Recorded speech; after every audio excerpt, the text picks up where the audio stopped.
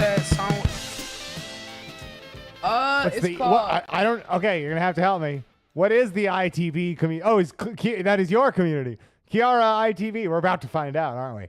We're about to find out what the ITV community is. Oh shit. What exactly are the I'm sorry, I'm not very up on the Twitch talk and the Twitch folk. All right, excellent. Hey, that's my Irish name. That's my Irish name, Lil Twine.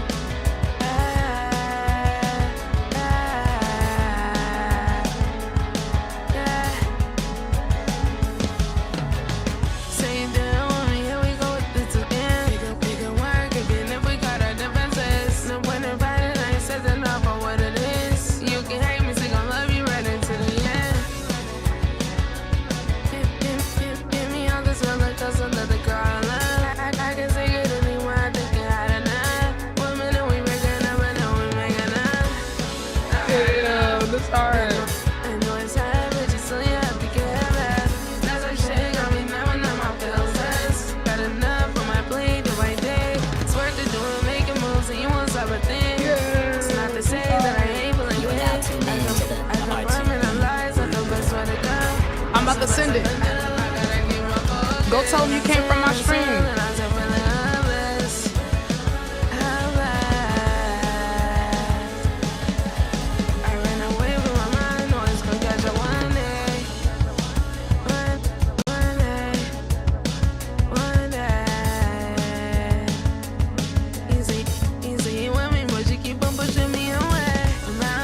Oh yeah, he's tough, bro. I'm trying to get people to go tap in.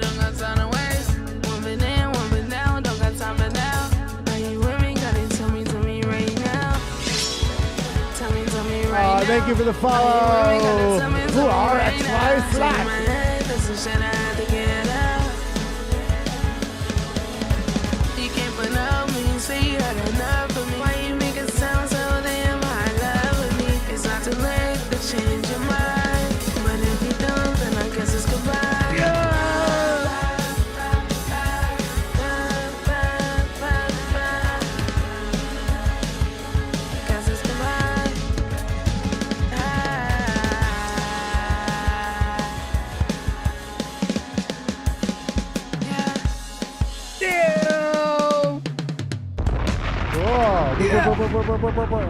Oh, thank you so much.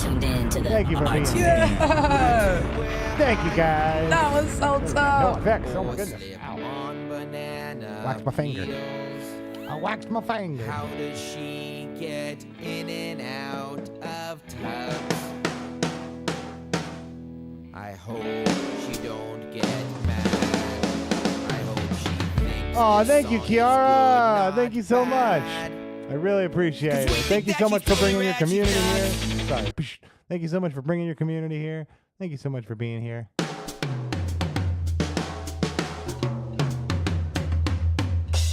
right, let's go. Check.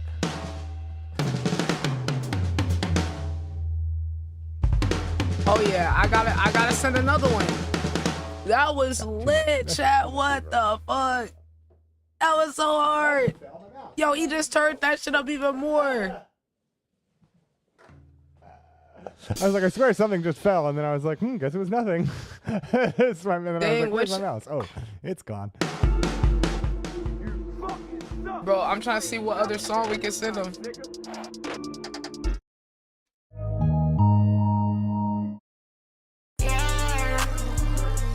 Ooh, what it is with a shame? Ooh. Won't make a difference cause I'm knowing that's just what it is. Ooh. What? Oh, fuck.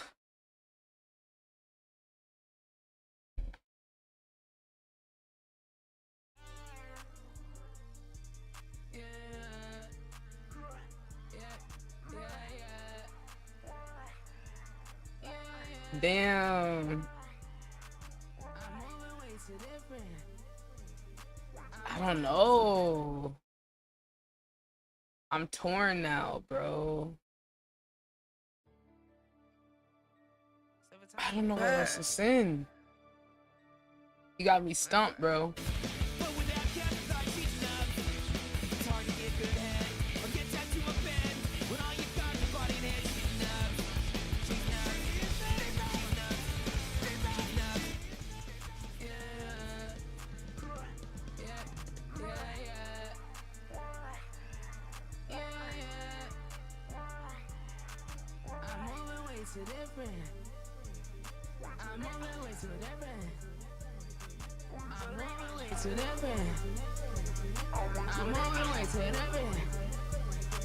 I'm moving way too different, saying fucking niggas. They be trying to creep up on me, trying to take advantage.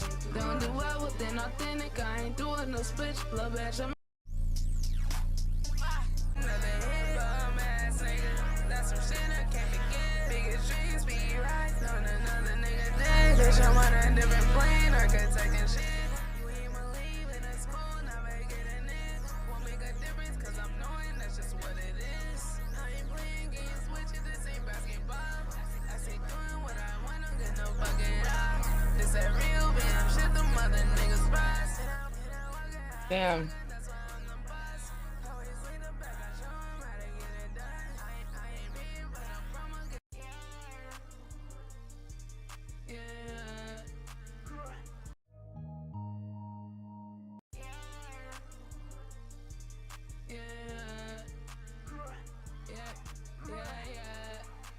You said 05? What's that? What's that, little twin? What's that? Wait. Put in the Discord. Put in the Discord. I'm trying to see what song it's singing.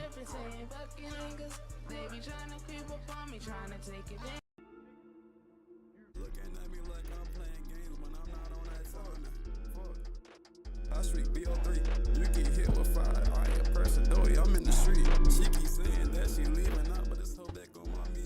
Niggas cannot trust me with no song, I made a nasty beat. I cannot fuck up on a hoe, that bitch got nasty feet. Saw me 10-day NFL like a nigga just put on cleats. Saw me 10-day NBA, I shoot the lights off from the 3. Try to play with me, my boys, I have you sleeping with the sheets. Try to beef with me, little girl, and I'ma knock you off your feet. I got an idea.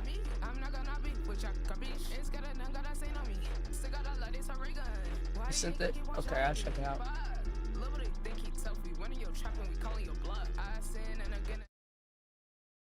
So you don't see it? You must have left. You must have left. You had to leave the server game. What you mean? I didn't kick you out. Bro, how are you not in here? You were just here for the Song Wars Olympics. Bro. Lil Twine. Dude, you were just here less than 2 weeks ago. So you left the server. You want me to screen share or send you the doc? Yeah, you can screen share. Alright. Come on, Lil Twine. Ooh, wait. I might send him this one. Yeah. Oh, I'm gonna send him this one. Oh, chat. Wait. But I didn't upload it anywhere. I'm gonna have to like upload it low key. Hold on. Fuck. Okay. We're gonna do this. I need to upload it to YouTube and then send it before he gets off. So I think he's about to get off. You say you don't see it at all. I resent you the link, Lil Twine. Don't sweat it. Damn it, chat. Hold on. I'm trying to like get this song. I was trying to figure out which song I wanted to pay him to do, but the one that I'm picking is not on YouTube. Oh wait, I could like export it. Hold on. Do I have to upload it all the way? I think YouTube did. Wait, it's MP3 to YouTube. Oh god, I might not have enough time, bro. Or am I thinking of the right thing? It's the thing that uploads. Oh my god. I'm against the clock. Hold on, chat. You gotta accept it. YouTube MP, is that it? Wait, no, the one where you uploaded. The one where you uploaded, not the one where you downloaded. I forgot the name of it. I got it for some of the songs. The other one. What's the other one called? I got it. Hold on. Wait, here, this is it. It's called Tunes to Tube. Tunes to Tube. That's it.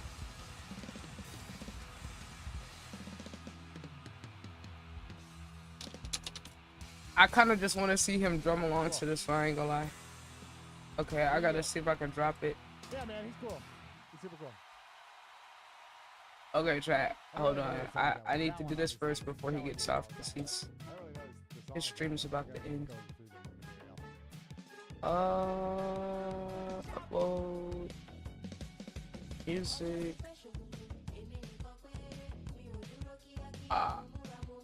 Where'd it go? Where'd it go? Did I rename it last night? I thought I renamed it. Okay. Wait, do I have to upload it public though? File is too big. What? How? He sent me an MP3. How the fuck? Oh my god. I hate racing against the clock.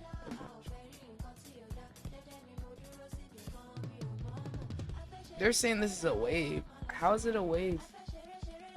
He sent me this from Band Lab. How the fuck you send me a wave? Alright, did you send the link in the chat? Slack, did you send the link? Who's this? Bro, I swear y'all be inventing artists sometimes. Who is this? Young 5. Oh, 5. My curse. What's your name? I don't know. You play dumb and I play double. Call me. Oh, I might have heard this before. That gotta have that on my wish list. I can't count. No, I think if you made the song on a computer, he could download it on Wave. Oh, okay. No, I think I've heard this before. Oh, you can? Okay, because I swear he sent me a .m4 file or whatever the fuck. Maybe that time he did. Maybe this time it's different. Wait, boom.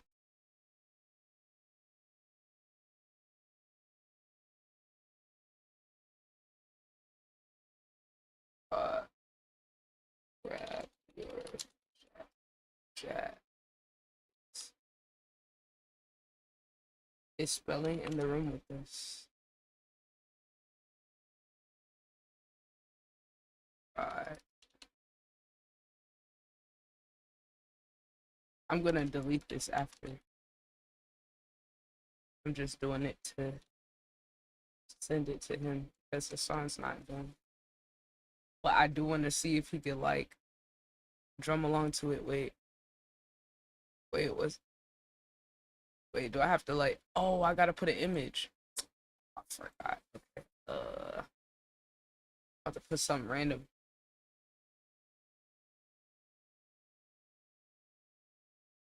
Something random that I own though.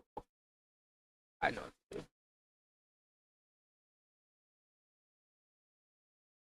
It's right here. Where's the file? Oh my god, chat, we gonna run out of time.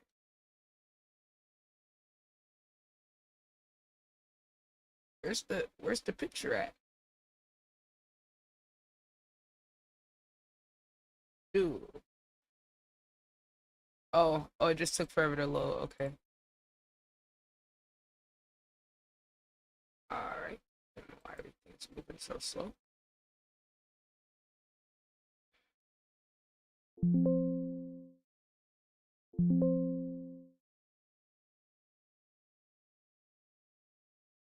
Alright, let's see. Let's drop this. I forgot I had to put the image.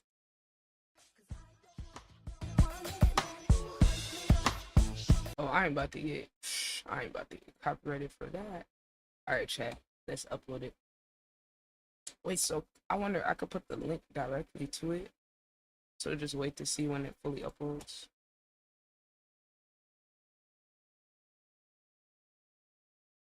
W pump fake.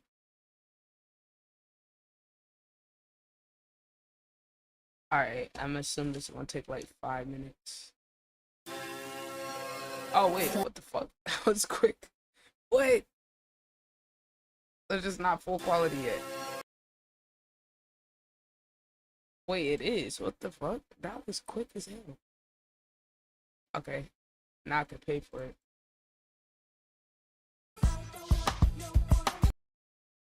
Okay. I just have the tip page up.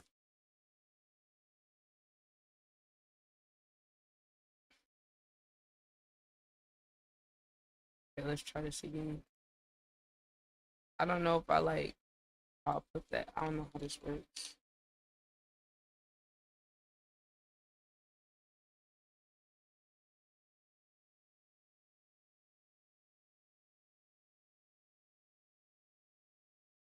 Okay, what card is this, what card is this attached to?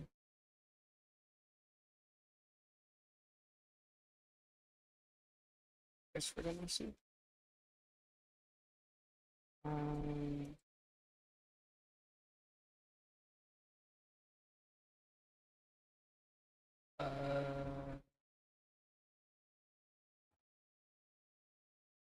See. Tell me to scan this.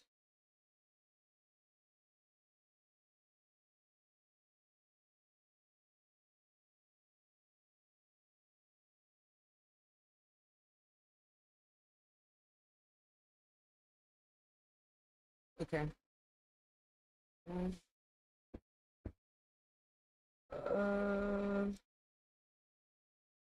Okay, let's talk about this card might not work. Man, watch out. That's crazy. Nah, it's gotta be. Oh, Kiara! Yoo-hoo. I fuck with Yoo-hoo.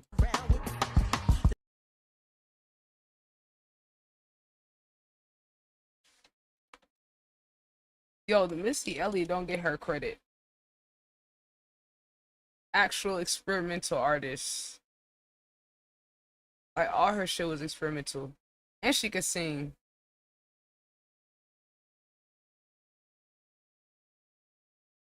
To get into that cool little slick shit. Sorry, did you put your song in, Kiara? Let me see. I saw you put the YouTube link on the thing, on the tip. But do you want to just put it in and I'll slide you up to the top and we'll play your song right now? Oh, sorry. You got to do the SR thing again if you could. But you can use the YouTube link. Just do exclamation SR space YouTube link. I'm a bot. Yeah. Oh, no space. I'm a bot. Yeah, there you go. I'm a bot. We got that. I'm a bot. Thank you.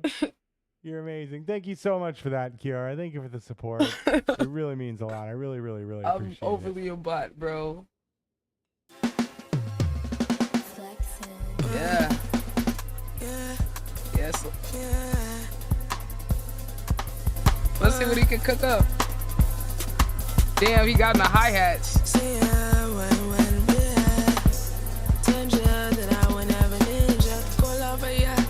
Shady moving, we are doing us that ain't a band and they got right there. Just walking up on my space, somebody, yeah.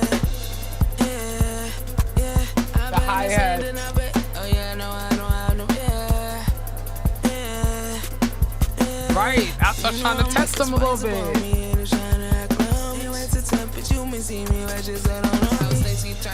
Damn, those feels though. Got your mouth, that's what it is. Living in your head ain't being rent. Put it on bed, I send these niggas. Snapping and shit when the sun on with it. By the time I shit, I'm moving different. And I ain't getting no crime. Needless to be bothered, be bums. I can't fuck with none of that. Damn, it's like he's adapting as he goes. This shit is crazy.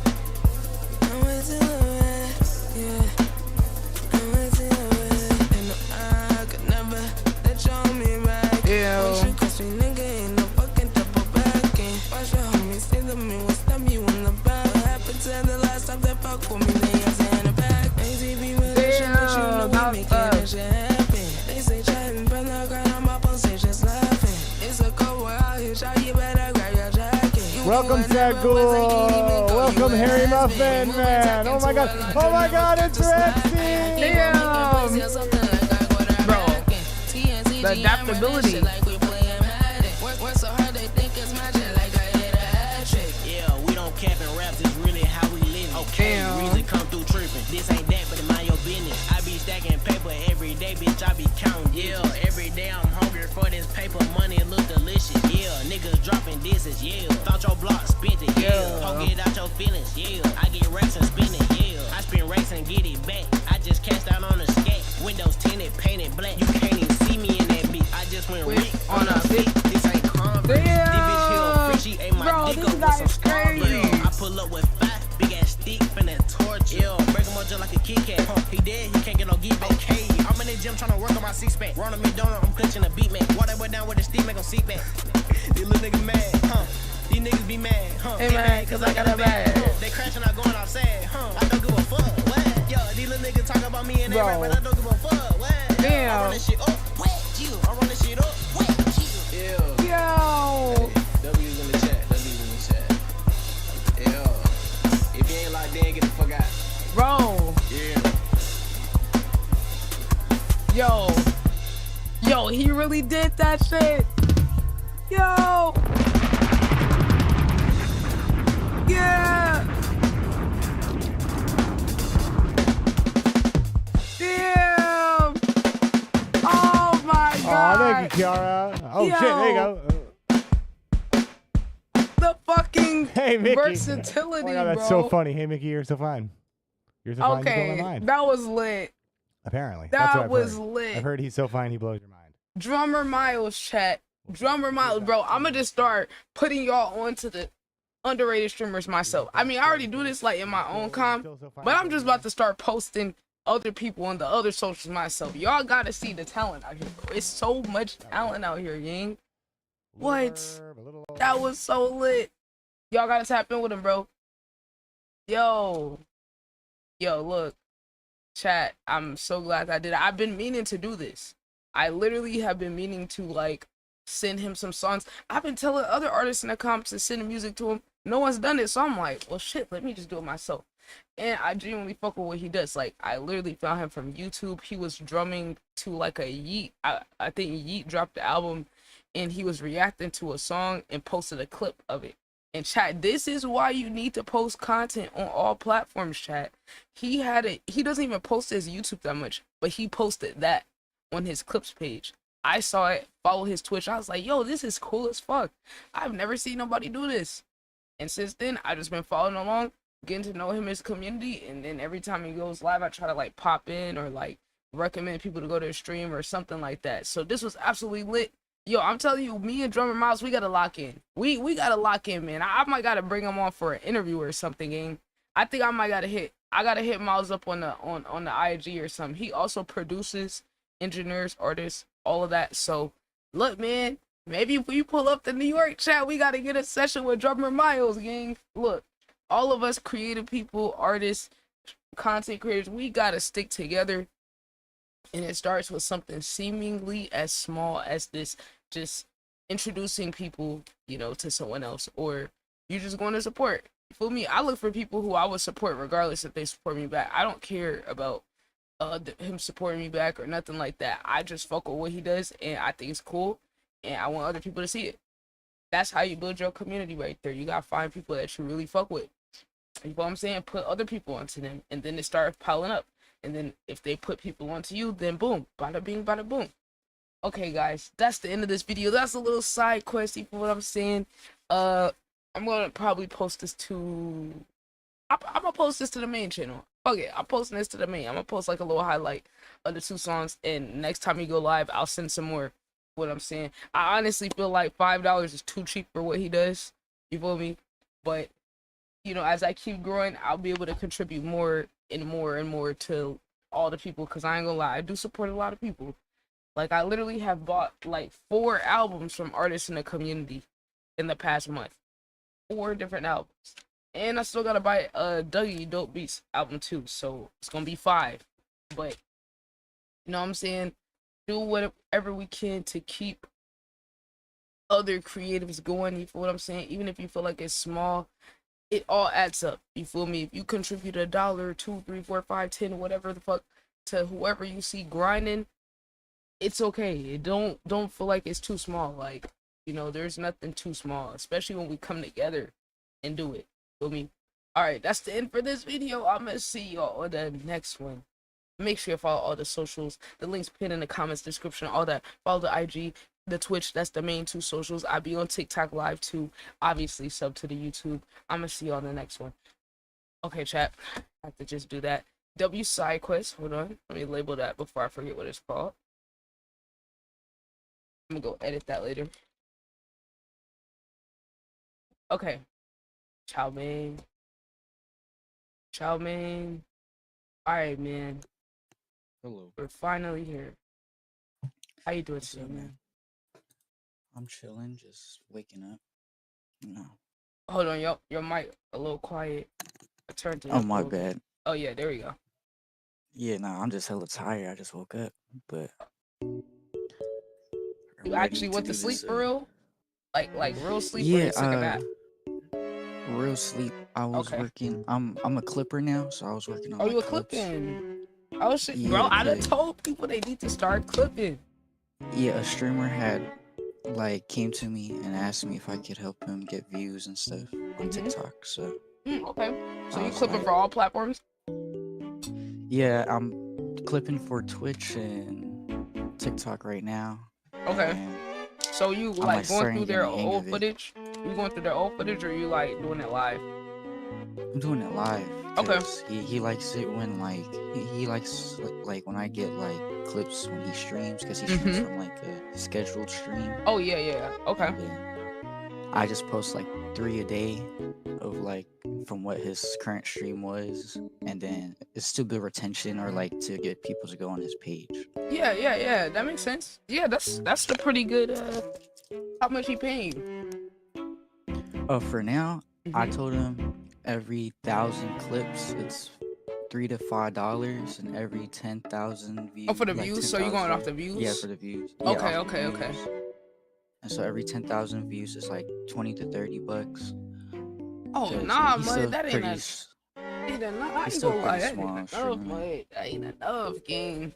I ain't gonna. He should be paying you a flat rate. A flat rate. Yeah, that's like. Well, I also do it because he's like a homie too. Like I've been supporting him for a minute. Okay. He's still finessing you though. You still get a finesse though, but I think you should renegotiate it. I think you for should sure. renegotiate it and like But he's give it like also some letting weeks. me keep. Yeah, he's also like, if I can monetize the clip page, he's letting me keep all the monetization money if I can get it monetized. Wait, but you gotta do all the work to get it monetized though. Yeah. Is he already able to pull views, or you having to build it up? It's a 50-50. Like he has retention, like 12 viewers on his Twitch at all times. But Does he have a presence on the other socials, or is he like trying to build it out? not really. He's trying to build it out. Yeah, you get a finesse, mate. Okay, let me I can't look. This is your friend, but if he's serious, what you're doing is the hardest fucking part of this shit. The streaming is the easy part. He needs to pay you a flat amount every week or every month, because you are doing the foundational work. Like, and then you're saying he don't have a presence of social, so you're building up the presence. You're gonna have to get 1 million, no, my bad, 10 million views on the shorts in 90 days to get it monetized. That's very far away. And then if you're not posting long form content, I would say the long form would be easier, because then you could get like, well, it's not easy, but 4,000 watch hours. Long form to me is more realistic. So I'm just like, 3 clips a day, that's a lot of fucking work. And then you're doing it on all platforms. Like, dude, he really cannot afford you. I'm not gonna lie. But if you want to be a friend, you still need to get a fair rate out of that. I would say you would at least need $50 a week, which that's really too low. But I think you should charge him a per clip. Charge him, if you want to be cool, be like, okay, I'll charge you dual bundle rate. Okay, so if you're doing, so it's a 21, maybe like, I don't know, bro, because it's like when I'm being honest and I'm not caring that he's your friend, I'm not even trying to say tax him, but I'm genuinely just saying like the price that he would need to pay you to be fair, even on the low end, is way more than that. You know, because it's like you're really getting robbed and you're doing all this work, right? Because I would say he would at least need to pay you $5 a clip. At least. That's like super low ball. But you're doing it on all platforms too. That's the other thing. It's kind of like, damn. And are you actually like editing the clips, or are you just taking the clip straight from Twitch? Right now I'm like editing the layouts and putting captions to it, and like from Twitch. And I'm still getting the hang of it because it's my first time clipping. So Gang, it's more. he got pay you per clip, gang, or per week. Something you need at least $50 a week, 60 something. I was like, thinking of raising my prices because like we did almost pull in like 6,000 views in a day. In a day? Oh yeah, bro, what? Okay, and then that's the thing, you're editing too. Okay, I would say get this thing called Opus Clip. Yeah. It'll automatically do captions. And it could help. Like, okay, this is why I say, like, you don't have to edit like the whole clip in there, but like it can help with the workflow. You know what? Hold on, let me show you this. Because you can make a template, right? Yeah. So that when you load in the clip, it already attaches these certain things. Like if it's a logo, it'll already attach the logo. It'll already, like if you have a certain background music, you can have it loaded. You could make different templates. Where's the template thingy at? Okay, look. Okay, so this is one template. So you see, I could have it based off of, so say, hold on, there's a certain format, the layout. See, they got different layouts. Yeah. So say you could have one template. Okay, let's say the layout, some gameplay. Boom, cam at the top, game at the bottom, or it could be like maybe it's him and another person. Boom, then it's already gonna preload in with my logo right there, a certain style of captions. Hold on, where's the caption? So you can like change the aesthetic of the captions too. You know, to different styles and stuff. So that way, it's already preloading, and then they have this thing where it removes the spaces too. So like if there's pauses, you could go in and remove the pauses too. It'll remove filler words, auto transitions, little stuff to just make the workflow easier. But here's the thing, why he can't pay you that little, because the lowest tier of this is like $30 a month, which is very cheap. And you could edit through, like, I think they give you like 300 minutes of raw footage that'll edit, so it's 1 credit per raw footage minute. But if you're doing clips, you can finesse that shit. You know what I'm saying? You can finesse that shit. Like, yeah. Cause like, let's say you did like a compilation, you could do a compilation of like, put a bunch of clips on the same timeline, load it into here, and have it do the captions for all of it in one go, and then just chop it up after. That makes sense. So if you made it part of your workflow, you could do your main edits first, and then load it in here, and then have it just come in and tweak certain stuff, throw the branding, throw the, you know, so you could kind of get through it quicker. And they have it to where you can have an intro and outro too. Like if there's a certain end screen you like to end the clip on, you can load that in, and then it'll automatically attach to the end. So it's pretty pretty cool. But yeah, he gotta, cause like like really, bro, if you were like, this is what I feel like the method: get Opus Clip and clip for somebody, because they not gonna they can go and look at this up themselves, but people are too fucking lazy. So it's like, if you built this into your workflow for a clipping business, you could really, like, I was thinking about doing a clipping business myself on the side because of how easy this is. Let's say, for example, it could, like, you could take raw footage, right? And then You could like take, say if you're watching back, like if, cause you're doing it live, but let's say you watch back some footage, you find a section that's a highlight. You take 5 minutes of a really good section or something, put it in here. It'll get you a bunch of clips automatically. Like it's gonna get the clips for you. And then you can search through and just like check and see, do I like this clip? Cause you can kind of tell it what to look for. That's the thing too. Yeah. I've been testing it. So when you drop the video in here, you could be like, oh, look for moments where there's high energy reactions to the gameplay or some shit like that.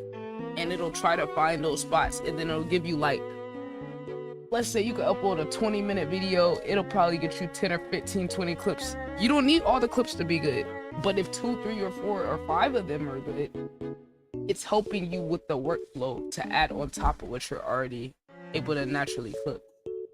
Yeah. So I would say it's worth it. And if you really want to do the clip shit, you could be getting paid way more by somebody else. You can still help your friend, but I'm saying you could get other clients if you add this to your tool bag. I was thinking after getting his stuff like up there to like expand to other content creators. Oh yeah, you definitely should. And this could be your portfolio, you know.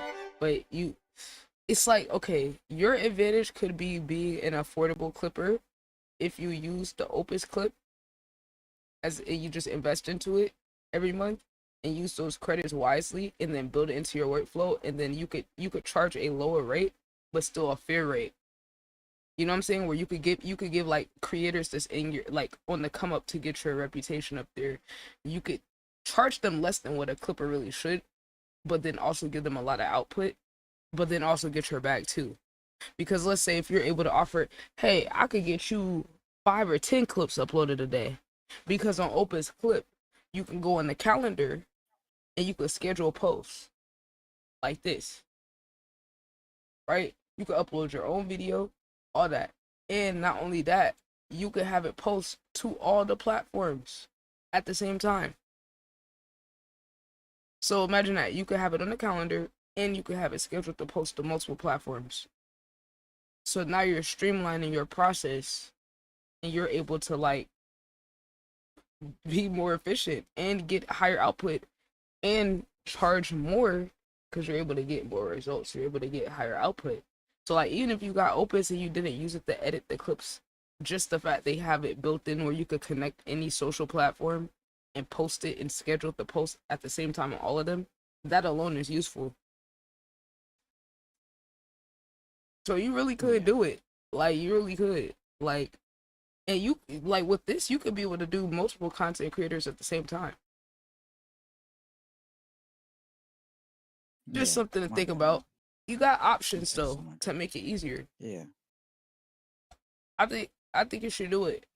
I think you should do it. But like, don't be getting finessed by these people because you building up somebody's whole brand and presence. And like really he can't afford what you should really get paid, but he should still be paying the low end of it. $5 a clip is fair. Like I wouldn't even feel right paying anybody less than that. I wouldn't even feel right paying someone $5, because if they're posting it to all my socials and then growing my shit and getting the views for me and just like has the whole process automated, that's worth so much more. Because the amount of eyes that you're gonna be bringing in, and then your live clipping too, like dude, that's a whole different job. You realize that? Being clipping live itself is a job. Posting the clips after is a whole separate job. See, yeah, folks, I just never really thought about it because it's like my first time doing it. Yeah, but that's what I'm saying. Like, because for the future, even if you're just getting your experience and stuff with this person, you know, for the future reference, you got to understand that these are separate parts of the business, so that you could properly make sure that you're protecting yourself in terms of getting what you deserve to get for how much you're contributing. Because you gotta think, right? You getting someone's name out there, views, branding, all of that, and doing something they don't want to do. That's what you're getting paid for. you're doing something they don't want to do, that is 100% going to grow them over time as it compounds. So you getting like bro, I'm gonna give you, how long have you known this guy? Because I care about you. I don't care about him. So like, how, like, what is your relationship with him so I can understand contextually? Like, do you know him IRL, or is this like you kind of built a relationship over time, like online type shit? Now we kind of just built a relationship over time, like online, How long? and then like a couple months now. And Okay. then I recently just became mod in his chat. Okay. Stream. So let me tell you the truth, because I aggressively care about the person who's doing the work getting paid. This nigga does not care about you or respect you, because if he did, he wouldn't even ask you to do that. He wouldn't even feel comfortable telling you, oh, well, if you get the channel monetized, then you could get paid. What? Nigga, what? No, what? So you gonna have to do all the work to get the channel monetized, which is hard as fuck off of shorts. And then, oh, you can get the money on the back end. What? You're gonna be working for free for months before you get monetized, at the very least with shorts. So it's like, he either doesn't know that, which means he's unserious, or if he does know that, then he's just trying to get over and trying to take advantage of you being willing to help.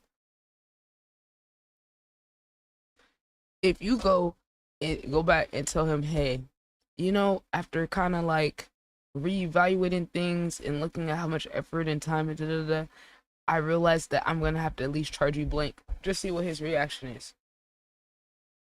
Yeah, I'm gonna do that. Just literally, I'm so curious, and I hope, like, I'm not anticipating it being bad. I'm just hoping that he understands and respects it, because like the reason, like, I even have someone that was trying to clip for me and all that, and I told him, bro, I can't pay you what you deserve to get paid, so I'm not gonna underpay you.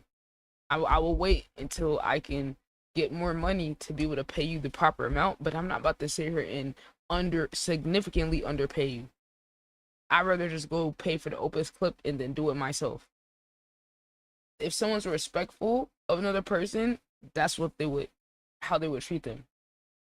Versus, oh, you care about me, you want to help, bet, build my whole shit up for me, and like, I'ma just be here. Like, nah, bro. Like, niggas could at least say, okay, you know, I'll give you a contract or something, or I'll give you a flat amount every month or something. Yeah. Does he have a job outside of streaming? I think so, yeah. Okay. All right, that's even more ridiculous. If he does, he has income outside of streaming to pay and invest. He needs to invest in his shit because he's trying to scale up. If you're trying to scale up, then you need to be talking some money or invest in time. And then if you're like, okay, well, I don't want to do it, then you better be paying somebody else a good piece of change to help support them in their life while they're helping build your shit up. Take it from me, I've built mad people shit up, okay, off of just caring about them, fuck with them, just for people to run off. And it's not even that you need anything back, it's more just that once some people grow, like, they be switching up, and you already did the work to build them up. So you don't want to get left with the short end of the stick, because people will do that. Even if you cool with them, even if it's not bad intentions, they'll still do it. So you just need to make sure that you get enough to invest into whatever you want to do. So if you want to come with a fair rate, think about a bill that you have where if that amount was covered, it would help relieve your stress or pressure off of you. You could do it like that. Be like, all right, what's an amount that would cover a bill or some type of expense that I have? You know, if you want to keep it a fair rate or something, then you go do it like that, where it's like you're making sure that you're getting taken care of in exchange for your effort and your time. Because all the time that you do for his shit, it's like opportunity cost. It's being taken away from you and your endeavors and what you care about that will grow you personally. So it's an extra cost because you have your own aspirations and your own skills and talents. And you deserve to have the time to spend on your stuff. So when you're taking it away and giving it to someone else, now this is time away from stuff that you are personally passionate about. So that's just my professional opinion on that. But you do what you want, but I at least want you to have a more informed perspective to like, No, yeah, you I know, really think from, appreciate it. you know? Yeah. Because I just hate seeing other people try to get over on other people. Like, I really Yeah, do. I feel like it was also because it was such like a spur of the moment type of thing, and he asked me like how much I would want to get paid, and I really didn't know. See, that's how they be getting folks right there. Because you don't realize how much you should be getting paid, right? So is he the one that came up with the you getting paid per No, 1,000 views, or you came up with it? I came up with it because I was like, I didn't want to overcharge him, nor do I want to undercharge myself, because I don't have like a big platform to really, you know. But you gotta think though, in the in the economy of the creator, the Clippers are some of the most powerful people. Yeah. So it's like you might not have a platform, but the fact that you're willing to do it automatically, even without a platform, means that you have leverage because you have the ability to scale somebody else shit. When you're saying you Yeah. got 6,000 views in a day, oh yeah, like yeah, you need way more. Cause like say, okay, let's say for example, Neon is paying his Clippers 100,000 a month. That's a one his Clippers. That's a top Clipper. He's getting millions. You scale it down, these people are getting a percentage of what he makes, right? So maybe they have the channel, but yeah, they're still getting a like it's proportional, a fraction of his overall what he makes. So like truly, this person would need to like give you a portion of what like all the money they make and pay you as like an employee or have you like on a payroll type of vibe where it's like, hey, while we're building this up, I'm gonna consistently pay you this amount of money. Cause he doesn't have enough pool to be paying you off of a per views. Like maybe if it was like Kai Cenat, where each clip is bound to get 100,000 plus views, okay. But even then, it's still a little cheap. The Kai Clippers are gonna pay more than that. But you know what I'm saying? Like, Yeah. it's kind of contextual where it's like, but you don't need a platform to get paid what you deserve to get paid. You don't gotta like overcharge, but whatever you think is overcharging is probably a fair rate. Like, what do you think would be overcharging? I don't know. That's the thing. Like, I'm not really like when I came to your stream at first, and I was telling you like I'm not really big into like the social media stuff. Mm-hmm. So it's like I really didn't know. So in that moment, I had to go search it up online, you know. Mm-hmm. And then I saw like some Clippers like they charge per view, Mm-hmm. and then it was like 20 to 30 bucks per every couple thousand views. But Mm-hmm. when I was looking at that, I was like, this dude's kind of small, and I don't want to make it seem like I'm trying to finesse him or anything, Mm-hmm. you know. But that's how I was just thinking, you know. Like, I didn't want to Nah, it makes seem sense. like Like, I'm just trying to. mm-hmm. Like you were trying to help him and shit. But Yeah, so that you was my helping whole him. thought process behind it. You helping him is charging him a lower market rate, but still fair. You know? Like you giving him a Yeah. discount compared to what it would cost. Like say for example, let me just tell you how much it costs to pay for one clip on Fiverr. The low end is $10, 15 for one clip. Think about that. This doesn't include the person posting it. It doesn't include them clipping it live. Let me give you a fair amount of what I think. If I were to pay someone to clip live for me, the shit that I do for myself, if I were to have that responsibility off my plate, let's say it would help a lot because it would be able to help me just focus on the stream. That is probably the biggest job, like separate from you doing the. Okay, this is what he needs to do. He needs to pay you a flat amount to be a clipper live. Because like I said, that's a whole nother job. That's actually a very valuable job. to get the clips live because you're doing the hard work for him. Think about it like this. He's just being lazy because if you're getting the clips live, all he has to do is go back and look at it and then clip it himself and then post it. Oh, but you see, that's 2 extra steps right there. Those 2 separate steps is 2 different jobs. We're on 3 different jobs technically. Clipping it live, actually getting the clip formatted to post, and then posting it to all socials. 3 different jobs. Live clipper, editor, social media manager. See what I'm saying? Yeah. People be trying to finesse and get people to do one job to do multiple jobs. Right?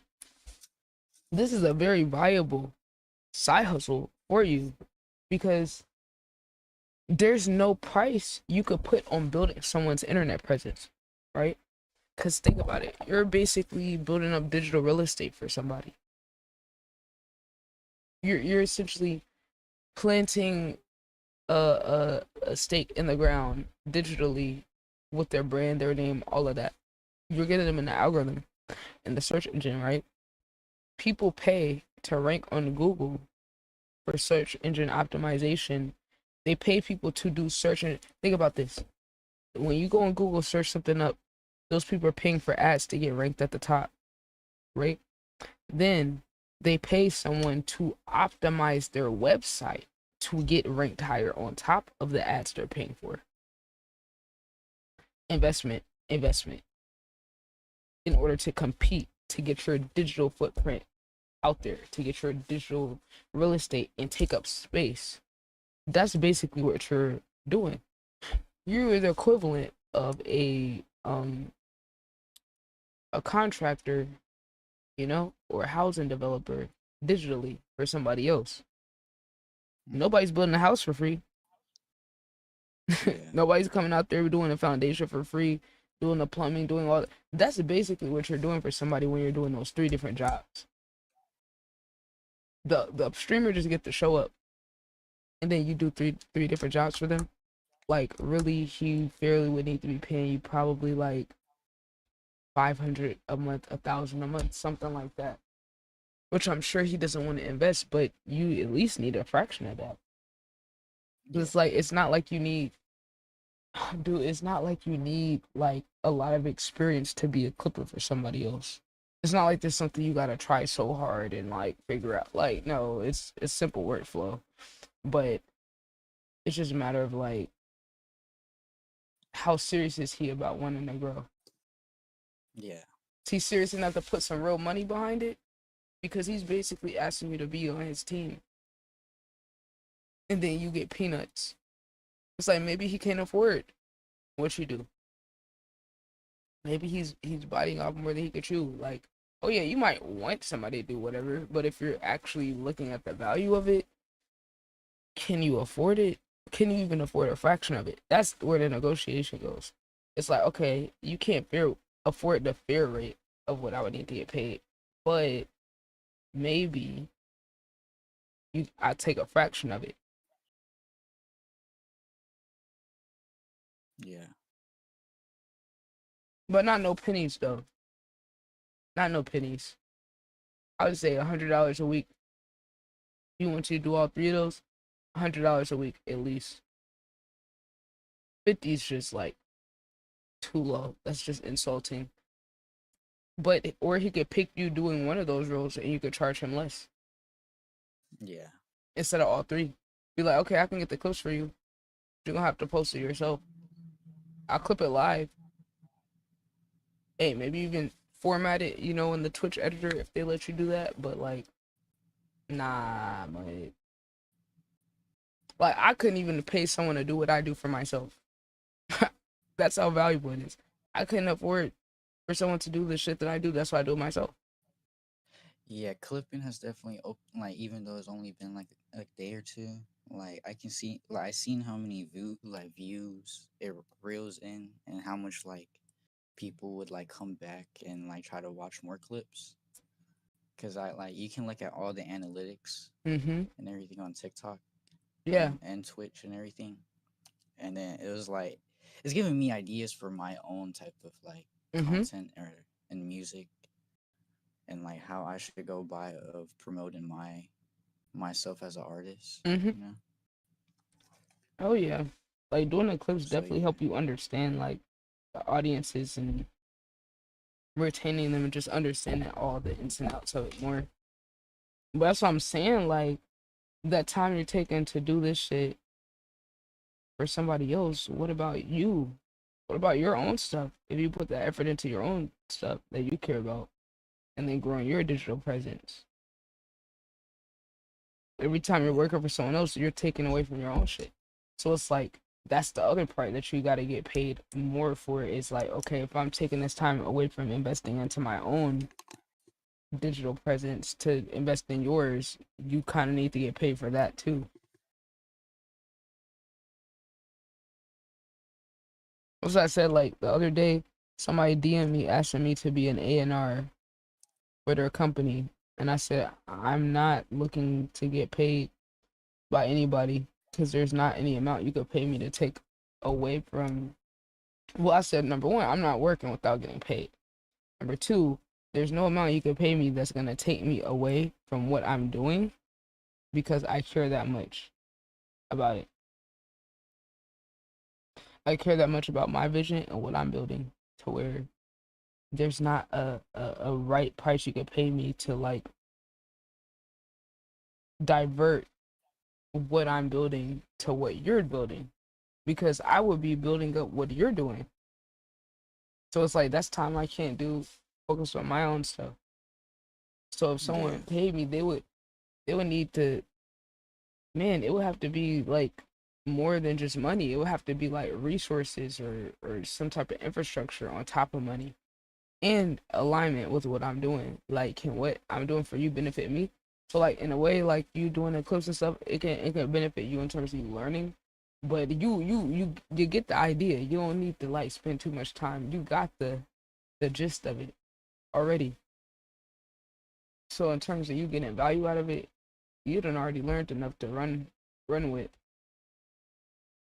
Yeah, for sure.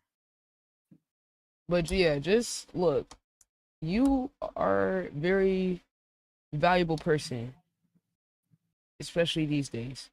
And I need you to understand that and not let nobody play you out of your worth. Business is not about being nice. It's about getting a fair amount for what you're contributing.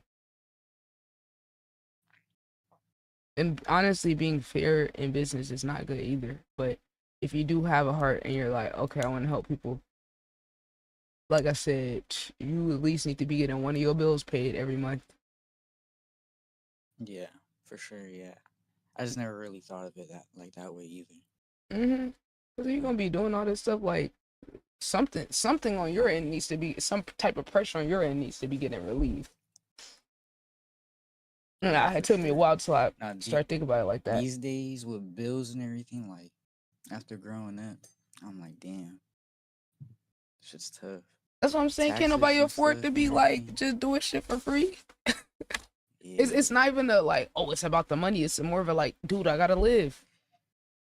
Literally. Bills, like electricity bills. Right. No, bro, my electricity bill was just hundreds. And then the data centers making it go up more. Dude, my brother's electricity bill was like at 500. Mine's is at like 230. Dude, mine was like three something last month. That's what I'm saying. When people like complain about paying or this and that, I'm like, dude, my electricity bill to fucking run the lights and be able to stream is hundreds. Yeah, we're not even getting to the other bills yet. We're not talking about taxes or nothing. Yeah, like, dude, the food. You gotta pay to like have a company take your trash out. Mm-hmm. I never knew that. When I was like a kid, I always thought it was free. You know what I'm saying? I thought we just had trash bins when we moved inside the crib and it's free. Nah, you gotta pay for everything. Yeah. You gotta pay for all of that, man. Yep. And that's the thing where it's like once you start looking at the cost of stuff, you're like, oh shit, like you know, you're young and you're like, damn, I wish that I could get this for cheap. And then you look at the business expenses or the operating expenses to just exist, and you're like, oh shit, damn. I see why Yeah, restaurants and charge this amount. Like, I see why, you know. let's not forget, like, we use the internet for everything. And then I recently just started paying my own internet bill. And then it's like, I love the internet and everything, but them internet bills be racking up sometimes. How much you paying? Well, right now I'm paying a flat rate of like 35, 50 a month. Oh, that's pretty But good. like, it's good, but it's still like, it's still taking a, like, after seeing how much money goes down to all the bills Mm-hmm. and then having to pay the next $50 or like Yeah. $25 to Yep. like get on the internet so I can have my own personal time and like my own fun. Cause Oh, like the yeah. internet's how I like have fun and everything. It's like Mm-hmm. it kind of sucks. Cause then I'm like, dude, I'm down to my last 100. Mm-hmm. I gotta You spend gotta put it on there. 25, 50 to even like do what I love to do. Oh, I And then definitely I'm gonna feel be that. left with, yeah, it's like then like I'm left with like a couple dollars and some chump change to even like get my food. And like that's not to mention I Mm-hmm. gotta get food, groceries. I like having snacks and shit in my house now. You Mm-hmm. feel me? Oh yeah. So I definitely feel that because I mean, I just got the internet bill from my mom and I looked at the bill and it was $130. I said, what? 130? Because I was paying my part of the bill. I was paying half of it. yeah. I thought I was paying most of it. And the bill just kept creeping up and I'm like, wait a damn minute, this internet's not even good for all this. It's not even good enough for all this. You saw a fucking stream going in and out. I'm on Ethernet. I said, what the hell? I called these people. I said, excuse me, why is my bill $130 and y'all are capping my upload speeds? This doesn't make sense. Well, it's I based off of your remember that area. stream. I'm like, well, Yeah, they I got remember fiber that optic for $65 a month at the other place. So now Yeah. I just had to pay that last bill. And I'm about to have to pay the next bill for the new company to come out here and put the fiber optic. And so I'm about to basically pay $200 just to get off of this one and go to the next one. Yeah. So that's like I'm making more money, but my bills and my expenses are going up because this whole time I've been doing my shit, my mom has let me slowly scale up how much I pay her or how many bills I pay and all that type of shit. So now I'm at the point where I'm making more. It's not like I'm taking more away. You know, I'm just spending more on top of the expenses Spending I more, got yeah. having to, you know, take on the responsibility, contributing even more to the house. Like, which I'm happy to be in a position where I could finally do that. But it's not like when I'm getting more money, I'm just running to the bank and you know what I'm saying? Like it's just paying more bills.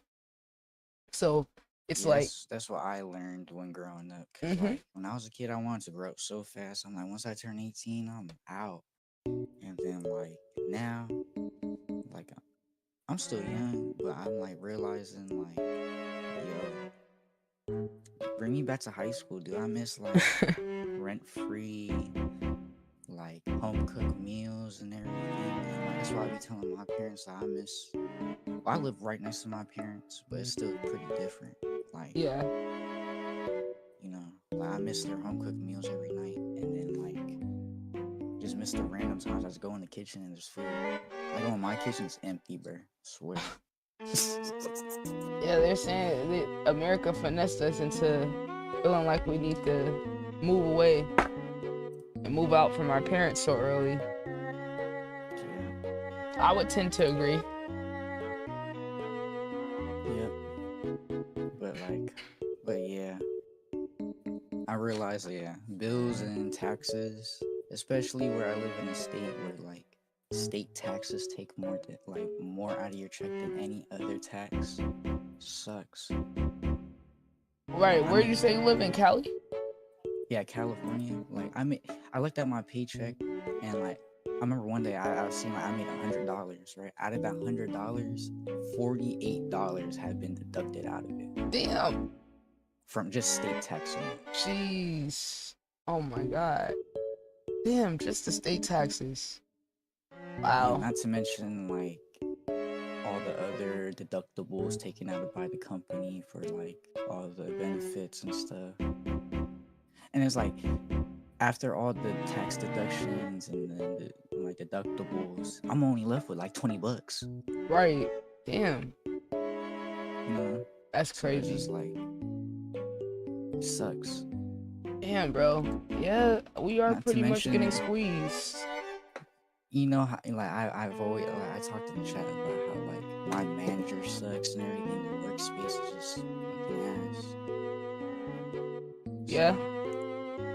Yeah, I feel like, especially where I am, like the community is like so toxic. We're like in almost every city we live in, or like every city in the Bay Area. So it's just like working over here is so like toxic and stressful. Where it's like, is it really worth working when you're like stressing balls and then you got people yelling in your face? Damn, at that point, I'd be like, shit, I'm ready to move. Oh, trust me, I'm trying to save enough money to move down south. Bro, I was about to say, y'all need to go to Texas or I'm about to go something. to Louisiana. Yeah. Oh, don't go there. Don't go there, cause they about to drown. They gonna be underwater soon. But you know, somewhere more like, I mean, everybody moves to Atlanta and shit. Yeah, Texas do got a lot of jobs. for sure. Texas got a lot of But nah, opportunities. Don't get me wrong, I love where I grew up. I love it here. But it's just getting too expensive, and then and I'm tired of getting yelled at by someone that's grown and that feels like they need to have control over younger people. Right? They yelling at you at work. Is this a Dude, there's local owned I business? no, this is It's corporate? This is a corporate business that's branched out throughout the states. What? So this is a corporation. I would report the hell out of them then. I did. I done reported my manager to HR, and she's been so nice to me for the last 2 days. So it worked. It worked, yeah. Okay. It worked it kind of worked. Like you can tell she just wanted to yell at me and everything, But she was I like, guess, put herself in check. yeah. And me and my coworkers noticed that, and we're just dumbfounded for the fact that you know what you're doing and you know it's wrong. Right. Because You know you're it's putting wrong. yourself in check. Like, that's I crazy. mean, at this point, I'm just happy I even got in the right Where's your direction clock? after See, 3 days in a row of not it's even seeing green at Wow. all. You're just Having getting any on green. because that's all you're telling me. And in the red streak, You know? closing the day green, not a bad thing at all. But No, it's yeah, Confidence it's just, back. it's just so stressful and it's so fast paced out here. Like I have family down south in New Orleans, Louisiana, and then it's like a nicer pace down there. Like it's so Yeah, it's slow. like slower, yeah. And then you can do you, and people are nice. Like they fuck with you sometimes, most of the time, you know. Here's the thing. We wouldn't take a short until And then, Yeah. 2:35. yeah, You think it's so? nicer down We want there. to see this. I think so. Plenty of times I went out to have a New new Orleans range and see if you can grab a short like at 2:35. been out there with the community Reversal and back stuff, down again. and Mardi Gras and everything. Like everyone's been super nice, and All the right, Braden, what's the hospitality plan here with is these way two positions going better into than the where regular trading I'm hours? You got from, a little bit over 1 more hour for left. sure. Yeah, I've got. So you think, I'm only like- looking for another. Well, 10 from my days personal experience, I'm not to talking. Mhm. trade to get out at about. No. I mean, I think you're pretty. I mean, I grew up in the South my whole life, and I couldn't imagine being in Cali or New York or something. Even though I love New York, I couldn't imagine living there. I might end up cutting Or, both. just living also in the California personalities is too there Yeah, would kind of throw it's just me off. kind of I'm not gonna be too ambitious. it's kind of with it. hard to live as a minority in California, in my personal opinion, because Well, thanks, man, even for if coming you're, out and hanging out with us for the Asian, 1 I'm hour. Southeast Glad we, Asian, I'm a Filipino. little bit more market movement into the back end. Like Yeah. gang banging is Toby, such time, a as big always, thing in great my trading there. Good generation, job getting out of the. where it's Even it's in kinda- the Asian community, In the meantime, though, Yeah, if y'all so I know all the Asian ethnicity got community, gangs and shit over there. like my family, they come from the hood and stuff. I got a past, and it's just a whole big thing where it's so popularized by the music and then the culture, our lifestyle out here, where it's just that's how people live, and then it's inevitable if your family is part of that scene Yeah. and you're kind of just dragged into it because of affiliation. you Yeah. know? Yeah. And that's how So I grew up. Like, okay, so you had to deal with that type of shit like early. yeah, I grew up where like people were banging on me, asking me where I'm from. Oh wow. And then like at first I wasn't drawn towards it, and then later on, like when I was in high school, I was for sure like, yeah, like into it because I wanted to feel like I was protected. Yeah. So That I makes wasn't sense. gonna get bullied. Yeah. I wasn't gonna get bullied by people who are the same race as me. Just because I'm from a different area of the city from you. Right. Yeah, that makes sense. That's usually how most people get into it. It's the protection part. That's what most people But don't that's how I acknowledge. personally feel about it. And then when I went down south, it was like a lot like a culture shock because like you could like for me, I could walk anywhere down south and then like nod my head and people would just like being hella nice and ask me how my day was, and I don't know them, you know. Like out here, like you really had to mind your own business, like just completely, so you don't get like Pressed or something. Yeah, and especially after COVID too with the Asians, like people have been like a lot of my family members have been attacked because of like COVID and everything by people like a couple years back, one of my cousins had gotten jumped at the BART station. What? Just because he's a Filipino. Wow, that's crazy. That's and then like the whole COVID thing happened, like when people were getting sick, and then they're blaming it on the Asians. Dude, So, what? That's so stupid. I can't So believe that's my people are whole actually thing. doing that shit. Yeah. Or Wow. like people would target Asian like people to rob out here because like they think like they're rich and they won't do nothing. Or like it's just a whole bunch of things. And that doesn't go specifically for Asian people, that goes for any other minority race. But I can only Right. speak on what I've experienced myself. Cause I saw the crime, and you know I'll be seeing that about like the crime rates and stuff like out there being so crazy. Yeah, in the Bay Area, they like there's no official police station in Oakland right now. Like other police stations have to pitch in help in that city.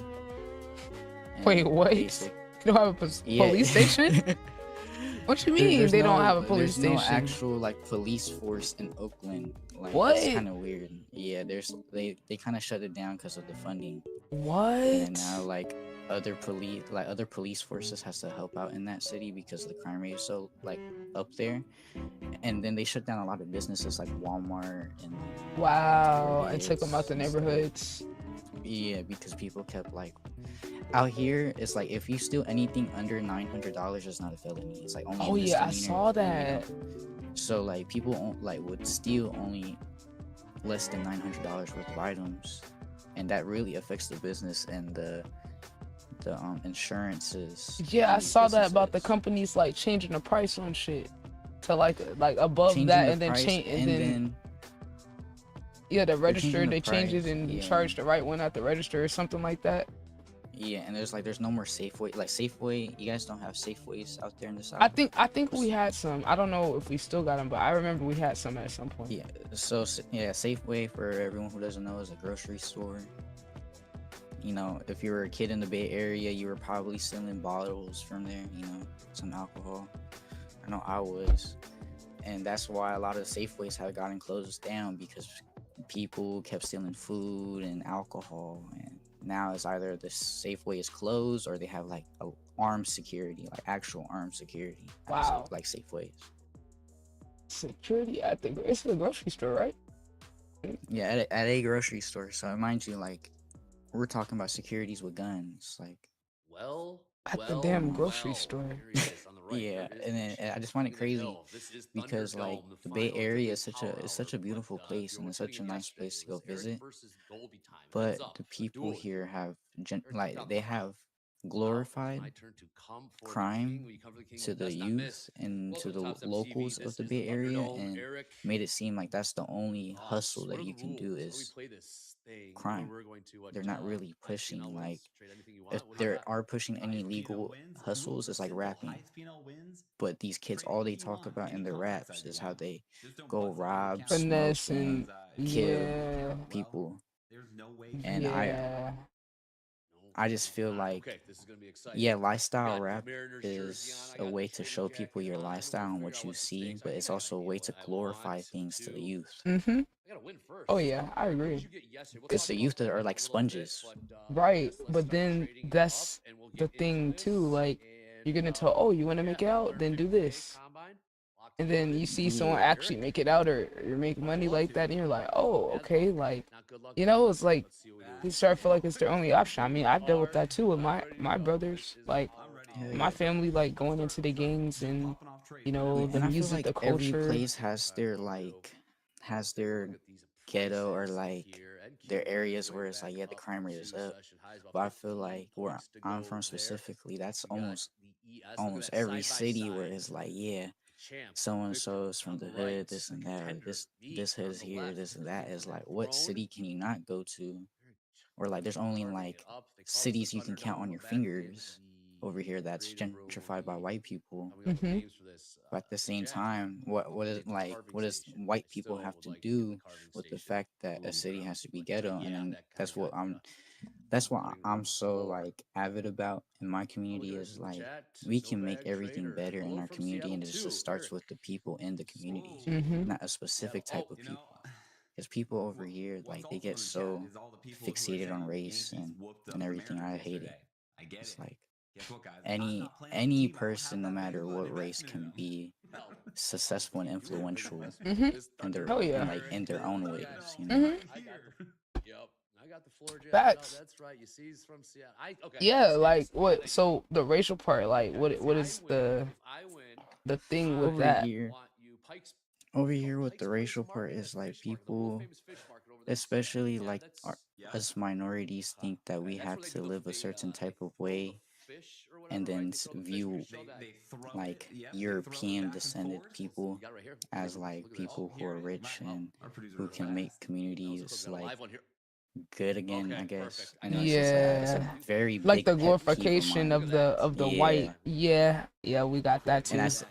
I see a lot of cities out here where like the good cities that are like very well cleaned up, and then Mm-hmm. there's not a lot of gang activity, just filled with European descended people, Mm-hmm. you know? And then it's like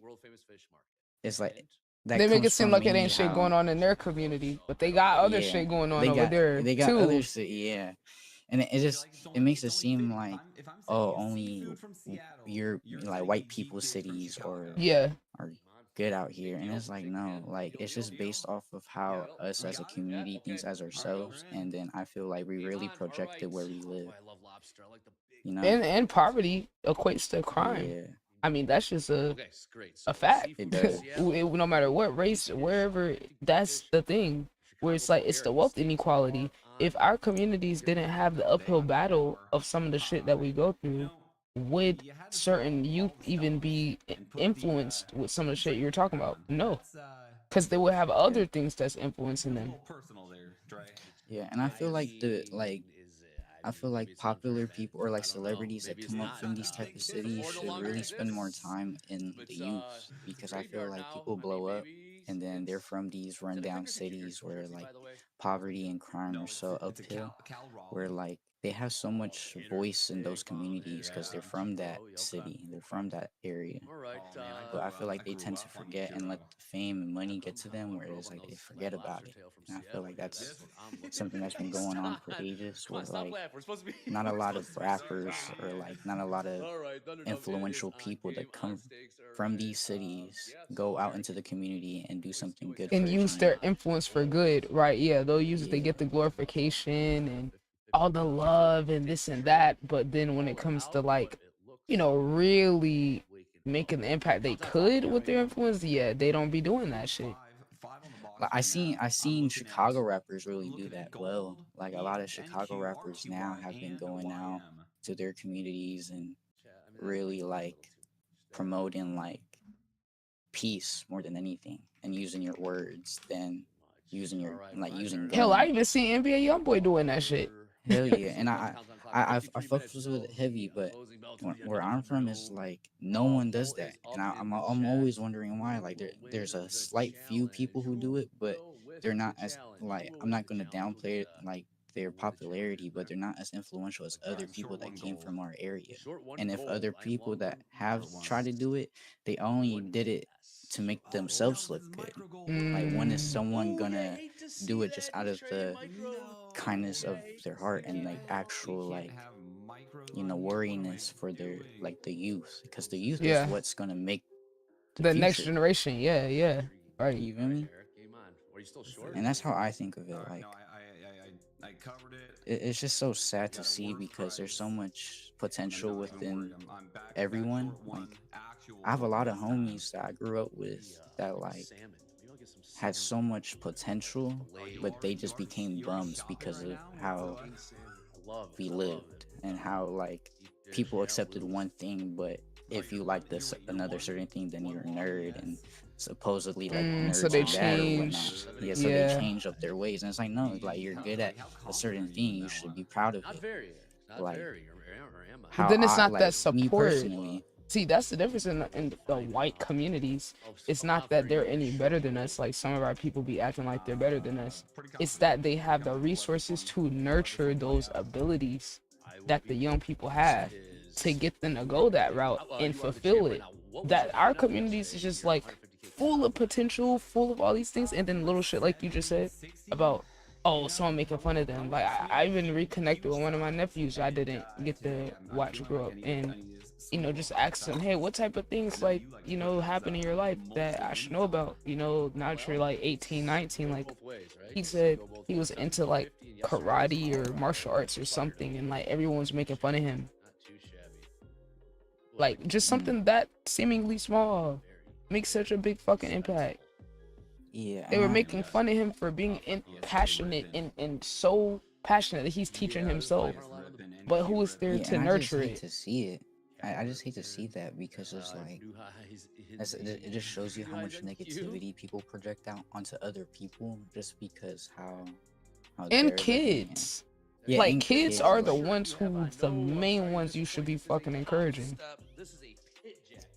like I think you even talked about it in one of your streams before, where it's like the youth is where we should be prioritizing and focusing on sometimes, because they're the ones who are gonna pave the new way for how the kids their generation's gonna act and how everything just like everything how my bad, I'm trying to figure out how to word this. It like it revolves around us as people, Yeah.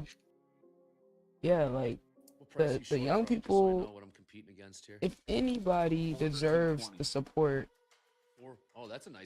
I feel like it's the young people. People have so much understanding and grace knowledge for adults within the youth. It's the main ones who need it. I don't feel like they get support the extent they should. And we got a bunch of talented like kids nowadays, man, like streaming and making content, and it's just crazy because like when I was a kid, I never thought like I could make content and be famous from it and make money. I thought like people only did it for fun. You know what I'm saying? Yeah. Facts. I mean, I always thought it was so cool, but we were so poor. I mean, we didn't even have a computer where you could run an editor. We couldn't afford the editor. It wasn't all those free editing softwares back then. Like it may be on like the iPad. I did it on the iPad for like just for fun on this little channel, but it wasn't this like same amount of opportunity, Yeah, especially like now today is like there's a lot of free alternatives people can use where they can grow more knowledgeable with things they like. When I was growing up, everything was paid, like all the good like the courses, like, the classes, the courses, mentorship, like. And I was such a little kid, and then like I'm not gonna use my allowance money if I had any to like spend it on that, because I'm not thinking about that. and then no one around me was like doing it either. You know? Mm-hmm.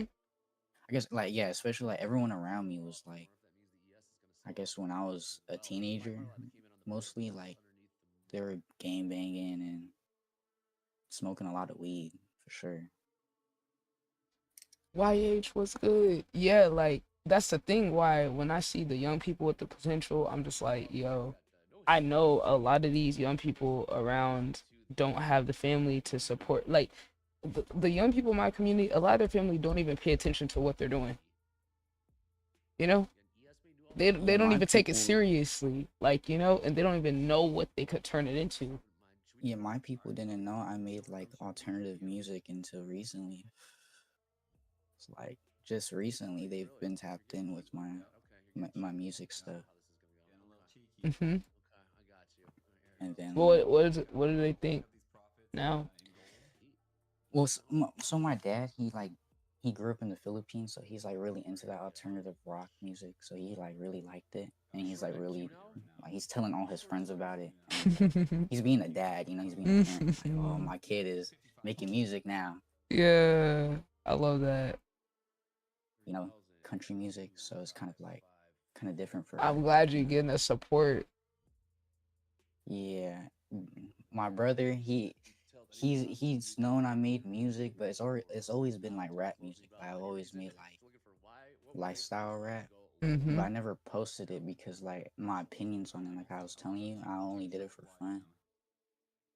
And then like he knew I made music, but he didn't know like what type of music I really liked and what I really wanted to make. So when he found out I was making alternative music, he was kind of like he was kind of proud of me because I went out my comfort zone.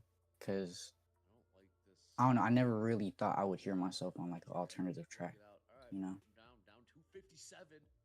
And so I guess he's just like more proud than anything that he's the one who gave me all my music equipment and everything. So Yeah. he's glad I stepped out my comfort zone and did something new for a change. Mm-hmm.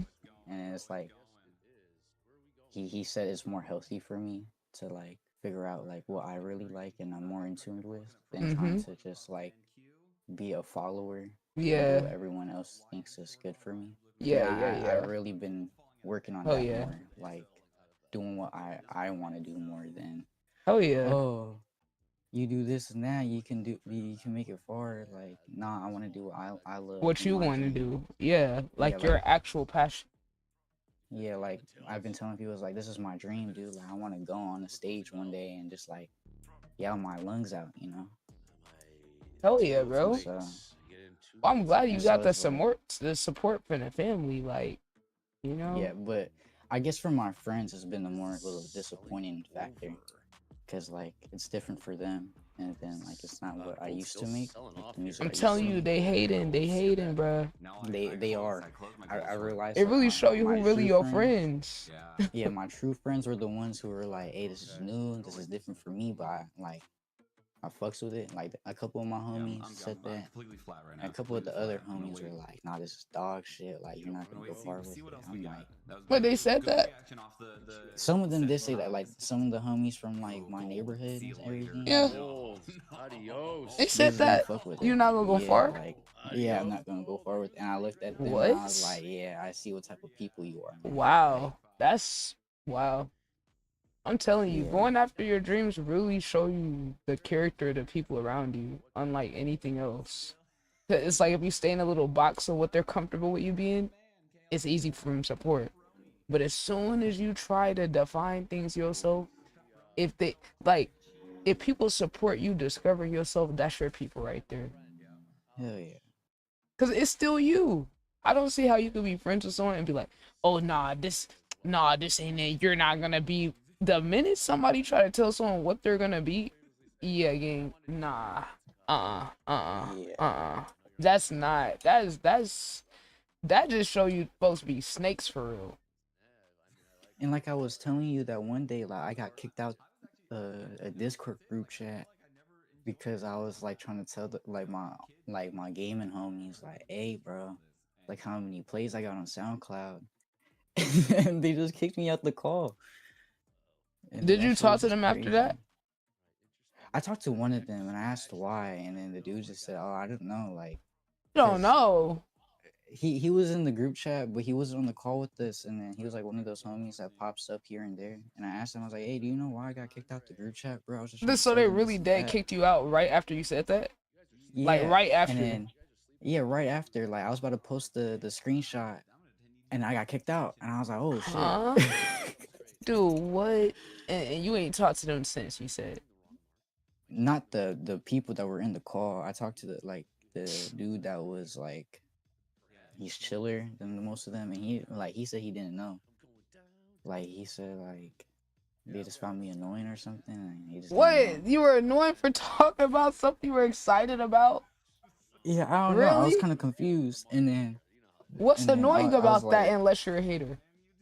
yeah, I And was they don't actually confused, support and it. then The fuck? I was so confused. I was like, I'm not gonna waste my energy and time on these guys I've known for like almost 3 years, by the way, Dude, and just that's argue back fucking and bullshit, forth. bro. That's bullshit. So you're annoying because you were excited about something? Yeah, and I don't know. I guess I was cutting off some important game. I don't know, bro. What? That just I makes mean, sense if to they me. really your people, then Yeah, they like wouldn't they would be like, oh shit, this is a moment. Let's stop what we're doing to like, you know? and especially like with me, like I feel like if I'm up and like going up in my little community, like I'm bringing on like the people who've been like real to me with me. You feel me? That's how I think. Like if you've been there since day one and you haven't really switched up on me, and then like you a real brother to me, then you're gonna be there when I'm up there, you know. And then I feel like that's how I've always projected myself, especially like in the Roblox community, because I made so many Roblox games too. And I thought like, But I think they're just jealous. These are people you was making yeah, the I came Roblox to stuff the with? yeah, this is what the people who I used to make like hood games with, and I'm not trying to like blast them out there because I still have the respect to like, you know, but like it's just weird because I made so many communities with them, and then we all like kind of But then the minute you evolve, it's it's different, right? different. Like I don't get it. Like I That's don't get it. And then like I guess they were in their feelings too because they're telling like they're asking me if I can help them like promote one of their games, and I told them I was like, I don't mind helping, but I'm gonna have to get something in return this time because all the other times like are you carrying all the projects? well scripting wise yes, like I always scripted everything for them. Like I Mm. spent months just like scripting late at night by myself So in the they don't studio. know how to do that.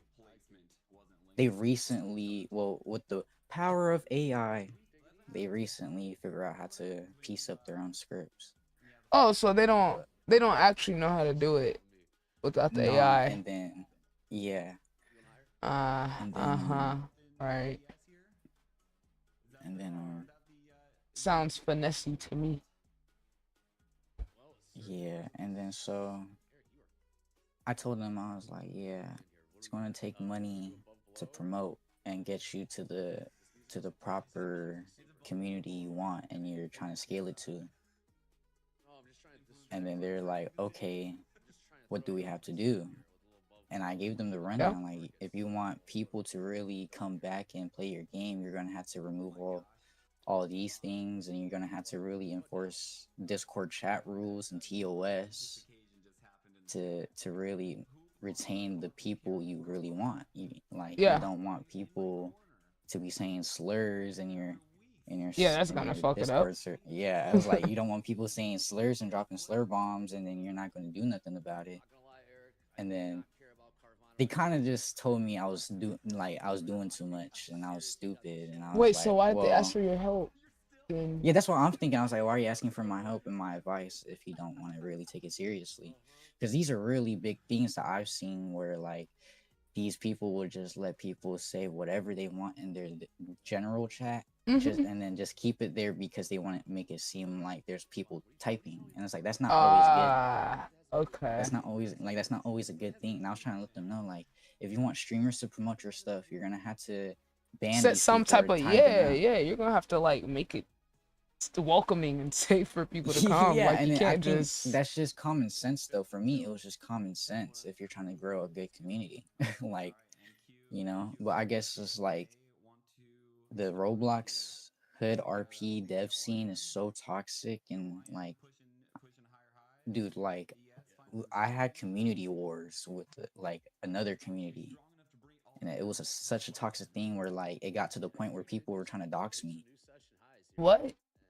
For Yeah, what? like, just because I was dogging on their game owner, not dogging on how his game was made, but dogging on him for like doing certain things that are really frowned upon on our like on the dev community. And I don't want to even say it on stream what was going down. You can only use your imagination what this dude was doing, and it was on some EDP 45 shit. Oh my That's all I god. can say. Oh my god. Oh my god. And And they were and doxing you to protect him. yeah, because they liked this game so much. But I was like, but your dude is yeah, and you're mad at me because I'm exposing what he's doing in his Roblox games and the Dude. animations he has made in his Roblox games to do with these said people. Oh And my now god. No. I'm the bad person, right? I'm the worst person in the world, and then now you're trying to dox What? me. He was making So, animations to do the crazy yeah, shit? to do the crazy you know what's. So Oh my god. sorry if I'm the No, bad person and now no, you're you're not. They're doxing just me. gaslighting you. What the fuck? You're right, That's but mind you, like, this is the type of communities that are underground and underground for a reason. And I was telling them, like, if you really want to get popular, you can't have this stuff going on, yeah. right? Because like then people will have an opinion on you, and once a group of people have an opinion on you, that's just stuck with you until, like, It's if the you fact make a you having to new explain it to them in marketing terms instead of just morally this is wrong. Like right, that's the like, part that's like blowing my shit. It's and like then it's business just wise like, they fighting it, but morally it's not even. I mean, yeah, business and moral wise it's not even debatable. yeah, and then when I said that, they're like, "Oh, you're doing too much, bro. It's not that serious." And I was like, "It really is that Oh my serious, though, god. because this is like this is really that serious, bro. Dude, what? It says Like, not that serious. yeah." And then I guess they were just all upset at me because I didn't agree with them how to monetize their shit. And I was like, all right, good for you guys. Like, then leave me out of this project because I'm done working on projects and getting into community beats where I had to deal with complete What weirdos. the fuck? Mind you, like, I started doing this like whole script and stuff out of like the pure-hearted joy I have like playing these games, and then I had to suffer the fact that I had to meet complete weirdos on the internet Right. doing Dude, what I love. what? Like, That's so like and that's why it's like I love the Roblox community, love it so much, and I love making games, but this is what makes me stray away from that platform. I really do want to promote it more and then say, oh, people should use this to broadcast what they feel and what they want others to enjoy. But then people, a lot, like, majority of the people I meet on Roblox turn out to be like fucking weirdos. weirdos that are like, And no especially hate the on, dev side. I'm thinking about the fact yeah, that the devs are usually older it, people. these are the And these devs, are like, they're in their kids. 20s, yeah, they're in their 20s and 30s making a lot of money. Mind you, they're making a buku amounts of money off of Roblox, because I was explaining to you the whole dev exchange in that one stream. Mm-hmm. They make buku amounts of Robux and convert it to money, and it's not like Roblox is stingy with how much Robux you get. Right. You can be a small creator and make over 20,000 Robux in the span of a month, and that's a lot of Robux. Like, if you buy $20,000, like 20,000 Robux in USD, that's a lot of money, right? Because I think it's what, like $1 or $2 per Robux. Dude, Or something, or this per is 100 just Robux so. or something. And you know what's crazy? Key was on Roblox last night and showed me this server where they were having a moan off. in the middle of the fucking server. Like it was like a sit down podcast type, whatever. Yeah. They were having a fucking moan off. And so we are supposed to get to the Oh, yeah. concept I was gonna pitch to you about a game that I think would really fit you. And you can add to this, of course, and this is just a general concept of a game that like you could do, because you're saying that you wouldn't know what to do if you're trying to get into the Roblox scene. So this overall experience is an interactive community hub. Rather than focusing on one type of gameplay, you as the streamer can switch it out between different games or events or segments depending on what you're doing throughout your segments of your stream. So one of the main features I was thinking of would be Song Wars, a live concert segment where artists can host and actually perform inside your Roblox experience. With custom stages, lighting, and of course animations to fit their style and their scene and what they want to project as the artist to the community. And of course, we'll have to monetize and censor certain words if you want monetization from Roblox. But that's the easiest thing to do, since if we're going to do this, we would have to really plan it out with the artists. But I feel like that would be a very that's hard thing. Another section could be community mini games similar to like Fall Guys, if you ever played that game. Other mini game. The streamer could like directly play it with the people in their stream, and this could of course be like the game could be whitelisted, where you as the creator of the game can have them join a group and you manually or have people manually whitelist these people or have an interview with these people to make sure it will follow TOS of your stream, of course, and rules and regulations. That's fire. That's lit.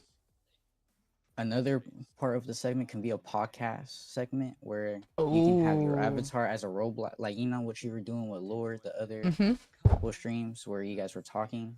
So you and like another content creator, doesn't have to be any other like specific person, but they can make avatars within the Roblox game.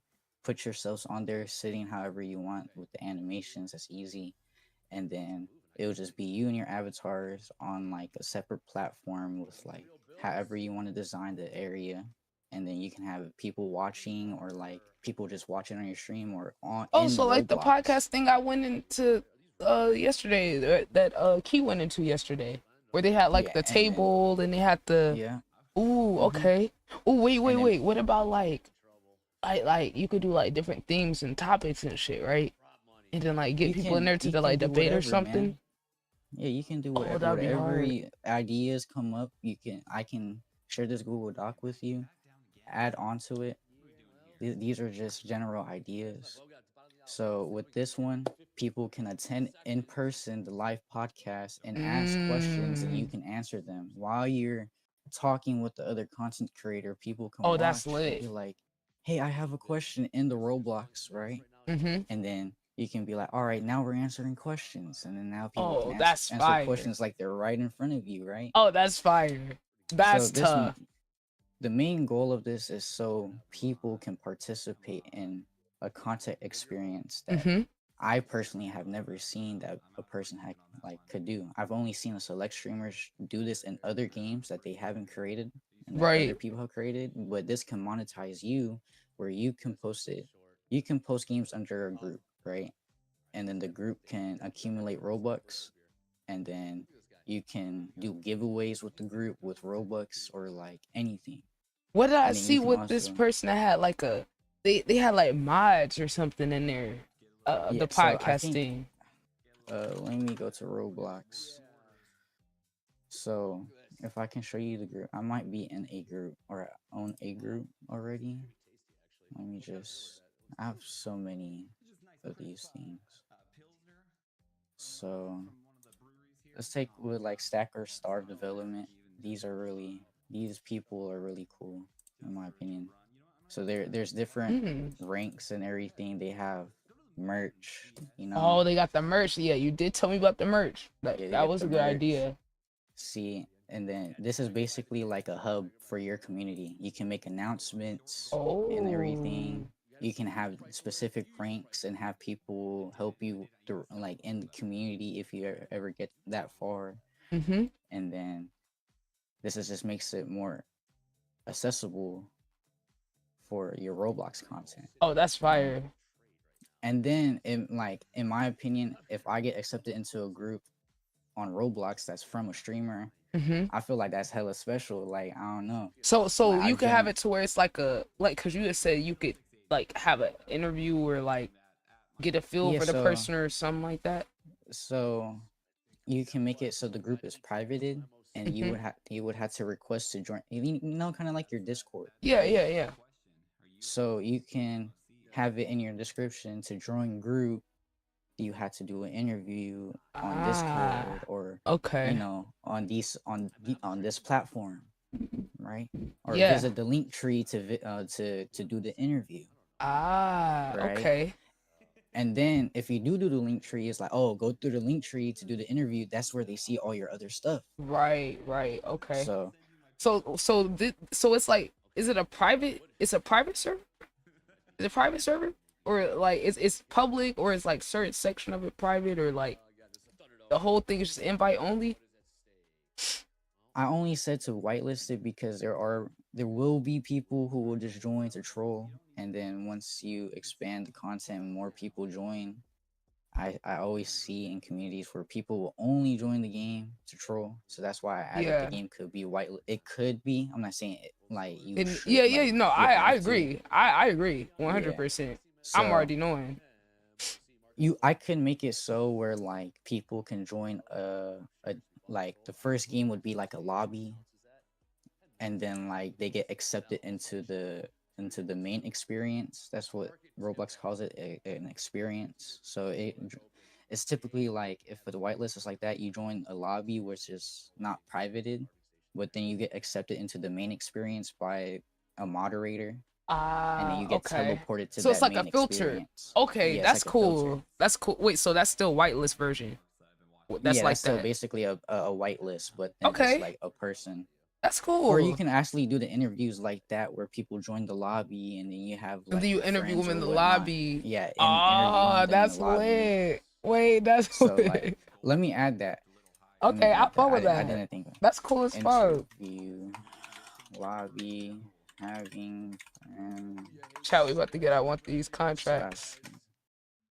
Hey man. I follow that. Yo, that's cool as fuck. I didn't even know you could Whitelist. whitelist. I didn't even know that was a fucking thing, chat. Yeah. The So fuck? when in my experience from like hood RP, since I'm really big in that community, is like we had to really enforce the whitelist, because in a hood RP like realistic role play like scene, you want the most realistic experience and most immersive experience possible, in my opinion. So that means you have to screen the person and like ask them the process of how they think and what they would do in certain scenarios to see if they're worthy enough to play your experience. Oh, damn. That's lit though. I fuck with that. That's hard.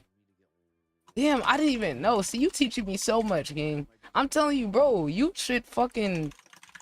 Dude, you should fucking make a channel explaining all this shit. Do you know how many people would fucking join a Patreon or fucking like something? I was thinking of doing a Patreon after seeing your Patreon. Bro, definitely. If you need any help setting it up, bro, I can help you get it set up. Oh, say no more. I definitely think you should do a Patreon. Hell yeah. But yeah, these are but this is just a general idea I had while watching your stream, and like from a standpoint as a viewer, you know, later I will get into like, if we can talk privately, like, you know, what you should do if you want to learn and what. Oh yeah, I plugins so you want to need learn. Hell yeah, you bro. know, Bro, like, we can make that I a series and turn it into some content, Yeah. though. We could both, bro, I'm telling you, we could both just make that into some content, promote your music with got it. you. Like, I Yeah. think we should just make it like a, because, you know, I got the ITB University. So, like, certain parts of it we could put online on the stream and shit. And the other parts we could do Yeah. offline. So we're not sharing everything. But we could set it up to promote your fucking Patreon and shit. Yeah, I'm so down. I'm so down for anything, bro. Like I'm just trying to keep myself occupied these days, Bro, and I'm also make telling money. you. I'm Also, telling you, bro, like I'm you know, like telling you. I'm telling you, you got like a superpower in this modern fucking era, dude. Like you got a superpower, right? Like this stuff that you're doing, like, and fuck those people. Like the fuck those people who are being assholes to you. Fuck them. Like, dude, they. I hate when people just like leech off of other people, bro. Like you're so resourceful and valuable, and like the fact that you're saying, oh, now they using the AI to script, that don't mean you know what the fuck you're doing, because you don't know how to yeah, actually apply it. You don't know how to be adaptable. You don't know how to do none of that shit.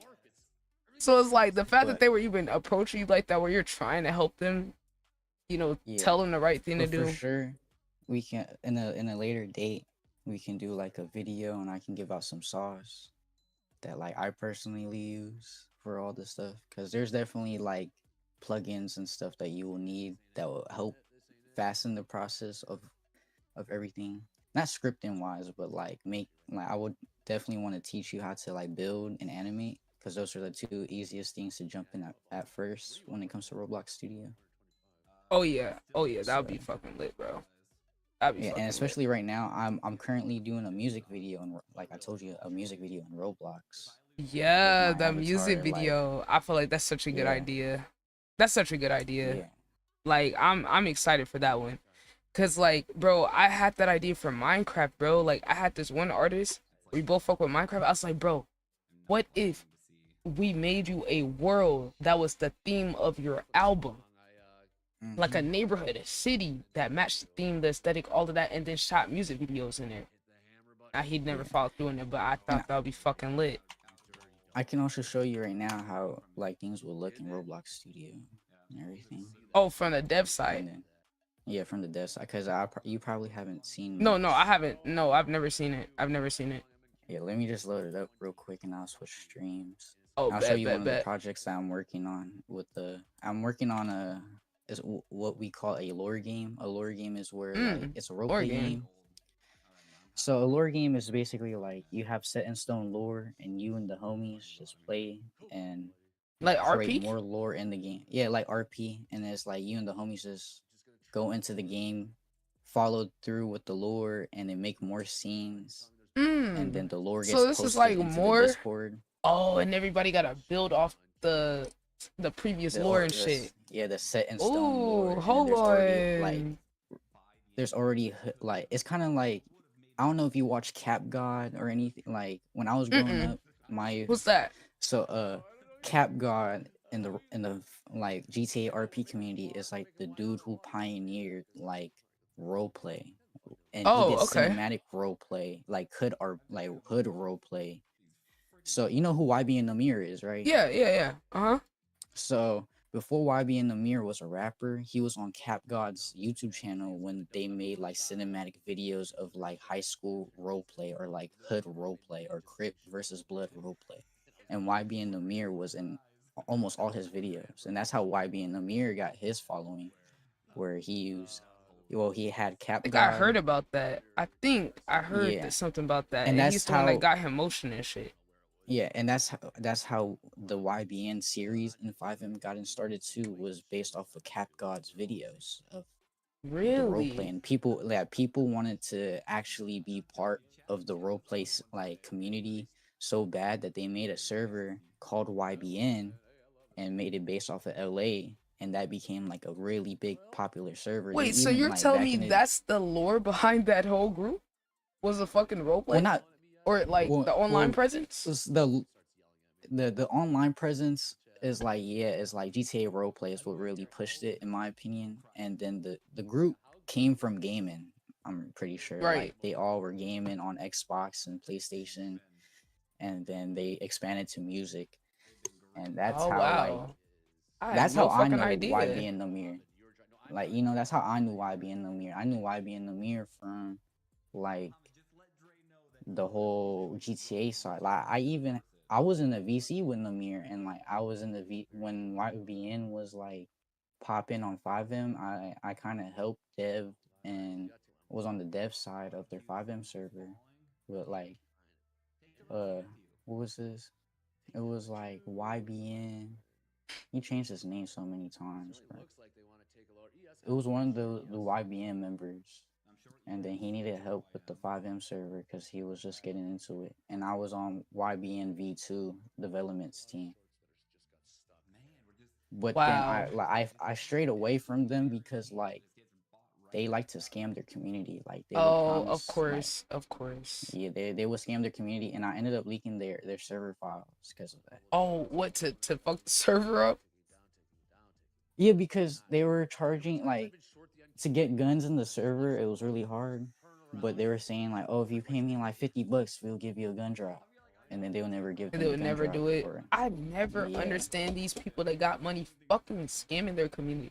That's gotta be the lowest fucking bro. Like, Or I the never biggest one understood I that. seen, the biggest thing I seen was the priority. So priority was like if you there's queues to get into the server because like if it hits A certain max limit or server stuff. slot, Yeah. yeah, you had to wait in a queue.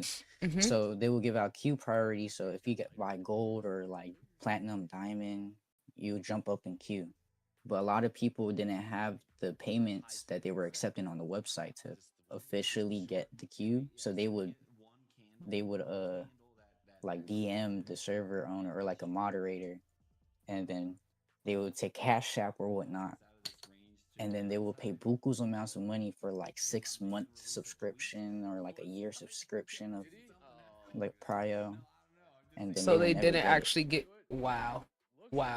and it would never been like it would never apply to their account or website. And then I remember the owner coming out and saying, "Oh, don't if you have gotten scammed from these people, you're not gonna get Prio if you get a ticket because they don't like they're not the moderators to go to for Prio or something." But it's like you should at least like do something about it, or like, at least Yeah, give the people that's Prio, yeah. The in my fuck? opinion.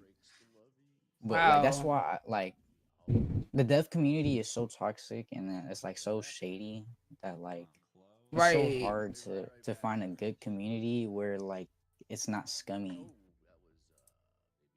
Dude, that's In my just so opinion. wild that like these people who have all this money is really trying to like finesse the fuck out of people like this. Yeah, Like you're and already then that's rich. why. Why are you scamming people off of these little tiny ass fucking like go finesse some rich corporation or something? At least they got insurance. Like you scamming people that barely got money. Yeah, or like another weird community is like East Brickton. Wait, Like isn't East that Brickton's, RP one? yeah, it was such a good game. It was good, developed really good, but the owner is one of those weird owners. He's another, Well, he's a predator. Yeah, you know what? He's another Oh what? Like my an god. actual what? Bro, why is it so many of them? Yeah, and so like people Bro. don't realize like they're giving the communities like the people are joining communities where the owners of these servers are so weird, and then it's not enough said about these communities where I'm really trying to voice out within my like developer community and like people who like fuck with me in the developer side. Like these are the communities you need to stray away from, bro. Like you don't want to be part of it because that just means that you're You're helping contributing to what? them victimizing Yeah. kids, dude. That's kind of And fucking then serious. The fuck? yeah, and then I guess like especially like I don't know what what calm is in the Roblox community. Calm is What's like that? calm is a group of people who extort minors Huh? into like What? like they extort minors for pictures or money. No. What do you mean? Yeah, How are there's a how whole are they if you look up doing on this? YouTube, like if you look up on YouTube like calm documentaries, or there's like documentaries on these like calm groups where they'll catfish as like a girl, or like they'll pretend to like a girl a lot Are and you then make the girl serious? like do self-harm and Huh? whatnot. Whoa. Yeah. And then What? it's a whole big thing. And this then isn't like Roblox. Roblox, like they're target people from Roblox, and mind you, kids game, kids game, right? Dude, They what? target kids and make Oh them my do this and God. they scared the living shit out of kids, and then like I feel like that's why it's so normalized now because people Dude, this is do like these Epstein. things. This is like Yeah, Epstein type shit. there's a lot of documentaries about it, and then I just want to like let it be known, like don't fall for one of these traps. If you think that you're a victim of a calm trap or like anything related to a extortation, go to the police or go to like there's websites for your police stations where you can submit files and like screenshots, right? Like take it very seriously because it's a very big thing, and that's why I always like to have whitelisted groups and privated groups so I don't let these type of weirdos into my own community because I'm very serious Wait, so about they it. will like so they like infiltrate into the communities and shit?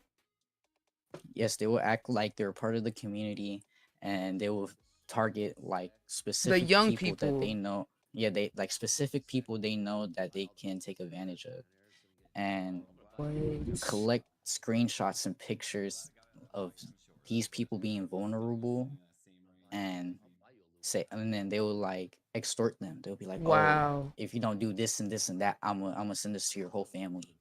Or like Wow. This I is know, or like they crazy. would dox them, and then like it's a whole big like it's an epidemic of it, and Oh my right now God. it's being brought to the light right now, and I'm so glad it is because like these I feel like I have so much bad things to say about these type of people. I just don't want to say it because it sounds very like Oh like no, very oh mean and no, rude. no, no. It's okay. We can aggressively talk about these people. No, you have the right to do that. I Fuck think that. I think these people should unalive themselves, in my opinion. Like, Yeah, yeah, they all should be deleted. F4. You feel They me? yeah. Yeah, they should all F4.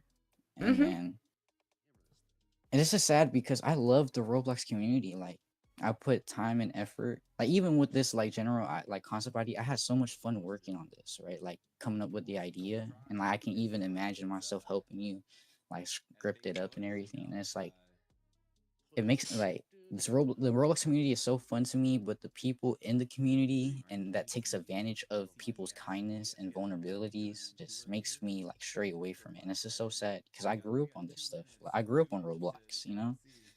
Mm-hmm. And I also want to shine light to it because this is not happening just on Roblox. This happens on a lot of other platforms, not just Roblox, not just Discord. It happens on almost every single gaming platform that you can go out and talk to people and Mm-hmm. like chat with random people. You know, like these are games where random people can just come up to you, talk to you, and you can friend them. You know, and you don't Yeah. really realize what's happening. Dude, And like this is people need to be just aware. no, I'm glad you People said need to something be because aware. I didn't realize like I only knew like a little tiny bit of what be going on. I didn't know about the fucking extortion There's a schemes lot and of shit. Like, extorting, grooming, and like it also sucks because the people who partake with in these types of things, they're a part of other like groups that are like not looked frowned upon, but are like are newer, and like the LGBTQ scene and everything. That makes them look bad, and it's like, right. Mm-hmm. and then people also have to realize not every person in the LGBTQ community does these things either, because I you do see a lot of like trans people or like a lot of people with like mental health issues relate to calm and partake in calm, and it's just sad, but not everyone is like that. Right, but it You know kind of what I just mean? yeah, it makes it look like a certain way.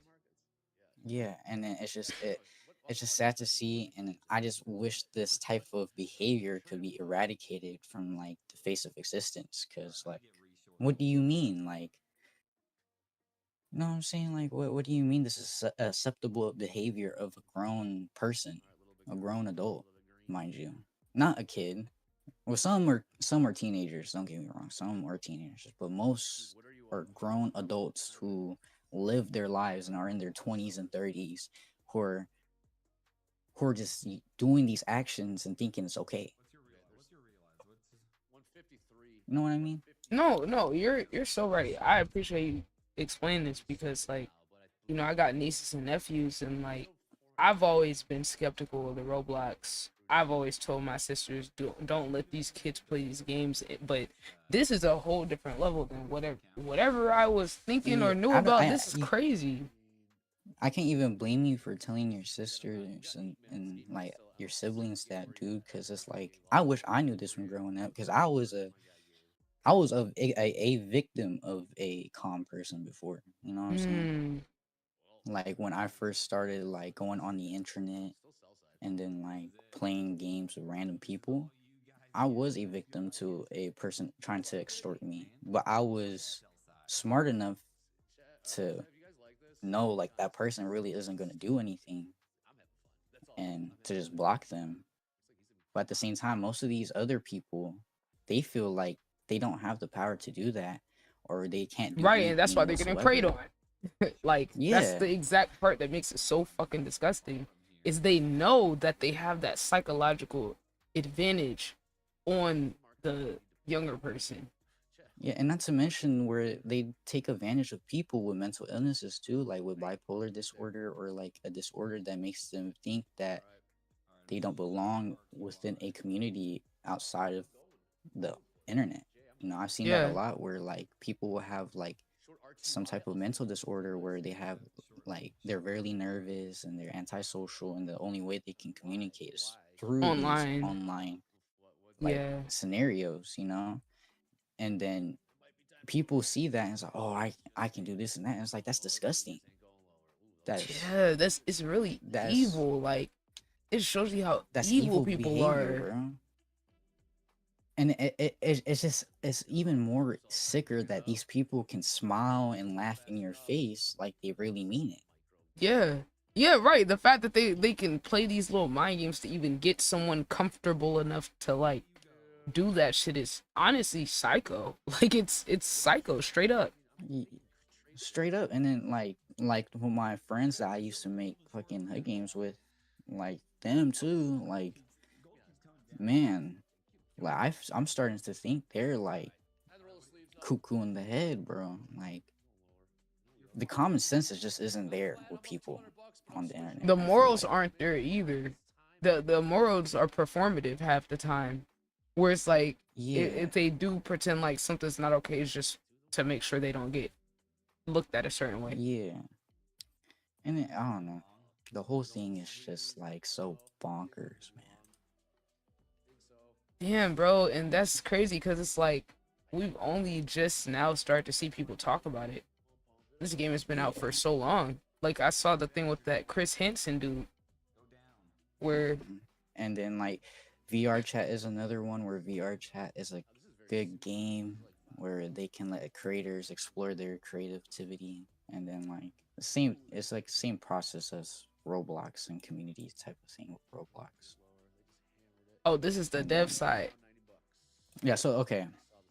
So this is where like you basically work on everything. It's kind of like playing with Legos when it's building. Like I made all of these buildings myself, and you can really like really mess around with it and make it look good with like textures and everything. Like you can add custom textures onto it with plugins and everything.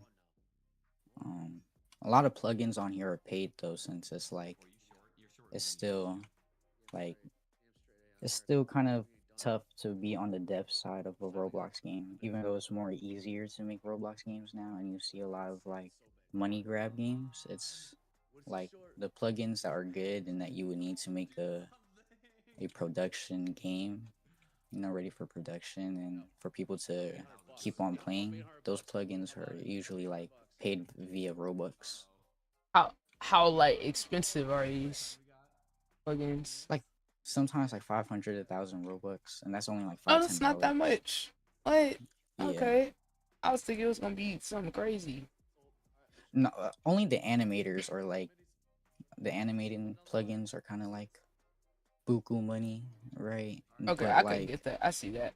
That makes sense. but if you're cheap, there's also like I don't really like doing this, but you can crack the plugins. Oh, you can't. I you can crack the plugins, of course, you Oh know, but shit. I always like supporting the creators of these plugins as they take the time to Yeah. script it up. But like, yeah, so I got a couple plugins here. I don't have all my plugins. I'm focusing on my builds mainly, and then I have a custom rig in this map, which I'll show you right now. It's this dude right here, and then it's basically like a funny looking version of a real life person, like a blocky version of him. Okay. And then I made a plugin where, since it's a custom, like it's a custom avatar and model, I had to make the separate plugins so I can see the scaling on this dude and how it will look when I scale it in game. So max height would be like 0.75 or 1.35. Put a 1.25. And you see he like grew taller and shit. Mm-hmm. You know, you can also make your own plugins too, which is it's not super hard, but it's definitely a different workflow than scripting in Lua. I'll show you some scripts too. Oh, now this is the real sauce right here. Yeah, this is my character creation. This is the client side. I'm not gonna get into the whole nitty gritty into it. Client is just like what the person sees on their computer, and it's not broadcasted to the whole server, like the server side of the game, or to everyone. And so this basically handles the back end of everything. And then this is a server side script to scale everything and broadcast it to everyone. And then this is the data store. So it stores all the data. Roblox has its own thing to store data and then project it on back to the game. So you don't really have to worry about working with data stores too much unless you're trying to have it be repeated throughout other games. Yeah, this is how it looks. A lot of nonsense if you don't know a lot about scripting.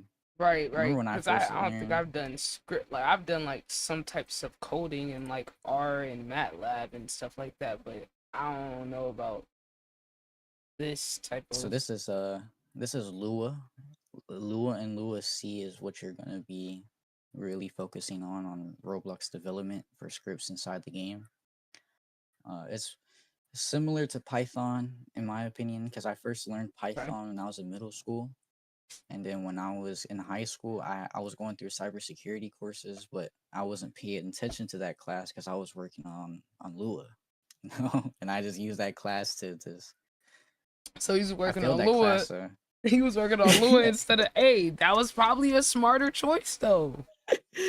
Yeah, I was working on a whole bunch of Lua when I was trying to learn cybersecurity at the same time. No, my teacher definitely hated me because he can see my screen You can see in yo, I class. was not working on that shit.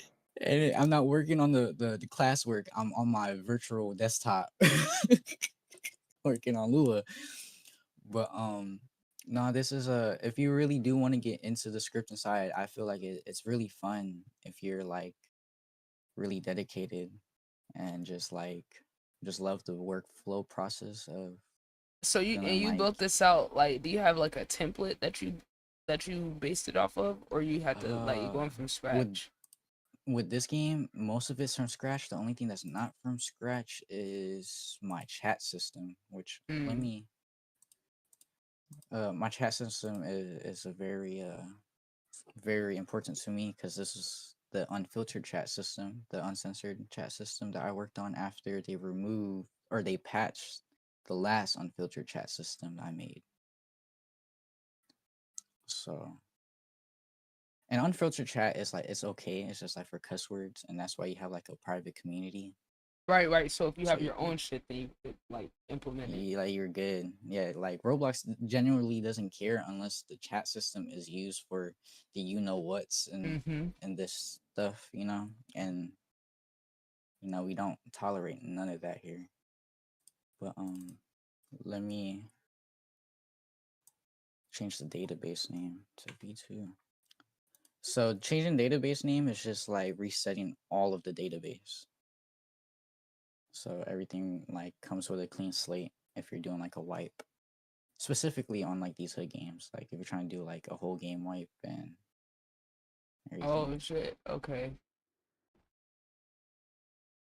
So this is my little main menu screen. All these buttons work.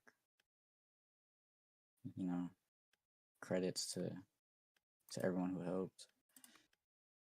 We got the character creation, which I'm still working on as of now. Haven't been able to really expand. Been having a bit of like writer's block with the scripting, but you know, has the different ethnicities and skin tones. And then this is where like there's decals on Roblox, and What's that? So a decal is just basically an image that you can put in a Roblox game, and people can make their own decals and post them on Roblox for people to get and put in their studio or like to use on their games. So what I did was like people can make their own face decals, and since it's a custom rig, yeah, so they can have their own custom face. Oh, that's tough. Body scaling, of course, I showed you guys this earlier. This is the depth, how big the head, height, you know, all the good stuff. And then, so this is a fully customizable shirt making process or clothes making process I have made. And you can make your own shirts and pants and shoes for this rig. I'm still working on it, and like the whole process you have to go through to see. Like I can't move these right now, but still a whole process, and it's really very difficult. But custom hair and everything, you can add blocks and whatnot and move them around to make the custom hair. Everything is supposed to be like a little like old-esque type of vibe to the game, because these are the type of games that I kind of grew up on Roblox. Yeah, I see. It's got that like OG aesthetic to it. Yeah, and then you know John Adams, that's the name. And then age, boom, you're done. And now you have made a character. My thing's kind of lagging, so bear with me. So yeah, so everything I made except for this little chat system right here, like works. And then like, of course I can cuss and whatnot in here, chat on and off. And yeah, like I said, I'm mainly working on the building aspect of the game, and then finishing up on the scripting, because I feel like I'm trying to become more well-rounded within everything on Roblox Studio. So when I do make my projects, I don't have to rely on people to like do stuff for me. Especially with those fucking weirdos. Yeah, so like I'm definitely like trying to learn more stuff. Like you guys are seeing like my first builds. Like I never built in Roblox before. Like these are all, this is all what I have built myself. And yeah, this is my first building, like buildings. And this whole thing is all your stuff. Yeah, all my, like basically all my assets except for the trees. I don't model trees. So can you like buy assets from other people and then like yeah, there's a plug it bunch in? of like so you can go and so say people like model stuff on Blender, you can export the Blender and then put it into Roblox. Okay. And do you have to do that through the scripting? Nah, you can, there's a whole thing right here, like model. I think it's either in model or somewhere in home where like you can see import, and then you can just you can import files, and then there's a whole thing to it. in the next stream, I can probably get more into detail about like the process and how many polys and triangles a model can have for Roblox to successfully import it into the game. Does it take a long And then, time to like, do that? depending on your computer, like depending how good your computer is, it's like how it would like upload to the game. Oh shit, you everything's got a on your- football field. Wait a minute. Oh yeah. Wait, you can't just zoom past that. Yo, you got the little cones. Yeah. What? Oh, you want to see? I got a basketball. You got the basketball shit too. Nah, this is and crazy. then the PE equipment. Wow, room. you So- got the room. And then every That's tough. classroom in here, Oh, every shit. classroom has an interior. So you can Oh, open that's these cool. doors. It has an interior and everything. So like you can like do classroom RP, like high school RP. And then like, you know, I'm gonna add another high school too, so we can do like football games for sure. Oh, that's what. Cause recently I have seen that some like role play games have incorporated sports. Like you know how like your one homie was playing the basketball Mm-hmm. and everything. Like we can incorporate it with it. Like we can even do it for one of your games where like So you can could set up, blend like into the game. yeah. So like you can make it so like doing a community basketball like Oh, you that'd be know, cool. this and that. Set up your teams, get the teams up and ready, submit them through the whatever you're submitting it through, and then you can set up the whole Oh, that'd be basketball hard. game, and then we can. And then like the only hard thing would be like the anime. I never really did sports. Yeah, like, that's what I was gonna systems like ask. It's that. like, would you like say But I can collab definitely with the learn. animator or something? Like, it's Hell it's- yeah. How do you I'm like not the find those best. people to like collab So- or something? So animations, I feel like certain people just know how to like animate better than others. Like for surely, like their style, like you can tell like with their style and everything, the fluid movements. Like some of these animators have like fluid movements. It's basically making how you say like you know those animators that use the frames and stuff, like they take Yeah. pictures. Mm-hmm. That's basically Like what getting all the animating on different Roblox is. frames and then like blending it Yeah, together that's- type. That's Roblox. Like that's basically how you animate on Roblox. Like Okay. I'm gonna see if I can get one of my like good animator buddies to like come on like on one of our educational streams to show it, because he's way more better at like using the animator and like explaining to me, because he's my main animator and the dude that I'm learning from right now. Parasite on used how to to do stick animate. animation. Wait, what you used to do that on? Dang, Stick Pyro, yo, I know how to animations. do everything. So what else are you Wait. adding to your world? Like, what else are you like working on? More houses. So this whole map is supposed to be based off of the Bay Area where I'm from. Ah, okay. So these are newer modern houses that you would see in the Bay Area. Ah, okay. So this part is like if you know the city like Hayward area, and then their homes are more like kind of they just look like this. Yeah. I can't lie.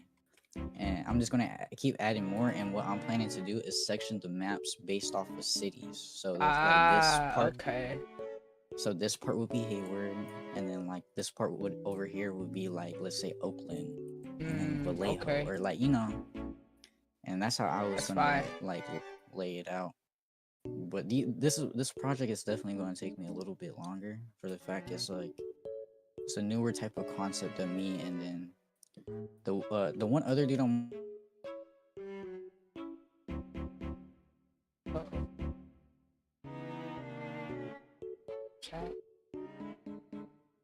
Chat, did we lose some chat?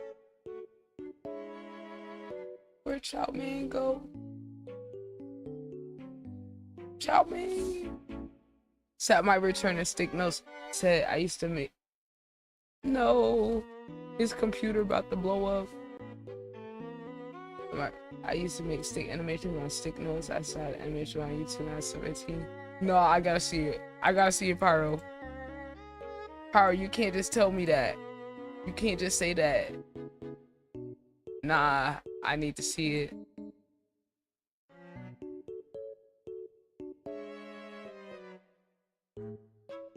Damn, bro, we were just getting to the interesting part. Hey, Pyro, it can't be that bad compared to somebody that don't know what they doing. Like me.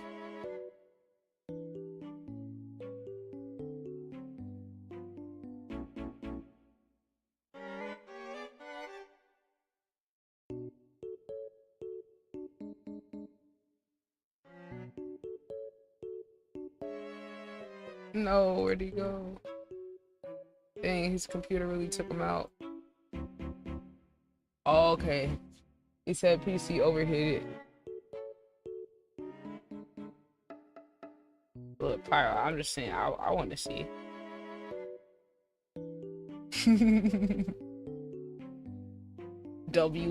Wait.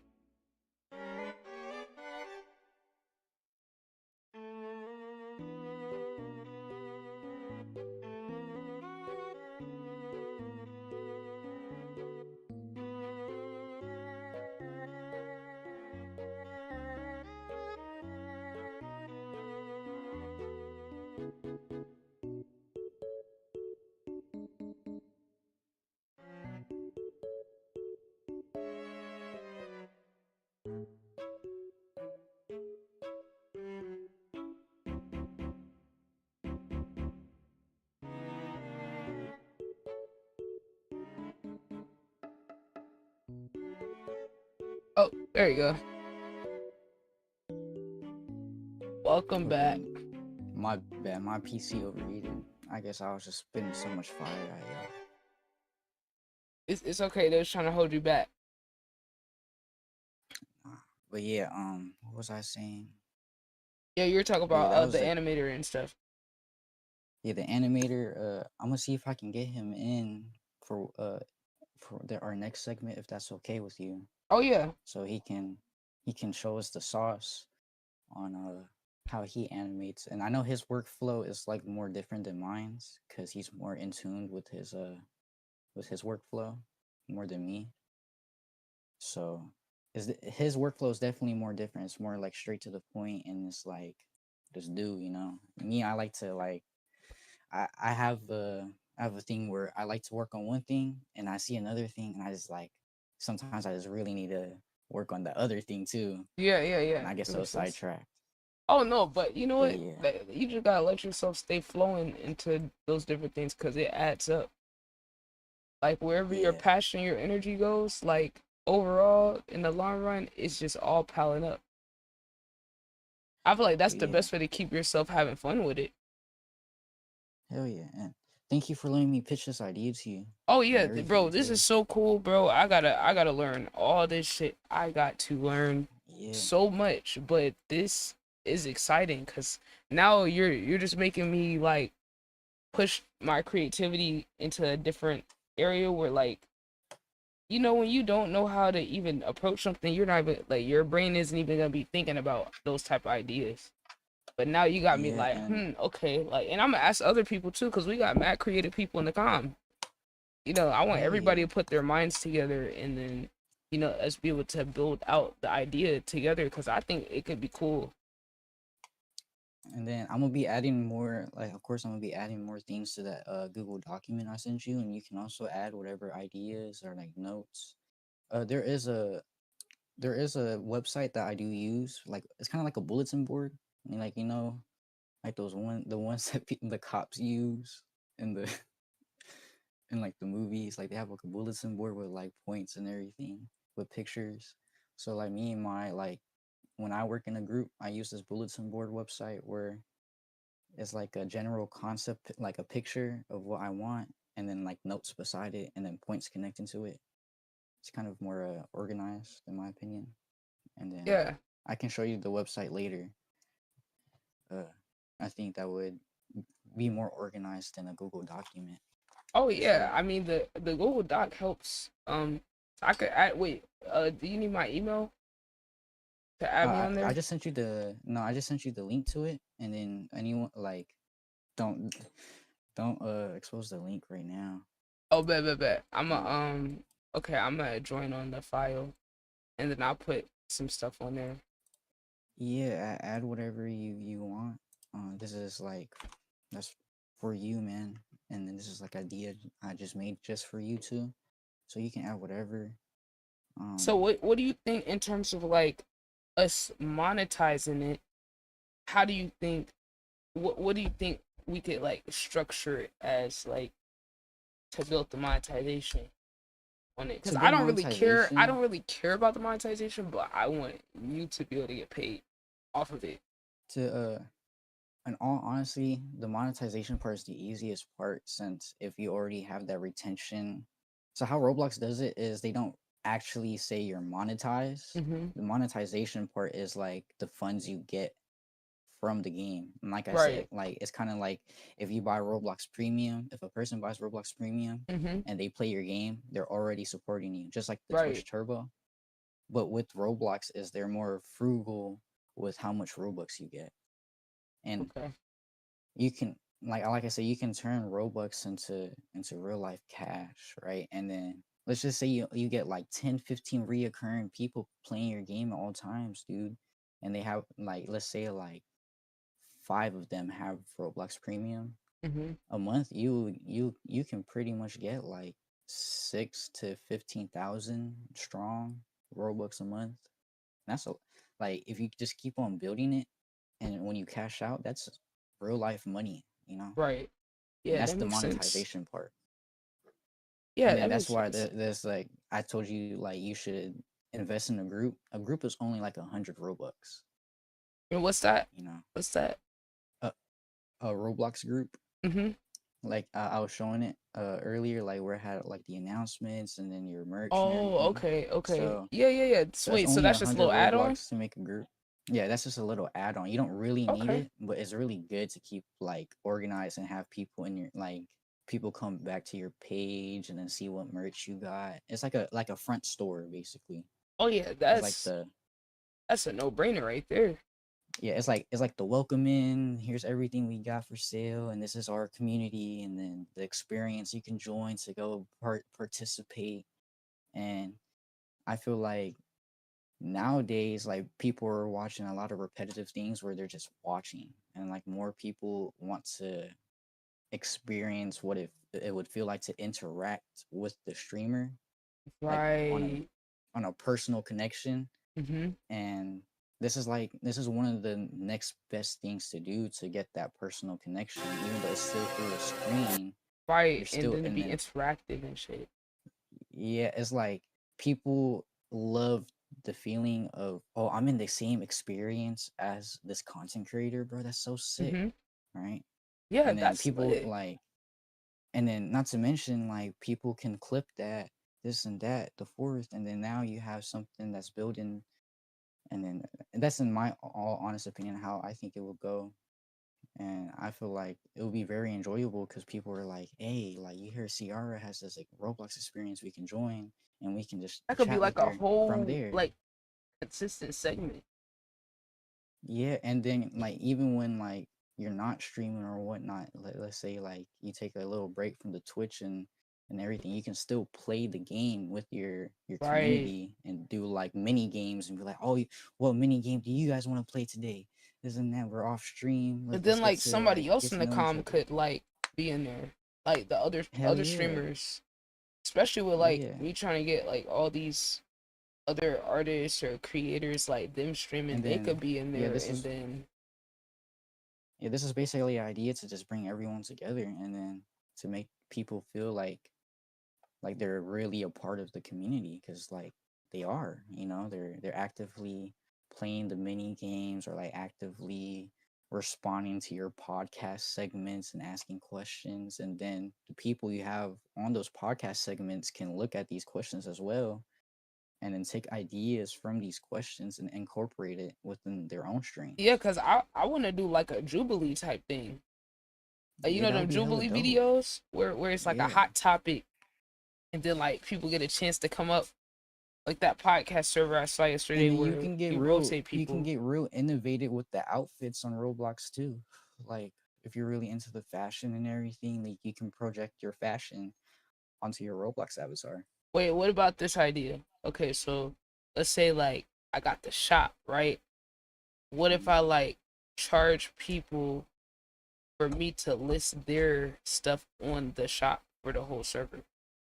Hell yeah, Is that valid? there's games. Yeah, that's valid. There's games already like that where they like basically advertise people's like merch and Yeah, like like their Roblox brands and stuff. clothes.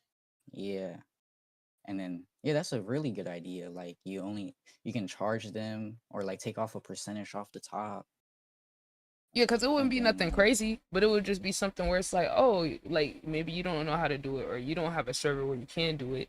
But in yeah, our and then server, we could have everybody's stuff represented, like in there.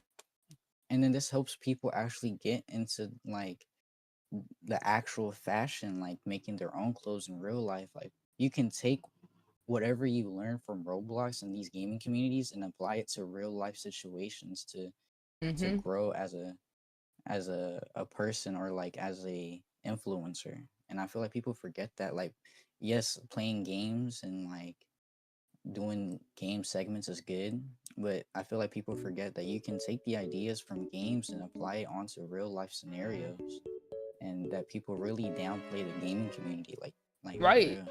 Well, yeah, because to know all these things, it's like this is the future. Like I remember when Nike did a collab with Roblox. It was like maybe a year or two ago. They had like a whole Nike world in there. And I was like, Or wow. like or like when Fortnite did those concerts for like Marshmello, Eminem. Yeah, Travis Scott, Ariana Grande. Like that's when I knew that the gaming shit was going. I was like, wow, this And is then crazy. I feel like we all as people need to take advantage of this, because like not only does this grow people's communities, but this is how people could also find friends that they never could imagine being friends with people like from across the state or like across the world, man. Like I feel like that's the main part for me, whereas like I mainly do a lot of this stuff so I can make connections outside from where I'm from. Right, because you could connect with so many different people.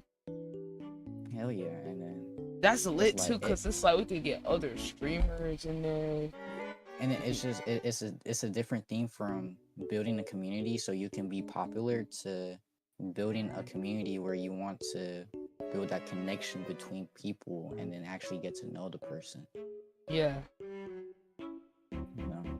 Yeah, bro, you really got my brain going, because now I'm just like, bro, the ideas, because I just want to make it to where we could blend in the community and like have them feel like this is just another Roblox game. This is like our game. Like this is our like space where we can put, like it would be cool if someone like if they had like say for example an artist release an album and then we make like a block party or like a building or something that's themed around like a their watch party. Something like that, where like we're listening to it on the stream but we got the Roblox, like we're listening to Roblox, or like if maybe I don't, is there a way like like Minecraft or GTA you could kind of like port in videos? Do they have that on Roblox? There should be able to. I seen a lot of like people do like videos on Roblox. I don't know how to explain it, like broadcast like actual loading screens on Roblox and stuff using APIs and everything. But the only thing I'll have to say about that is like you would have to really read up on the rules and regulations of Roblox's terms of services regarding to the API service, because they really frown upon people using the API service to plug in like data stores and stuff, because of what I was talking about earlier with all the weirdos and people. Like there's these if like your community's tapped in with the Roblox stuff, like condos, they're called condos, and then those are like games specifically made for the you know what's and the weirdos. What? Wow.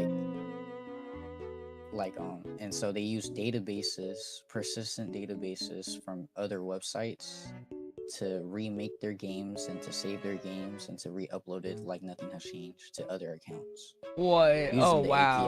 APIs. Oh. So that's okay. why I would read up on the TOS and rules and regulations of the APIs. Damn, Because that's crazy. me and my group, we tried to use Firebase as a data store, and we learned that Roblox will ban your whole account and the whole team create if they find out you're using like a Twitch database talk. or like a The Twitch Firebase folk. database. All right. So Excellent. have content be persistent throughout different games. Okay, it's good to know. Cause I was just curious, cause I know like on GTA they had it where you could like, they have like a TV and then you Yeah. could like put the link in. It's definitely possible, very possible.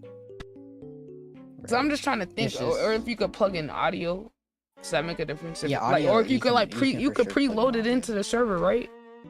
Yeah, To you where can it's playing? like you can, yeah. That's why I was saying like censorship and everything. You know, Cause I'm like, if it's censorship would be a stuff big we thing. we own the rights to it, and it's like our stuff, Yeah. like just the Roblox idea. is just really iffy on like copyright and protection of children. Right, but if it's music that we own, assuming it's not copyrighted, You should be able to. Yeah, you should be able to. and then in terms of filtering, are they like filtering, scanning the lyrics of the song and stuff? So Roblox does have an AI incorporated into the studio where it skims through like the first, like say if it's in the script, you only skim through like the first 50 or 75 lines, and then if there's nothing against TOS, it's clear. And then the same thing for models and audio clips, where the AI would like listen to it for like the first couple seconds, and it's kind of like if it's good for the first couple seconds, then you're good. If it start off crazy, then they're just like, oh nah. Yeah, it's just like you're gone, brother. But regarding to like the AI is like the Roblox AI's thing with filtering kind of sucks. Kind of sucks, but like when you do blow up on Roblox and have like a really big community, that's when it starts getting like stronger. I realized like it's super weird. Like I feel like Roblox is for the community, for their community, but not really for the dev side of the community. Like they make things so harder on us, and like it just makes no sense. Like some of my games have been like taken down for no reason. So they'll like sit here and take the whole shit down. They don't give you like a warning. Nah, not really. They'll just take the game down. You're amazing. Thank you so much for that, Kiara. Thank you for the It is kind of support. weird, Really but mean like that. I really that's why you just make sure everything's up to par, I guess. They It's make really you go hard through to like make an more. approval process before you like launch it type. Yeah, especially if it's over 17 plus Okay. and under 17 plus. Okay. So do you think we should make it like over 17? In my opinion, yes, because I feel like your fan base is like, especially with the music, if you're really gonna be pushing the music song wars and watch parties and stuff, since they contain like adultery language and stuff, and it should be 17 plus. And plus, most people have a 17 plus account on Roblox, or can get a 17 plus account by just confirming their real age. Or I'm not saying people should do this. I know a lot of people who have used their mom's IDs But you can to get a use the 17 YouTube link. plus Just do Roblox exclamation account. space YouTube link. That I'm will a bot. But Oh, no space. 17 plus would be the ideal like content maturity level you should put it at. Because there's less moderation as well. Like Okay, so you don't have to do it as much as So we because it goes still through a have whole to go through screening process. Okay, so will we have to still deal with the censorship on that music if it's 17 plus? Are you still Not like strict really, about it? in my opinion. Not that. They're not that strict. And then with the 17 plus, it gives you access to use voice chat, like the Oh, okay. regular like Roblox voice chat and everything. Oh yeah, we definitely gotta do that then. Cause yeah, like I wanna, like I think that that idea of blending, like okay, say for example, okay, let's try to get realistic. Cause I do want to invest into this. I feel like it would take a lot of time, but how soon could we get like a super basic version of it to like, let's say for example, if let's say I could test it out on my project coming out, the Vamp project. If I want to just get like test it out, have the audio of the project playing, make like a house that's themed like a Vamp, some Vamp shit. Oh, just a watch party. Yeah, yeah. Like how Take 2 to 3 weeks if you want a very like basic one, and then you want it to come out fast. I say a month if you want it to be like noticeable and look different and have it feel different, I guess. A month tops. But for a ready-made like just, oh, here's a watch party, you guys go enjoy this, listen, like 3 weeks max to just like build. And with watch parties is mainly just building. The scripting I can do in like a night or two. So it's like coming up with the buildings and stuff. Yeah. Like the designs of it. Yeah, I'm honestly thinking of a perspective as a, I would assume that you would want to get into like making it your own and then like getting in and building yourself. Yeah. So as like a new beginner to building, it will take you like a cool week or two to get a hang of it, and then, you know, to make it all look good and get all the models and assets you would want to be put in the game. So how would I come up with the models? Like how do I like conceptualize it? Do I need to like draw it or get like an animator to like tell them? So what with models is different because you would get like an actual modeler if you want custom models. Okay, I'm not really a modeler. I don't like fuck with Blender at all. But I could hire somebody to like make confuses it me a though. lot. Yeah, there are people who will like any type of modeler can do it. So say like I could probably go on Fiverr or something.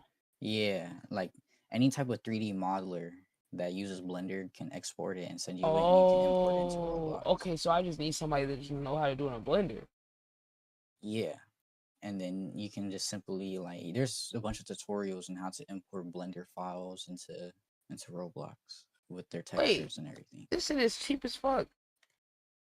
I'm looking on I'm gonna pull it up so you can see, so you can tell me if these people are legit. I mean, I know they're legit because they can't finesse the reviews right here. But hold on, let me see. Roblox. I'll let you know prices too if you're trying to outsource stuff, because like I don't want you to get finesse out of these fucking these little.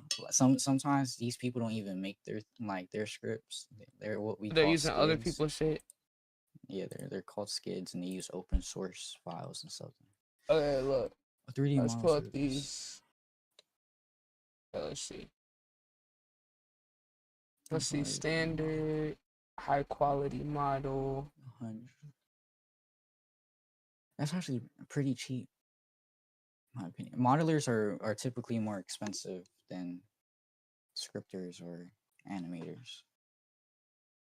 This is for one. Let's see. So he's doing like one thing. Let's see. What's his They just get one model, one thing they make. Services, 3D game assets, art surface, accessories, environment assets. I don't know what's this. What's this stuff he talking about? Texturing. Low poly. Style preference. Density requirements, dimensions. Okay. Let's see the other person. I'm curious what? Dang. They do have real reviews. I don't know where they're from. What the? It's like Fortnite. Oh, he's going for the more cartoony look. Still interesting though. But the Yeah, price he could be maybe more. He must be in some other country or something.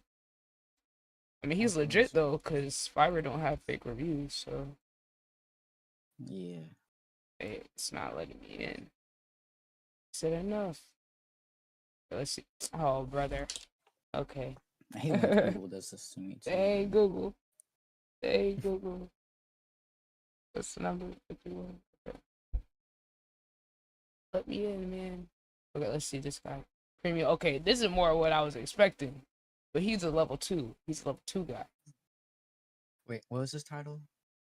Let's Uh, see. 3D How Roblox. 3D Oh, or 3D models for your Roblox game. so wait, he said he'll make an environment. Environment is Lighting, basically texturing, like shading. a plot. Yeah. Texturing, shading. I don't know. You can find a lot of lighting and shading and good textures for free. So I wouldn't So pay he's for just those. that's on his top plan. So he's saying he just doesn't include the texture and shading. Oh, so he does stuff like this. Oh shit, it's kind of detailed. I ain't gonna lie. Yeah, that's cool. Oh Well, I wait, feel like so did he do if the whole you map? just, in my personal opinion, if you just spend a little time in the studio and just gather all, like, just collect assets and models, you can making stuff like making maps and rooms in Roblox is basically just decorating your room. You know what I'm saying? It's Like basically Minecraft. playing with Legos. Yeah, it's kind of like Minecraft. It's like playing with Legos. So I feel like the services where they build for you is good if you completely are just like, I won't do it myself and I won't learn, but I'm willing to pay someone good money to do it for me. But Yeah. Damn, his look nice. oh, these look nice here for sure. Damn, $40.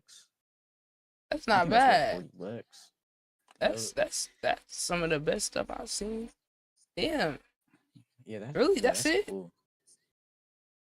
So he low poly 3D models. But Is this what you was talking about with the triangles and stuff? yeah, so low poly is like how many polygons or whatnot are in the model and how many triangles are in the model. And certain like sometimes a bigger number can take a longer time to load in Roblox. Oh, so like in terms of like the lag or the Yeah. stuttering and stuff. Optimization is a very hard thing to do on Roblox too sometimes. When you have so many assets, it streams it to when it streams it to people, it lags them a lot depending on how many polys you use. That's why you want to keep it under a certain limit to keep the game Right. running good for all Okay. platforms. Okay, that makes sense. That makes sense. So wait, what is he doing? How is he like showing this? Where is this in like the He's studio probably all recorder? in Like, it's probably all in Blender. oh, okay. And then he probably will optimize it for Roblox. for Oh, sure. so he's just showing basically what he can do in Blender, period. Yeah, and then when you optimize it for Roblox, not much changes. You feel me? Damn, so If you he's know how able to to do all optimize it this. good. So let's say, Yeah, for modelers example, and if I went in like a house, like or if I went in like a building with a concept, but it was a little bit more advanced than what I could do. I still want to learn how to do it, but I just want to like buy it so I can already have it to speed up the process. yeah. Like that's probably what I Yeah, would you do. can do that. Yeah. If like I still want to learn how to do it, but like if I want to like launch like a concept or just like a test run Yeah. to like show, oh boom, this is what we're leading up to, and then I could use that to get people to invest into us building Hell the yeah. world type shit. Well, yeah, but you played Sims before, right? Oh yeah. Sims. Yeah, so let's think of when building, it's like The Sims. I was never good at The Sims. That's why it's like when I explain stuff, it's like it seems for me really hard because I was never good at making Oh yeah, that was houses. my shit. I love Sims. If that's your shit, yeah, if that's your shit, bro, studio is gonna be your shit. Like when it So comes to building. when you building it, you're not doing like the script stuff to build it. You're Nah, actually when getting you're to like building it, build you're the. you just put down parts, you scale them, and then you put them Oh. down in the map. Oh. Okay. That's okay. Well, shit. I wouldn't have practiced that. Yeah. So can So I when just you get in there download and just Roblox, practice?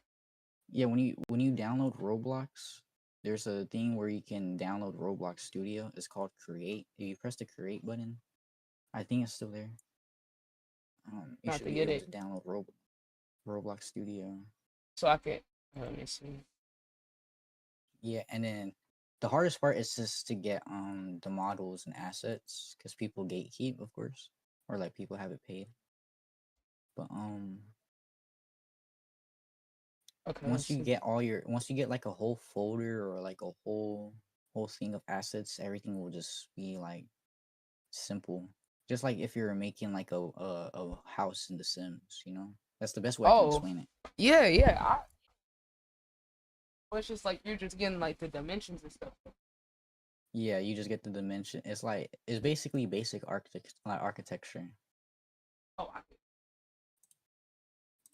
So wait, I could like take something I built and send it to you? Or do I have to do everything on my side? You can add me on Roblox. I'll give you my Roblox name right now. Hold on, give me 1 sec. Check on my dog. Yeah, go ahead. They did make my niece's name.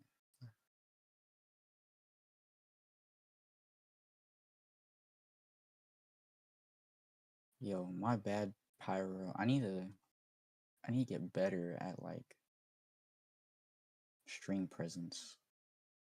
Being on stream makes me so nervous, guys. Especially like on this platform. Makes me real nervous.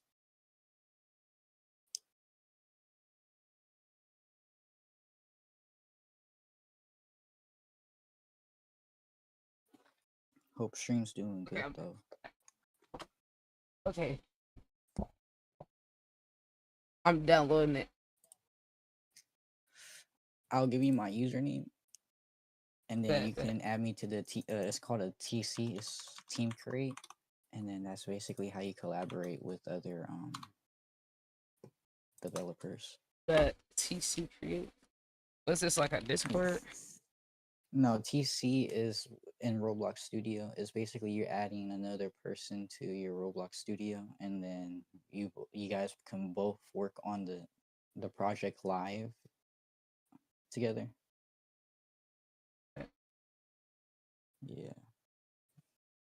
Cause I'm just like I'm thinking, cause I'm like, bro, what if we have like a whole like where people can just get their own house or like building, and then they can I've like seen. pay. Have you seen Bloxburg?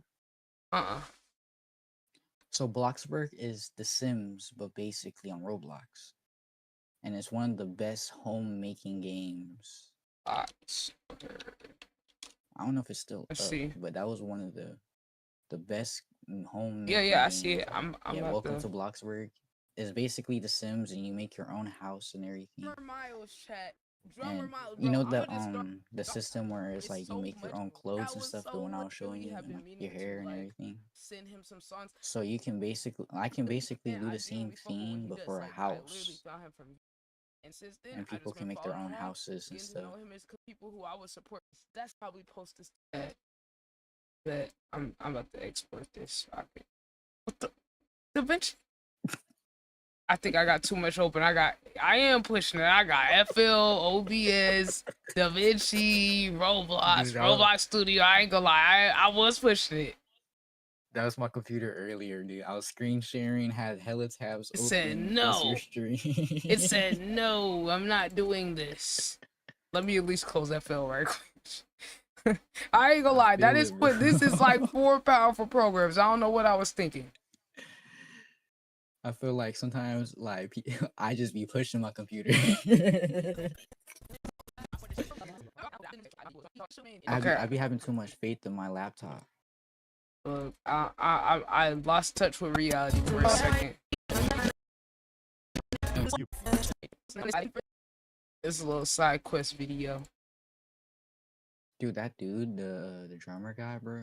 Mm-hmm. You know, like his stream was peak. He's so tough, I need to bro. submit. I need to submit one of my songs to him. Bro, I'm telling. That's why I sent the stream. I was like, yo, I was just talking about him the other day. I'm like, you know what? Let's just go ahead and send everybody, cause I'll force my community to go see somebody. Like, I will send people directly there, cause like I've been like telling people like, yo, this dude's so tough. Like, and then we went to Gabe's stream the other day, so that was lit. And see him being cool and shouting out the Gabe dude. That's how I got to know the Gabe studio dude, the other drummer.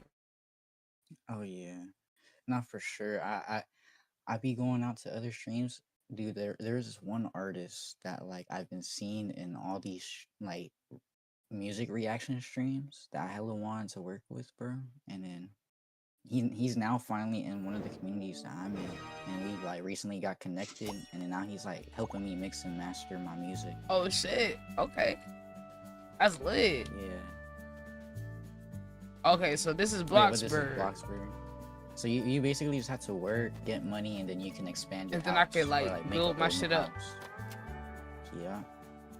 This is one of the first games I really liked in Roblox too, because it reminded me. So of, this is like The Sims. But yeah, but I was never good at making houses on The Sims. Man, that's, I ain't gonna lie, like when I was a kid, before even, you know, Sims, there's this little website where you could like do interior design and like customize the house. Like I've always like, and that's why I love So, Minecraft, like, the building.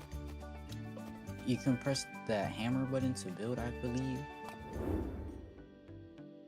Oh Boom. shit. So I could like,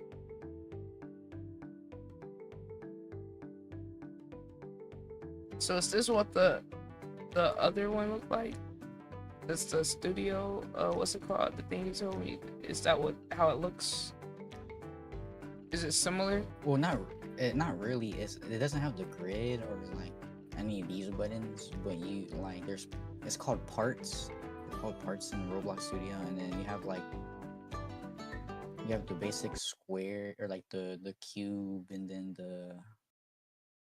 like a circle or like a ball. My bad, a ball, a sphere, and then other types of like parts. But you can also make your own by putting together parts and making different shapes yourself. So if you don't put you have to turn collisions off on the parts and then connect them together and then basically weld them together to make a new part and like a new shape. What's the other one You can called? You said, so you go through studio, but then there's the other. Oh no, creator. so once you go into studio, you make a place. You kind of you have to publish it, put it on private, and then you'll be on the studio, and then that's when you can add like your friends to the how you say the experience. It's called a team create. It's basically how the developers work together all in the same experience. Okay.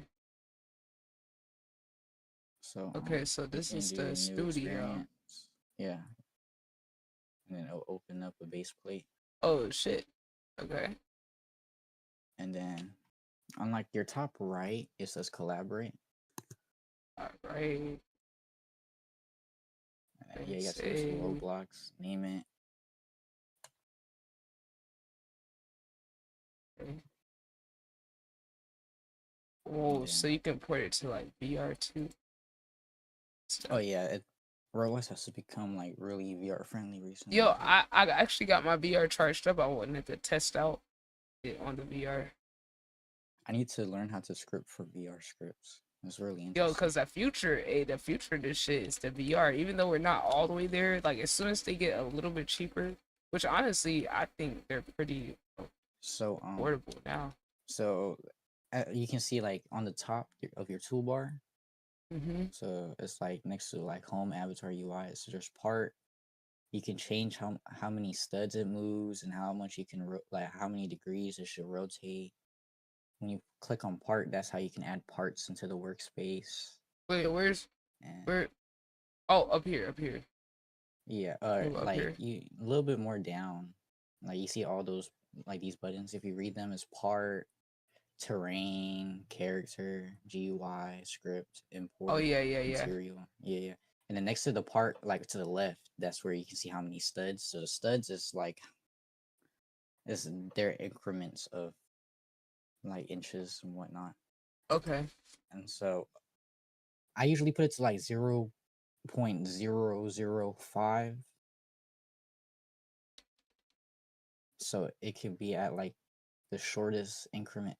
So it's like more, So this it's yeah. just something. So let's Mm-hmm. say like what would this be? This just like the foundation. Oh, I that's deleted it. that. That's where the character spawns. That's their spawn. Oh, okay. Yeah. So like say this would Um. be a whole map and the character will load in right there. Everyone will load in at that specific point right there, unless you have multiple spread it around and you script it where like okay, disperse it around. Give it the logic to Mm-hmm. that it needs to disperse people around to different spawn locations. Yeah. Okay. Okay, so let's say like something. Okay, so I could take like a part. Wait, so terrain, I'm guessing this is like, okay, you would have to load in some assets. They already got Yeah, and you some. can generate. I think so. The Roblox has an AI where it kind of helps you with the direction you want to go in, and then it can help you like build and stuff. If you So it want to like generates learn it. through that, somewhat, yeah, but it doesn't really do it that well. Me and my like team played around with the building with that, and then it caps you at a certain amount of chats, and then like it leaves you with unfinished work and then it looks really bad, but you can use it to like help you get a Oh, good so this is direction. the store. Yeah, that's the store. Okay. You can find plugins and like assets via the store. Building. People sell them. And So okay, so these can help gap fill. mhm. These Okay. like really utilize all the plugins you can for building as well and animating. I feel like the more plugins Just you get use, all the of them. better. Not all of them, but like read through them or like use them and see which ones that you like. I feel like plugins are good once you get a handle of the plugins you like, because the plugins that I like to use might not be like the ones you would like to use and would make sense to you. Yeah. Oh shit. Oh shit.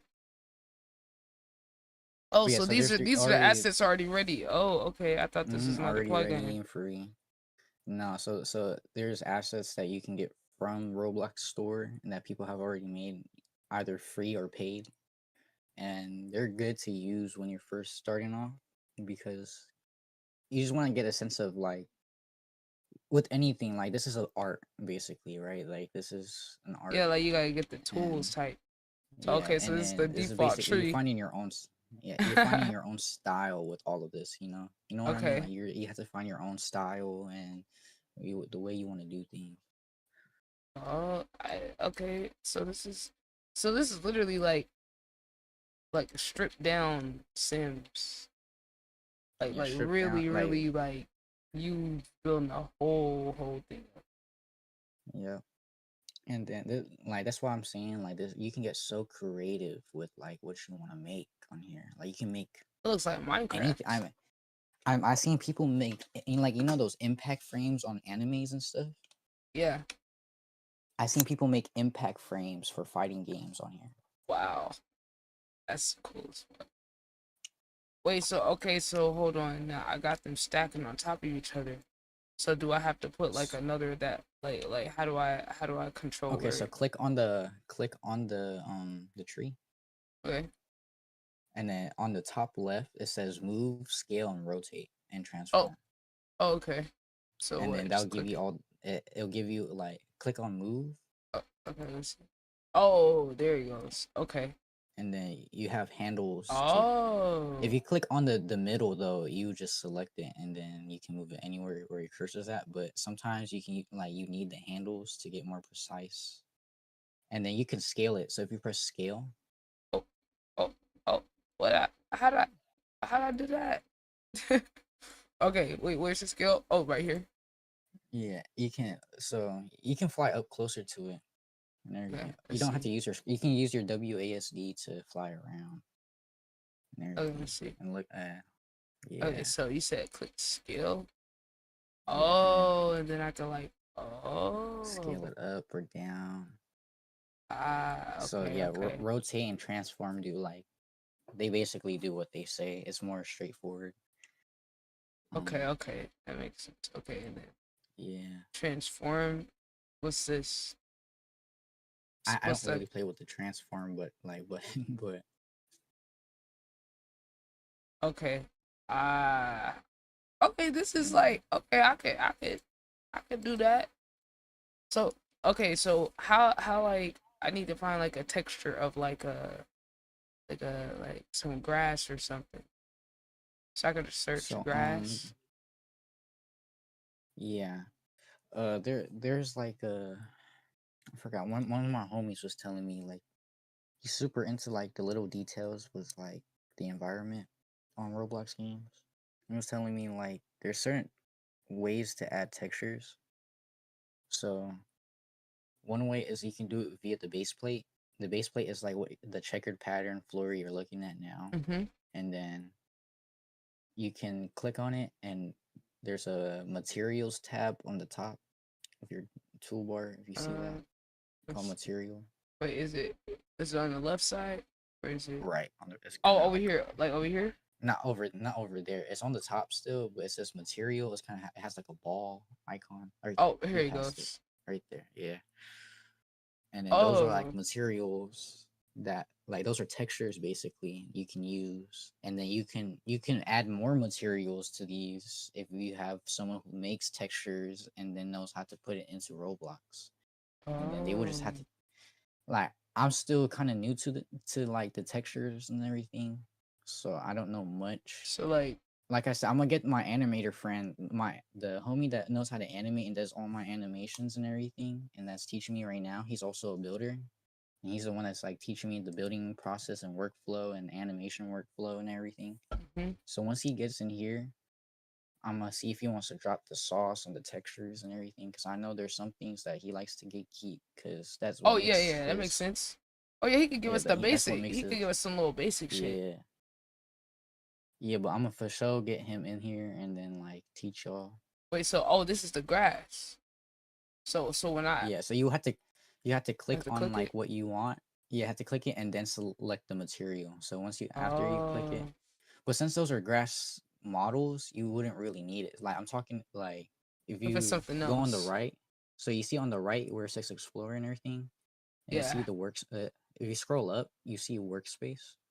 Oh yeah. And then that's everything that's in the map already. And so you see base plate. Wait, is it base plate is not as up top. Oh, it it's says up base here. plate. Yeah, you want. Okay, wait, is it by the workspace? Yeah, it's like under the spawn location. Base plate, you like base plate a little bit more up. A little bit more up. Oh, wait, you talking about here? Yeah, it's over right there. here. It There we says go. base I plate. see it. Yeah. And then you go to after you select it, you go to material. Don't click anything else but material. Right here, where I was at before. Yeah. You click on it. Oh, and then there and it changes the whole. Yeah. Okay. So that's basically textures for the parts. The models, they have their own like textures they have on them. And like I said, there's like and so what you would need to do for this is go into the properties section. It's on the right side, but on the very bottom, you see where it says properties for the base plate. Like like over here in this little corner. Yeah, you can change the color of the block basically. To search up color. So is it like this one right here? Yeah, color, and then you can make it green and whatnot. Like it's basically like the RGB colors. And then I could like import the color too. Yeah, you can import color. So if you know color theory, this would be like your playground basically. Oh, okay, that's cool. And then the and that's the reason base why it plate. still has the little checkerboard pattern is because in the base plate, there's probably like a decal or whatnot or something in there. Like, so you see how there's an arrow? You know how like the base plate is highlighted in blue? There's like a little white arrow. Expand it, make it drop down. Right And here. then you see that, yeah, I think probably that texture part is what's fucking it up. If not, then What's I don't know. I this? usually delete the whole base plate. I usually delete the whole base plate and make my own little area to start with, because the base plate gives you a certain amount of like gives you a way bigger proportion than you really need sometimes. Like if you look at it from the top down, like that shit's fucking huge.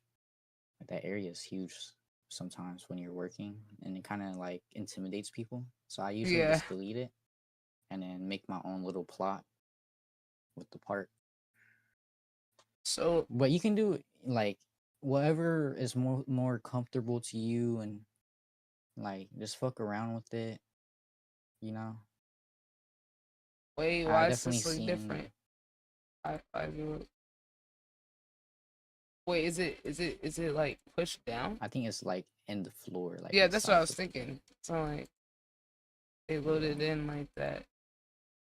This grass actually looks nice. Yeah, but yeah, just get comfortable and then like. Okay, your now when I thing. want to build something like a house, which part do I go to like get the walls If you or want, whatever?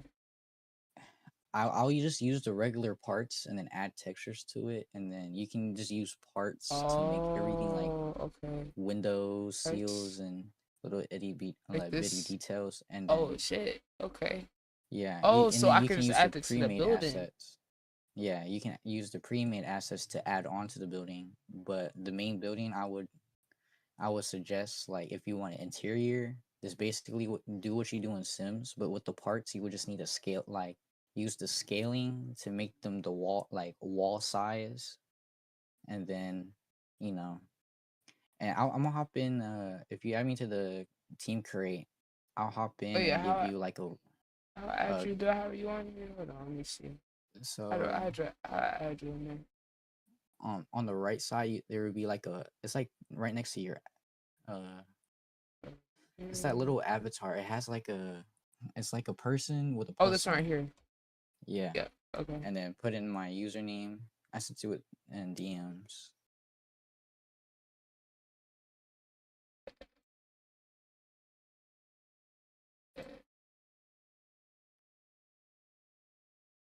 Yeah, that's me right there. And then So now you're you on had to here. add Wait, do I me on have to add? Roblox. You had to add me on Roblox so I can Oh, edit so I it. can okay, let me go to the website. And then I'll drop in like, so you would want to scale everything for an what we call an R15 avatar. An R15 avatar is the latest avatar model that Roblox currently uses for most of their games. You can use custom rigs and whatnot, but R15 would be the most. Hold on, I'm gonna add you back. My bad, man. But R15 would be the most compatible avatar rig to work with. I'll drop it in a second, so you can like you would just have to scale it to the average height of the rig, which would be the how I would spawn it in, which would be average height. And that would basically, when people get in game, nothing's too small or too big, you know. Okay. Oh, so they already have there. That's what I was looking for. I was looking for a foundation. Yeah, they have foundations and everything. They have like Right here. pre-made houses and stuff. Oh, wait. So, well, okay. So that's like this is the little basic. Okay, and then I just move it. Like, Yeah, move it, rotate it. um, Let me get not in great. studio right now.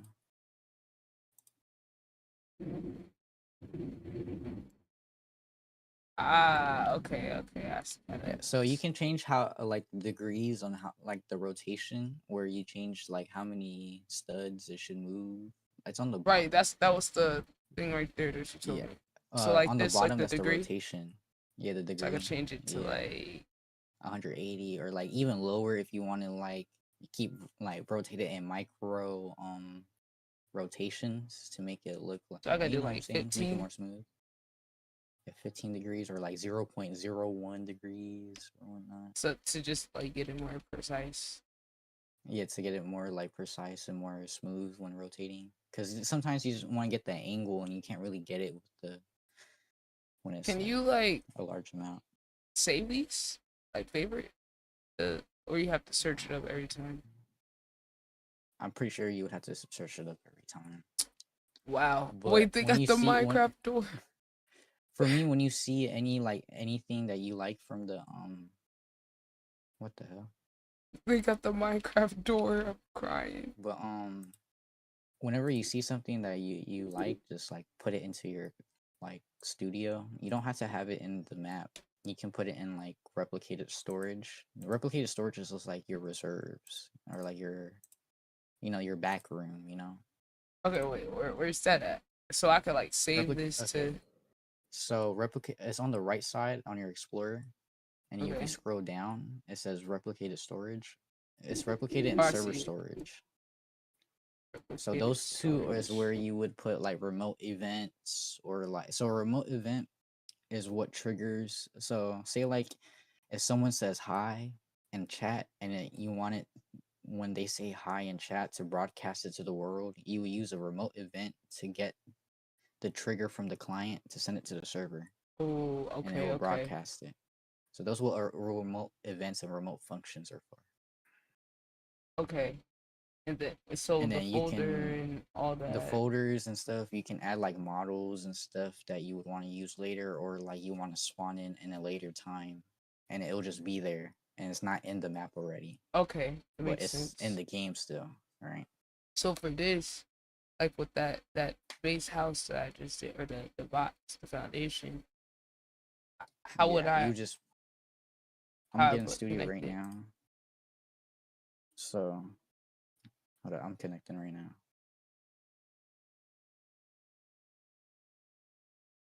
So basically so with like say with this foundation, well it's I'm gonna rename it to foundation. Just look on the right side, you can see it Okay. all live. So see where this foundation is? Mm-hmm. You can drag it into replicated storage and see how it disappeared from game, but it's still in the But game. And you can like if you script it to be like, oh, spawn this foundation when so and so does this or types this command or does this in game, and have this and then trigger it's this remote there, event. but it's Then it's waiting to there. get triggered. Yeah, that's basically what this replicated storage and like server storage are for, is to put like assets, models, and things you're not going to be using all throughout the game, but it's still going to pop up in the game, Right. and it So has to be there.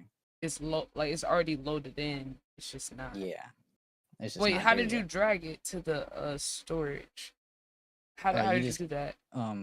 left click, hold left click while you're selecting it, and then Mm-hmm. drag it into like workspace or like. Wait, also I could actually I could drag it over there to that the So replicated storage when thing. you're on a hold on, let me screen share. My bad. So tell me when you're watching. Put a place. So when you're in the Explorer tab, you can click and then drag. So it has to be on this side. So you can just click and Oh, you drag. labeled it. Oh yeah. Okay, wait. So when Yeah. I loaded it in, is it already listed there, or did you have to add it? When you load it. Oh, because you What do you drop mean? down. You did a drop down, so you can see Yeah. all the items. Oh, I see it. I see it. Okay, so it's Yeah. under the And so you spawn. just It's under you that. just drag in like you can drag and drop all these models and out. Oh, so And you just then labeled it. You labeled them. yeah, I just labeled it and then Yeah, get used to labeling because if you have a bunch of Right. Okay. models and then you don't know the name, Yeah, I can see then that. Cause I'm not gonna know what it is. Okay. yeah. Can you group stuff So together? yeah, so say like you want, so say like with these, right? These are all ungrouped under the model. Mm-hmm. So if you take all of these, you can drag it out and then now select it one by one. That's how this Yeah. creator did it. But then he put it all in the model, and that's how you make it a group. So you just a model, and nothing will pop up in the model. But let's say like you want to add a part, right? So you do part, and then that's my part right here, and let's name it like I don't know door or something, right? And then let's name the model like door model.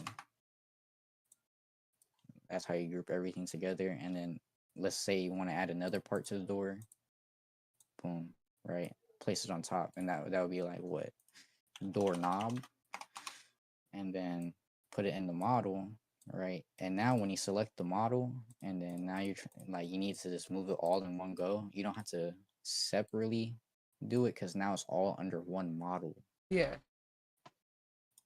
Oh, Yeah. hold on, wait. Let me go back. I'm sorry. I was looking for my POV. Wait a minute. Let me see that again. Okay, how did you just group it?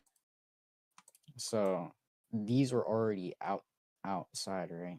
Mm-hmm. So I placed them on top of each other, and then I added a part in the workspace called model door model. Okay. You basically just drag and drop both of these into that, Into the and door now you model. can. Ah, okay. And now since it's all one and under one model, you can, or you can put it inside, like the part and everything. There's a bunch of ways people group things and stay organized, but it's what you feel most comfortable with, and how you like find things more organized than others, you know. Okay. I see it. Okay, Yeah. that's lit. Okay, let me try it with the grass. Okay, so let's see. Hold on. I'm still trying to remember how to control. Okay, so say the grass. Wait, did I take it off select? Oh, there we go. Okay, so the grass. And then you can press control. If you hold control, you can select multiple things.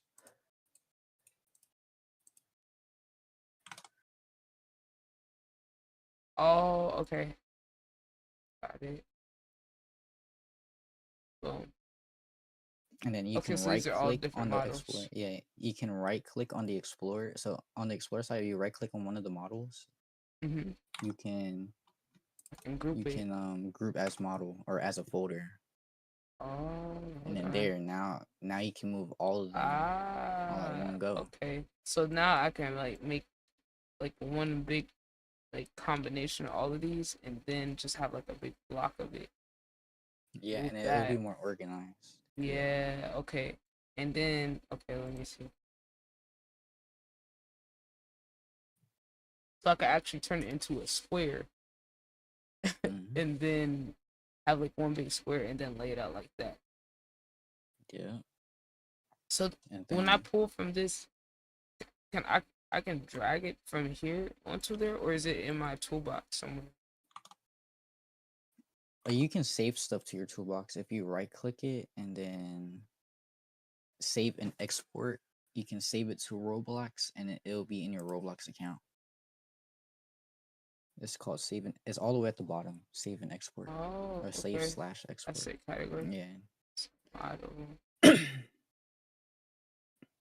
So, oh, okay. So now when I Yeah. so And wait, so is now it in like my like? Oh wait, is that it? you There it you have goes. to, yeah, that's it right there. Yeah. Then I could just. Oh, And okay. now you can use that experience wide. So like any experience that you're working on that's now in your toolbox and now you can call back on it. Okay. So let's say like we're coming up with this concept like is it something I could just like explain to like a model? Like if I say, yo, I want to make like a vampire layer. I mean, Yeah, is that's. that good enough I to feel like like. go off of? Or do I need like a Yeah, reference I feel picture or like. something? I feel like with certain people, you would have to get more in detail. It depends on the modeler, in my opinion. I'm not like a modeler or like a person who really like would quote a or like how you say or is open to do other things that's different on Roblox right now. Since I'm still getting the hang of building Yeah, myself. you still trying to like Yeah, build but that. it's definitely doable. I mean, if a person is really good at what they do, you know, it's always like you can tell them sometimes like you can tell them the littlest detail and they'll come up with the thing that you were imagining, you know? Yeah, cause okay. I just kind of look at another game for reference. Yeah. Other And vampire. then like I can also show you like my building process. Like I always like start with like let's see. Let me see if I can do like a basic house for you. Model house number 1. So my workflow with building is just like looking at images on the internet and just trying to like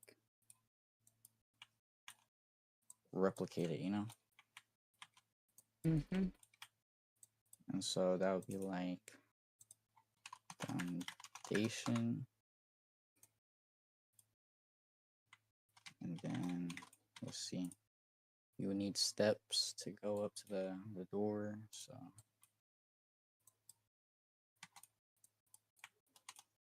let's see.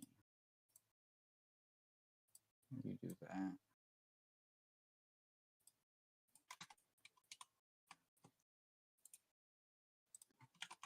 Steps.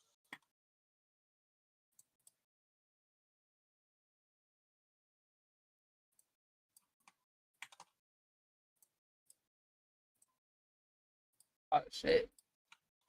Damn. And then like you know, just play around. Just have fun with it, in all honesty. If you're not having fun with this, then like I said, is it worth doing if you're not really having fun?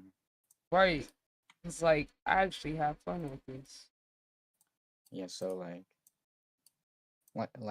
I was telling you earlier, you can put parts inside together to make different shapes.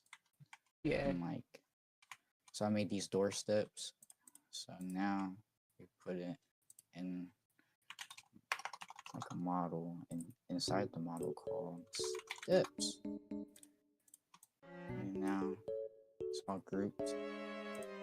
I think the hardest part for me sometimes is like making the outside of the house, you know, like how it would look on the outside, because like houses in real life are kind of are designed by actual architectures. Right. And I'm just a Roblox dev, but you know. So it's at the wall. Yeah.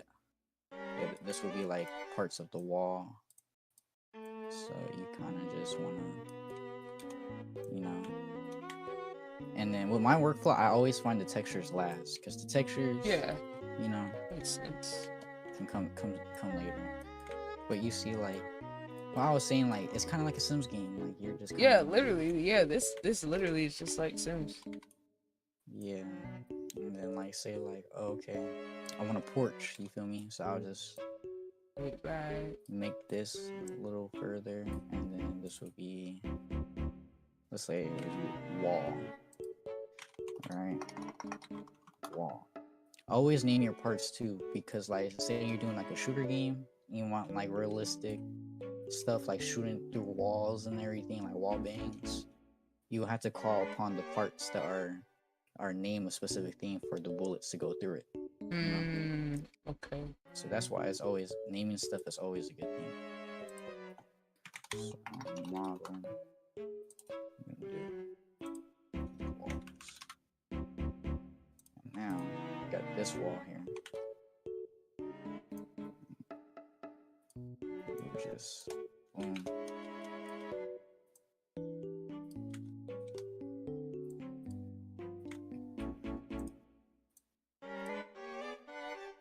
Yeah. So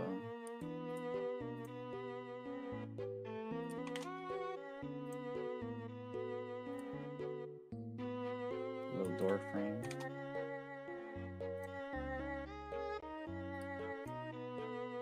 Wait. How'd you do that part? Wait, you kind of like extended it out of nowhere. Oh, so what I'm doing is I'm basically taking these parts of the walls and then duplicating it with Control D. Oh, okay. Instead of using the move, I use scale because you can do the same thing with scale. But you have more controls and shit. Yeah, so like you see, like I basically moved it. I just had to resize everything. Oh. So Sounds like damn, so that was quick. Yeah, that's how I'm doing it. And then how I'm picturing this right now is I'm gonna add a couple windows to it. So I'm gonna leave some of these parts like open, but like Yeah. You're like shaping it. You shape. Yeah, I'm like pre-shaping everything and making. I'm also making sure like everything stays around the same size. Yeah, so it's like consistent dimensions and stuff. Yeah.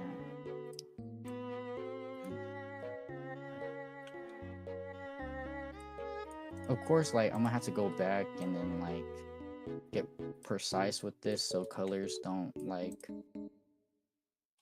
intertwine with each other. Everything looks all smooth. But you get the general concept, like, oh yeah, you know, window right here, door frame. You know, the hardest part, in my opinion, about making the house is the roof. That's what I'm finding a hard time with. So wait, like making your own? Yeah, making your own roof. Like there's, like I feel like roofing is like, it's a very specific thing to do on a Roblox like building aspect because like different areas have different shaped roofs. Like a building can look the same from like the walls and everything, but the roofs, in my opinion, are like the hardest part of like a building. So this is why people be doing the flat roofs. Yeah, flat roofs, but like you can get real nifty. Like I seen people get real nifty with the roofs. Like the builder that I know that like is teaching me how to build, he has this like, I don't know, he hasn't gatekeeped it for me. It's just like I keep forgetting how he does it, and I keep having to ask him how he does it.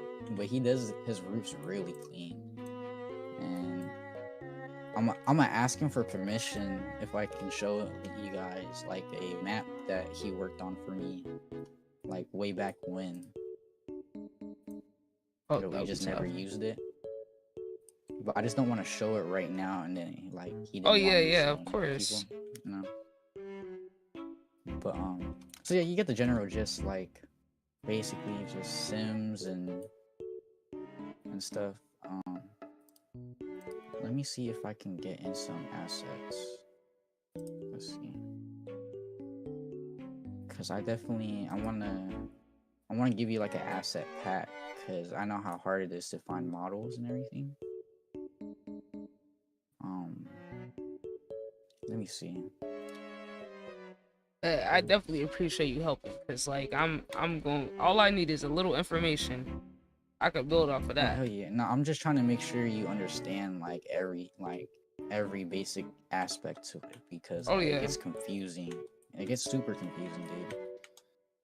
And you know, if you're gonna make something, you gotta go all out on it, right? Hell yeah. Okay, let me. But yeah, so let me see. Let me get a rig in here because I want to show you how it would be scaling things because I haven't scaled anything yet. This is basically like if I just freestyle like a painting, you know. Yeah. So if let's hope to God my PC doesn't blow up. I'm loading up another like studio session real quick. All right.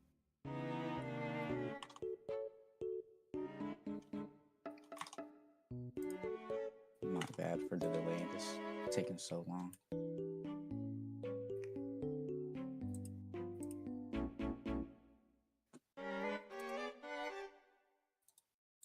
All right. So, how scaling would work and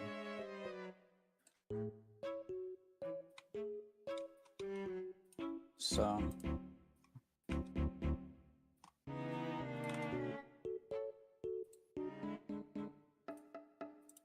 let me just Oh, they just changed the Instagram logo. you did to what? Yeah, or the aesthetic of how it's spelled out.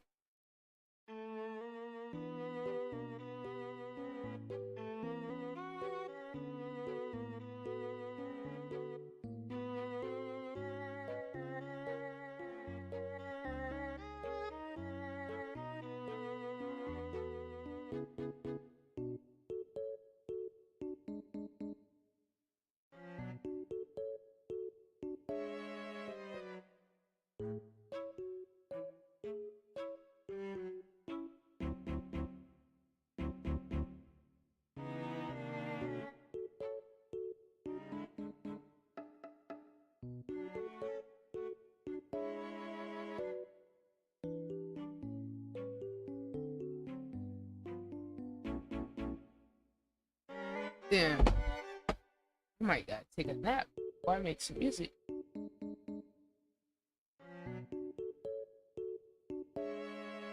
Oh yeah, child, we definitely gonna come back to that. Uh-oh. The PC blow up. Uh-oh. We might have got cook chat.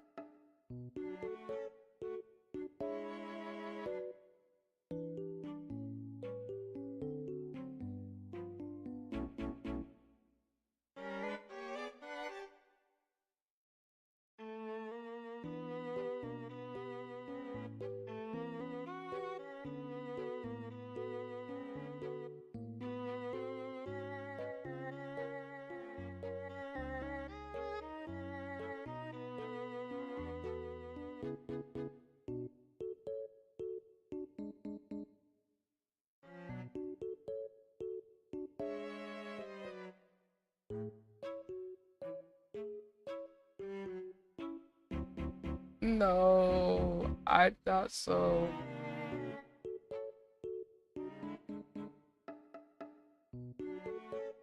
Okay, bet. Bet. So I think I might gotta take a nap. My bad. Oh, you good. You pushing that PC. I got to, man. Got to. Nah, I'm definitely about to get another desktop setup to push it more, you know, with the little content stuff I'm doing. Mm-hmm. But yeah, I just hope like you take this stuff far, man, because we definitely need new type of people in the Roblox scene to push something better, bro. Facts, cause I mean, after hearing all that stuff you said, like I'm just like, wow. Yeah, we waiting for that, for like some type of person to like say, hey man, fuck all that bullshit, come to my city, you know. Yeah, like I really think we could do something innovative Hell yeah. with it. Like really having a world where people could like have their own like area in the world. Hell Like yeah. the main people in the community will be really cool. So, or like the music. Oh, that's the model. Yeah, so basically this is like the rig that basically I'll remove some of the extra stuff that doesn't need to be here. But This is basically like a type of model you see when playing these games, and basically you just gotta like Make sure the proportion dimensions everything to fit. size. Yeah. So it looks all like realistic. Like, see, I had to make this a little wider and like up more. Yeah. Just like the little bitty things. But I'll leave this rig in here, so when you make stuff in like in the I can like future practice or on it. whatnot, yeah, you can like use this as a practice world, and then I'll update this world with like a bunch of assets tonight, so you can like play around with those, because I have some custom made assets for like houses and like decoration stuff that you can for sure use. But do they have like Reddits and stuff where they like have like packs or like There's we'll be doing there's that? a bunch of yeah. If yeah, all I gotta say is like Reddit is such like use Reddit, use dev forums. There's like Roblox dev forums. There's an actual site you can go to where there's forums about development and development processes that you can use and incorporate into your own like project. Oh yeah, cause I'm about to do all this research, cause I'm Utilize curious. everything, dude. Utilize YouTube, Reddit, dev forums. Sometimes I even suggest people to go to other Discord servers to see like the development side and like the leaks people have been showing, and to take inspiration from that. Like, there's a couple people who like from the Roblox community who are like basically learning under me and like scripting wise, and so I always tell them like it's not stealing another person's idea if you're making it your own and adding onto it, Yeah. in my opinion. So like I always suggest, like, if you like someone else's someone else's game and how they projected it, use that same idea but make it your own and make it the way that you would want to envision it. Wait, look and at then this. Make it better. Look at this. Let me peep sure. I just looked up Vampire Layer game. That's like some Dungeons and Dragons type beat. That's what I want. I want something Yeah, I like like that. it. But I don't know. Like, is this guy selling this model? Let's see. Maybe. It's an environment. I don't know. Yeah, I'm guessing it's a probably. Blender. Unreal Engine. Okay, that's a whole Oh. different thing. Oh, this is for actual game development. That's cool though. Oh, so I have to find someone that's using like Blender, or is this in Blender? And then they put it into Unreal. You would have to ask. I don't think every person that does modeling does it on Blender. They probably do it on like the Unreal Engine. I don't know. I'll have to look into that for you. I'm just curious. Oh, it's a but, license. So they sell like a license. But yeah, I'm gonna put in the document everything that you would need to know. Only thing that I would have to say is people might steal your map. Oh, That's they like can a steal really my big map? thing going on. What? So if you have so we have, like, of course games have exploiters. Us Roblox people have exploiters that go inside, and it's called a save instance, where it saves all the client scripts Yeah. and the map. Wait, so they could just go in there Yes. and get all the info? Yeah, and so as long as you have the client-sided scripts, you can remake the server-sided scripts and work just like how the script was working. So they could like reverse that's engineer it. Yeah, like me and my friends have done it before. Like we have save instance another person's game, and then like remade the server scripts, and then it worked basically like the game we took. And it was scary. For me, it was scary because that means like even your project can be so unique, but someone else can just steal it. They could just take. How are they doing that? Are they like? I don't know. There's a hacking it? Roblox needs to get so there's these things called executors, and they connect to the Roblox game and bypass the They're basically inputting server console or like client-sided console or like console commands into the game,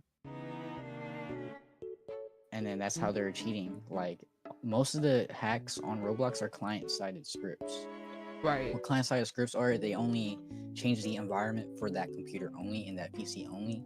So that's why aimbot, ESP, those are very like popular hacks within the game, like the Roblox community, because like you don't need anything on the server side to have your computer lock on to like, you know, hitboxes and stuff, or like see hit like people in your like experience, you know.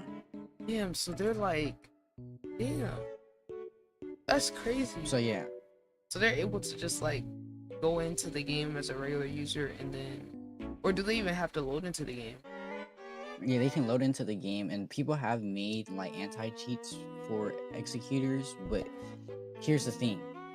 For a safe instance, you can still save the game if you've been kicked out, if you got caught by the anti-cheat. All you need to do is stay on the screen where you're technically inside the game still, but it's just like a blurred out screen and the message saying that you've been kicked or you've been banned by a moderator. But if like you're technically still in the instance, you haven't been fully kicked out until you press exit. So people found out that if you just stay on that screen, you can still save the entire game. So do you think like having the whitelisting thing will prevent? Yeah, that's why. Having That's this why. rule? Yeah, whitelist will prevent it a lot, and I have an anti-cheat for it that I want to like try. I was just letting you know though, because I feel like that's also a big thing of mine. Like I don't like when people's stuff get completely stolen. Damn, I didn't even know they could fucking just completely steal and recreate the world. So it's basically you can see someone else's world, be like, oh, I like this, I want this, and just like take the whole shit. Have, like a lot of like they're called executors. These are what execute these the scripts and the code for you to have cheats. A bunch of them are free. You don't even need to pay for them. Damn, so are they just like, so say like if somebody was in one of those popular games like the brain rot, they could just like go in there, take the fucking game and like recreate it?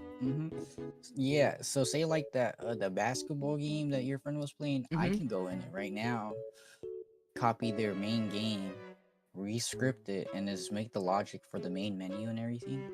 Now have their game, like their whole entire game. So all that animation and all that, like that's included. Well, now so Roblox has patched an animation. Like there was this method where people had some dude had made this plugin where you can re-upload an animation ID under your own Roblox user, so you can use it.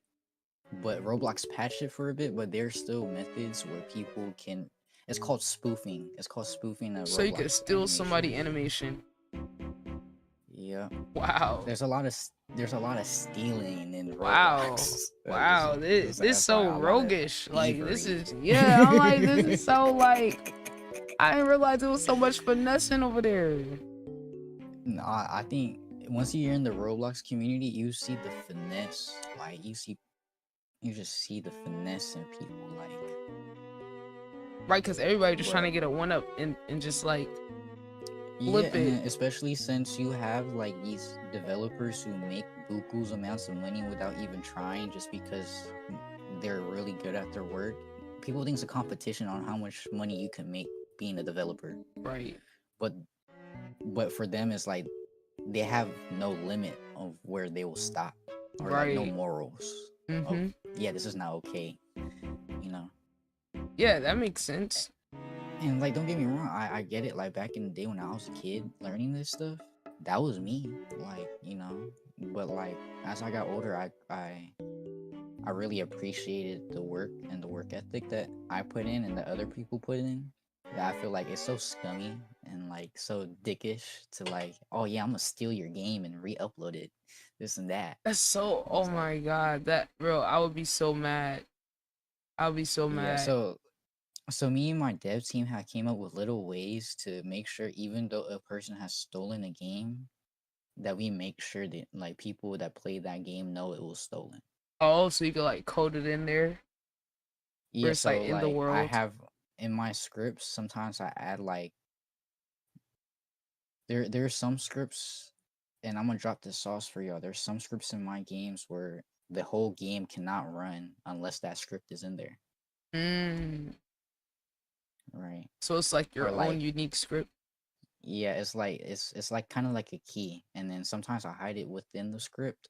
And even if like even let's say like they find the part where like I'm not even going to explain how I do it because then people can like find out a way to Mm-hmm. bypass it.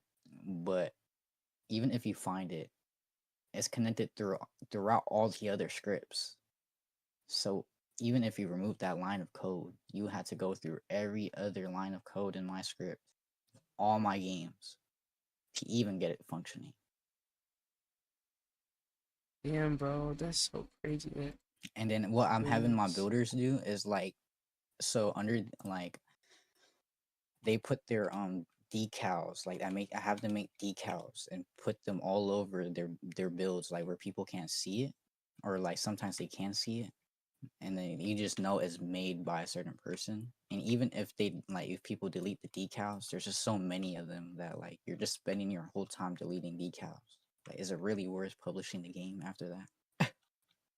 Yeah, okay. That's good to know, cause wow, they could just go in there, just take your whole But shit. yeah, just fair warning that if your game does get stolen, it's not really a surprise, but it's more like, wow, really, man? But yeah, just know there's a lot of thievery. There's a lot of people who like are on some weird timing, and I guess the difference is like making a game for like content or community is a little different because you could take the game, but you don't have the community. the community. Yeah, like But like, if you take yeah, the shell of it, it doesn't have the same effect. You know, like people have it's stolen my nothing, segment. but They've it's stole my just segment yeah, ideas before, but then when they try to run it, they don't have the community or the same people, so it doesn't feel the same. It's like you got the idea, yeah, but it doesn't. You know, because the communal aspect and the personalities or the storylines, the lore is what makes it yeah. It's interesting. just like a warning, like if you Hmm. do see a replicated game of yours, Oh just yeah, like. yeah. Good to know because I wouldn't have expected that. But But since you would be so proprietor and so like the person who owns the game and everything, mhm. there's like a copyright thing on Roblox where if your game is, well, it doesn't even have to be popular. Like you can put a it's basically like a patent or like a copyright on your game. And so if anything goes into another game without your permission, it's called a DMCA. Oh, You okay. So you can could take DMCA down. the game. Yeah, you can take down someone else's game if it has your content on it, and you already have you put your own rights to that content, like the model and everything. You can take the game down with the DMCA. Oh, that's fire. So it's like Yeah, so copywriting your whole map and the game and yeah, all that. so I'll say really look into that too, So that's like and once it's then published and launched, you could do that. yeah, once it's published and launched, you can. There's a certain way. I haven't really DMCA'd anything before because I always kept my community like close knit, and then like friends only, or if I was doing like a very big community, it was more like I would open the server or like the game on certain times, and then we had logs. Like I connected Discord webhooks with Roblox to send logs within the Discord to see like everything like inventory or like exploits or like even like save instance being like executed. And like I said, me and my friends, like me and like my main group, like my main circle, when it comes to development on Roblox, we're really working on like anti-exploit mechanics right now, because how we're seeing it on these Roblox games is these Roblox devs are forgetting that you have to put yourself in the mind of an exploiter sometimes Yeah, to in make. terms of like trying to get ahead of it. Yeah, like I've even made my own cheats to see how easy it is to hack in these Roblox games. And let me tell you, all you need to know is Lua. Like you know all these scripts you see on my Roblox studio and Mm-hmm. everything, like that's all you need to know. That's all you really need to know on how to make hacks on Roblox and everything, which is crazy. Like the main thing people need to know to make games is the only thing they need to know in making hacks. Because like you just have to know how to do like that, like how to undo something, or like Yeah, and like or like call upon remotes that like remote events. Any client can call on it, and then it will execute this on the server side, whatever, right? So you just have to put yourself in the perspective of a person that you don't want to be sometimes to protect yourself from it. Like, bet. Yo, I'm so excited. Look, I'm about to. So my bestie be into the Sims and stuff too. I'm gonna see if I get could, her into it. yeah, I'm gonna see if I could get, Yeah. cause I'm like, I know she was loving to do all types of little stuff, and she could learn quick. Yeah. So I'm like, maybe I could get her on here on the map, and then we could like build. And maybe who stuff. knows, you can be like the next fucking Brookhaven or Bloxburg, man. Like, Bro, cause we we could can do set something different anything. up. Cause I'm Yeah. like, bro, we got mad different people as creative. If we all learn how to do this, we could all Like be that working dude on from separate parts. the dude who made Bloxburg had put himself through college using Roblox funds, like funds he made Wow. off Roblox. A Wow. full ride course on college. And then he bought like a studio and everything, like made it an actual business. Like they have multiple devs working on like well, when I was really looking into it back in the day, they had multiple devs working on their game. Yeah. And they were paying them like they were actually on a payroll and not doing this for like the love of the game. You know, they're doing it because it was a career. So there's like that goes for anyone, like especially like anyone in your chat, bro. Like dude, if how I see it is like if other people can do it, you can do it. You know, what Hell makes yeah. these other people so special that you can't do it? Yep. That's how I feel. I'm like, if I got a chance to learn, if I take the time or it's exciting, I could figure it out. The only way I can't figure it out is if it's boring. Yeah, like you say all the time, like it only takes time and effort, which is the hardest part. You know. That's why I That's feel the like if hardest you part, have is the time fun, and it's effort. OP. Yeah. I feel like But if you don't have get it fun with twisted, it, guys. Like I spent years up at night though, just like yeah, the script and doing stuff my is thing. a whole different. Like you got to get your reps on that. Oh yeah. That's why I want to slowly like learn how to do it. You know, But line by line. nah, for sure we can plan out some other segments, and then I'll kind of I'll try to see how I can make it more interesting, and then you know we can definitely get something going. And I'm gonna definitely talk to my animator because he's a really knowledgeable, like even though he's younger than me, he's a very knowledgeable person on this Roblox stuff. Right, Like right. How old is he? Is he like little, like 13 or he's something? no, he's 16, 15. Okay, so he's like, But I met him when he was a kid, like when he was like 14, 13. And I was still like a teenager. And yo, then like y'all gotta get something going with like I'm telling you, like a Patreon or something, or or because you could do yeah, this like a I've course. been pitching to this kid, right? Like I fuck with him. I love him to death, and he's been like the closest homie I have on the internet when it comes to like deving. But he doesn't see the money side in it, in my opinion. Like he doesn't want the money. He just likes to do it for like a hobby and for fun. But he dedicates so much time to it where I'm like, dude, you can really like expand and make something out of it while still having fun. But I don't know. So he feel not like getting paid right now. He just he doesn't get paid, and then he doesn't like, or he I don't know, it's kind of weird. He doesn't like when people try to offer him money for his work. He I've always met says like, oh, so if I'm many people like that. It's so interesting. yeah, he's like, if I do stuff for you, I just do it because I really like you as a person, or like he just really fucks with you, and that's why he just does it. And then I fuck with it. I fuck with it a lot, but I feel like people take advantage of that a lot. Facts. That's kind of why we just wanted to protect those people, because like I have a lot of people that's super talented, and hell, I just talked to one of the artists the other day he's fucking crazy, and I'm like, so I understand you don't want to charge for a feature, but like even if you like someone, you could charge them like a little bit, because the publishing and the credits and all that don't pay that much with the streaming. You know, because Yeah, you and say I I feel just want like credit, but that's not enough.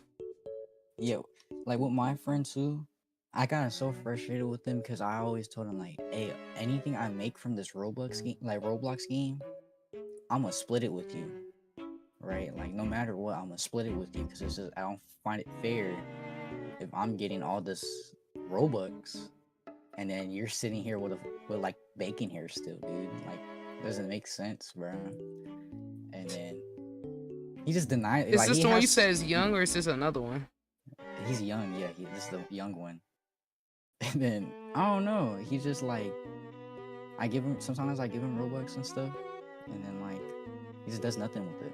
He really just does it for the love of the game, and then like I fuck with that, but I also feel like he can broaden his horizon and actually make a living with what he does, and then not be in poverty like anymore. You feel me? That's how I think of it. Like Yeah, it's like not even about like, that's the biggest finesse I feel, is that society made like creative people feel like icky about money, where it's because it's based off of passion, like money feels like morally, like it's this moral thing attached to it, like goodness or badness, and that affects some of our relationship with like getting paid or whatever.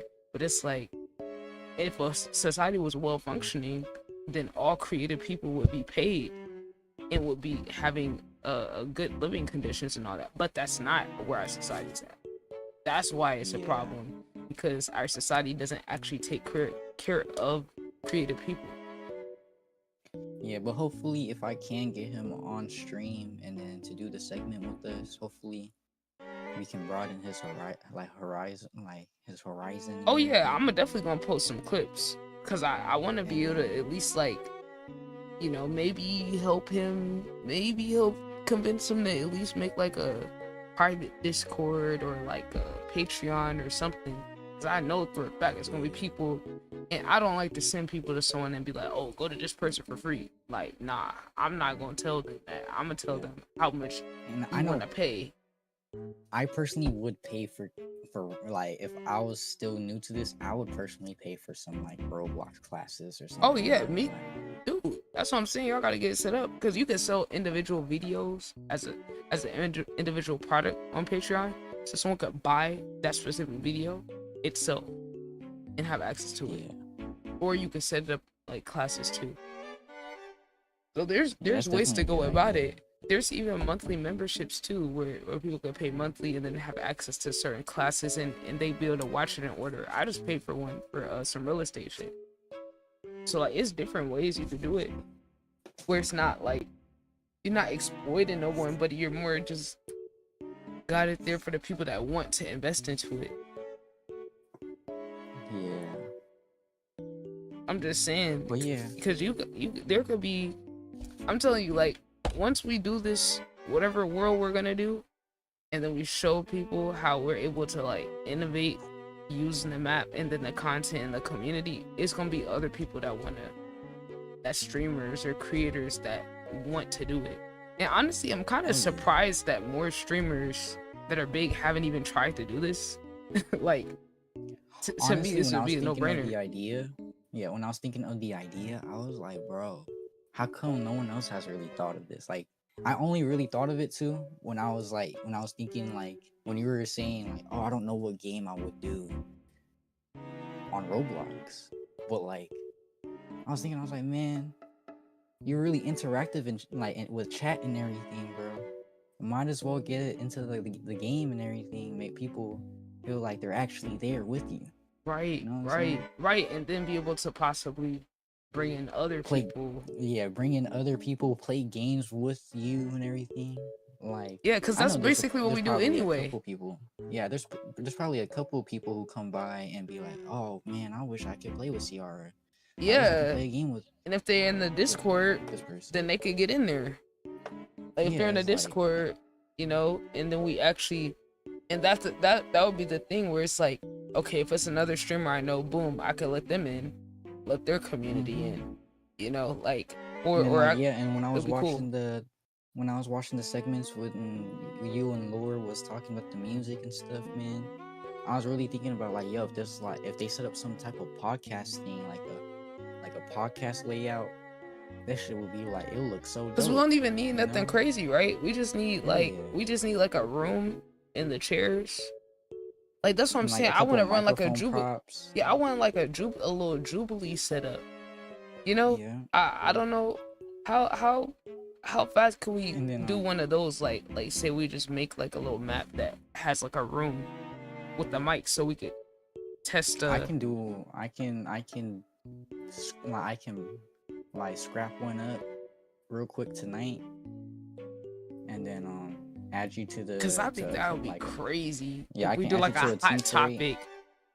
To like let Yeah, people and come then- up for a hot topic and then debate, or like I'm gonna go pull up the video. I'm gonna go because I don't know if you know which video I'm talking about, where they have like the people in the middle, and then they like a debate line, right and there. they ask questions. Yeah, like they'll have like the topic, and they'll either have like one Yeah, I know person what you're sitting there talking that about. just gets they have to get grilled by all the other people. It's like Yeah. one doctor versus 20 Yeah, anti-vaxxers. You know what I'm saying? Like Yeah, I that know would what be you mean. interesting. That would be really interesting, just to like Yeah, and people watch. can like actually debate their thoughts or like talk about like their interests or something. Yeah, because we could pick like a That'd be bunch so of dope. topics and then just like run through all of them in one little, you know, That would be hella dope. because then we could like get other streamers in there, people in the or oh my god, what if we just start doing like music debates in there too? Like I could see us Yeah, taking and like then, some of the like- hot topics of music stuff. Yeah, and then like people that already have done debates, they can refer their friends and everything too. Right. Like, I'm just thinking about that, like, oh, or like their streamer friends, like, hey man, there's this other streamer that has this Roblox game. You can debate with the Yeah, go person debate. live. Because that's Right, actually how I and got then- my start on Twitter Spaces, was doing like debates and like conversations in the voice chat. That was literally Yeah, before I I'm- was even I'm streaming. pretty sure Lore was talking about that too when he said like when he first started. Oh yeah, he was on like, Twitter. He was on Twitter and everything. So I feel like this would really bring a lot of not even streamers, like just random people who like have these opinions and then like think that they're not getting heard out to really voice it out. Yeah, So I'm also thinking of like the moderation side of it too. Like, Mhm. we would for sure have to have moderation to it. like automatic or just controls to be able to get people out of there. I feel like a good way to do it would be like before the person comes up, like they would have already typed their general like debate or whatnot, and then like have like a mod or you read through it, and then if it seems like legit, like not like a troll, then you let them talk on the microphone or like on the stage or whatnot. And if it does seem like a troll or like something that like is against TOS or whatnot, you can just be like, oh, I'm sorry, like, or just be like, hey man, don't come here with that, it's against the rules, or like, you know, keep it Yeah. with TOS. Yeah. Okay. Yes, or Got something you. like that. Some not We could just kick 'em out. exactly like that. You just kick Yeah, them you're- out. I mean, you're the owner of the game, man. That's what I'm saying. Like You be the I'm owner- not yeah, even, you be I ain't the even about to owner. talk. I'm gonna kick them, ban them. Nah, man. because I want it to be like a if you know type of thing, and then every now and yeah. then we could, as a group, decide, okay, are we gonna let this person in, like, because we could already have like our stuff lined up like a real podcast, like a bunch of different things that are like hot topics or cover like the areas of the community. Like, let's say if they want to argue Playboy Cardi versus Lil Uzi or some shit, like I can see people getting fired up over that, and then Yeah, I feel like we could build it into other segments too. the main segment I'm really excited for you to, if you're gonna implement it, is the Song Wars, man. Cause like I like digital concerts a lot, if I'm being honest. Like I them being feel able to like perform like a yeah, like stage. I want to see how like the artist themselves wants to project themselves out to the viewers, and Like even down to their 'cause you outfits can and stuff. yeah, you can get nifty with it. Like you can get real like creative with like the lighting. Like I can just imagine like a rave in like in the GT, not in a Roblox world, like a rave, or like even like a rock type of thing, or even rap. Like all those like type of genres can like really get nifty on their performances. Yeah, 'Cause we already that's crazy because we saw those two artists from Playboy Cardi's label have that. Did you see that? Like last year, Nah. Destroy Lonely and Ken Carson had like a Roblox concert to That's debut dope. one of their like, it was like debuting one of their songs or something. I know my favorite artist right now, his name is Bxnnu. He did a watch party in Roblox. Yeah, for his new album that's coming out, I think. Let's see if I can find it. Isn't it Bunni or is it Bii? No, Bunii.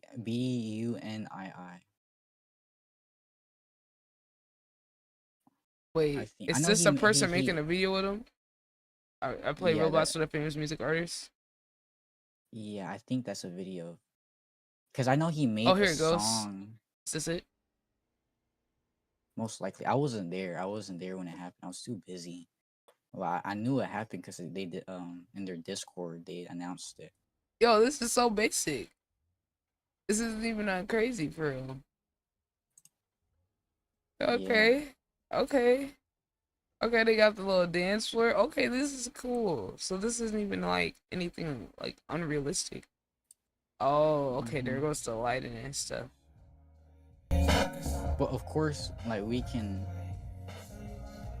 like make it look way better, because like I'm not hating on it or anything. No, this just look like it's some last minute shit. But of course we can really make something like this look 100% better, and like an actual concert, like a planned out concert, Yeah. Like imagine like a little showcase concert with like multiple people, and then the people get the vote. Like people get the vote in the chat.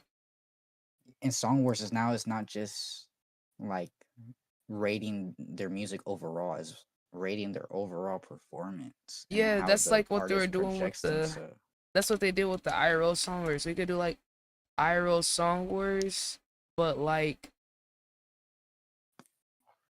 Roblox in a way.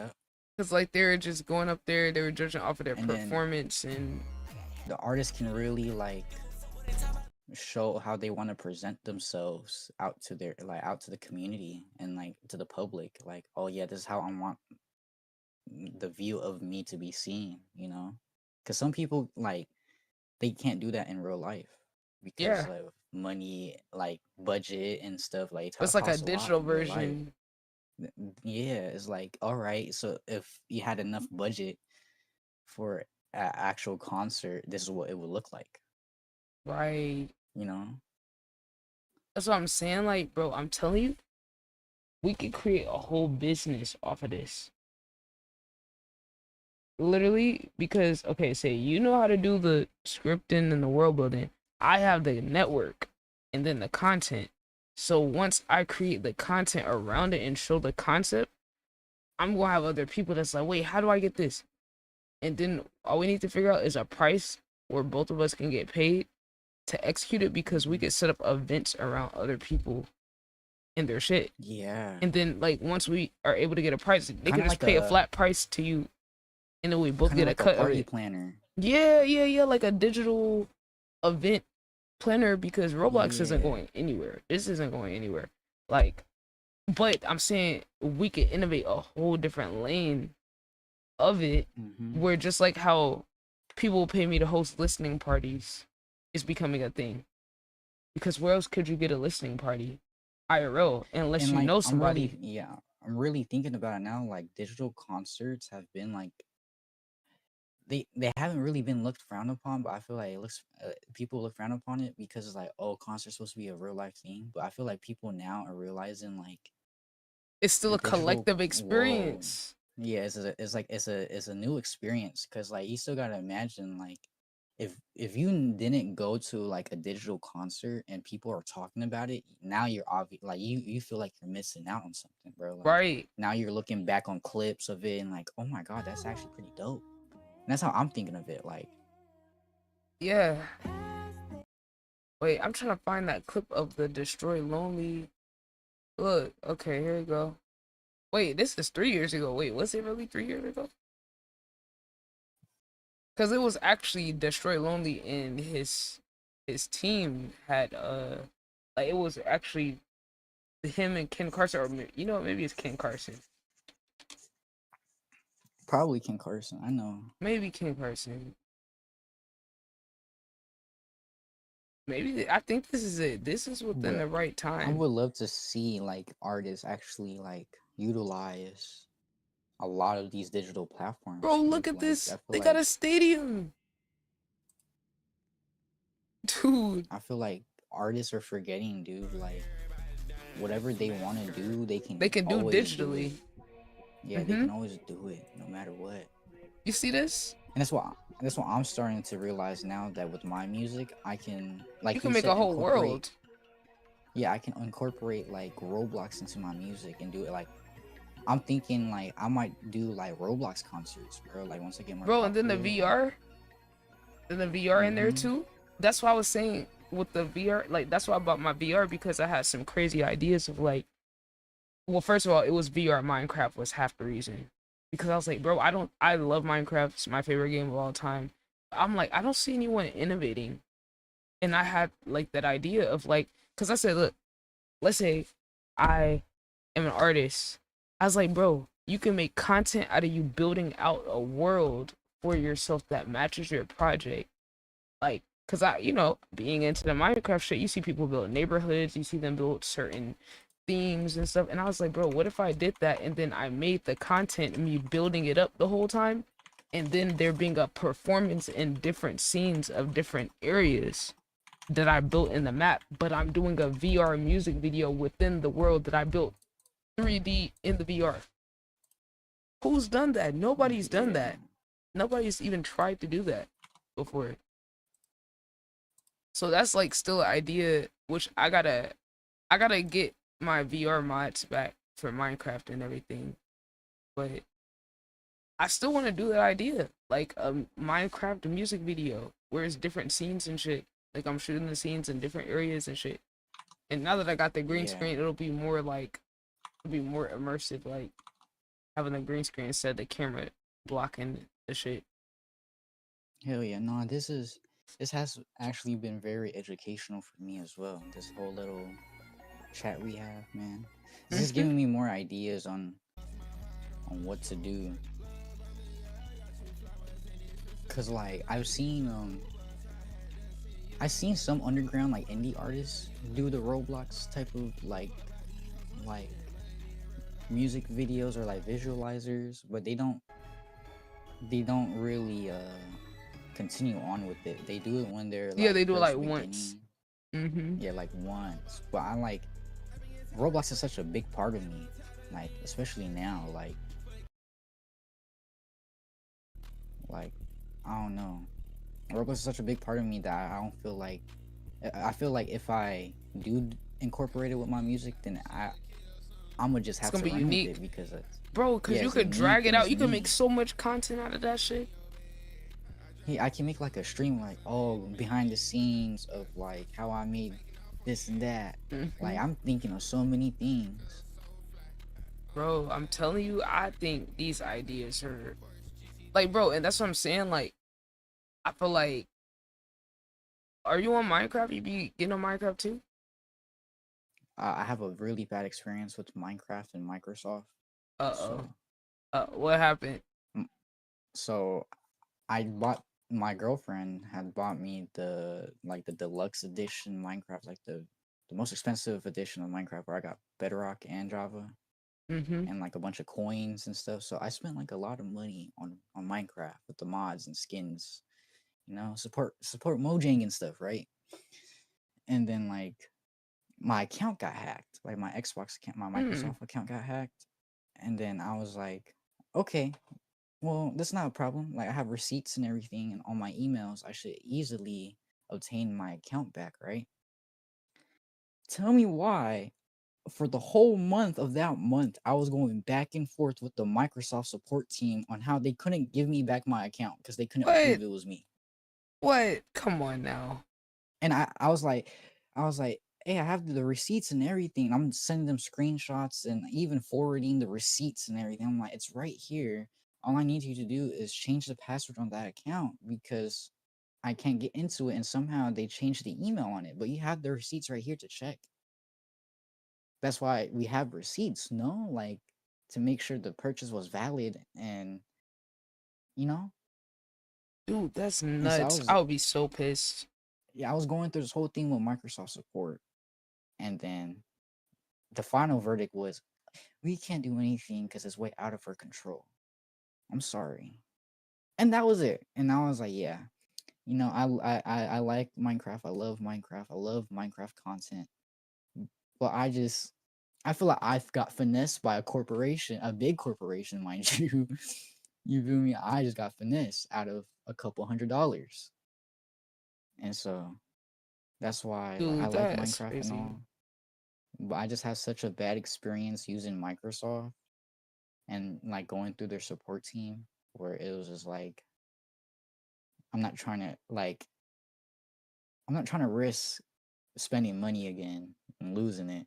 Man, don't spend no money on that. Don't spend no money on that. Yeah. I mean, but cause no, like, if I had an account, I would definitely play it more. But after that whole situation, I was like, yeah, I'm not gonna deal with it no more. bro, I could get you the game, bro. No, that's all right. Not even Cause I want to saying get, like, I want I the want to get game. people in. Cause like I'm telling you, like, well, cause it's like Roblox and Minecraft both just have such cult fan bases that as creators we could tap into with the content. There's so many side topics that have been coming up in my head while we've been talking, and they're getting so distracted. But there's a thing where Minecraft and Roblox, like you can script it where it can cross-platform. Like people from a Minecraft server can interact with people in a Roblox game live inside the Minecraft and Roblox clients. What? And then you can search it up. How do like you do that? Roblox. I don't know. I'm trying to figure it out too because they're probably using some sort of like the APIs on Roblox can ping coordinates of where a person is and relay it back to a website or game, I guess. That's what I know of because I know I'm doing research on a voice chat, like a unfiltered voice chat system via Versal, using Versal to host the website and make the website. And I know that Roblox can ping your player every 5 milliseconds or so and relay coordinates to another database. That is absolutely nuts. Yo, you could do anything if you get the right fucking coding of it. Bro, what this is nuts. What the? I'm watching this stuff right now. This is nuts. Wow. That's crazy. I'm pretty sure that was all in Roblox Studio too. That was most likely all in Roblox. And you could do the cinematic like edits of the stuff, right? Like. That's only 10 people seconds. have made like movies. Like people have made movies on Roblox, like actual cinematic, like YouTube videos. Oh of, wait, like, hold on. Let's see. Baby, no money. This guy. It looks like he had his own. Dang, so he done had his own stuff in a couple different games because I saw him do something somewhere else. Let's look up.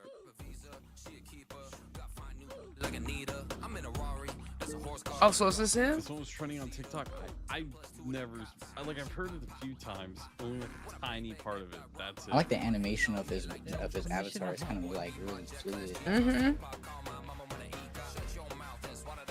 Interesting. Okay. Wow. Okay. Oh, that beat is crazy. Oh, it's different sets and shit. So bad.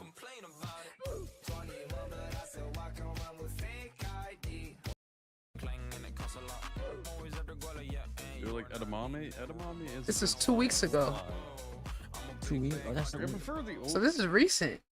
Bro, I'm telling you, bro. If we actually really lock in on this shit, we don't even have to worry about marketing because it's a word of mouth thing. It's gonna be so exclusive. Like, we'll be able to create such an exclusive, unique experience. Like, say, and you could take all the time you want. Because let's say an artist comes to you, they know their album's coming out 3 months from now. You got all this time. They could do payment plan. Yeah, They could, 3 months is a long time. You know what I'm especially saying? in Roblox development. Yeah, you could put people on a payment plan and have a And then contract once and we they get, pay like, you in the- parts and shit. I feel like once we get a solid workflow for everything, like it's just gonna like. I noticed like it just snaps after like you get so used to it. Like if you're just gonna be, it's probably not gonna be like a repeated process, but it's probably gonna be like gonna get easier throughout everything. Like, you know. Yeah, this is. I mean, Because I'm still learning. I'm still learning more and more. Like, I'm not gonna like sit here and act like I know everything about Roblox Studio, but I still learn more and more every single day when I'm like, Wait, working on these is projects. this one of them K-pop groups or something? Kind of look like it. Look at this, dude. It's kind of. You should look into like those nutty. like fashion games. It's called like Dress to Impress and stuff. Oh, those yeah. type of games. Like those heard are of that really one. like popular. Dress to Impress. Like my girlfriend plays that a lot. I've heard of this. It was going viral months ago. Oh, it looks like 2 years ago too. Oh wow, these are different models.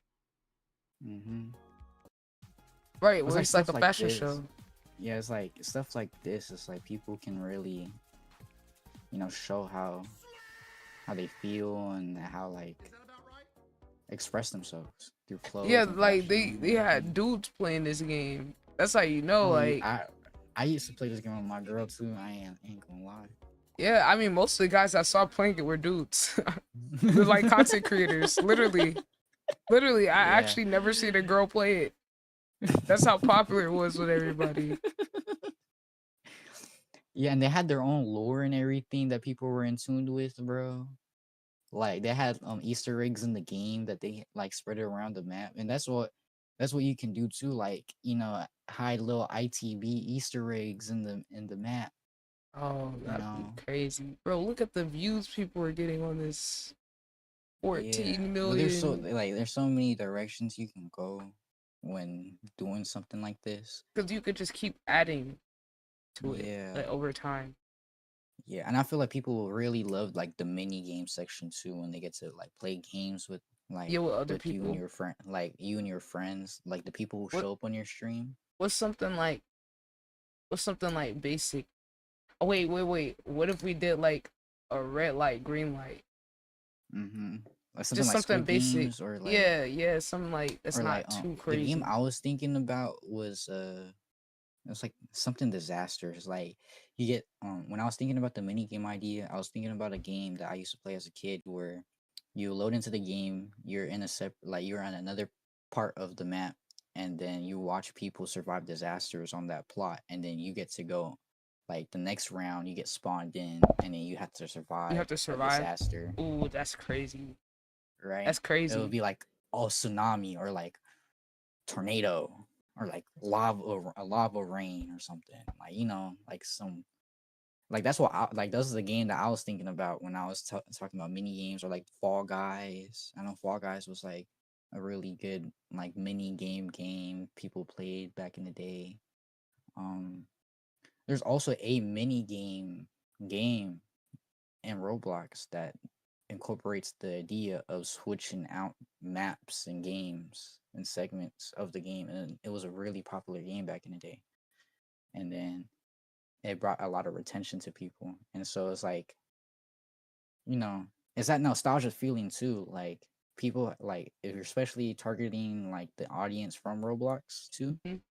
it's like people love that nostalgia feeling of, oh man, I get to go in this game and it feels like a game I played when I was like 10, 12 years old, in 2010 or something, or like 2015. I was like playing these Roblox games when I was a kid. And I personally love that nostalgia feeling, Yeah, I love most feeling people too. nostalgic, right? Okay, I'm writing all these. I But take, yeah, and then like debates, and then what was that? What was another little idea? I got most of it written down. I'm gonna and definitely yeah, think, because I think I'm gonna the add first version would be that hot takes podcast like Jubilee type vibe. yeah, I'm gonna add links of YouTube videos that I learned how to script from back in the day, so you can Bet. take a look at those videos. Um, Oh, definitely gonna put Jubilee down some started more doing ideas. 1v1 debate videos now. I'm dead. I ain't know that. Wow, hold on. I just saw that it said MAGA versus progressives. Oh wait, or maybe it's a smaller group. And I didn't take the vaccine. I never. How many of them is it? Is it just 2? That had those lockdowns. Oh yeah, it is. As Americans, by the way. Amen. Why you sound like Obama? The fuck? Fucking DraftKings prize picks, the whole damn 9. Why is this happening? Like, what we give? By the way, we spent like 200. Wow. See, this, what's so funny? It's just how all different types of content is just flipping and reforming content from other areas. Like 1v1. That's always gonna work. The 1v1, they did the 1v1 and 2K wagers. That's why I would say, like, we haven't even reached the peak of content. Like, that's why I tell people, like, bro, I'm so ahead of the game with innovating the music content because I've already done the Cash Pot 1v1 Song Wars. What about when we start scaling it up? Because I just took the idea from the 2K back when Aiden was doing the 2K and they put money, and I was like, oh, instantly up the stakes with the wager. That would be really good with the concerts and the Song War stuff in the game. Oh yeah, that's because then now people want, like, the artists want to like it's like perform a as prize good as possible because there's like a prize. Yeah, there's a prize at the end, and it's like, yeah, I want to win that prize. I gotta make everything look all good and everything. I guess the only question I have would be, how will we make it to where the artists can like plug in their music and play it? Yeah, I feel like that's easier. I mean, since we're doing the 17 plus maturity content and everything, streaming the audio isn't the So it's just like getting the audio quality like good, like yeah, within getting the the game. audio, yeah, getting the audio quality would be the hardest thing. But I can do some more research on how to make the audios more crisp and sound better. Yeah, like, because I know it's not like it needs to they be peak, just like having yeah, it I play know within they the do game. compress. I know they do compress like audio files, so that's why it kind of sounds more like on the shittier side sometimes. I'm okay with it not sounding good as long as it's coming from the game and not like them having to play it off of their mic. As long as it's not where it's playing off of the mic. Yeah, we can do that for sure. Okay. Cause like, as long as we could like have it come through the game, I don't care how peak it is within the game, as long as it's just like, oh, you're not playing it from your phone speaker to the mic. That I just think that's easy. But yeah, I'm definitely excited to work on this project with you for sure. This is something different for me as well, because I made like brain rot games and stuff, but I never made like, this is what we would call a mainstream game in like the dev community. This would be a mainstream. Yeah, this is a mainstream game, whereas like it's like it would be more for the people more than niche, you know. Yeah. That's how we see it. So is that brain rot shit? Is that a mainstream game? Yeah, brain rot's always mainstream. Well, we call it money grab. So there's different types of genres of games, like niche games, just like the role play stuff and like hood role play, and then we got the fighting games. You know, the fighting games have been really popular and taken over the pay like the What homepage the of ones Roblox. that's like the anime Yeah, like type. anime fighting. Yeah, Yeah, that my like those nephew showed things. me that I was like, wow, this Yeah, is those games are crazy. yeah, those games are lit. They have impact frames and everything. Like, dude. And then you got your money grab games. It's like games that are specifically made for people to spend the most money as possible. So it's like, oh, here's a game pass where you can buy this item and it'll help you throughout the game. Oh, here's another game pass where you can skip a level. Oh, here's a game pass that'll give you 2 XP, double money. You know, like stuff like that. So those are like money grab games. Um, yeah, mainstream games are just like games that like the majority of the people, no matter what type of genre game they play, or like the games they would play no matter what. You know, like, oh, Yeah. this game looks cool. I'm gonna check it out. You know, like games that are made for everyone, basically. That's where I would label this type of game ideas like this is really meant for like not a singular group of people, more for like everybody that's within the community and that would like come across it, you know? Yeah, bro, I'm telling you, I think we could change the game, like, and it's gonna catch on, but it's like we're gonna figure this out, and we're gonna figure out a way to like fucking go in on this and just be able to create like exclusive little experiences. And you know, if we end up needing to hire other people too, like we could hire them onto the team. But that's why I say, like, we get this shit set up and can create these little experiences. I mean, the fact that it's a free game, that already eliminates the barrier to like getting people in Hell yeah. there. Hell So yeah. we got people. I still having people asking to play. So if we could make it to where we could make the game the content, I could do it a lot more. And like yeah, and then I feel like once we start doing more segments and then like we get more traction with this, I'll for sure start like a Patreon to start teaching like everyone else. Bro, you should just document all this when you're doing this and you're working on this, record it on OBS if you can. If you can. Yeah. Or certain parts of it, or like you after going in explaining what you did after it's done, just to document each step, and then Yeah. that is gonna be content you could pull from later. So just make Mhm. sure, like, along the way as you're working on the project, you get your content on your side. Hell yeah. But yeah, for sure. Because I definitely like want to see more people come into the dev community because we definitely need like more change like for the good. Yeah, Like because dude, the perception of the game right now is fried. it is, and then hopefully like I'll drop some more stuff on other segments about Roblox and what to worry about because there's a lot of stuff that like I just hope that everyone and especially the kids that play this game are all safe because like Mm-hmm. I was definitely like I was victim to a lot of like you know grooming or like extortation when I was coming up in the Roblox scene, and then it's just sad, and I wouldn't want to wish that on any other person, especially a kid. You know? Right? Yeah, I got a lot of respect for that because we definitely gotta get the awareness. But yeah, so like every time we're on doing these type of segments, like I'm gonna always preach that like you gotta watch who you play around with and watch the people who upload these games because like from the outside they may seem like cool people, but once you really get to know them, It's more of these guys they know they're weird. They know what they like or weird, and isn't socially acceptable Mm-hmm. because it's really not.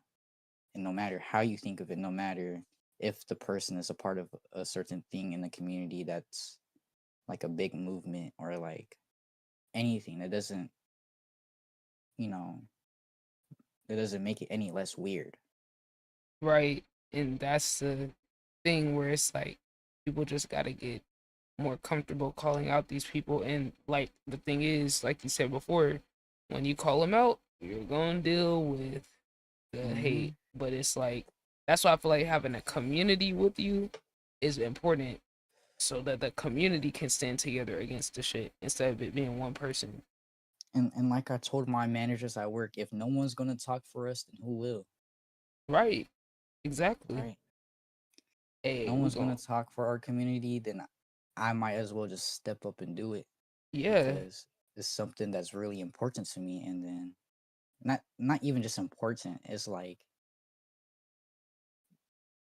no one else feels like they should protect a kid's innocence, and it's so like weird. Like, come on, dude, that's a kid. Like, imagine if you have a kid and this happens to your kid. Right. People don't even be paying attention enough for that. Yeah. So yeah, that's my whole thing on it. And then like, I can never like not preach it because like the security of someone on the internet should be the most important thing to a person. Agreed. And People are too chill. yeah, some people just forget about it, and it doesn't cross their mind half the time. And especially when you're a kid, you don't know anything about like cybersecurity or keeping yourself safe, and you're leaving a digital footprint everywhere you go. Yeah, you just trying to have fun for real. When you're a kid, you Yeah, just trying to so have fun. it's like for that to happen, for us as a people to let that happen, the grown-ups and the adults and the people who are grown enough to know the decisions they're making, they have to step up and say stuff when it's really uncomfortable, you know? Mm-hmm. Yep. Because no lie, 100%. it's really it's like I'm proud of coming out and talking about this and stuff, but it does make me feel uncomfortable talking about it because I'm just thinking about it like, dude, this is a grown ass adult we're talking about, a grown man, mind you, in his almost hitting 30, basically, doing said weird things with minors. Yeah, it's absolutely And crazy. he's still popular. Like he still has a fan base. And then like, and what disgusts me even more is he has friends that are artists, like are actual music artists What? and make music. And the most they even did was just stop being friends with them. They didn't even speak up about it. Wow, you can't even say anything. That's And I would name drop the artist, the dude who made Blueberry Fago, that So Fago kid or dude. Sofago. Knew this guy too. Yeah, there's the new Marcus 760. I'm gonna name drop because you guys need to watch out for East Brighton and their community. This dude, there was allegations and proof of these allegations of him hooking up with a 15-year-old and flying her out to his city. What? Wait, so this shit went even beyond the damn game. That Yes. it's crazy. And so there is proof and there's receipts that I've seen from all parties, and especially people who were close to him and like on his moderation team. And they would have these Diddy parties inside of East Brighton. Diddy parties. They would have Diddy parties inside of East Brighton. Oh and nah. I'm like, oh hell there's nah. clips, there's proof, and there's everything, guys. If you guys really want to get into the known, you gotta search up East Brighton and East Brighton versus. Isn't the server's still there? They're still up. They're still up as a game. They revamped their game and they're trying to get more players as we How speak. the fuck did they allow them to keep the game? Mind you, Roblox also did a promotion for him where he teaches the youth how to script. But it's just like I don't know. And this is after allegations? After allegations. What? Are you serious? So this is why I say this. we need a new set of people and a new group of people to come out and start deving so we can enjoy what we used to enjoy, a safe environment where we can play games with other people and where the predatory Diddy stuff is not tolerated. Yo, You know? that's not helping the theories that people feel like the higher ups at Roblox are in on this shit. I feel like they are. They have to be. The platform is super good, but I feel like the people running the platform are They have to like be weirdos. There's no shot. the weirdo. Yeah. There's no shot And you're then, not with the like. You have to be and so like in since on this it. platform is free and that content creators have a lot of voice, it's free to make games and have a community within Roblox, and you can voice it out. And you know, and Oh, if cause if I'm definitely Roblox, going. I'm yeah, gonna if call this shit Roblox, out. yeah, if Roblox does anything to you, like remove your game or even try to sue you and you're like for defamation, like that's a big lawsuit for just talking out, you know? And I feel like we should use this platform to speak out on what we see that's wrong. This is Facts. all wrong, dude. It's such a good platform is getting so corrupted by these diddlers and these EDP 45 people, bro. And then it's like, and it's just sad to see a good platform go to waste, and where like you can show so much creativity, and then I feel like that's their downfall too, where people showed so much creativity where now these communities exist, and Roblox always says that they're doing the best they can to moderate it, but if you were, then you would be doing more than what you were like. Roblox would be doing more than what they do now, because there's still a bunch of condo games and a bunch of comm groups going around where the things they do is super illegal, and all you have to do is give up what their IP addresses to the government or like to a local Right. police station. Like that's all you really need to do is let them go through your data. Like what are you so scared about with them going through a simple database showing their IP geolocations of these Or said you could give weirdos? all these people up and they're not. Yeah, and then they're not. Like, oh, it's a invasion of privacy. Well, what they're doing is illegal. They're taking advantage of minors and having cheese pizza on their Discord, That's fucking nuts, dude.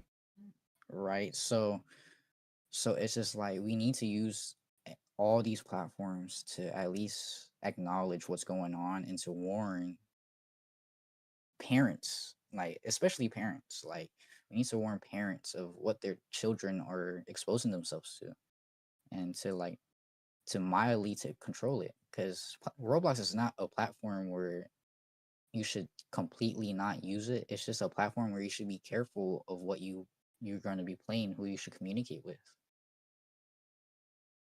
I You agree. know, and then I feel like if parents can try like can at least grasp the concept of that, or like come to a middle ground with their kids, especially like I grew up in a family where like me and my parents like talked it out and hashed it out a lot, right? And came onto like when I got older, like specifically when I was older, like we came to a middle ground to a lot of things so we can all like come together as a family. Mm-hmm. I feel like if parents and other families do that more often too, it will just grow to build a better bond between parent and child.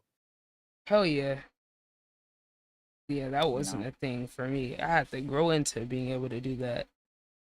Yeah, like when I was a kid, yeah, no, like my parents were like doing their own stuff, and I'm not gonna get into that.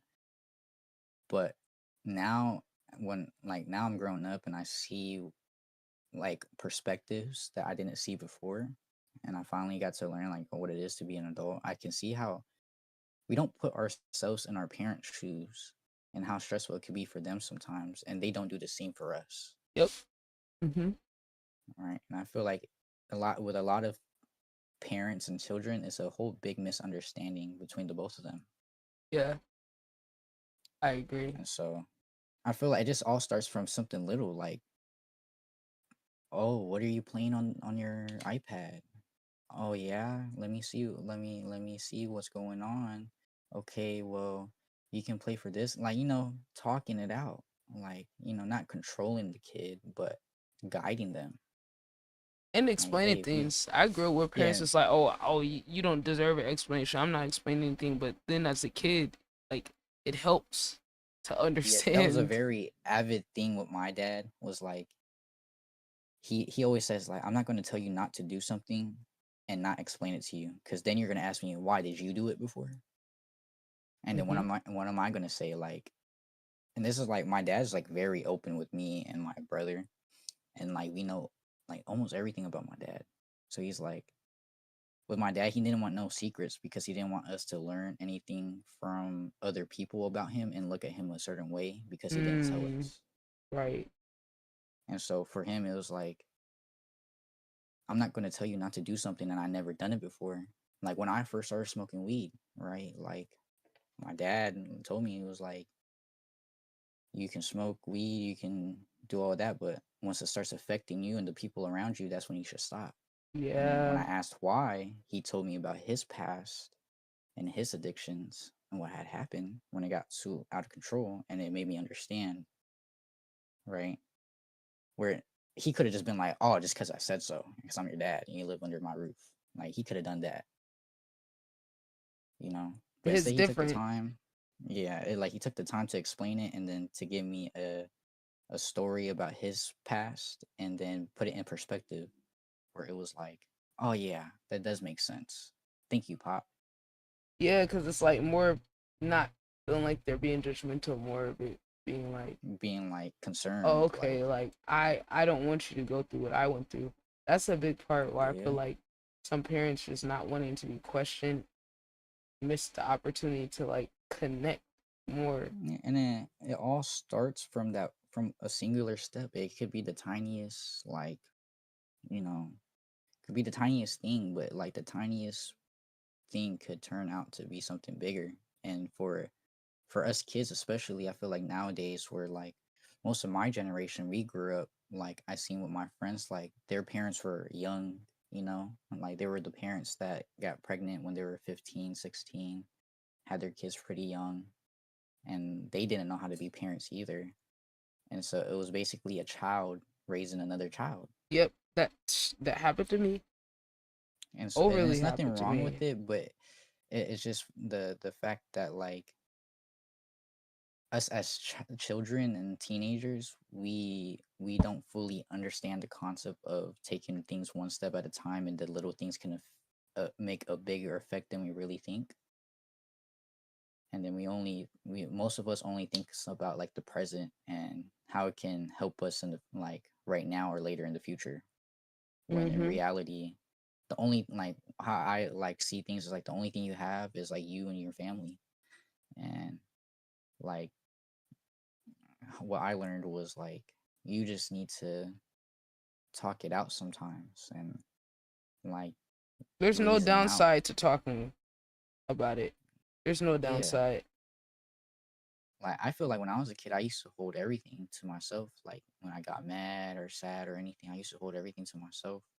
And so I had a conversation with my dad where it was like, you're not doing this alone, and per se, right? There's people you can talk to, and it's healthy to talk it out or talk your feelings and emotions out with the people around you, because how would they know how you're feeling if you don't talk and speak up, and then you want them to act a certain way sometimes because you're feeling down, or like, because for me, I have bipolar disorder, right? Like I have like not major, but I'm bipolar.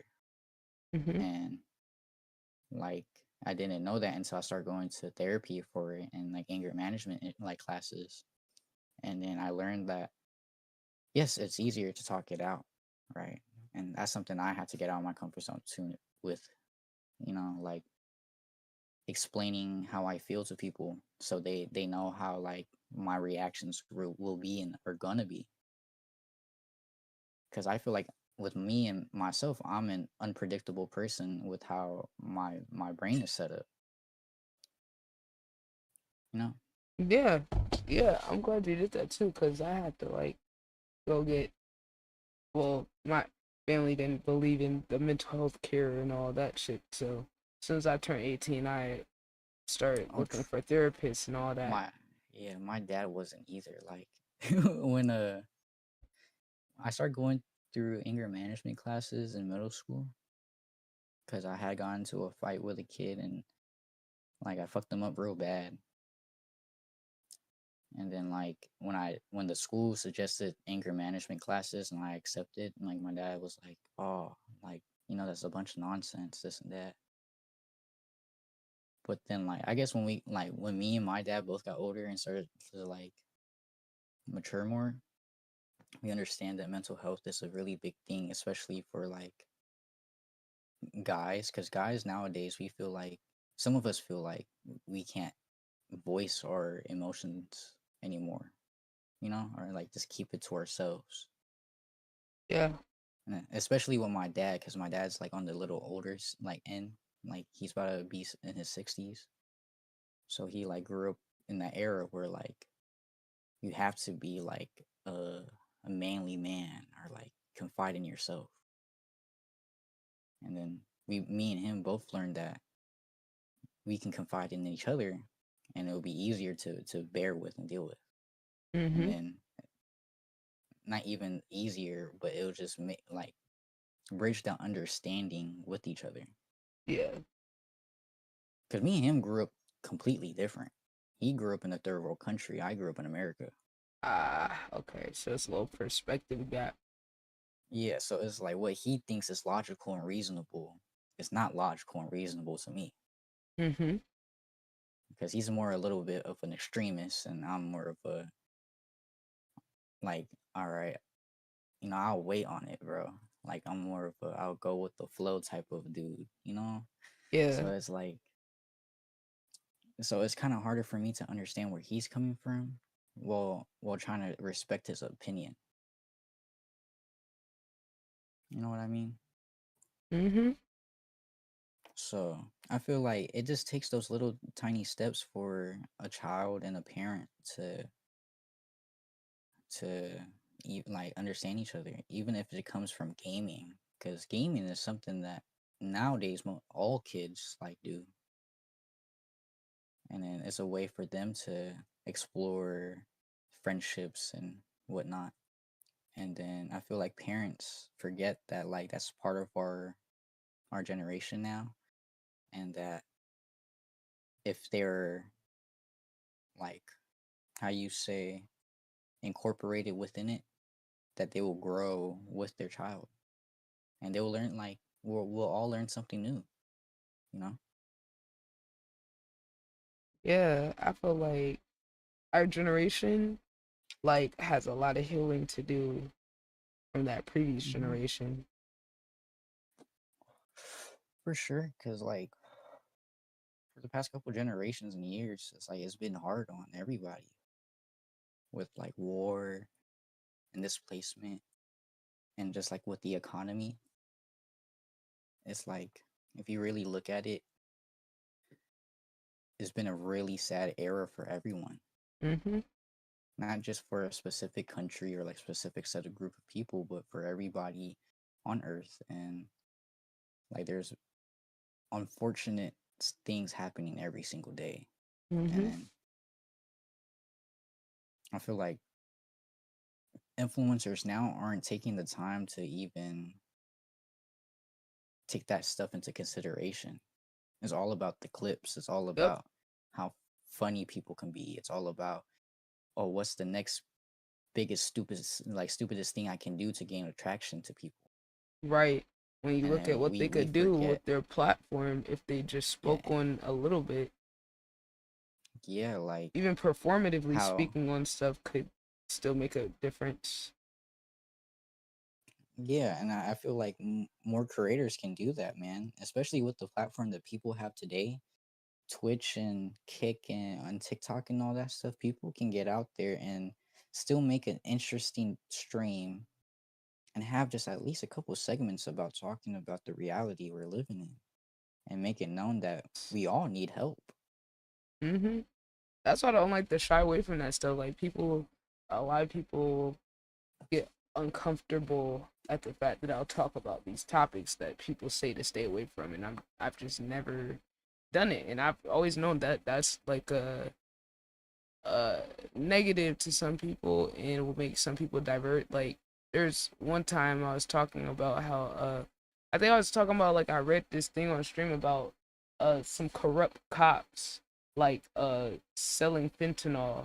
Like they got caught selling drugs or whatever, and it was like the police chief was in on it. And I was just talking about the corruption, the police, and one person was like, "Oh well, I have family that's a police chief. Oh, you're a horrible person." Da, da, da. It's like you gotta be willing to get the hate of talking about stuff. I even had with the Israel and Gaza shit when that first happened. One of the OG people in my chat was from Israel, and I talked about how like it was just crazy once I learned what happened leading up to that situation. Yeah, that was a crazy time. And Like, oh yeah, this guy, he my told me I was evil. He said I was a terrorist, Hamas, all that because I acknowledged the Nakba and all the history leading up to it. And I said, well, this didn't just happen out of nowhere, you know? Like, I remember when when the war with Israel and stuff like happened. Like my brother, he's in the military. Like he's in the Air Force, and like he had to go out there and then like do the humanitarian drops like for food and everything. And then he just said how like ungrateful people are for stuff, you know? Like when he went out there, like when they're like giving out the food, it was like MREs and stuff, and like the stuff that they eat, and people were just like dogging on them online. And then who it was a really they're hard going time. out to? Like the Israelis and stuff. Oh, that sounds right. Yeah.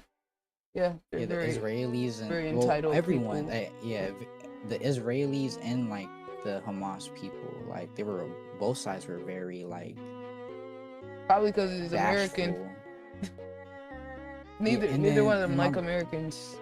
Yeah, and my brother was like, he was like, man, like we're risking our lives and doing the things that most people want to do to help them out, and then we're getting bashed on it, and we're not even picking sides.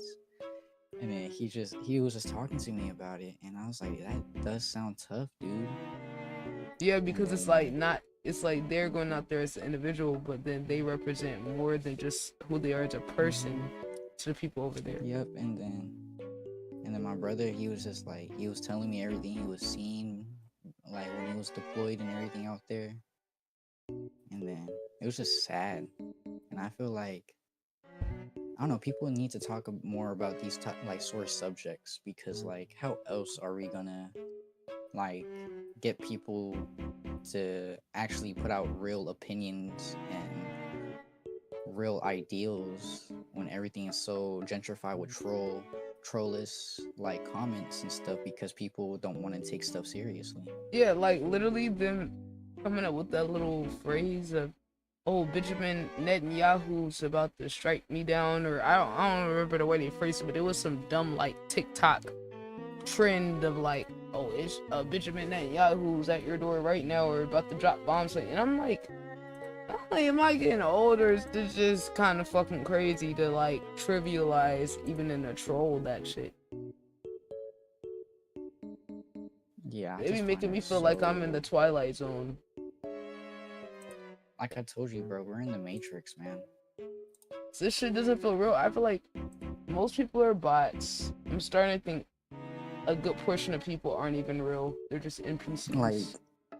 Like that one time when that dude came in asking for the N-word pass. Like, yeah, there's like, no way, like, you can't be a real person. You can't be real. Like someone came in with the name yesterday. I don't even know if it's LeBron Dick Smaller. That's their username. Like what? You can't be real. Look at the nigga profile picture. Yes, I'm his dick if y'all ask him. Like, what are you really doing with your existence at this point? oh. But yeah, really feel like the big, like really big influencers, they need to use their platforms for something healthy. I agree, bro. I'm sorry, like all the people that's like, oh, just because they're big doesn't. No, sorry. If you are outside benefiting, because this is my thing. When you're funded by the people and a collective of people is lifting you up, I think you have a bigger responsibility. This is what we was talking about with Kendrick. With I was debating Cartier the other day about it. When that one dude kept trying to get in the voice chat, I was debating with him. Passionate as fuck, talking about like, no, why do we have lower standards for people who benefit off of the collective supporting them, and then they get rich and we're like, oh well, they don't have to help people, they don't have to publicize. Okay, you can't give me one good reason why a person publicizing their good deeds or what they do and educating their audience would not be a net positive. It's actually not. You could amplify it. Yeah, exactly. They don't have to, but if they did, they don't have to. But why should they not? I can't see a good argument for not publicizing it, because like say what XXX Tentacion did, the Helping Hand challenge, and he turned it into a hashtag and recorded himself doing it, said, hey, tag me when you're doing something good for your community, giving back with this hashtag. Yeah, or like back in the day, like if we're even thinking about old school like groups and like artists like NWA, when they released their like "Fuck the Police" like song, and then they came out to like the public talking about how the government is trying to silence them and silence colored people, when in all reality they're taking like that's just them trying to take away our amendment right of free speech. And that was like a really big theme back in their day, and I feel like people are forgetting like we had people that was actually doing that help us get the rights that we have today. Exactly. That's my whole thing.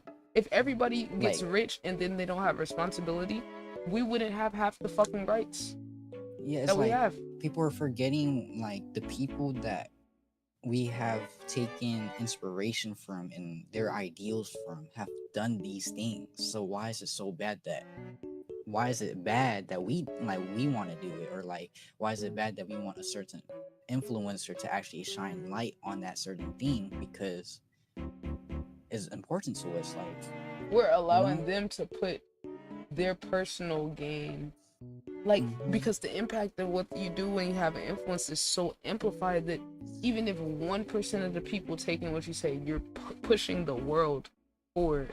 Like anybody that who's an influencer that wasn't speaking on ICE or Gaza or all these different things, it's don't get me started with the ICE situation, because that shit makes me mad, because I have a bunch of family members that have been affected by by ICE, and it's made it, especially for me too, because I come from a background where my parents aren't from the States. They came from another country, and I feel like people fail to realize that like not every immigrant is from a certain country.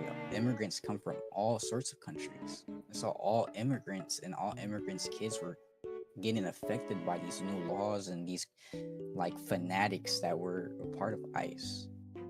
And like in the Bay Area, they were going into schools and taking kids from schools and deporting them. And then mind you, some of these kids that they took were born in the States, and just because their parents weren't from the States, they got deported. And then that's fucking nuts. And that's why it's the whole ICE situation, man. It frustrates me, because it's like I have actual family members who have been affected by this, and people are not taking it as seriously as they should. That, like me sitting on the fence, that's you're picking a side. I'm not trying to hear no both sides. I'm not, because what people don't realize is how all oppression is connected. Because if ICE is able to do this under certain conditions to certain people, they can always change the conditions and make it apply to everybody. Then it's gonna be, if you disagree with how the government does stuff, we're gonna take you off the streets and snatch you over your social media posts. Yeah, it's like, if they're such good people, why do we have pamphlets on how to protect ourselves from these people? Why can't they put their face? Schools, yeah, in schools, they have given out pamphlets on what to do when approached by an ICE agent.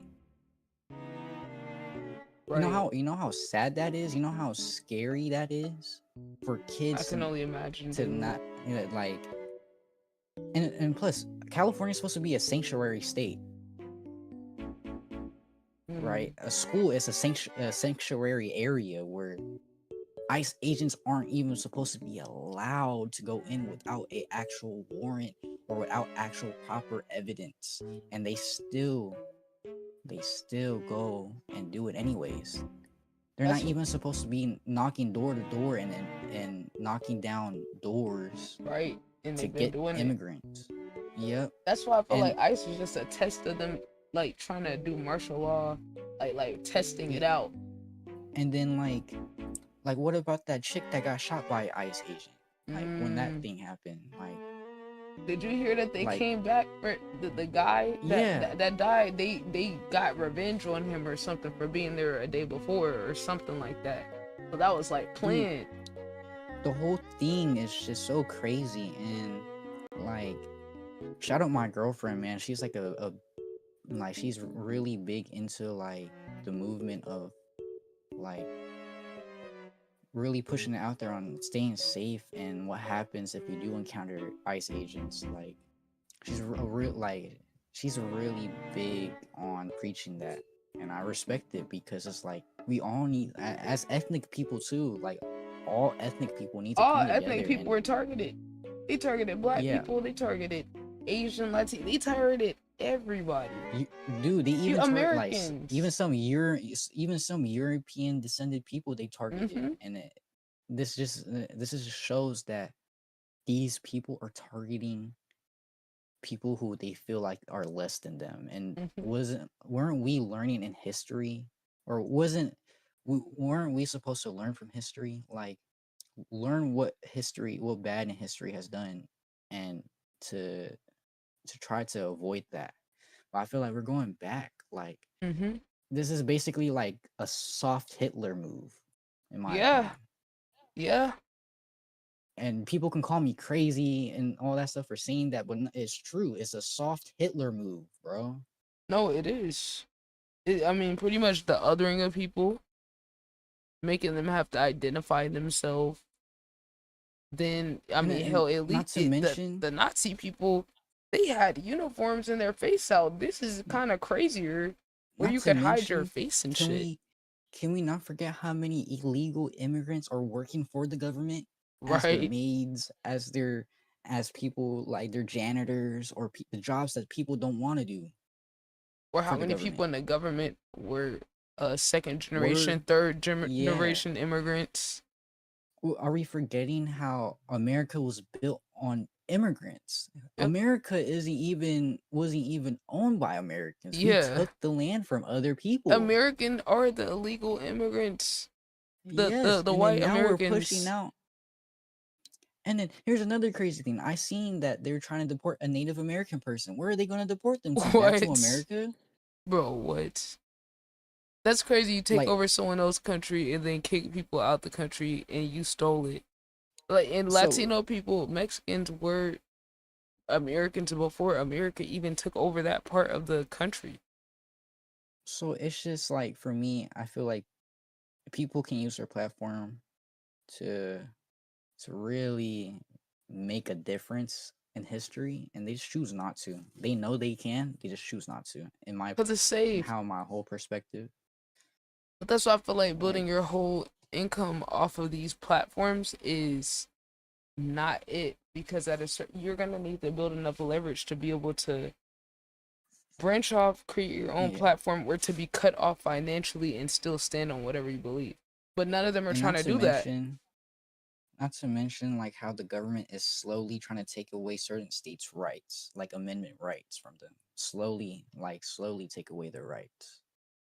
Yeah, And I see I that. feel like, especially like California, New York, New Jersey, like all those type like states, like especially with the bearing arms amendment, where they're slowly taking away our amendment rights, and we're not, like, there's a handful of people who are like coming up and talking about it, but not enough.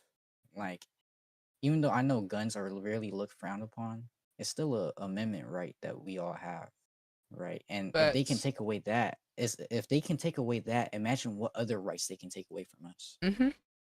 Yeah, because all they gotta do is be like, oh, well, because of XYZ, they just gotta come up with a legal jargon explanation. There's always a loophole. There's a loophole. And it's just like, you're expecting a country filled with people that preach about freedom and freedom this and freedom that are gonna stand by that. Like, let's be real, guys. Like, we grew up on history books saying that the Americans stood up for themselves to the British because they didn't want to pay taxes no more, right? Yep. So growing up listening to history and historians preach this and this and that, what makes you think today's generation won't do the same Right. for what they believe in? Because I know I would. I know Because I like. they're making everybody like the censorship, and then people not getting paid, and then putting people's jobs on the line. Like the whole Israel thing, I feel like was a whole trial run of that, proving that, because how they were getting people kicked out of college and losing their jobs and shit Mhm. for speaking I out. feel like with our generation, it's just been a bunch of tests by like the government, bro. Like every significant thing that happened during when we were alive has been like a test, a secret test by the government to see how we would react to certain situations. And I feel like it might be all conspiracy theories coming out my mouth, but it really feels like that, like COVID, bro. Like I feel like COVID was like the biggest thing where to see like what can a country like how can a How would they country respond? to a big global threat, and if they can seclude certain numbers amount of people off the streets when certain things happen. I agree Or with like you. how would they react towards a certain race or a certain group of people if they were the said cause to something that they couldn't control. I Because see like I that. was telling you, like I don't know who I was talking. I think it was you. Like my people like have been jumped and beaten nearly to death because of COVID. That's crazy. Like one of my cousins was in the ICU and everything, and like he was on life support just because he was in a Southeast Asian descent, and COVID was just started, and the Asians were getting blamed for starting COVID. That's crazy. That's And I feel nuts. like that was just a test to see what people would do when stuff like that happens. Like, Right. I mean, I think so too. I mean, hell, the COVID itself was a damn test. The COVID I'm pretty itself. sure a scientist said COVID was a man-made like Yeah, virus. yeah. Dr. Fauci and the U.S. government was Mm-hmm. funding this research over there into creating a virus and then coming up with the solution to they want to do this vaccine that has a cure for all the viruses or some dumb shit. It's all a big test, and I feel like this goes against every humane right we have. Yeah, the COVID shit with the vaccines was a test. The fact that they were able to tell people, "Oh, you're gonna get fired from your job unless you get this vaccine that's experimental," that was crazy to me. Like, I think I only had the first ever COVID vaccines because they wouldn't let us go back to school unless we had them. Right. But after that, I never got in my COVID shots ever again. Like, I'm a firm believer. Like, there's something in that shit that like is fucking with people. Like, seeing people nowadays, like with their thought process and their way of thinking and way of interacting with other people, I think there was something in them COVID shots that like kind of fucked people up. My personal opinion, because like before, like the internet was so it wasn't peaceful, but it was at least somewhat like people would interact with people normally. And you still got those weird bunches, but now I feel like it's been too It's so normalized. The weird. crazy interactions is so normalized. I get playing a character in a persona that's like kind of unhinged, but it gets to a point. You know what I'm saying? It gets to a point where it's like you're taking that character and persona too far for it to just be a character or persona. Right. Right. Where it actually did something to people's brains. Right. So like I don't know. There's a lot of I don't think you're controversies that I reaching. see on it. I don't know. Sometimes I be spewing this out and people think I'm reaching, and I don't think understand it so. fully. But like my thought process is like before all the COVID stuff, bro, everything was normal. Like people interacted with other people perfectly fine. Mm-hmm. And then now we just got a bunch of people who who are asking literally dumb questions on the internet to real life Just to get a people and reaction. expecting, or not even to get a reaction, to get a real life response. Mm-hmm. Like, you know. Yeah, But yeah, but there's they're a lot of serious. controversies. Yeah, there's a lot of controversies that I found really interesting, especially nowadays with like the celebrities and stuff. Because Mhm. I guess like after trying to now starting to grow a community and like a fan base, like I like to see where other people started and left it off. Like especially the artists that like were really popular but like, you know, fell off and were like what happened to them. And then I feel like most of it now is just because the artist was a complete weirdo and they were like they are a you know what, you know. Like a Mm-hmm. lot of good artists become you know what's and ditties and stuff. And then I always wonder like why is that so normal now? You know? I think it's because I think it's because especially like they get groomed and then the cycle repeats. That's like the biggest Yeah. thing I noticed. Like groom cycle repeats, the abuse never gets addressed, then the effects of the abuse get normalized and glorified by society. And then Yeah. the cycle repeats. And then there's a system to protect people. And I think it's part of it too is like the system that protects them is also the same one that is using them as bait for their next victims. Yeah. I feel like it would be nice to see like more streamers especially do like hard topic debates on their streams for sure. Mm-hmm. Cuz that would really get the like that would really get the communities thinking about what they're doing and like, you know. Nah, you know how all these people are. They trying to be brand friendly and brand safe, but this is why I feel like you need to be able to build your own shit. Like you see me over here trading on stream. I'm Oh I'm yeah. doing my I'm doing shit to where my source of income is not based off of the app. It's not based off of people. Like I can have businesses or other revenue streams, but to where my intentions can be solely based off of what I want to do and what I want to stand for, and I don't have to bend or fold to like being PC or whatever. You know, but overall, Yeah. I do have to make sure I stay on the platforms. That's the only thing. Like certain stuff I can't say because they got AI filtering chats Oh and yeah. shit these days. But like, I'm gonna push as far as I can to not be PC. And if it ruffles some people's feathers, that's the other thing. Some people just want to be liked. You start to realize that Yeah. some people literally they just want to be liked, and anything that could get people to like disagree with them or like not see the perspective, automatically nope, they're shying away from it. So like, oh, Yeah. but if I talk about this, then it'll make people mad. Like, and that's probably the biggest issue right now with creators that I grew up, because like I'm trying to break the cycle. Like I don't like the way that things went with like some of the creators that I watched growing up. I felt like they could do more. I felt like if you're gonna pop your shit on how influential you are, then you need to be doing something amazing with that influence outside of just enriching yourself. Yeah, I definitely wish a lot of the content creators I watched did that. Especially like now grown up and like realizing the steps that us as a world are taking towards the opposite direction that like people preach they wanted, you know? Mm-hmm.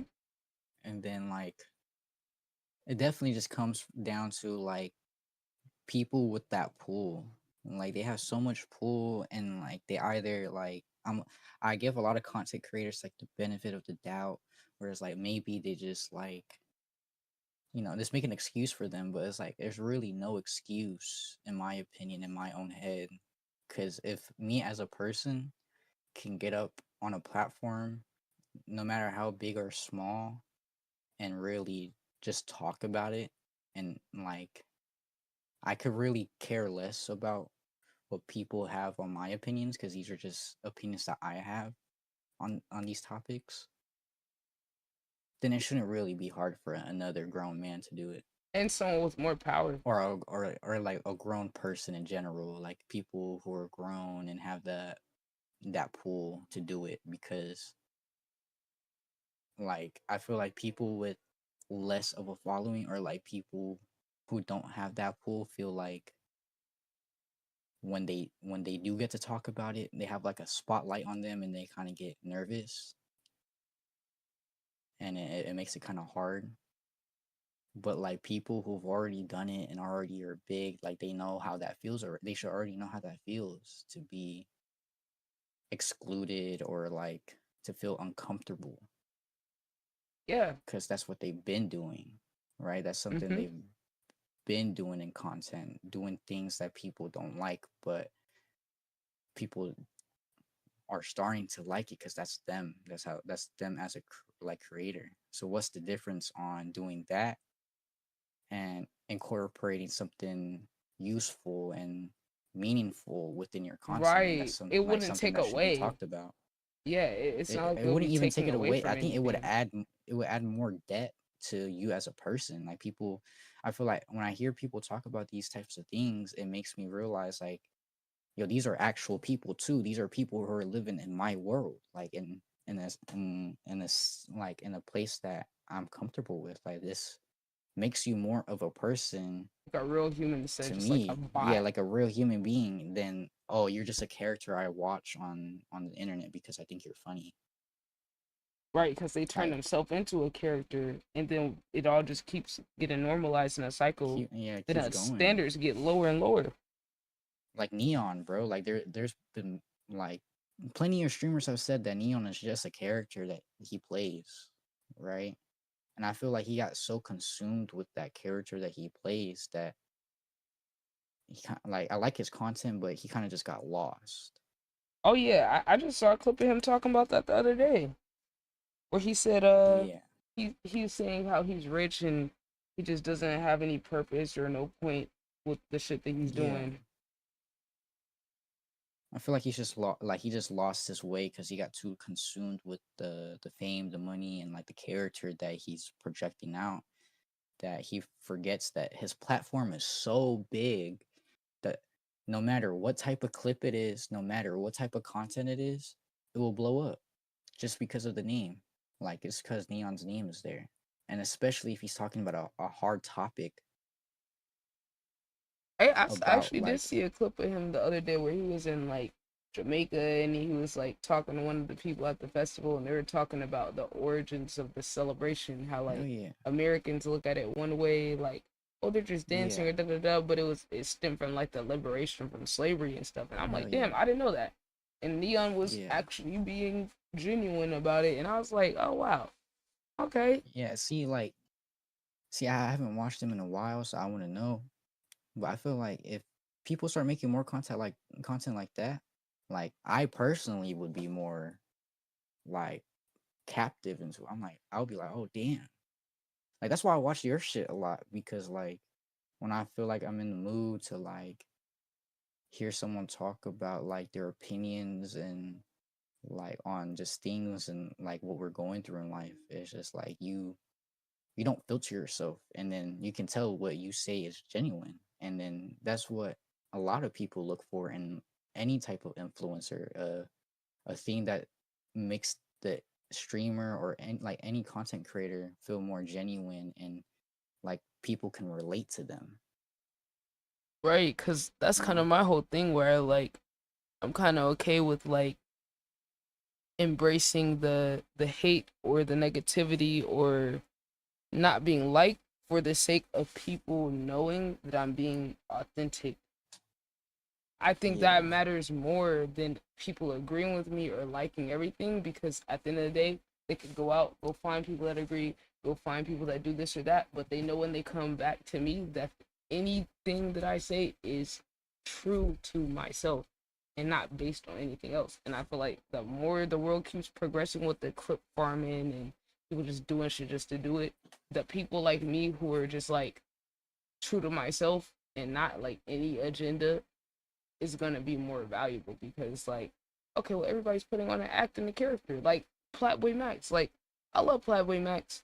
I love what he does. But like the more I see him go and just turn himself into like this caricature and this like that it's watering disappointed down me his too. impact. Like because I'm like Yeah. it's not even that like let's say I don't care about the gay shit. It's the fact that you're reducing yourself to these things when you have the power, the creativity, all of these different things to be so much more. And the people who you're working with business wise now are banking on you continuing to play with your influence. They love that. Because there was a lot of artists that like mainly went on his platform to get like popular because that was like a really big thing. And I remember when he started doing the like In the Booth series and everything, bro, or like, you know, those studio streams, bro. I was so like into them. Like, I'm not gonna lie, I used to watch clip after clip of them on TikTok. But like now with his image now and like how he acts towards certain things, and then his character just feels like it's like a facade. Like it's so yeah, he's trying to forced. turn himself into something when it's like who you already were is why it worked, but now you're trying too hard. Yeah. It's like you're trying to be like the industry people. And it's like Yeah, that's kind of the well, appeal. Thank you for having me on your stream. I do gotta go All get with right. some other content creators and do some segments with them. All right, let me Really know appreciate what it. that guy. Let me know what that guy says when you talk to him about the pay. Yeah, give me like a day or two, and then we'll plan out another segment for sure. Like I want it to be more Yeah, let planned me out. know. Let me know when you Yeah. when you're ready to do it. I'ma chop this And one then, up. Thank you for having me on your stream, man. And then I Oh, really yeah. appreciate it. I'm like a really big fan as well, bro. Hey, thank you, bro. I appreciate you, bro. Hey, I'm telling you, we about to lock in, man. All right, Hell yeah, have a bro. good one, I'm bro. so excited. Yeah, I'm Yo, so we about excited to for go this crazy. project.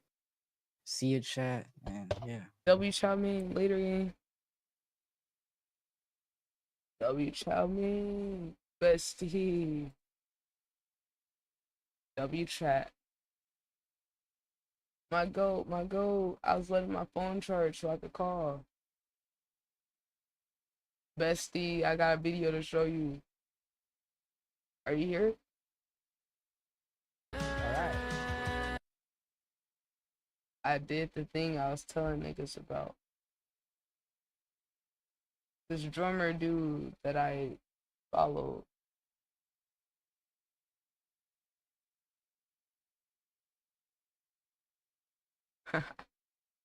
Excellent. I sent him Hopeless to get him to drum to it live. Hey, that's my Irish name. They call me Kira. That's my Irish name, Lil Twine.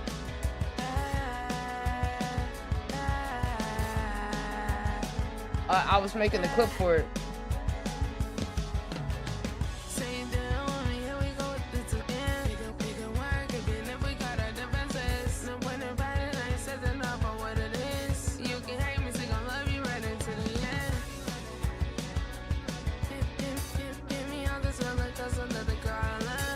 Mind you, doing this live first time. Yeah, this hard.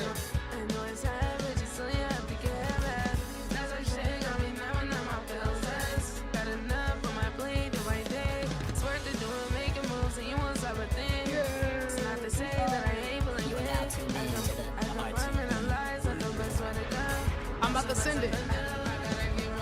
Go tell him you came from my stream.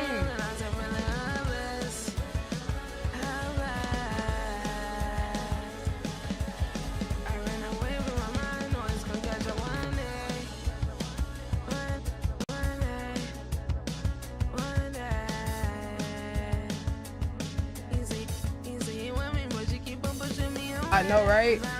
Oh yeah, he's tough, bro. I'm trying to get people to go tap in. I'm gonna post a clip of it.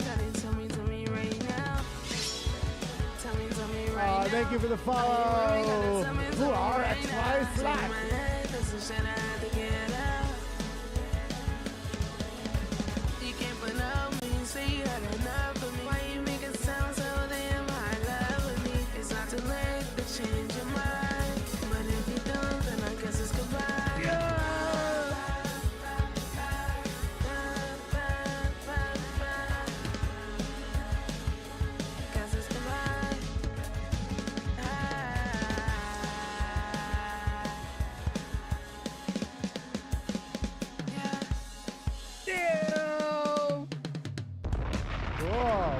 Oh, thank you so much. Thank you for being here. Yeah. Yo, what's that shit so lit? That shit's so hard. Yo.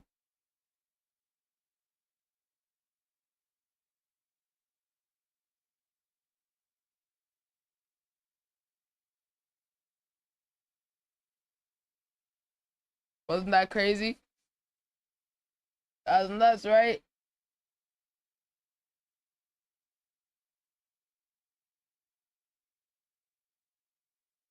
Fire. Mind you, I've been telling niggas, I was like, yo, somebody should go send a song to this guy. As always, gotta do this shit ourselves, bestie. You know how this go. You know how this shit go, bestie. You know how it go. That's what I'm saying, bestie. Like, it was already my idea to begin with. And I'm the one who even found the dude from YouTube from always looking for other creators. And I was looking for Yeet reactions, and he was drumming to Yeet song. He posted a clip. He won't even post clips. That's what I'm saying, bestie. Come on, like, bestie, like, outside road shot, like, outside road shot. Outside road shot, chat. Like, fuck up, nigga.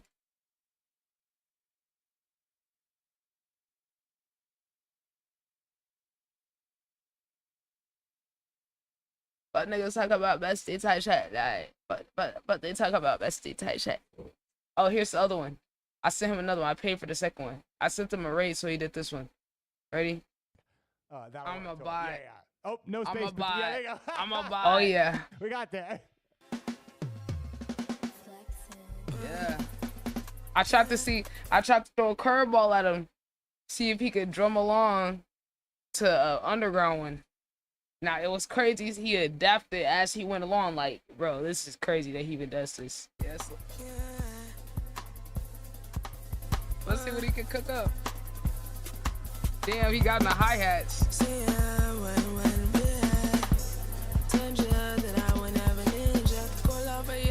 I was.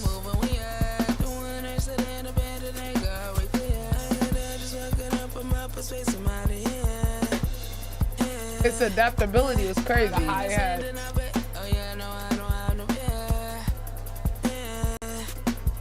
Right, I was trying to test him a little bit.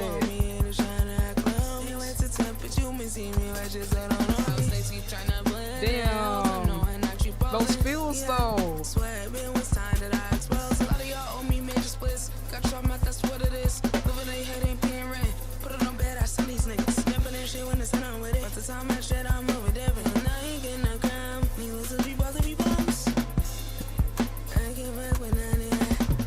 Damn, it's like he's adapting as he goes. This shit is crazy.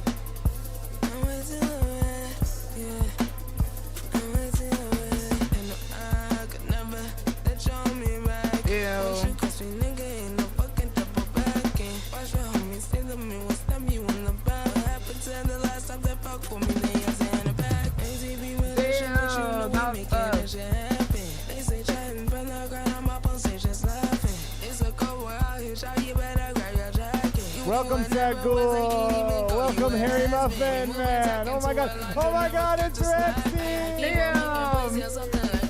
Bro, the adaptability. Yeah, we don't cap and rap, this really how we live. Okay, reason come through tripping. This ain't that, but it mind your business. I be stacking paper every day, bitch, I be counting. Yeah, every day I'm hungry for this paper, money look delicious. Yeah, niggas dropping disses, yeah. Thought your block spent it, yeah. Ho, get out your feelings, yeah. I get racks and spin it, yeah. I spin racks and get it back. I just cast out on the scat. Windows tinted, painted black. You can't even see me in that beat. I just went Rick on a beat. This ain't Converse. This bitch here free, she ate my dick up with some strawberry. I pull up with 5 big ass stick, finna torch. Yeah, break him up just like a Kit Kat. He dead, he can't get no give back. Okay, I'm in the gym tryna work on my six-pack. Ronald McDonald, I'm clutching a beat, man. Water went down with the stick, make him seat back. These little niggas mad, huh? These niggas be mad, huh? They mad cause I got a bag. They crashing out going outside, huh? I don't give a fuck, what? Yo, these little niggas talk about me and they rap, but I don't give a fuck, what? Damn. I run this shit up, what? You. I run this shit up, what? You. Yeah. Yo. W's in the chat, W's in the chat. Yeah. If you ain't locked in, get the fuck out. lit. Yo, he really did that shit. Yo. Yeah. Damn. Oh my God. Aw, thank you, Kiara. Yeah. What? Crazy, right? That was crazy.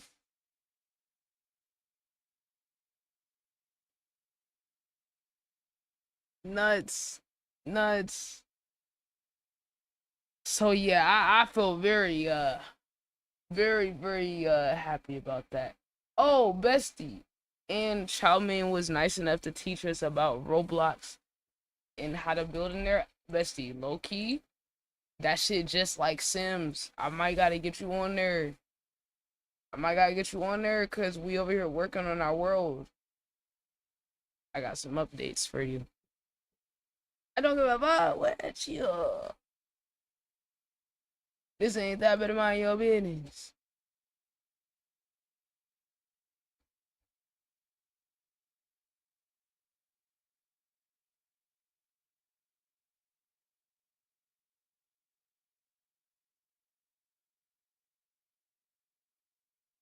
Egg recall the highest risk after salmonella break. They trying to fucking kill us, nigga. They trying to fucking kill our ass, man.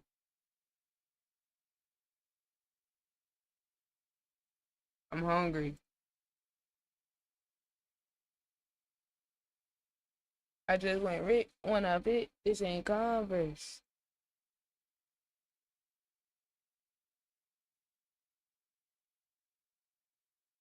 Can I call you, bestie? Can I call? Is that cool? Wait, you know. Oh, that's the wrong one. I'm bugging. No? Okay.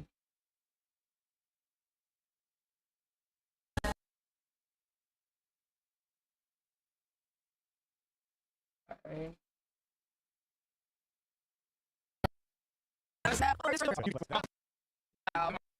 I'm a bot. Yeah. Oh, no, but you can use the YouTube link. Just do the S. Oh, you just turned that shit up even more. Oh, sorry. You got to do the SR thing. Oh, you just turned that shit up even more.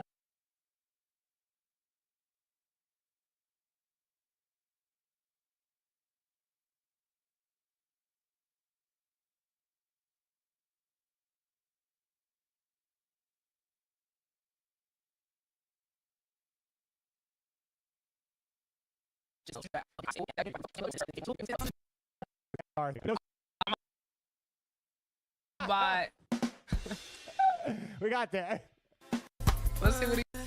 Yes. I'm a bot. Yeah, there you go. I'm a bot. We got that. Yeah. Yes. Yes. Bot. See what he can cook up. Yes. Let's see what he can cook up. The hi-hat. Yo! The fucking Mickey. versatility. Oh, shit. There you go. The fucking Mickey. versatility, Oh my God, that's bro. so funny. Hey, Mickey, you're so fine. You're so fine. You blow Okay, my mind. that was lit. Apparently. That's what That I've was heard. lit. I've heard. The fuck. The fucking Hey, Mickey. versatility, Oh my God, that's bro. so funny. Hey, Mickey, you're so fine. You're so fine. Okay, You blow my mind. that was lit. Apparently. That's what That I've was heard. lit. I've heard he's so fine. He Other socials myself. Y'all gotta see the talent out here, bro. It's so much talent out here, gang. What? That was so lit. Y'all gotta tap in with him, bro. Yo. Yo, look.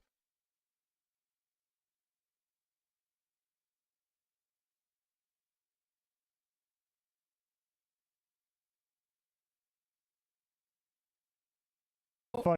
I mean, myself. Y'all gotta see the talent out here, bro. It's so much talent out here, gang. What? That was so lit. Y'all gotta tap in with him, bro. Yo, yo, look.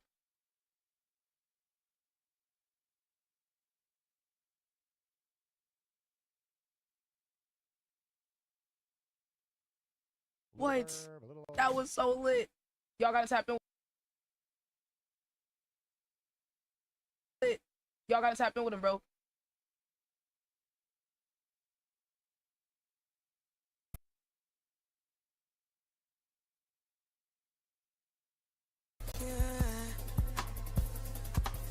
Let's see what he can cook up.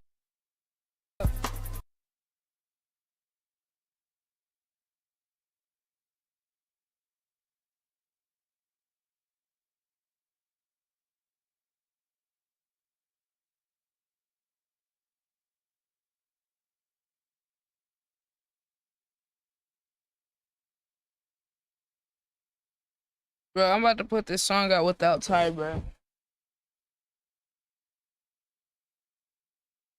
I ain't gonna lie, bro. I don't think he wanted to do this song. So I've been wanting to put this song out.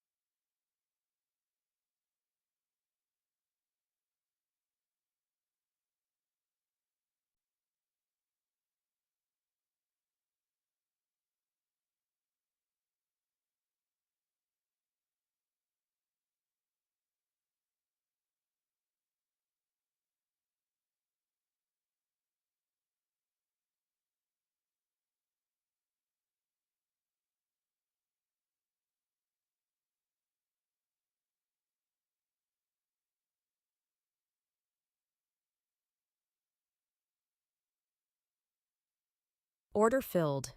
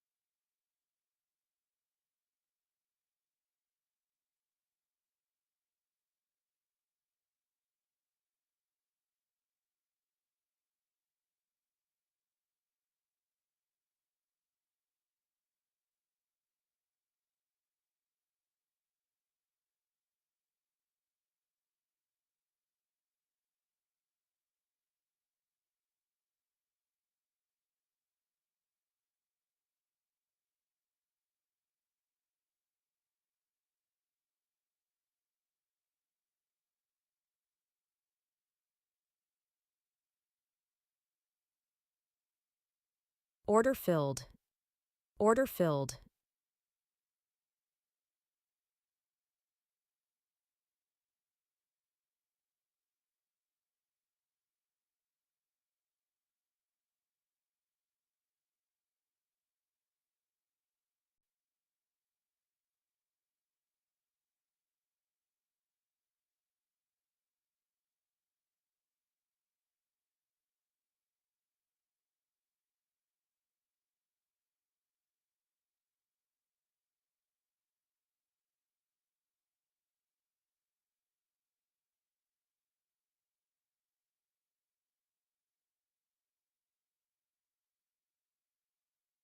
Order filled.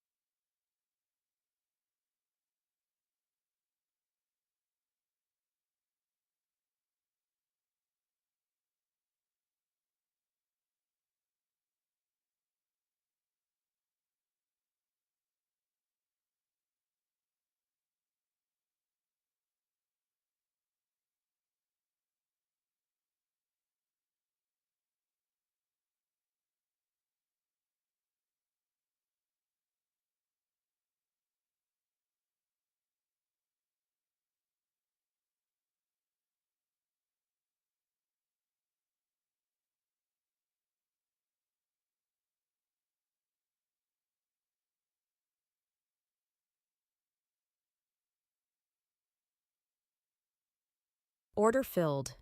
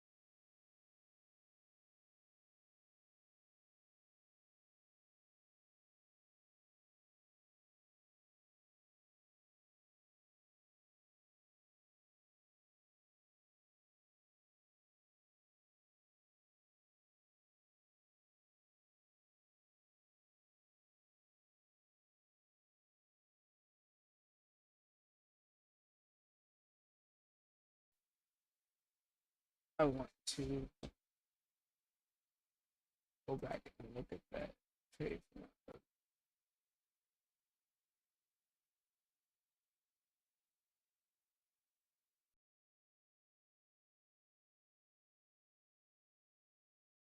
Is this original?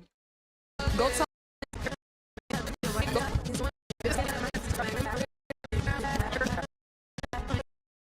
Oh my god. I need to redo it. I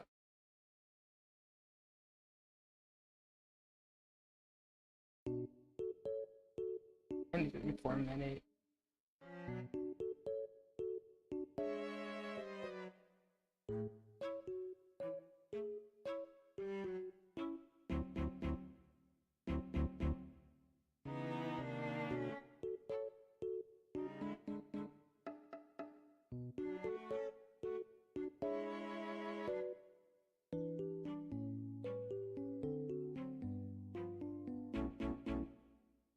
Gotta redo it.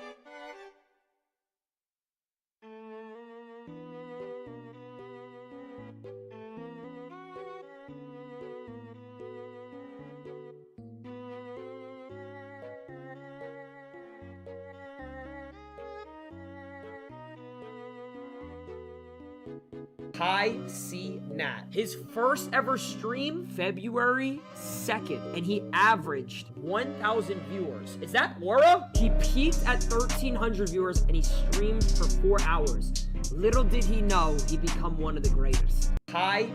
This nigga.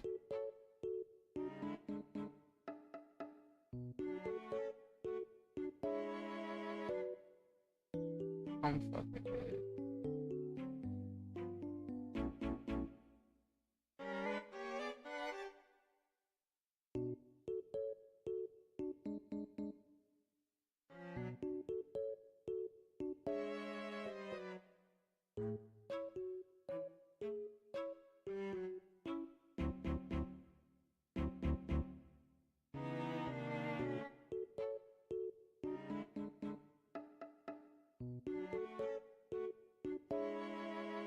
That's crazy. They're making trader content.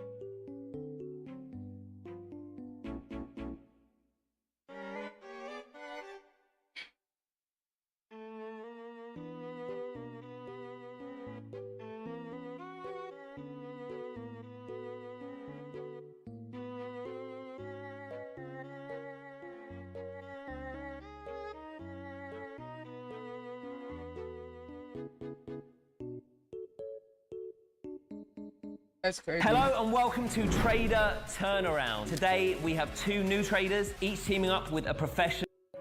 Until October 2024. Added different symbols, and then from there. Pass an eval. Exactly, so. Strategy. Question, what's your average RR on this? My average RR usually 1 to 2 or 1 to 3. When you're targeting TP, are you really just targeting session highs or like POIs, 4-hour gaps? Yeah, it's POIs, session highs or lows, or main swing highs or lows. Do you think that you have less of an entry or like a less frequency of trades when you're including like the 0.79 on your fib? Yeah, I do, because I find that it doesn't actually come around that often. Yeah. So sometimes I don't use it all the time, but if I see a big, nice, clean move and I'll put the fib on it, and there's like, I'll pair the fib with an imbalance or something. So if there's an imbalance resting on that 0.79, that's when I'll kind of use that as well. Okay. Especially at the open, my biggest thing, kind of what you were talking about. Do you see many market structure shifts, break of structures when you're looking for an entry? Because at open, there's tons of volume, right? Yeah.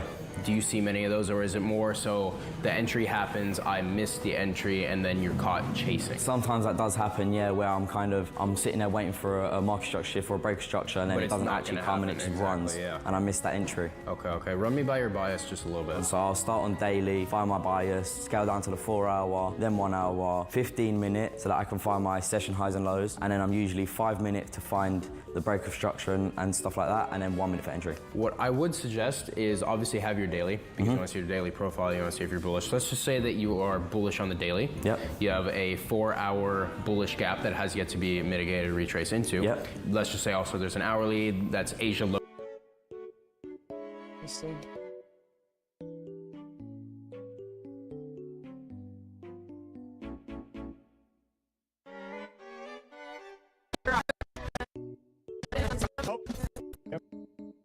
Exclamation. That was so hard. Yo, he just turned that shit up even more. It's our thing again, if you could. But you. Oh shit. Actually, I need.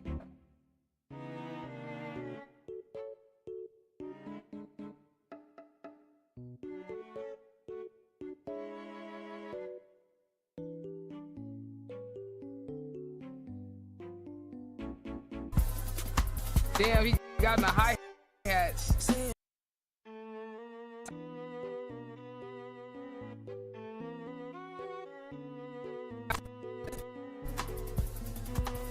Let's see what he can cook up. Yes.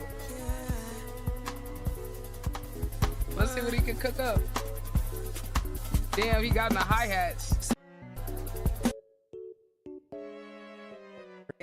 Other people on. Funny, hey Mickey, you're so fine. Damn! Oh Utility. I got a Mickey ear. Apparently. That's what That I've was heard. lit. I've heard he's so fine he blows your mind.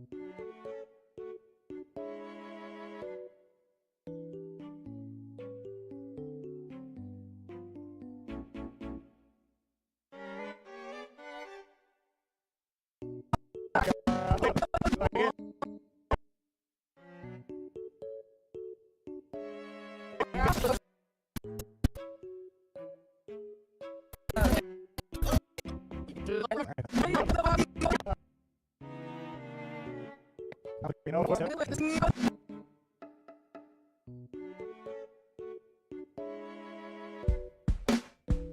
The fucking Hey, Mickey. verse-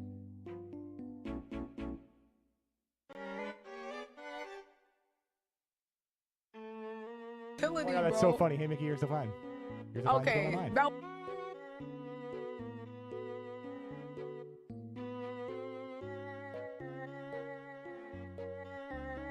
was lit. Apparently. That's what That I've was heard. lit. Oh, thank you, Kiara. Oh, shit. There you go.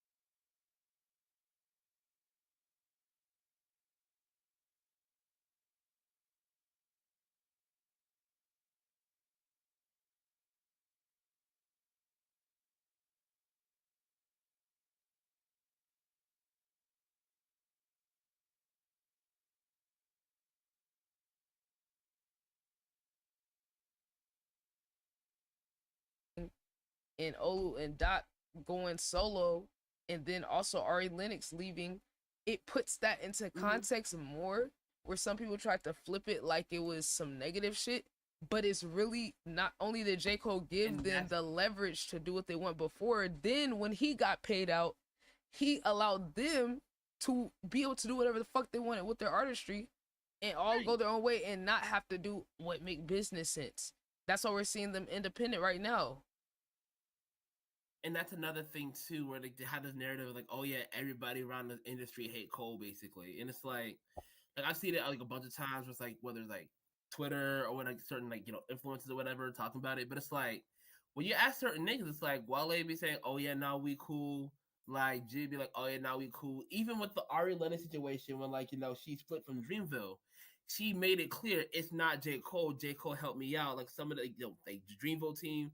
Like some of the people helped me out with like other individuals within like the management side was kind of fucking up and everything. But she made it very clear like, nah, it's not J. Cole. J. Cole helped me. J. Cole helped me out of my situation. Basically, he showed up for me. Like there's been many times where like everybody was saying, oh yeah, all these people don't like Cole. At this point, all we know specifically is that Drake don't like J. Cole. That's all we know. Other than that, Kendrick probably not jacking him either. Yeah, Kendrick probably not either. Yeah, cause the way he did him. I'm gonna piss the. I can't wait to piss the Kendrick fans out because they about to make our shit blow up. Cause there is so much hypocrisy.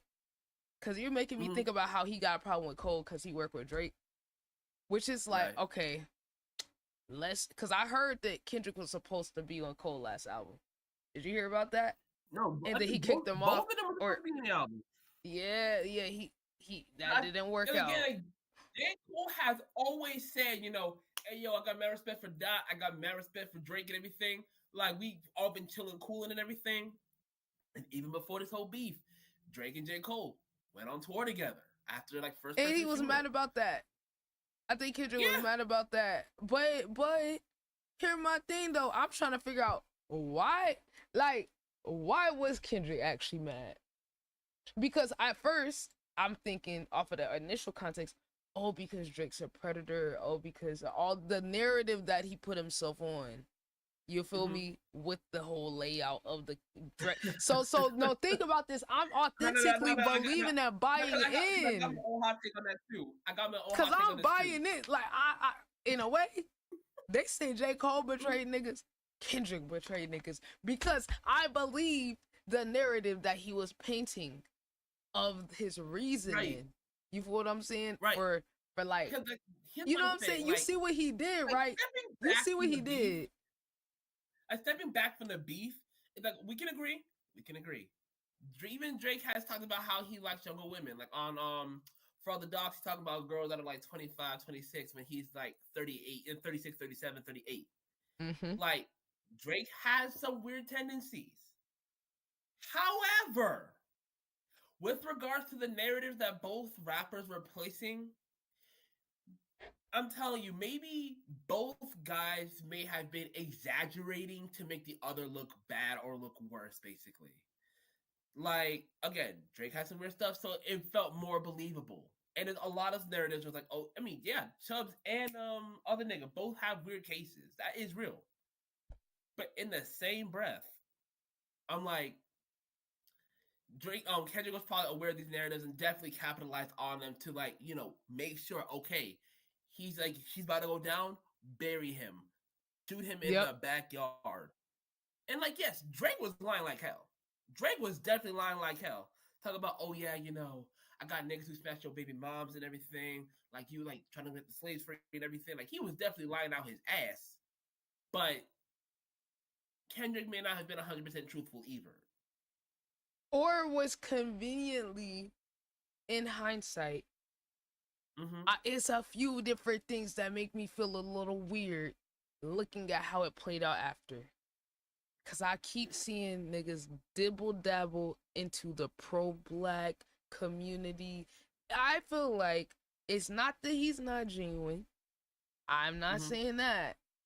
But when I look at how much he was standing on the business of, you're an abuser, you don't Oh, treat women right, well, right, you right. don't these That's the certain real woman narratives. party.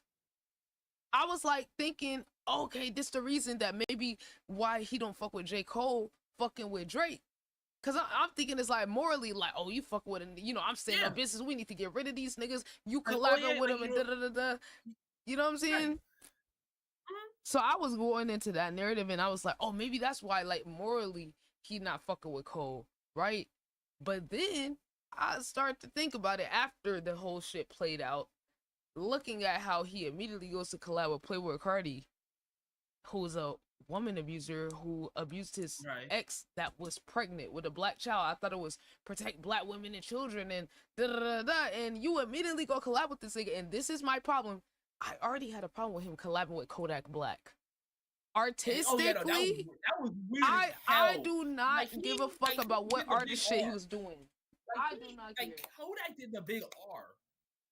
Like he's as a somebody, but talking about we gotta extend grace. We gotta understand he came from Haiti too. That's what was dangerous about it though. Was sympathizing more with the abuser than the victim. Because here's my thing, right? It's pro women, but then they're still misogynistic in the music. But then you'll have space. See, you always talk about hoes and gold diggers and this and that and women that do this and that in y'all music, even as y'all are evolved and matured.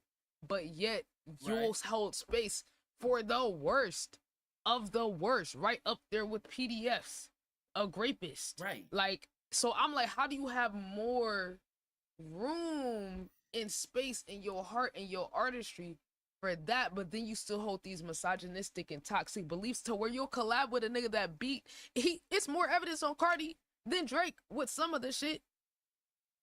Oh, and let's not forget about Dr. Dre either. Like, I feel like that's also I didn't know about him. Like, I didn't know about him until later. This from like old stuff either, but it's like the fact that bro famously, even before Kendrick Lamar popped out, it was famously known that bro like lay hand and beat on this journalist D Barnes or whatever. Oof, I ain't know about that. Yeah, no, like that's Kendrick Lamar post beef has some weird optics. If you're like saying that you're standing on this thing where it's like, he's a sexual manipulator and all this other stuff and everything, you think niggas like Drake should die, but you're linking up with Kodak Black on the last one. You're linking up with Playboy Cardi. You're linking up, and it's like I like the Playboy Cardi music. He got some good stuff. In the same sense, we're not gonna separate that from the fact that bro literally beat his pregnant ex. We're not gonna ignore the fact that Dr. Dre. He's a deadbeat too. Exactly. So it's like, what principles are you trying to stand on? You say these are bad principles on Drake because you hate this nigga, right? And then you link up with a deadbeat.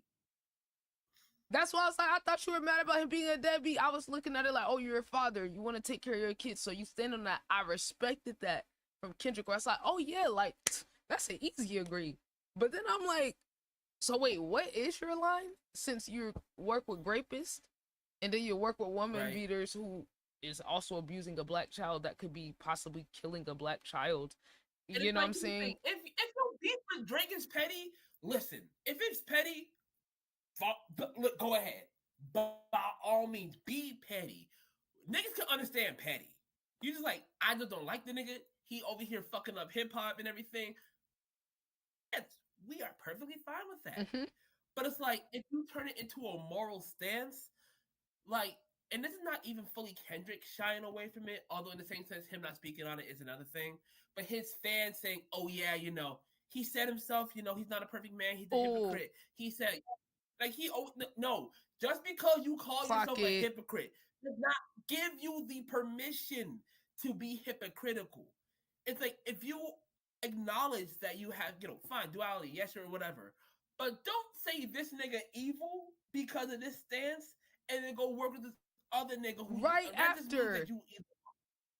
It means you either willfully want to hang with niggas like this, or you're saying your morals are flexible to the point where it's like, okay, it depends. Like a nigga, exactly. It's that's to me, that's dangerous.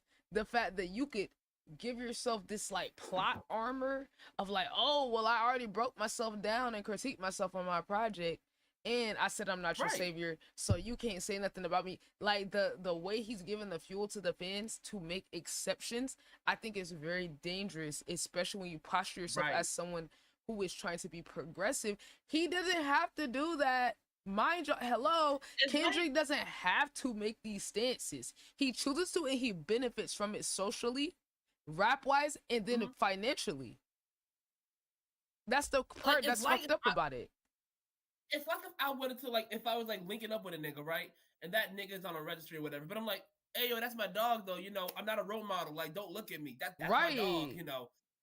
And it's like, no, that's type crazy. But then it's like you have another nigga that you beef with, it's like, oh yeah, no, that nigga pedophile. But you linking with a nigga on the registry. But that's my dog though. Like, or look, this is the part that was concerning. The way his fans was bending it, like, oh no, there has to be some higher moral reason why he's working with these, like they're almost deifying him, like, oh well, when he's doing it, he's trying to save them.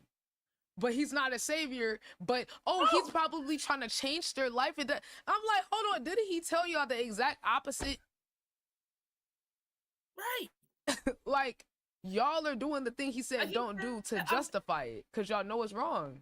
Exactly. Like, we can accept that Kendrick Lamar is a man with flaws. We are all flawed human beings. That's obvious. But in the same sense, if you're going to have a moral stance on a certain level and a certain platform, it's like, it's going to get tested. And it's like, if it fails, it's like, okay, that's not... If it fails, what we can deduce is just that that's just not a true stance that you hold, basically. What is the stance? Because to me, the part that makes me feel icky about it is I'm like, wait, you're so fucking smart, Kendrick. We know you're so fucking smart. And you're very business savvy. So now I feel like obviously it was a business move of stepping on Drake, but now I'm like, it feels like the narrative was just convenient with the shift in where we're at in society, and you tapping into how people feel emotionally vulnerable to these different things. You're tapping it the same way you say Drake manipulate women. You kind of manipulating the fact that the black people want a leader, that women want men to be protective. So you're throwing these certain lines, these certain narratives. In the same sense, you're kind of doing what Drake does with the pop shit, but on the black shit. 100%. And that's another thing too. It's like, if you look at like some of the interviews and everything, that's like Jack Antonoff, Soundwave, and whatnot, like the mythology is that, you know, Kendrick Lamar just saw the success of Not Like Us and said, you know what, we just gonna craft the album like this. But like that album was like years in the making, basically, just like, trying to figure out its sound and develop it and everything. And it probably was like, you know, worked on up until that point, and probably even guided by the success of the beef. However, in the sense that it's like, what's my fucking point? I'm sorry, sometimes I get a little scatterbrained. But point being, like, Kendrick Lamar, like, he didn't need to hop in the beat. He didn't need to, like, you know, antagonize Drake, basically. However, when in the same sense too, Drake didn't need to antagonize Kendrick either, because I know on First Person Shooter, Drake was intentionally saying, you know, oh yeah, it's just me and Cole. It's just me and Cole, you know, only two trolling. Exactly. And you see J. Cole come in and like, no, guys, it's the big three, you know? Yeah, and like, it's us. Loving it, argue the hardest to see, is it K-Dot, is it Aubrey or me? Like, we the big three that we started the league. And the Kendrick Lamar's like, you know what? I got an album in the works and everything. I don't quite agree with this nigga. This gonna be amazing publicity. You know what? Fuck y'all. Yep. Like, and that was amazing publicity. He said, you know what? And I don't even free publicity. I don't even need to drop a single dime about like dropping a project. I'm just gonna make a cute little video and say, I'm out now. Yep. And it dropped. And like, so he is very savvy. But that's what when you the problem isn't that he's like in a rap battle sense, he took good angles and Drake was too egotistical and fucking stupid to take angles. As a Kendrick fan, I could tell you all the fucking angles to take against Kendrick, and the nigga chose the most surface level shit. I'm Exactly. like, you could have really broke this nigga down if you weren't so egotistical, or if you actually studied your opponent, because there's a lot of weak points. But see, Drake don't even care about the same shit like that. Maybe like a Lupe, even though he a little hater. You know, Have he you got heard some of Lil points. Bill? Oh yeah, I be watching him. Yeah, he dropped this really dope video, I think last year, talking about like, how to defeat Kendrick. And it's like he broke down how like certain rappers could probably go against him. But the main thing is he highlighted it's not hard to take down Kendrick Lamar. That's real crazy to say and everything, but it's like Kendrick Lamar's still human. There's a way to take him down.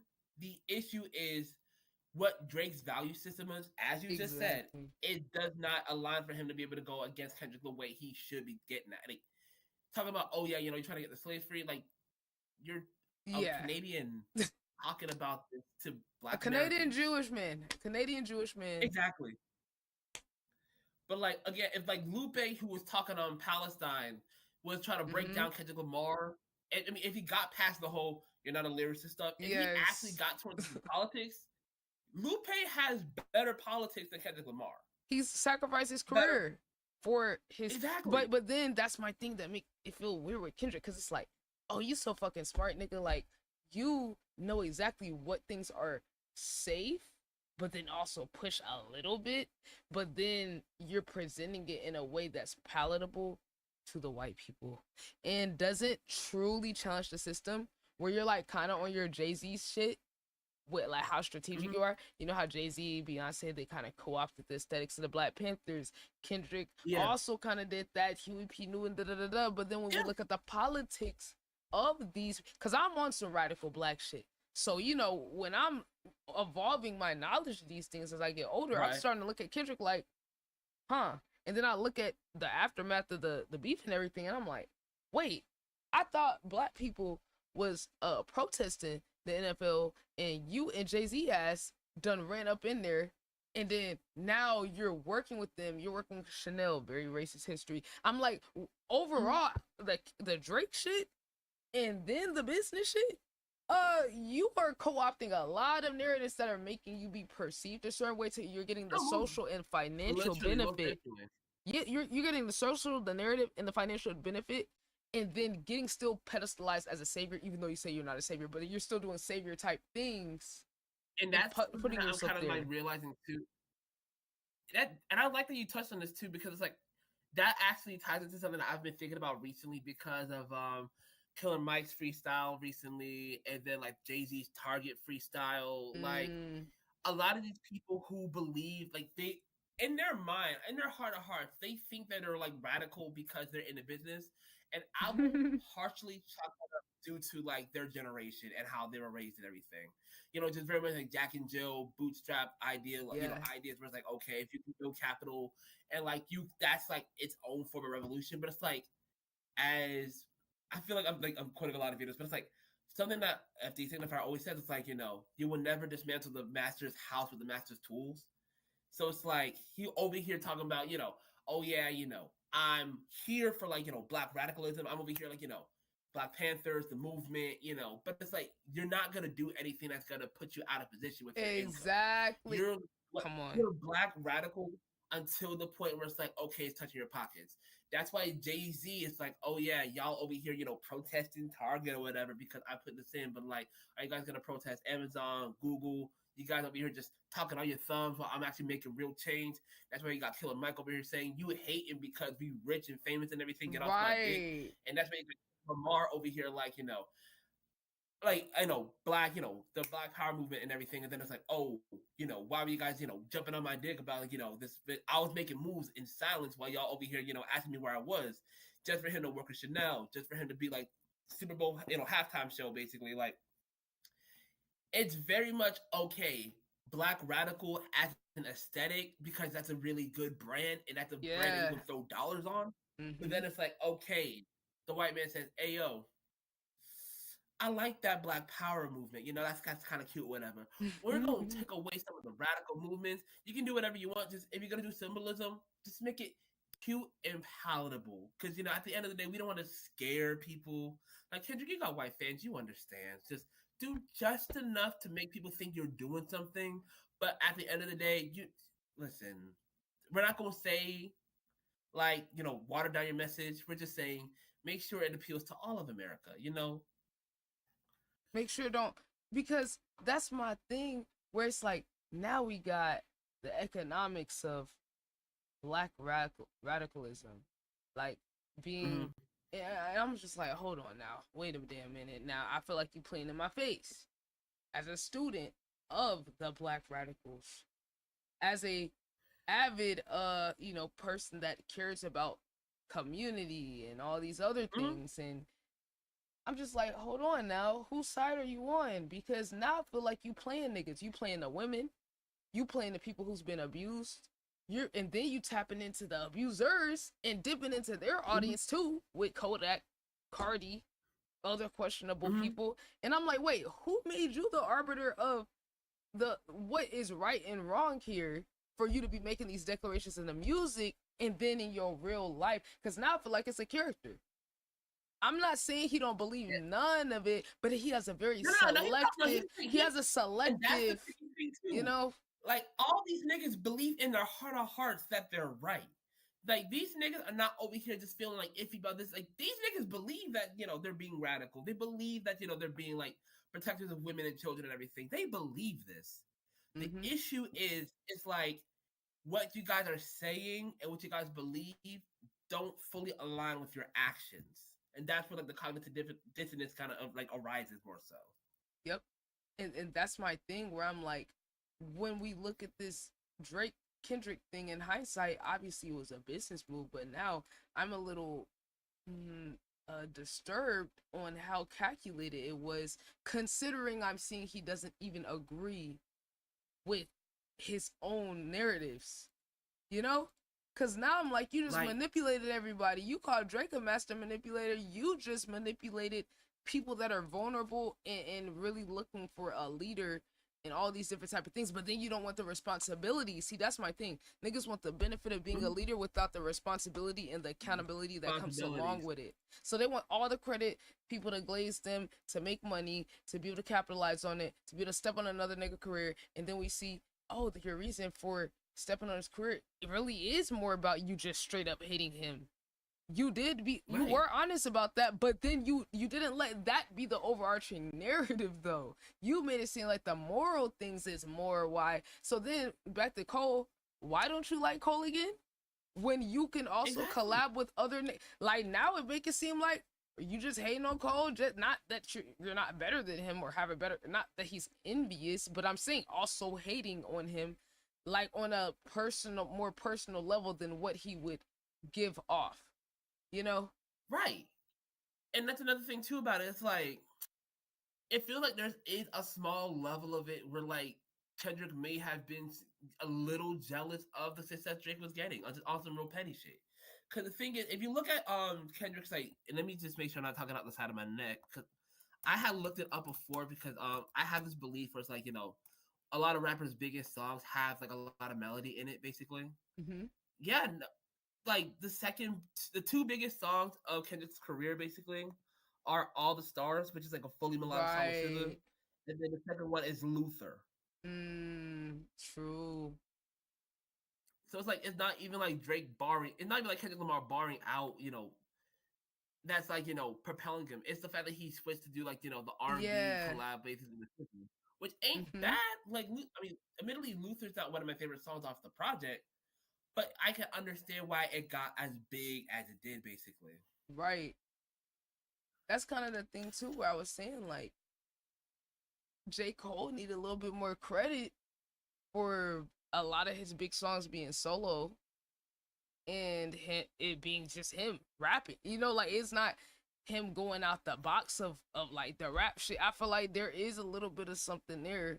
And hell, even when it was Damn, wasn't it that one big song where, was it Rihanna? Oh yeah, Loyalty went crazy. Loyalty still get played on the radio. That's a good song. Like, there's nothing wrong with the songs and shit, but just kind of analyzing it. Nothing Like, wrong with the song, nothing wrong with the it's melody interesting. and everything. But again, like if you step away from the battle and everything, with Kendrick Lamar taking this, Royal Crusader stance, where like you're over here taking the sword, you're saying I want to watch the party die, making it seem like you about to just do a clean turn. Like he it knew makes he you feel was like a character. doing. He knew because he could have stopped it at the Drake shit. But then he gonna start tapping into the old like revolutionary. Like I'm like, okay, and where did you take that? To the bank. Exactly, and that's my thing too. It's like my joint about it too is like I had personally I had to like take a break from listening to Kendrick a little bit after the beef and after the watch party that because like part of it was because a lot of niggas was dick riding, but it felt like the music before just kind of changed a little bit afterwards. Just hearing like the new context, where it's like, okay, you were building this character, building this narrative. Okay, self improvement. Okay, yeah, I've been dealing with a lot of shit and everything. And then you get the one moment to pop out, to act out and everything. And say, you know what? I'm going to just jump on this nigga grave. I'm going to just throw all these different jackets on him. I'm going to be a radical, say I'm going to kill the party. I'm going to bring back lyricism. I'm going to drop this West Coast thing. I'm going to do this world tour based on the fact that I stomped on this nigga grave. I'm going to do the Super Bowl. And then I'm gonna be chill. I'm gonna just relax. But before I do that, I'm gonna collab with an abuser and a deadbeat. On the way out. Let's not forget that. Yeah, I'm a collab. My one collab with out of all the people could have did Jig. I never do collabs. I never do collabs. I just I step out every now and then. Like last time I collabed, I was on the beef track with some Future and everything. But my next track, I'm gonna just link up and play with Cardi. Yeah, not Future. Oh, my fault. That's another deadbeat. So how much does he care about men showing up for their kids? Literally. It's like, to me, it's like, I thought you was on some, I can't even fuck with you if you don't take care of your kids. But you collabing with Future but then J. Cole, who stepped away to take care of his kids like you did at a certain point. Mm-hmm. You got a problem with him over what exactly? Because are you jealous? That you never when did you bring J. Cole out for tour? When did you bring J. Cole out for tour? If you listen to fucking 7 Minute Drill 2, it's like, it ain't even nothing to beef about. Like, this nigga said, okay, this one thing was, tragic. Your last thing was classic. Like, this other thing was, put niggas to sleep, but they gassed it. Like, just real simple shit. It's not like Drake said, like, Dave Free slept with your baby moms. That's what Drake he told said. Kendrick baby mama to shake the ass. Exactly. Come on, mate. Like, if we talk about disrespectful, like J. Cole's on some just real chill, like, oh yeah, I'm just gonna throw some cute little jabs, like we just gonna like test each other's pen. Nah, Drake said, you know what? Yo, like I'm gonna tell you, like, you beat on your woman. Like nobody knows this, but you beat on your woman. Like, if we talk about like you really mad at J. Cole just because he threw a cute little couple pebble shots and everything? But that's why, like, it's so interesting because it's like, what? I mean, clearly you want to be number one. We don't got no problem with that. But the reasoning and the logic for not fucking with people, it really doesn't have a leg to stand on. Like his whole like narrative and crusade, if you're objectively looking at it, it just wasn't genuine. You didn't actually care about the degeneracy. You didn't care about the women being protected, the kids being shown up for by their parents and having good examples, because you're literally collabing with Playboi Carti, who is an abusive person. Like, the fact that this is my problem, not just the fact that niggas do a collab. People gotta understand, it's not just that, oh, they collab with the person. It's that when he has that type of mythos around him and the image of like, oh, he's radical, he has a good heart, he's doing things for these moral reasons, and then he collabs with these bad people. Now he's opening up the door for his fans to go interact with that person and change the narrative and give them positive PR and revive their career or show them to a different audience just because it's Kendrick doing it. And it's not just that too. It's like the fact that he does it too. Like Kendrick Lamar doesn't do features. He does a feature here and there, but he doesn't do features. So like when he shows up on a track or whatever, it's intentional. Like there's the the world would die for a Kendrick Lamar feature. So he has a very select few that he steps outside for. So that when he steps outside, when he reaches out to grab a Kodak Black, or if he jumps on a Future track, or he jumps on a Playboy Cardi track, in the same way he jumps on a Baby Keem track, it's all with expressed intention.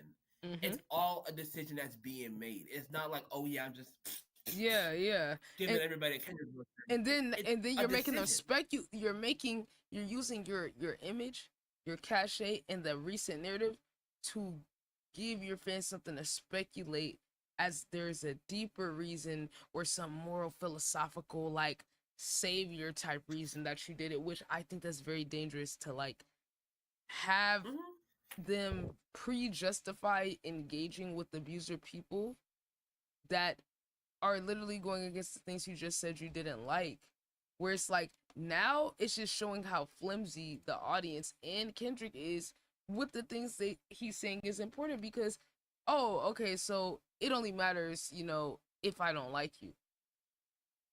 Right. We only don't fuck with abusers and deadbeats if I don't like them and they don't balance out to me, or they're more successful than me, or I feel like my agenda, which now that I look at it, how is Kendrick's agenda more pure? If he was genuine and authentic with the radicalism and these things, how is don't it? begrudge Kendrick.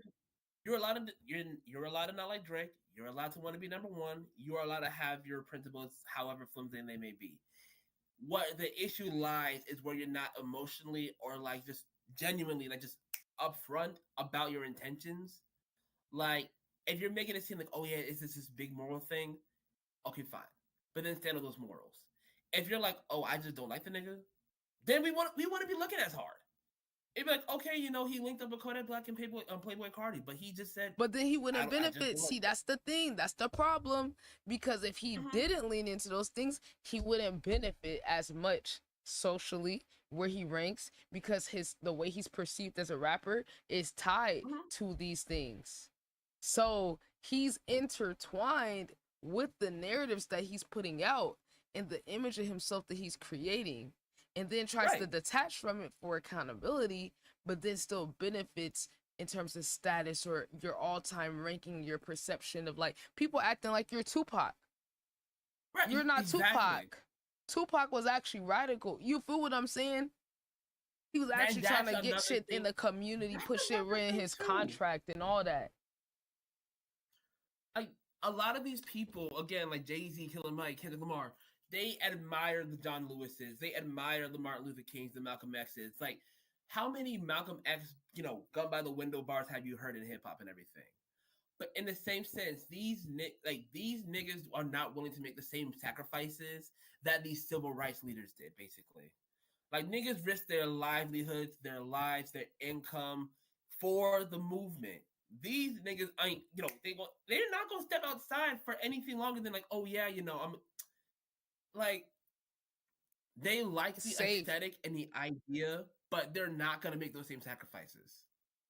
You could take it to sports. LeBron, same thing, same exact thing. Where I'm like, yo, and then what's crazy? It's just like seeing the narrative shift, this bootlicking ass shit of people being like, oh, they don't have to do this. They don't have to make a stance. They don't have to. And I'm like, see, that's the fucking problem.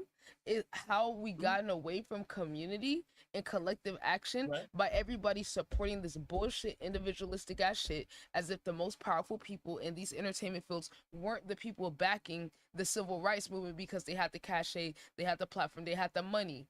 If they didn't do that back then, we wouldn't be where we're at today. So I'm like, how is it that we're holding people less accountable when they're more influential? Rather it's J. Cole, Jay-Z, Kendrick. Oh, I'm on all the ass. I'm on all the ass because you have a responsibility if you're benefiting from the people off of these narratives 100%. And stances. It's one thing if you don't ever associate yourself with it. But the minute you do, I'm holding you to a different standard. Like, I'm not looking at Rick Ross or T.I. to be like, T.I. actually does like, speak about stuff every now and then. I'm not holding Rick Ross or A$AP Rocky to the standard of, oh yeah, y'all need to be out.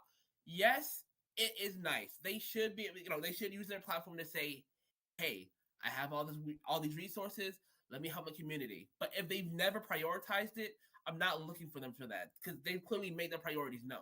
Mm-hmm. However, if you're stepping out to say, okay, this is my priority, the people, this, that, and the other thing, okay, great, show us. Yeah, I'm gonna do this little thing and everything, but you don't know what I'm doing behind closed doors. I'm in the rooms. See, that's the thing. I'm in the room. Yeah, you're in the rooms. What are you saying in the rooms? Like, what are you doing in the room? You advocating for yourself. Exactly. Every now and then you might throw niggas a bone here and there. Yeah. To keep your PR up. Or highlight black this, black that, or associate yourself and push financial literacy and push your own agenda. And that's another thing too. Cause I was watching this clip from the Cultural United, podcast. I want to say earlier this morning, basically, because they were talking about this whole thing, like what's different between Jay-Z and Killer Mike. Where, in my honest opinion, there's no difference. They're both doing the same thing, just from different classes. But the thing is, they use the imagery and the connotations of Black radical thought, like Tulsa, when Greenwood, when Killer Mike was trying to do the bank app and everything, to put people in that mindset of, oh yeah, Black independence, Black freedom. But no, if you look at it, it's more so you're asking Black people to put their money into this crypto app. Yes. That is back. It has I think white owners or something like that. Or even when Jay-Z with the whole Colin Kaepernick thing, he was put in the room because of the whole PR stuff. Yep. But it's he's still in a minority. He's still in a majority white room. They're not listening to a nigga who made money from drugs and rap. They're not listening to him. They're like, okay, you got a lot of you got a lot of personal cachet and everything, and you will say, oh yeah, Basquiat, and you will throw around the words in order to exactly. It's strategic. Know what the words are, but that is manipulative because it's you're trying to make it seem like if we're coming against you, we're coming against Black excellence. But no, that's not the case. You are coming against Black excellence because at the end of the day, it's not Black excellence to you. It's Black exceptionalism. It's a difference. It's a difference. There's two different sides to that. You are happy that you're in the room and you feel because you made it, you are the revolution. No, you were you were allowed in the house. You've done your time in the field and now they let you in the house. Don't get that shit twisted. And then they'll use that status to exploit or further step on the same Black people that uplifted them, or then also use their status and their cachet to just get more out of people and boost himself up. And it's okay, I guess the argument is gonna be, oh, well, would you rather be a Black person do it or whatever? I'm not lowering my fucking standards, nigga. I'm not about to just be grateful for anything, nigga. If we're gonna be in positions of power, we need to look out for each other and not use other people as stepping stones. No, I don't give a fuck if, he's able to benefit someone else a little bit and then boost himself. No, because it's you do it. Why are we dropping the standards from back in the day? The bar is so low. Look at the fucking actual radical people from back in the day.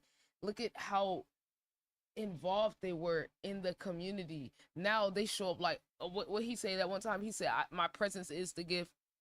Trying to be funny and shit. Yeah, yes. When they were asking him to show up more, it was actually related to something community or political or some shit, I think, was when he said that.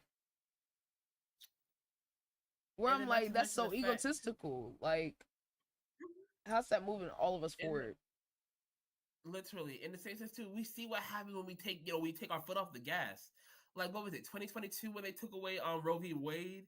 It was earlier this year when they had altered the civil rights bill to allow for redistricting out in Louisiana. We see what happens when we don't keep our foot on their necks. Niggas start going oh, you guys don't care about this no more?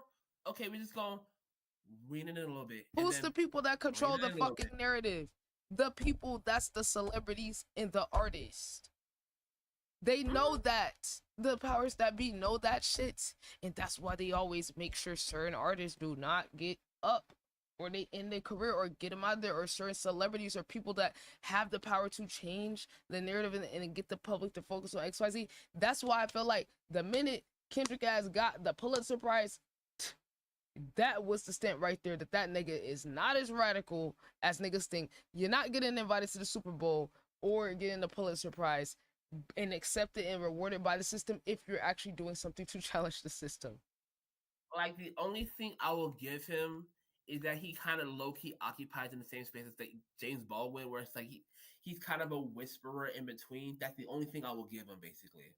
I won't say he's a full. Like, I will never say that he's like a full-on coon. I will not say. Oh that. nah. Yeah. Mm. What I will say is that as a black entertainer with like a black American background, basically, while he is very much aware of the systems that be and like the things that put us down, he also is in a position where he can feed his family, and in the part of he's in a different class than like the majority of the people, and two, he is incentivized to maintain that status. Right. Which my thing is, you can have that status and all of that. Like, to me, how much money is enough money? I'm just saying niggas gotta stop making money.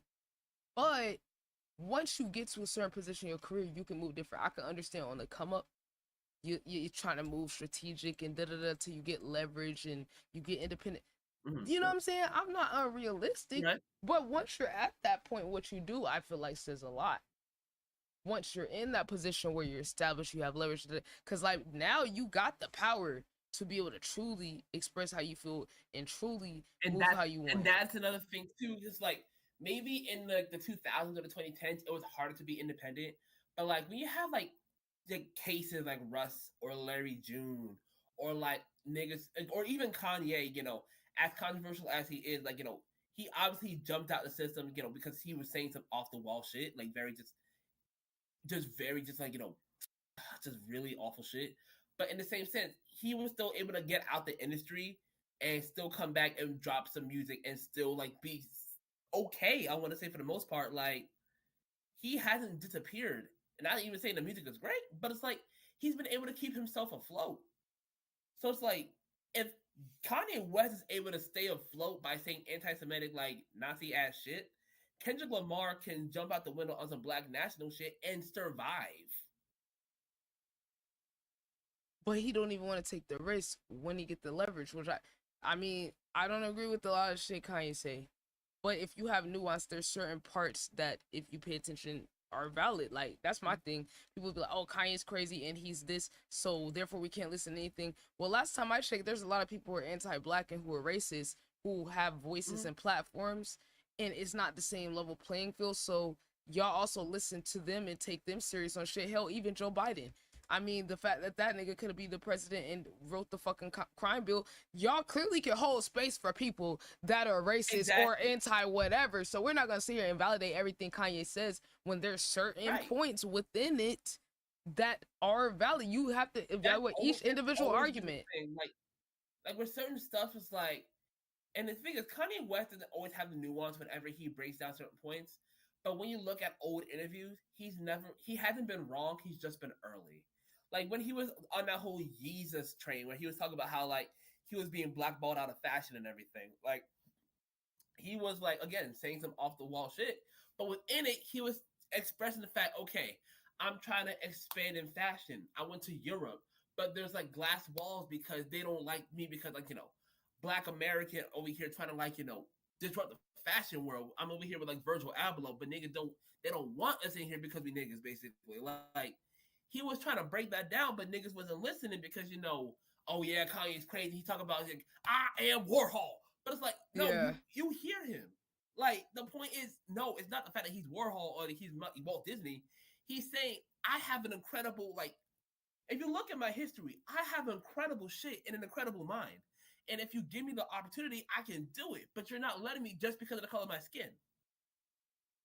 And his so again, lack of articulating it, that's my thing. Where people interact in bad faith, where it's like you're not trying to actually understand. Cause like this is why like people don't have like good communication skills. Cause it's like if you were to actually genuinely try to engage with the point he's trying to make and carve that out, you could have the authentic conversation with pieces of the truth that's coming out that might come out a certain way. If you decipher it, like you could get to the bottom of what he's saying and authentically engage with that, but y'all don't want to authentically engage with it though. Y'all don't truly want to.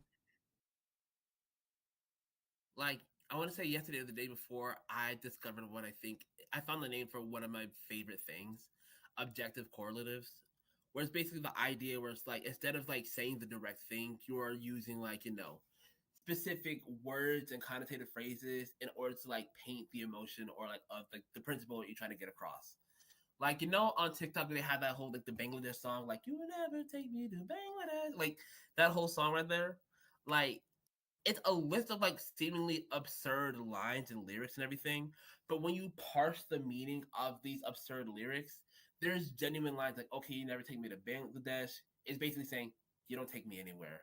You never cook me sausage on open flame. You don't cook for me, or you don't like nourish me. Basically, just those hidden layers. It's like people are not, you know, people only take the surface because that's just what our society is now. Okay, you say what you mean. If that's just I'm Walt Disney, you're clearly not Walt Disney. That's a preposterous lyric or a preposterous thing to say. Like, okay, you're crazy. But no, you're not literally saying I'm Walt Disney. You're literally saying I'm an incredible mind and I want to be taken seriously as such. But the problem is nobody, as you said, nobody's taking the time to like get behind the, you know, the wording of what somebody's trying to say because they're just caught up on the actual surface. And everybody's so reactionary. But it's like, and I ain't gonna lie, there's a little racism and anti-blackness even within our own community in terms of when our great minds say things because they're so whitewashed, and whiteness is just so pedestalized. When he compares himself to some of these white people, they're like, "Oh, that's just fucking ridiculous. Who the fuck?" But truly, Kanye's one of the greatest creatives of our time. I mean, yeah. I mean, you know, but is he being treated as such? Right. No. And again, like literally, if you're talking about like, if you look at the College Dropouts trilogy, like Graduation, he made a stadium rap album. If you look at 808s and Heartbreaks, he single-handedly changed the sound of hip hop. I mean, yes, Kid Cudi definitely is a major part of that, but 808 and Heartbreak gives birth to Drake, Future, Young Thug, Travis Hey, so Scott. J. Cole too. J. Cole and Kendrick. Yeah. I heard the influence of that in their shit too. Like literally, just that. Literally, that album alone just influenced. And then he makes like the art piece that is Beautiful Dark Twisted. He makes the deconstructive. Like Kanye West is an incredible mind. Like, And then when he took it to different mediums, like I feel like that's a whole different level right there. As controversial as he is, you cannot take away his influence. His thumbprint, his footprint on the entirety of culture is too big to just like gloss over. Well, I feel like if we were to just like judge people and their impact solely off of the morals, there would be a lot of people that we would not be able to acknowledge, you know, like the founding fathers of the whole fucking country, you know, like, you know what I'm saying? So I'm like, why people be picking and choosing when we're going to take stuff away from people and ignore their impact and when the entire history of this country was founded on genocide and slavery. So we can go sit here and tie a bunch of people to that are in positions of power or descendants of them, and they'd be like, oh, well, nothing you did. Okay, well, let's just, when it comes to this art, music, impact, culture, those things, the fucked up parts about people are a part of it. That's just the reality of artistry and creativity. We can't ignore like, that. At the end of the day, and it's weird. It's funny too because I'm also like I'm thinking about this too within context of our other conversation too about like, you know, artists like, you know, Playboy Cardi and Kodak Black. It's like it's a thing too where it's like you gotta like figure out, okay, how do you judge like, you know, whether or not like the harm, you know, reduces like their legacy basically. It's like, and it's like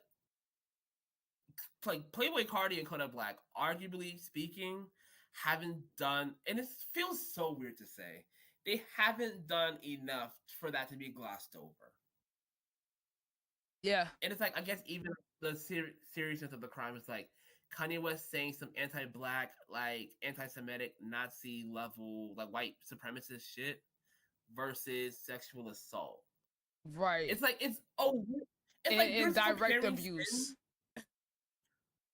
to a woman and a child. You know, like that they gonna say it's crazy, but it's like those are not equal. Right. Those are not equal. There's one that is very bad. clear. Yeah, like these things on the other side are just clearly objectively worse. because we've been victimized by Kanye as black people, just as much as the Jewish people. So it's not like it's, oh, he just targeting y'all. He done went at everybody. He done exploited some everybody. He exploited his own artists. He exploited Big Sean. You feel what I'm saying? So I'm like, he done did dirt, but so have all the other people. But then some of the, like, that's him being him though, as an artist and as a person. Now, who you decide to collab with and tie your brand to, and then send your fans to them, and then it's like you're letting a bad person co-opt your goodwill or your good image and borrow it, and then actually be able to benefit socially and recover their career or perception, which is like, why are we recovering the perception of people that, you know? It's one thing if you ignorant and you just don't know and you haven't evolved to the maturity of knowing that things are wrong, but once you're analyzing to the level that Kendrick has in his music, you know what you're doing. You just don't give a fuck. Right. Which is like, once you know, that's when you have the responsibility. Once you're knowledgeable and mature and wise, that's when I'm judging. I'm not judging before, or, you know what I'm saying, you grew up in this. Once you're able to like break it down, now you need to be accountable because you're bringing light to other people. Like, maybe if he didn't drop like Mr. Morale and the Big Steppers, we'd probably continue to give him a pass, basically. Like, oh yeah, Kendrick Lamar at the end of the day. I'd be like, oh, he's still evolving. But you know, he took time out of his discography. He said, "I've been cheating on my wife," or like, not even my wife. I've been cheating on my girl. I'm gonna break down what happened to me and why I feel like I need to do it, and I'm gonna examine that, and I'm gonna respect women now. I'm gonna respect my union with my girl. I'm gonna respect my union for the sake of our kids. Like, okay, valid. Drake is a weirdo. Drake is a pedophile. Drake is sexually abusive to women and everything. He's around like traffickers. He's, you know, he got the little red dots all over. Like, Drake is a bad guy. I'm like, okay, cool. I'm gonna drop a banger with Playboy Cardi. Okay. Huh? Like, I'm telling you. You didn't even need to. There was no artistic. What did Kendrick do artistically on that fucking feature? That, like when you compare it to his other work, we can say GNX, we saw a narrative, all that, all his other projects. What artistically did he add? He didn't even, remember, I said he wasn't pushing his style like J. Cole. He didn't even push out his normal comfort zone. It's not even like he went on the cycle, oh, let me get on some underground shit. You know what I'm saying? Maybe you see it. I just don't see what he did that even artistically or musically made it like, honestly, interesting. The only reason why I can even assume is because he fucked with Cardi, because he's on like 3 songs on that bitch. He has good credit, but then he's also on the one with Janae Yuko, and he's also on Mojo Jojo. But like, literally, even in the verse, I was like, there's no question about it. He said, "Cardi my evil twin, Cardi my evil twin." I'm like, okay, you really fuck with Cardi. You just say the quiet part out loud. Like, I'm like, what? How am I supposed to feel about this? Cause I'm like, nigga, just because you're saying it out loud, don't cancel it out. That is fucked up. You can say, oh yeah, I know I'm doing some fucked up shit working with an evil nigga, but I said it though. I told y'all, like, no, like, what? Like, that's my nigga though. That's my nigga though. Like, why though? Okay, that's your guy though. Yeah, but I'm like, why? Like, out of all people, and people say, oh, artists doesn't have to explain anything. Well, I don't think you have to, but I do think when you're the narrative, ooh, there's storytelling and depth behind everything I do as nigga, at least musically, you should maybe explore that in your verse on the song. When you carry yourself a certain way, obviously every decision, you know, brings scrutiny, but it's like at the end of the day, when you are that careful with the curation of your brand, everything's a choice.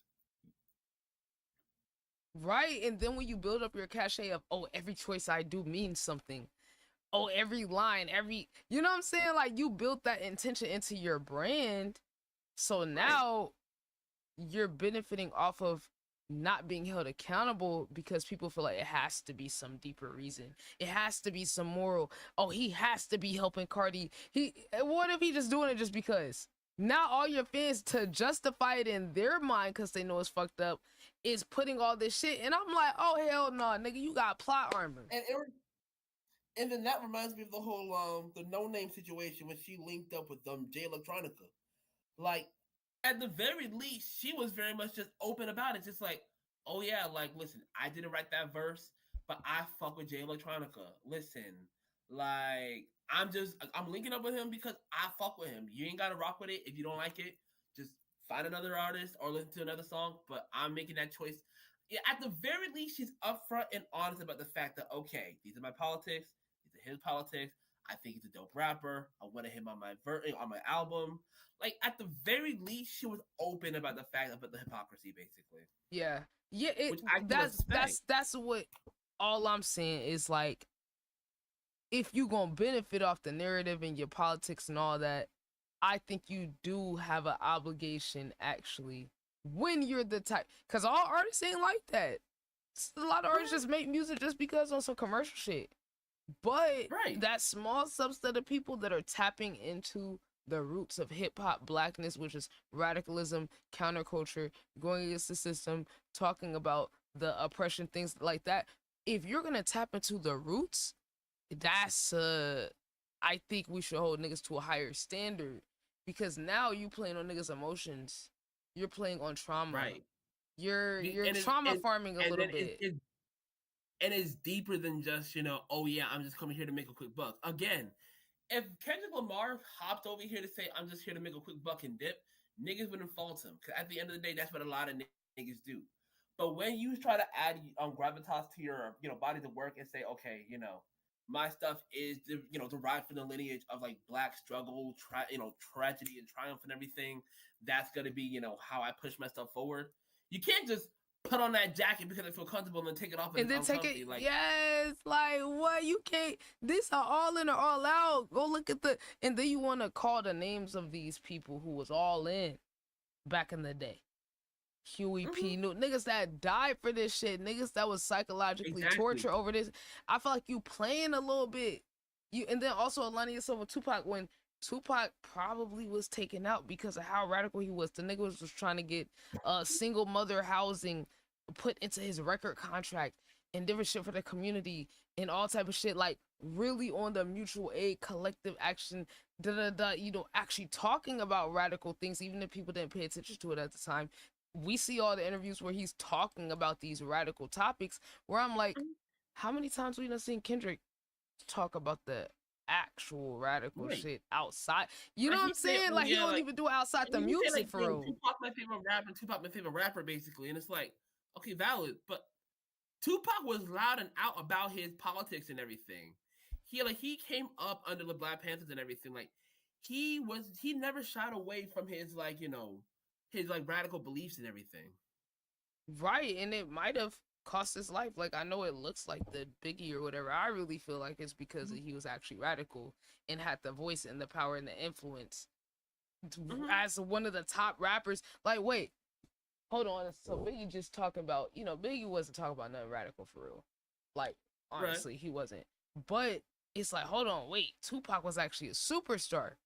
You can't have no superstar talking about communism and the actual racial politics and they don't like when you start connecting it to the socioeconomics, just like why they took MLK out. As soon as he said, I led my people into a burning building, we didn't talk about the economic power.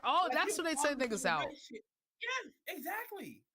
Like, literally, like, it was never like, civil rights, okay, fine, sure, cool, whatever, we give you a little voting rights or whatever. But, like, class?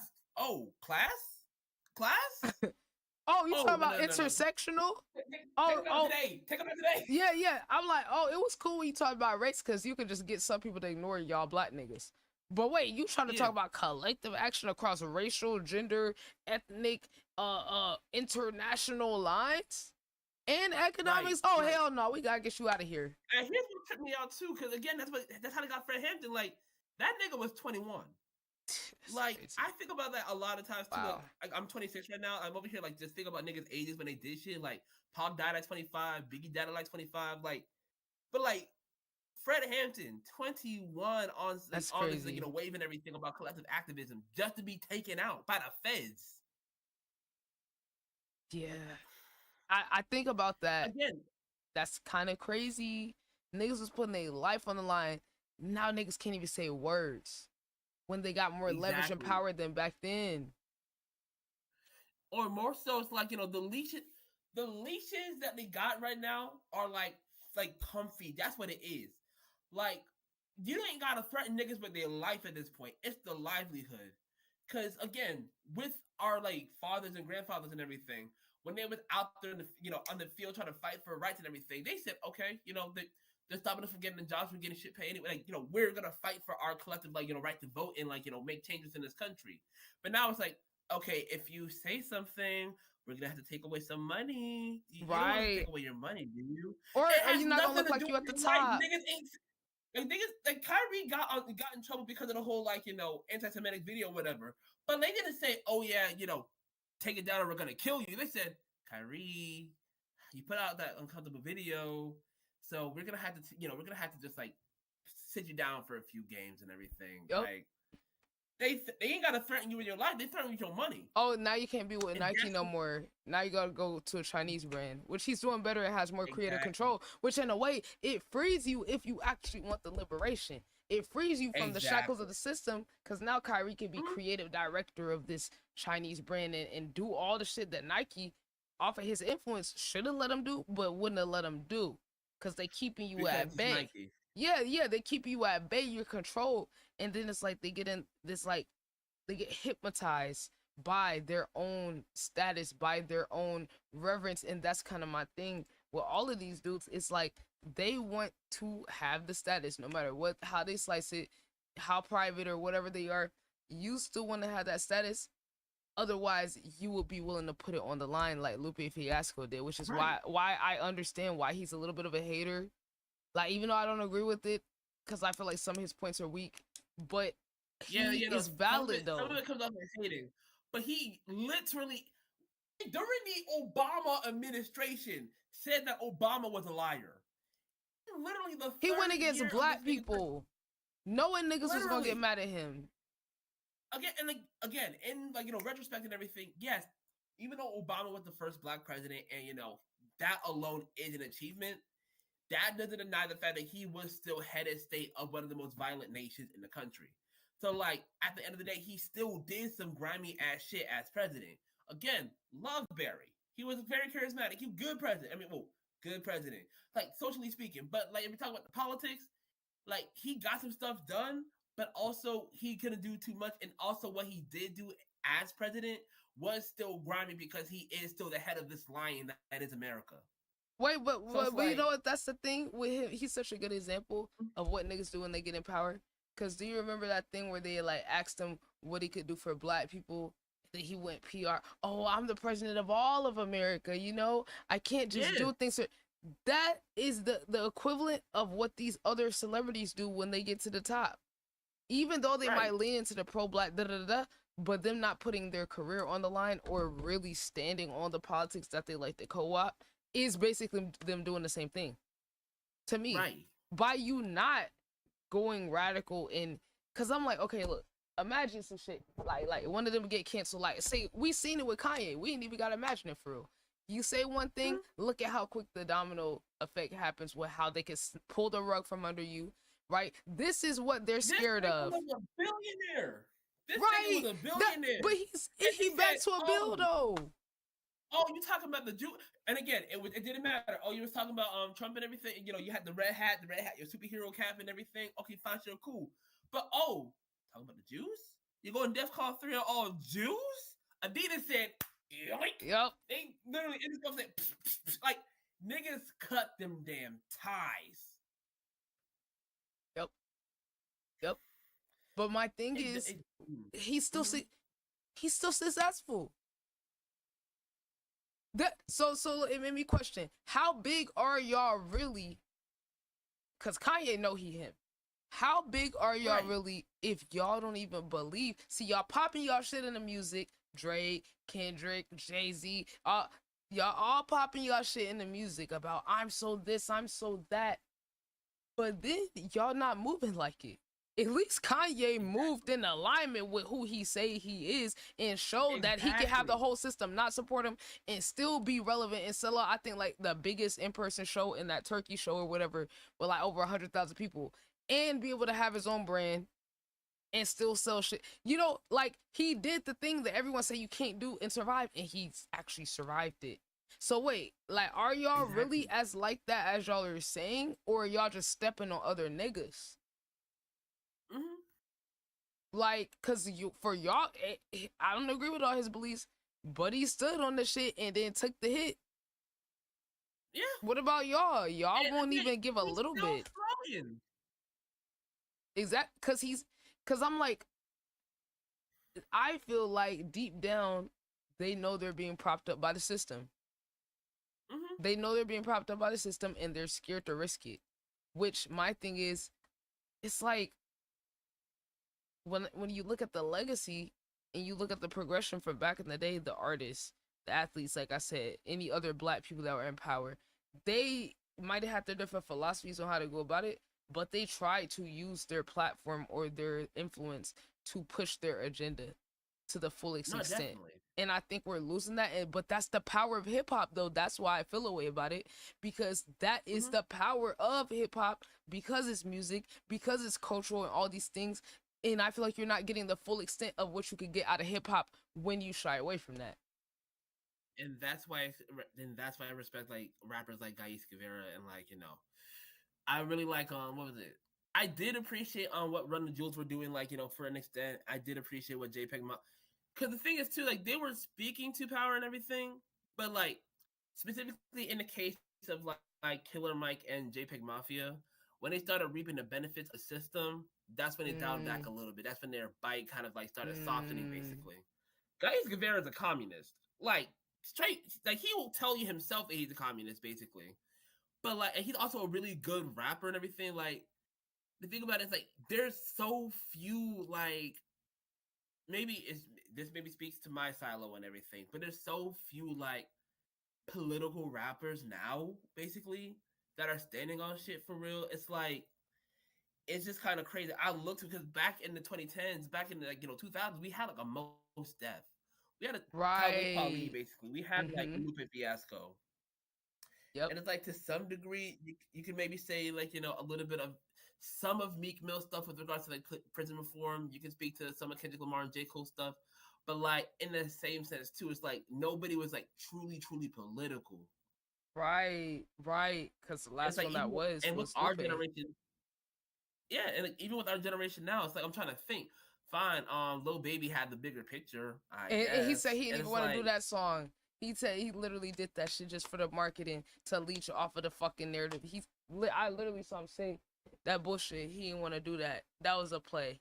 So yeah, that's what I'm talking about, though. Y'all fucking playing with niggas' emotions and trauma farming niggas. And then shitting on the same niggas you trauma farming because y'all quick to call niggas broke and y'all ain't on this and I'm this. And then it's like, okay, you just want to be a god for real. You just want to be exalted and deified. And that's the thing too. It's like, even with my own personal music, basically, it's like what I'm trying to do, because I do see that, is like I still try to, like, you know, write like some political shit and everything. And what's funny for me too, and it's like, out of everything I've dropped, basically, the one song that keeps getting, like, you know, the clicks and everything was my one political song. And it's like, I probably dropped like maybe 30, 35 songs, period, on like streaming platforms, basically. But the one thing that keeps getting clicks is the ones like I have like called Cup Schumer, bro. Cause it's just stemmed from my frustration with, like, you know, the Democratic Party right now. Like, as you know, they're in this position, like, back, you know, when, you know, we were in power and everything. I was like, oh yeah, let's just try and reach across the aisle, shake hands with the red team and everything. Oh, they're stymieing everything we're trying to do. But then you see this current administration over here just like, oh yeah, we can't do something? Well, fuck you, we can. Well, fuck you, we can. And it's like, oh, we can't do nothing. We gotta, like, you know, we gotta listen and do that. A lot of like the establishment Democrats over here just like trying to, like, you know, do these grandstands of power. But it's like, at the end of the day, like, fine, Cory Booker filibustered, but what did it stop? Nothing. Like, Hakeem Jeffries, they clip farming. They clip farming, politically speaking. Exactly. Like Hakeem Jeffries doing his little picture of like, oh yeah, you know, it's gonna be trouble. And he has a little baseball bat, but like again, what you doing? Nothing. Yo, this is Like, crazy when you break it down like that, bro. exactly. Like the civil rights bill that was pushed, like that was like 1963, when that was like that got gutted. Like we've over here talking about, oh yeah, you know, we all over here chilling because we like, oh yeah, our voting rights are guaranteed. Until they go ahead and redistrict and, you know, vote and say, oh yeah, you know, why should it be, you know, it's got to be colorblind, you know, instead of color conscious.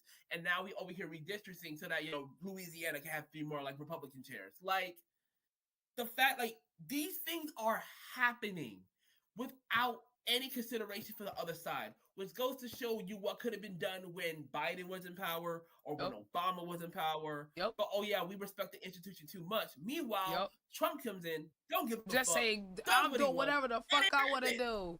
He's like, yep, we about to do this. Oh, y'all gonna have to take me to court. Y'all gonna have to stop me. I'm gonna do it, and then y'all see. President. Yep. I'm gonna go to Iran for, you know, for oil and everything. I'm gonna go to war for oil, and just because I can. Like, and he don't give a fuck. And the Republican Party don't give a fuck. And the Democratic Party is like, oh, we can't do nothing. We can't do nothing. Meanwhile, Mom Donnie over here in New York over here like giving niggas free buses because niggas want progressives. Yeah. But again, niggas is too pussy, both in like politics and in rap music, to do nothing about it. Yep. But then complain about the other side, and then find a way to build a career in a marketing campaign around the other side doing the shit they're doing, and they countering it, but not actually counter it in a material way that actually substantially changes anything. So I'm like, this is kind of fucked up that y'all could do something, y'all choosing not to, and then you're letting all the fuck shit happen, and then making art or political things off of the bad things happening, and then, you know, like you said about him posted up with the baseball bat, and oh, we're in good trouble, and you know, all these different little slogans. It's like y'all built these slogans and say these buzzwords to trigger people and get a benefit and support and then advance your career. And I just feel like morally, that's kind of crazy when you think about it, for real.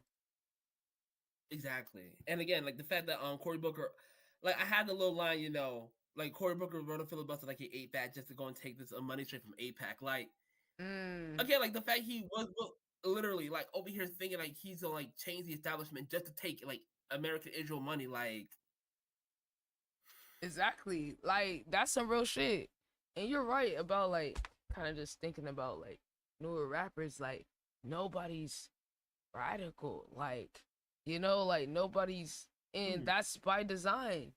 That's by design. And that's kind of the other thing with the narratives and like what you're saying about Twitter and like these different apps and what we experience when like you actually talk about these things. Now the culture is to shame you or like you're lame or all of these different things. Like when it's like, these are the origins of hip hop though.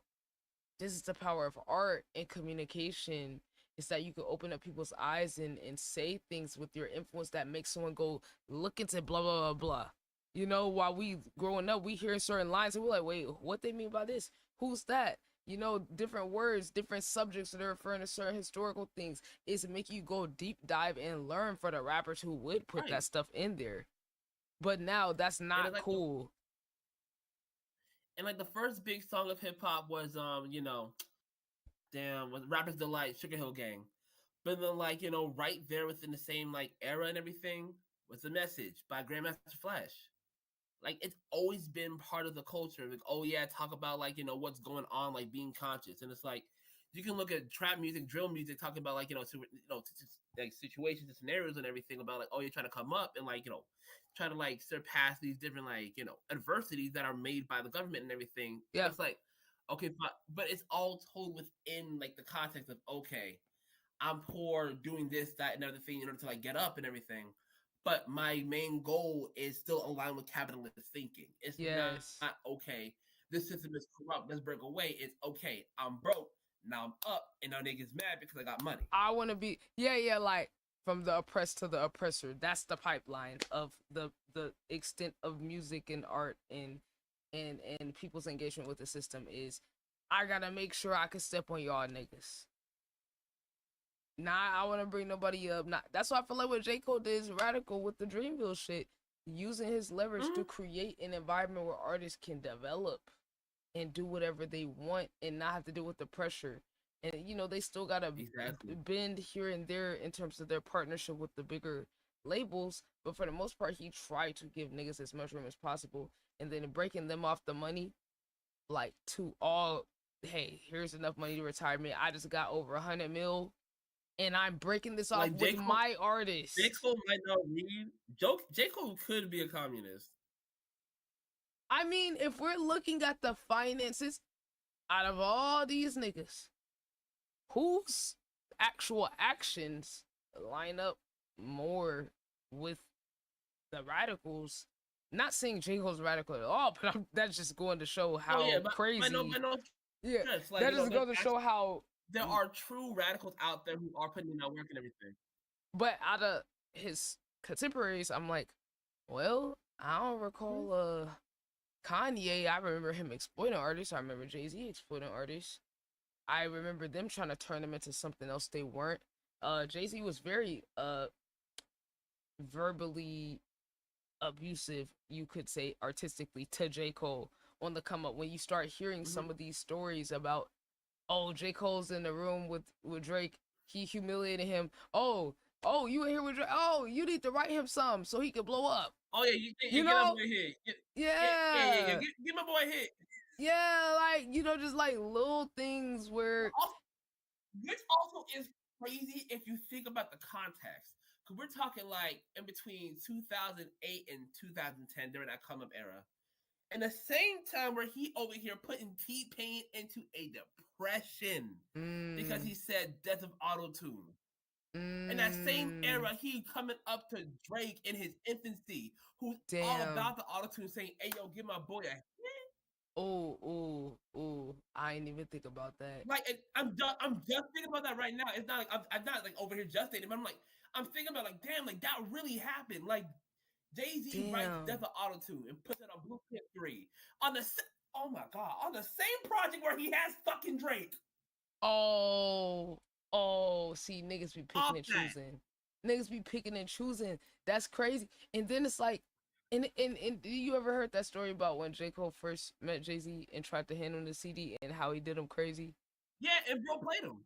Yeah, so I'm just like, even with someone like J. Cole, I mean, you see, you got the fuck up out that deal with Jay-Z, Columbia, all of that. You feel what I'm saying? And I'm like, bro, isn't it kind of crazy the way he treated him? But then J. Cole didn't become one of those people that, oh, I'm about to exploit niggas because I got exploited. He took his leverage, put his money on the line, bought his own masters back, like making actual business moves that line up with what? Prince, Michael Jackson, you know, the stuff that they said, hey, ownership, be independent. I mean, look, try to get as much leverage as possible. And then him also setting up other artists to be able to do that too. Like, I don't think people understand, like, historically in business and music, that's never happened before. Like, he basically treated that bitch like it's a workers' co-op, even though he's the one that built it up, and he built up all them people too. Like, yes, they have the talent, but leveraged industry business-wise, he is the one that made that. Like, he had to make the choice. Like, he did not need you know to what I'm that. saying? He really did not. Yeah, he had to make the like, choice to do that shit. Like, we got mad niggas who have vanity labels. Like, what? Drake got a vanity label. Meek Mill got one. Free bands. You got, like, niggas who have, like, their own little labels where it's like, okay, I'm gonna make money off of these niggas who probably ain't gonna blow up, but, you know, stay like V. Like, you know, I'm gonna make, like, little money off these niggas. But, like, J. Cole said, okay, I'm gonna build a vanity, but I'm gonna make sure, like, my niggas that I pick, they're gonna be straight. And it's like, if you're in the Dreamville camp, you know these niggas. These ain't nobodies. You know Boz, Kaz, Earth Gang, Jid, Ari Lennox, like Luke, maybe Omen. Like, but you are aware of the niggas that J. Cole got signed. If you're part of, if you know J. Cole, you know these niggas. Yep.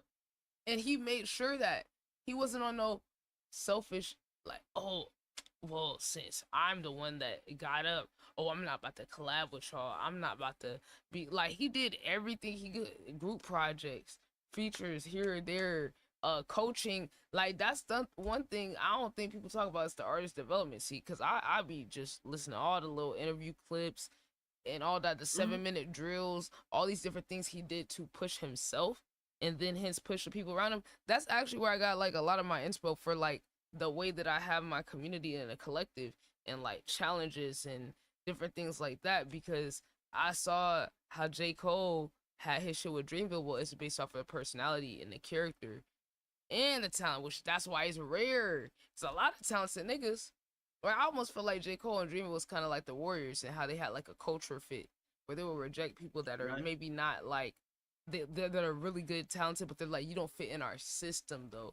Like you don't have the right personality to play with Steph Curry or Klay Thompson. You know what I'm saying? Like it has to be a right combination of things. And I feel like musically speaking, he did that with Dreamville. And I'm interested to see if there's anybody else, or hell, I forget the damn festival. Like the festival alone, to give your own event to where your artists who maybe will be unappreciated in mainstream can feel appreciated by the core fans. That's some fire radical shit. And that's not just that too. It's like it's the mixture of the fact that he got this festival where not only were you coming to see him, but like you got a mixture of like artists who are coming up. You had like that platform in addition to big artists that typically wouldn't be seen elsewhere because that ticket would be expensive as fuck. But he said, nah, you get to see like, you know, these little niggas that are coming up in addition to these big ass acts. Like, what was it? Like you have like T-Pain and Wale and Wizkid coming at the same place where you'd see like Dia and Kaz or whatever. Or like the year that I went, if I can find that, it'd be great. I mean, he had Drake come through one time too. Did SZA go to one? Did I imagine that? No, yeah, that SZA was the one that I went to. Okay. He getting big names, like, and it's giving more attention to the other artists. That's what, to me, if you really fuck with niggas, you would do shit like that. If you really want to see other people do well and use your platform, your influence to the full extent, that is what it looks like. Not just a cosign or getting them signed, but using your pool, because he knows it's all feeding into each other. He's like, oh, if they come for SZA and these big folks and then me, I can use that to intro some of these people to my artists. And even if I fall back on the way, I'm throwing lobs to niggas so you can get introduced to all these people so I can pass the torch. Exactly. Like what's it called? The year again, like 2024. He had like what's it called? In the same year, he had SZA, Chris Brown, and Nicki Minaj come through. Yeah, he that's also crazy. Brought in, yeah, that's insane as fuck. Crazy lineup. But he had, you know, he had Tia Corinne come through. He had Domani, Damani, I don't remember that nigga name. Like Damani, T.I.'s son, basically. He had Ray Schwimmer come through.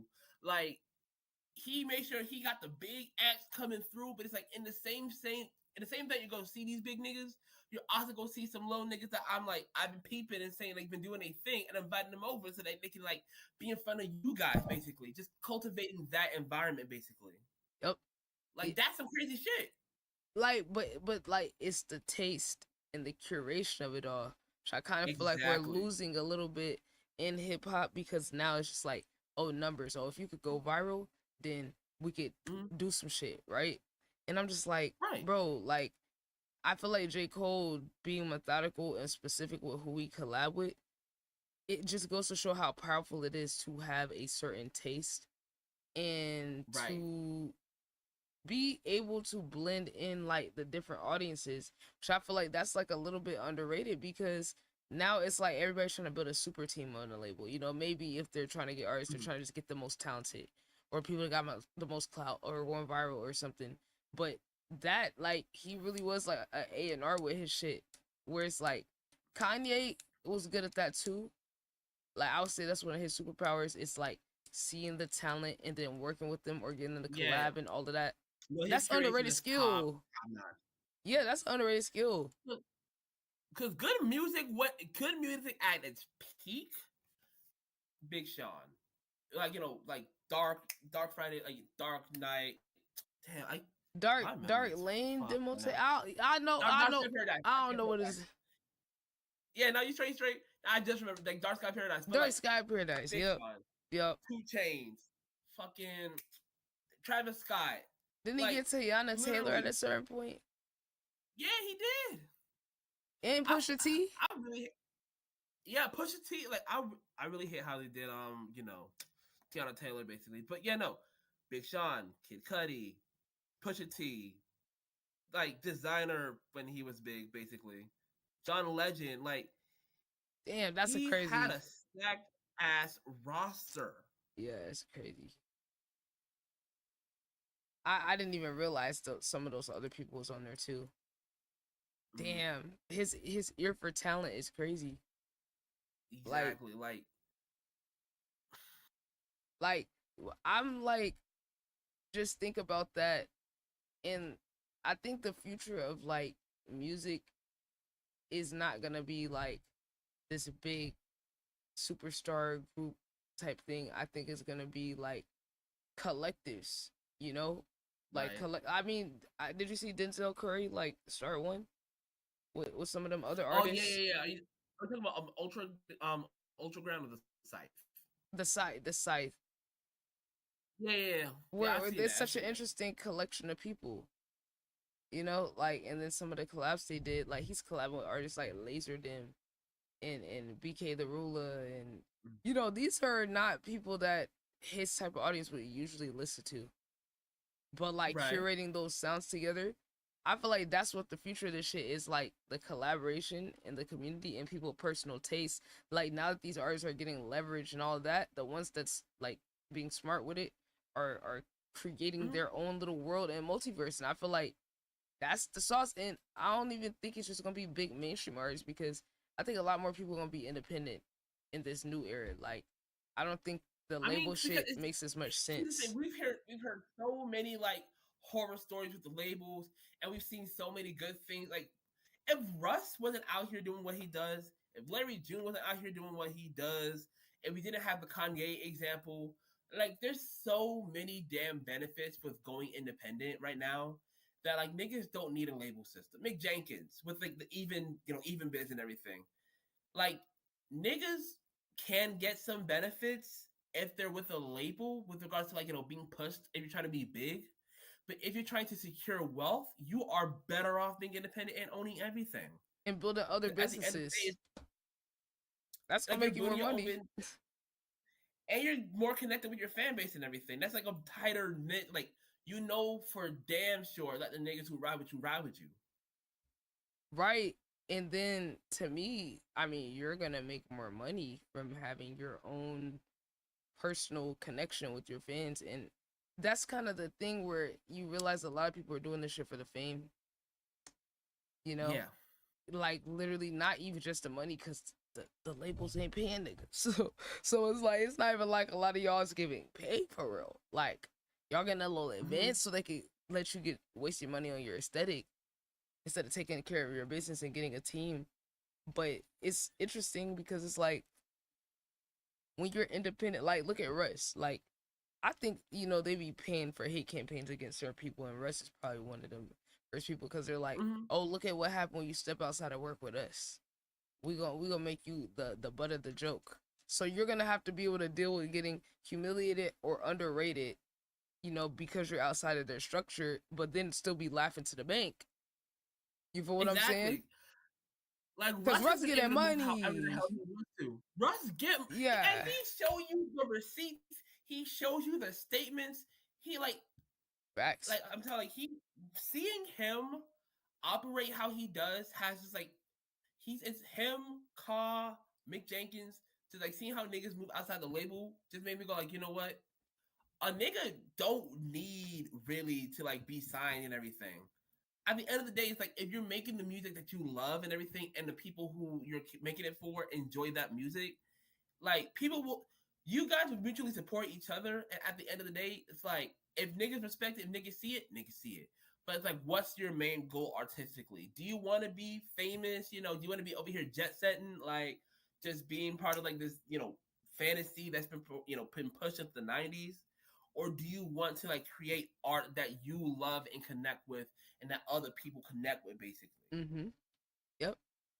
Literally. It's craziness. Yeah, like, and that's the thing, right? Like, I feel like now we're seeing, like, with this content creating era, like that nigga I Show Speed just performed at the damn FIFA World Cup. Like this nigga's a YouTuber streamer, and like when artists are looking for all this fame and glory and all that, it's like, well, really, what these streamers and content creators are showing, and influencers already show, like, is that if you have a connection with your support base, the more of authentically yourself you are, if people support the movement of what you're doing, you could go do a side quest as an artist and make songs that get millions or hundreds of millions of views. Or, 100%. Possibly perform at the fucking World Cup. Look at how many artists chasing it. Did they get invited to the World Cup to perform? You know what I'm saying? Look at how many people bending over backwards to be in the industry. And look, someone with a community and a movement in his own motion, and he can operate independently, is the one that has enough leverage to be able to get opportunities like that. And that's another thing too, because like a lot of these labels, they're not looking to artists develop. Like they're not looking to do any extra work or labor. Because the niggas used to do that because that was like good, money and psychic. everything. Niggas were like, just invest in like creating these stars. Mm-hmm. Just for like in the internet age and the TikTok age, somebody who drops like you can drop a snippet and start a fever pitch, and everybody over here want to like hear that full song and everything. The labels are like, okay, if you got like your own little movement, we'll sign you. Like, yeah. But at the same sense, that's kind of crazy too, because it's like, if you know for yourself that you can generate this buzz by yourself, right? Yes, you need a certain business acumen. You need a certain team to keep that shit pushing and everything. You need artistry to continue to be developed and maintained. Mm-hmm. But like, if you sign to a label, they will gaslight you into thinking that you need them. They make you think that you can reach, you can move forward with them. And like maybe you may get there faster, but like these niggas are like, okay, we will put you on these stages. You'll go to Lollapalooza. You'll go to Coachella. We'll put you on these stages, but we gonna fuck you out your money. And we gonna have creative decisions on your creative discretion and what you do, because now we're business partners, so we have a factor in what you do and don't do. Oh, and then we could put you on the show if you don't get the numbers that we want. Right. And then still control your shit. Which I'm like, if you have the leverage to get your own motion, to get noticed by a label, these days it take a lot. That means you got enough motion to have your own career and to monetize what you do. Right. So to me, if that's the case, then it's like, bro, like you don't need them. Be prepared to grind. Be prepared to grind. You're gonna have to grind anyway to get noticed these days. Mm-hmm. To get noticed and to not get in the deal that's exploiting you. If you were to have a good deal where you have leverage, that means you already did the work on your own. You did the hard part. You know what I'm saying? Right. Because that's why they give you a better deal than the other niggas. So to me, I'm just like, look, I think people got to start realizing the power they have, just like workers in general. The music industry is symbolic of the same thing that we're all collectively experiencing with this economy. And that's what I really love about I think that's what I love about this whole shit. It's like, as obviously like the technical part of it, like the rap part of it, like the stories and just making great songs is amazing. But the fact that it also literally mirrors our actual life in our world and everything, from like the business aspect, from like the stories that are told, it's like it's a reflection of life. Yeah, literally, like. And sometimes people don't see it because it's like a different skill of like artists and certain celebrities, all that make more money. So people get kind of a little mad at the wealth disparity, which is valid. But then it's kind of what's happening to us, happening on a bigger scale. Like Kyrie, you brought him up earlier. What he did, like just like the average American had their jobs threatened if they didn't get the vaccine. So like, he lost millions. It's kind of just a reflection of what we're experiencing on a higher scale. Like, but if you really look, it's a lot of similarities there. And it's like interesting where it's like, that's why like people like Russ, like you said, I forgot who's the LaRussell. That's a little interesting. It's an interesting one. The way he pivoted after that Jay-Z deal. I don't know. That one's a little interesting. When he said I want to be the Apple of the independent shit. Look. When he said I want to be the Apple of this shit, like the company or whatever company said. I said, hold on now, nigga. Are you another one of them niggas that just co-opt a movement and just so you could go corporate on niggas? And now you working with Jay-Z, you popping your shit, and you even more egotistical. I don't know. Like I don't know. LeBron, I mean, it's so much respect for what he does, but it's interesting how even niggas like that could go that far by themselves and then still be chasing the system. Like that's just kind of why I want to tie him in there.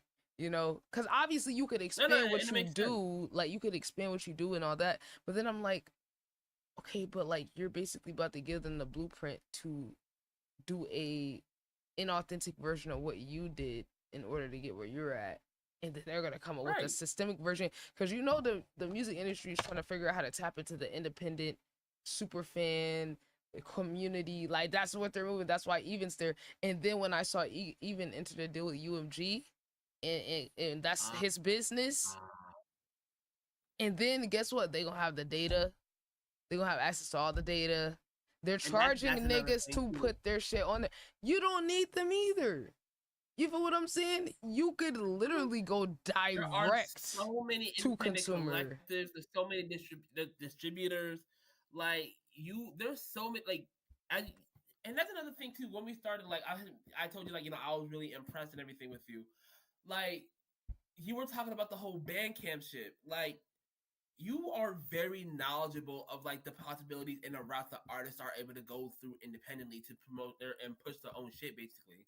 But the fact that you said that you were talking about like how Bandcamp got all these different ways for you to like push a CD, push a vinyl, push a cassette, just for you to like and doing it for the love of the game. Where it's like, okay, but charge like $2 basically for this shit. Like there are other ways for you to get in front of people. You got to do the legwork of promoting your shit and letting niggas know, hey yo, I make music, I make good music. You gotta listen to my shit and everything. But it's like at the end of the day, you don't need a Rock Nation or an Interscope or a UMG to give you that stamp of approval.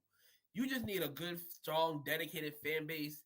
You need to just have like a good, like platform for you to push your shit out, and you just need consistency. But like you can get in front of niggas. Yeah, but like you have to go outside the box in order to do it. Which like I feel like most artists kind of want to do it one way.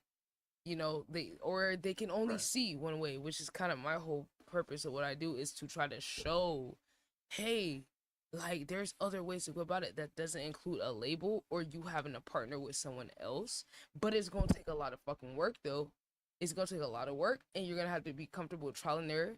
You're gonna have to be comfortable with going outside your comfort zone of what you want to do, and using other aspects of yourself to connect with other people to possibly bring them to your music. You have to, but it's like you're gonna have something that's your own, that's outside of a label structure where you can have your own movement. And it's like, okay, well, if you're gonna be doing all this work, you might as well do it for yourself anyway. But then y'all gonna be the same ones mad that if a label control what you do, and then they stop you and put you on the shelf, or you get exploited, and then you realize how much money you're making, and then how they get an 80%, you get in 20. You feel what I'm saying? Then they got you in the 720. They're gonna make your ass stream anyway. They're gonna make you stream in order to get content and take a percentage out your shit. Yeah, you don't know how many side acts are over here, lamenting the fact that, oh yeah, I have to now hop on stream and everything. I have to go ahead and like, do a TikTok, otherwise they're not gonna let me release some shit. Like the way like labels are currently, evolving to try and like, match with the fucking like, demand for like independent acts on TikTok and everything. Like it's becoming slave deals, and niggas are gonna have to do it. Niggas have to do it eventually. So might as well do it for your own self with your own platform, how you want to do it. Yep. Because it's like people being tricked into helping save the music industry because they're dying, they're failing. So the people that still buy into it, it's like they want you to believe they still got the sauce. You clearly see who got the damn sauce. It's the streamers and the content creators who got their own community. That's why Platboy Max got a record deal. That's why they offering other streamers record deals, and because they have to go to the people that built their own community, because that is the hardest thing to do, is to have organic engagement with what you do. They are paying a lot of money to make people care, to brainwash you, to get the song played so many times that you start to actually think you like it, or it's just taking up all the other songs, or taking up all the playlist spots, and basically forcing you to go to some of their artists. Spotify got a whole specific deal cut for UMG artists where they're automatically pushing the algorithm over other people. This is just blatantly written out, but yet people still trying to chase that system when it's like, how many of these artists got to keep telling us they're not getting paid like that? They don't have creative control. It's making them fall out of level art. We looking at how it mentally affects them. Like, at a certain point, we got to kind of listen to them. Right. But we got to drop our egos, and the music listeners need to be challenged as well. I feel the music listeners need to be pushed, because for there to be so much complaining about the music and the lack of talent and this and that, music listeners need to go out their way and stop being spoon-fed everything, because that's why you keep getting these trash artists and Why don't y'all go look for the niggas and that's what I said. Exactly. With my platform, I said, you know what, I'm just gonna be a spotlight for the talent. I was spotlight for this, instead of just like highlighting the mainstream artists all the time, which is the traditional route, which would make me grow more. It'll make me, I say, you know what, I can always do that. I could do that on the back end. But I'd rather do the hard part, or going to find people in the mud who's on the come up that have the talent and need to see the power of community and the power of doing content and putting yourself out there in different ways. Because when they see it, like, I have a lot of artists who they still just care about the followers. They still just they think that they're like, oh, if I go viral, if I get this numbers or that number, I can get signed. And then, or they just care about connections of knowing this person or that person. And I'm like, you guys, they're fooling you. That's not actually, like, they need you to buy into their system for them to survive. You could do this by yourself. Right. Like, what's it called? There's like this one like Issa Rae like comment that stuck with me, and like that's what I thought of, like, about like when like you first reached out to me and everything, like with the point of like, building community, like by like not reaching up but like reaching across, basically, where it's like, people who are also like trying to build on the same level as you, basically. It's like, linking up and making that community on your own without having to go like, oh yeah, I just need this one cosign from this one person or this other person for me to like actually feel like I made it. It's like, nah, link up with the niggas around you, and you gonna feel the army beside you. Go find them. You gotta go out your way. I had to go out my way. Like, I literally did reacting to songs with no views for months. Just look through 50 plus artists every time, went to YouTube and sorted to the 0 view section until I could find people that was interested. I invited them to stream, invited them to segments, interviewed some people, did collaborations with some of them, connected them with other artists, producers, building that. And it's like, see, you have to be securing yourself, though. That's the thing. Because I know what I can do. I don't need the numbers to validate me. I literally went away from the stuff that was getting me more numbers to do this hard ass side quest where I was like, I am gonna have to do so much fucking work. But once I get the foundation of it and I get enough content and enough stuff that shows the direction, that's all I need. But it's gonna take so much time. And I'm like, there's gonna be people that's opportunistic. There's gonna be fake people. There's gonna be all types of uphill battles. And I'm going to be taking a hit on views to do this off of the passion. But somebody has to sacrifice. Somebody has to. Because if we're all just doing the shit that makes sense for us to get views, that's the most obvious route. I know the most obvious route to what to do as a content creator. I've been studying this shit and working in social media marketing, branding, all that since I was a kid. So I'm like, I know what to do formulaically. But when I'm getting these views, I was feeling empty. I'm like, I don't care about these big artists. I'm not about to just keep up with shit. Even the shit I cared about, the mainstream artists, I'm like, I'm feeding into a system that's already functioning. I'd rather go build something with people. Me having a fraction of the views and the engagement or the money will feel more like more fulfilling to me than getting the views and all that, and then having to have this obligation to people that are bowing down to the mainstream system, even if it's the fans, or have this elitist mentality where I'm like, nigga, I know it's artists out here in the world that's more talented than a lot of these mainstream people. Let me go find them. Let me work with them. Let me put them together.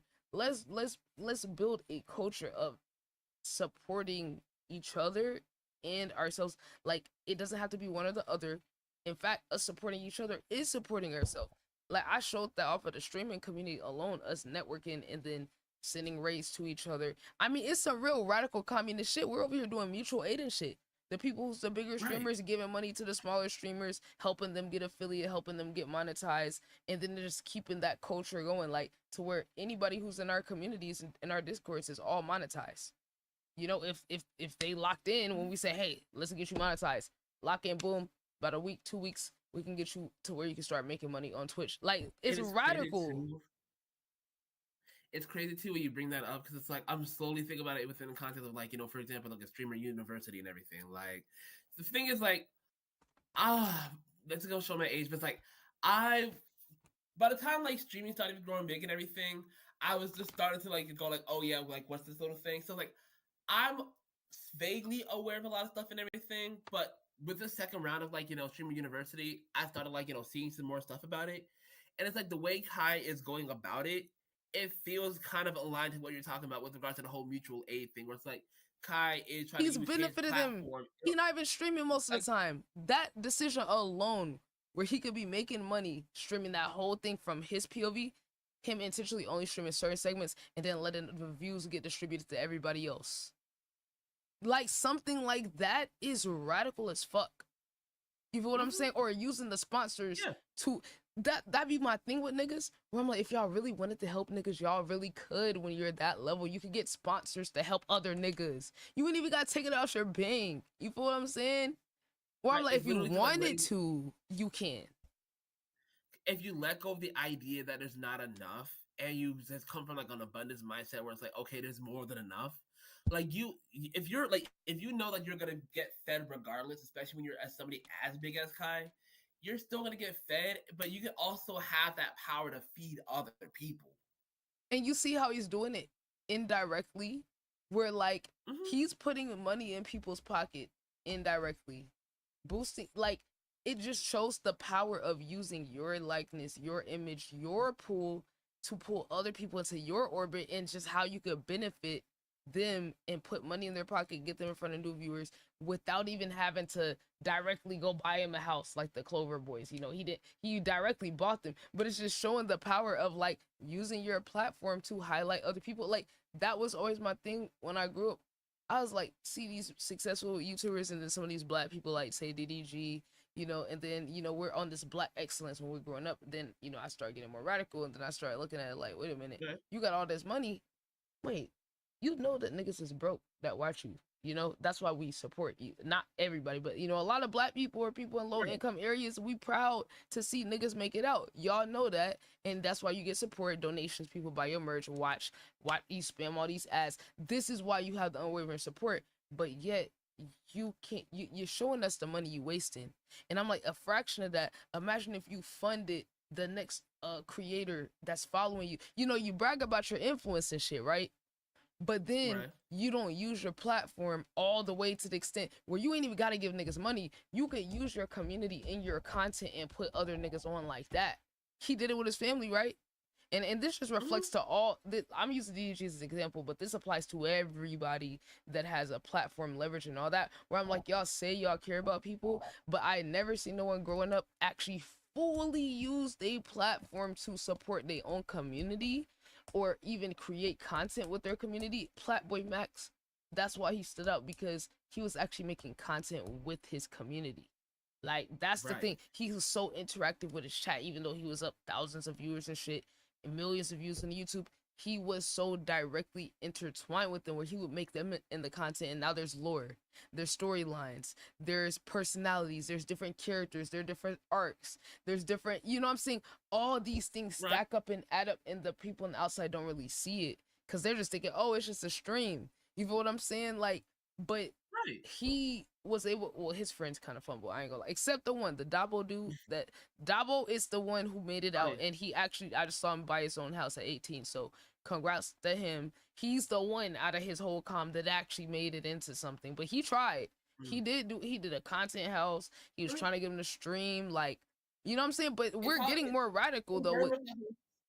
It's that saying where it's like, you can lead a horse to water, but you can't make a drink and everything. Like, there's so many niggas where it's like, you gave them the opportunities to excel and to grow, and they squandered that opportunity. And it's like, you try your best, you put them in a position to succeed, but it's like, unless a nigga really want it for themselves and they really put in that effort to do it, like, niggas would probably just go like, oh yeah, this is just a free layup and everything. Nah, like, You still put in gotta that work. You exactly. Yeah, like, and I mean, that's the part about the community thing. Is like, yeah, I'm really experiencing like trying to authentically do it, and that is kind of the main issue. Is that some people are just content being a part of it and being around the person that's successful, that's carrying, and that's kind of what I run into, where I'm like, a lot of people around me that have the talent or the ability, the gap that it takes to get to the level they really could get to, it takes so much work. And it's like, most of them don't want to do it.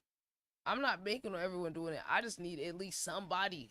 I need at least one person out of my community to put the shit all the way together, to do all the different things. And I've literally had to go from being passive and, because I'm letting people do what they do, but then I'm looking at how much fucking work it takes to do this shit and carry it on my back, of doing my own content, planning my own stuff. I do stuff like trading stocks on the side. I got other little stuff that I do like on top of the content, but my work ethic and my output is just so fucking high that I could include other people and still it not take away from whatever I'm doing. Or I got like this crazy vault of content to where I could do these little side quest passion projects because I've already pre-recorded bunch of gaming content series, VR gaming, original segment ideas that I had that was solo. Like, I've done so many things that's not even put out yet that I've invested time, money, effort into, and then just decide to do a side quest of like making music just so I could connect with the perspective of artists more outside of just doing the segments. And then it's like, some people, it's like they see it, but when they don't do the work, they don't understand what really goes into it. And it's like, as a leader, you kind of got to be okay with that. And you have to be okay with being underappreciated, right? Like, you have to be okay with people. How could they fully appreciate it if they're not doing it themselves? The only people that could truly understand is people that are in the same realm doing the same thing, because they can see the benefit and know that they're grateful. But unless they're doing a similar grind, which it would be another streamer, another content creator, or an artist that's doing content and doing their own media management type thing like you, or other people that are doing the thing, you know what I'm saying? It's a lot that comes along with that and building a community. Like, it's easy to build relationships with people, be engaged, to keep doing your own content, keep coming up with different ideas, study stuff in the algorithm, you know what I'm saying, and then expand and then do the business shit. And it's a lot of hats you gotta wear to really do this shit the right way. And that's the thing that I've been learning over this past like month and a half, that I've been like, doing like lore like this now, basically. Cause like, I started with just a TikTok, as I said, I started with TikTok, I started putting stuff on YouTube, and then like, now that I'm on Instagram, it's like I'm posting on all three kind of cylinders and everything.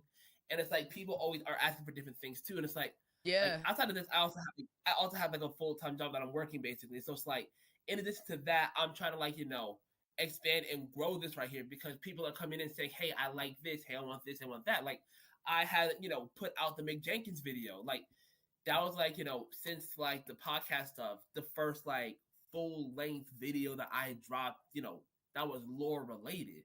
And that was me over here, writing the script, doing the studies and the analysis. For me to like, make it stick, I had made the beat for it and like made a sample verse to show like, hey, what I studied, this is what I'm putting it into practice, basically. Like, editing the video, like, doing the graphic, learning how to do the graphics, basically, to make like a comprehensive like 20-minute video breaking down Mick Jenkins' style. It's like, and that's just like, again, just one of the hats you gotta wear, in addition to like social media manager, like promotion, graphic and designer. that should take a lot of time. Like, it takes a lot of time to, people don't understand how long it takes to like flesh out this, like, these ideas, and then execute it, and then the packaging of it, and then promoting it. Like, when you're doing it the right way on all the platforms, it's a lot. like it's niggas a lot. have teams for this. Yep. and you have to be your own team. And then when you're someone like me that has like a very community forward, my philosophy is like that the community and connections and communicating with my community is just as important as the content, if not more important. There's certain times where I prioritize building personal relationships or being of service to my community over content, because I have an overabundance of content. It's too easy for me to talk about different topics. I'm a learner, so I'm into all different types of fields, industries. I could literally just go talk about fucking finance alone and just do that alone. So I'm saying, like, I know I'm good, but I gotta make sure the people around me is able to capitalize off of their talent, which that takes time and effort. Like, this is literally shit people get paid to do. Like, I'm doing this shit for free and underappreciated. And people running off with my sauce, people running off with shit, and then you know, I'm supporting people so much they end up trying to ego me. You know, like, it's all type of shit you have to deal with, where you have to really swallow your pride with the shit for the bigger picture, in hopes that you're gonna find more people that's at the right frequency. You know what I'm saying? And you have to keep that mentality. It's hard. Yeah, that's another thing too that I'm trying to learn too about, like, the whole ego. Like, cause at the end of the day, it's like, you know, I'm also learning to accept too, like, you know, as you get exposed and everything, other niggas, like, you get exposed to all different kinds of people and everything, and it's like, it's a part of, like, having to kill that ego for the greater good and everything. Like, for every nigga that's gonna have some shit to say, or nigga that's gonna, like, try to, like, you know, downplay what you do, there's gonna be other niggas that go like, oh yeah, you know, we appreciate this, you want to do this and the other thing. And at the end of the day, both of them just got to be regarded in the same way, so you can focus on, like, the main mission of, like, getting it done.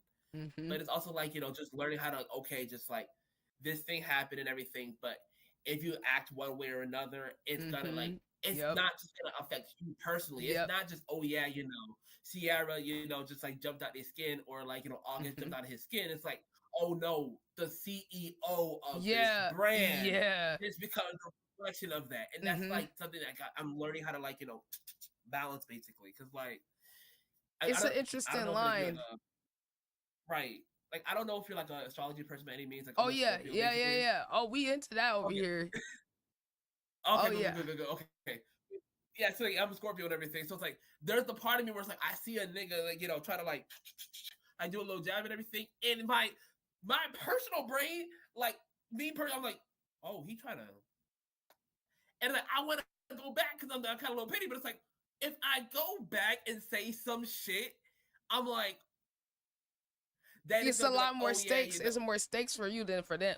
Exactly. Like, I can't comment like I used to on shit, because it's like, if I say something on this, it's like, okay, this is not, you know, August, you know, talking about it. It's like the lore brand talking about it. It's but look, this is what I would say. This is what I would say.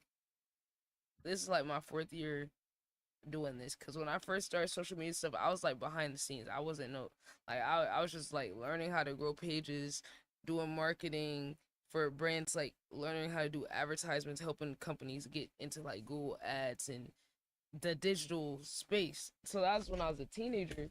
But then I started doing content after I got my lupus diagnosis. So yeah, that's kind of, some people on IG saw that, like, when I talked about my PC getting cooked, about a little bit of the lore of how I started streaming was me almost dying and getting that lupus diagnosis, and how crazy that was, where, like, it's the domino effect of things that led to that, and how narrowly I could have been in the other scenario, where I got fired from my job that was discriminating against me as the only black woman that worked there, working at a warehouse 10 hours a day.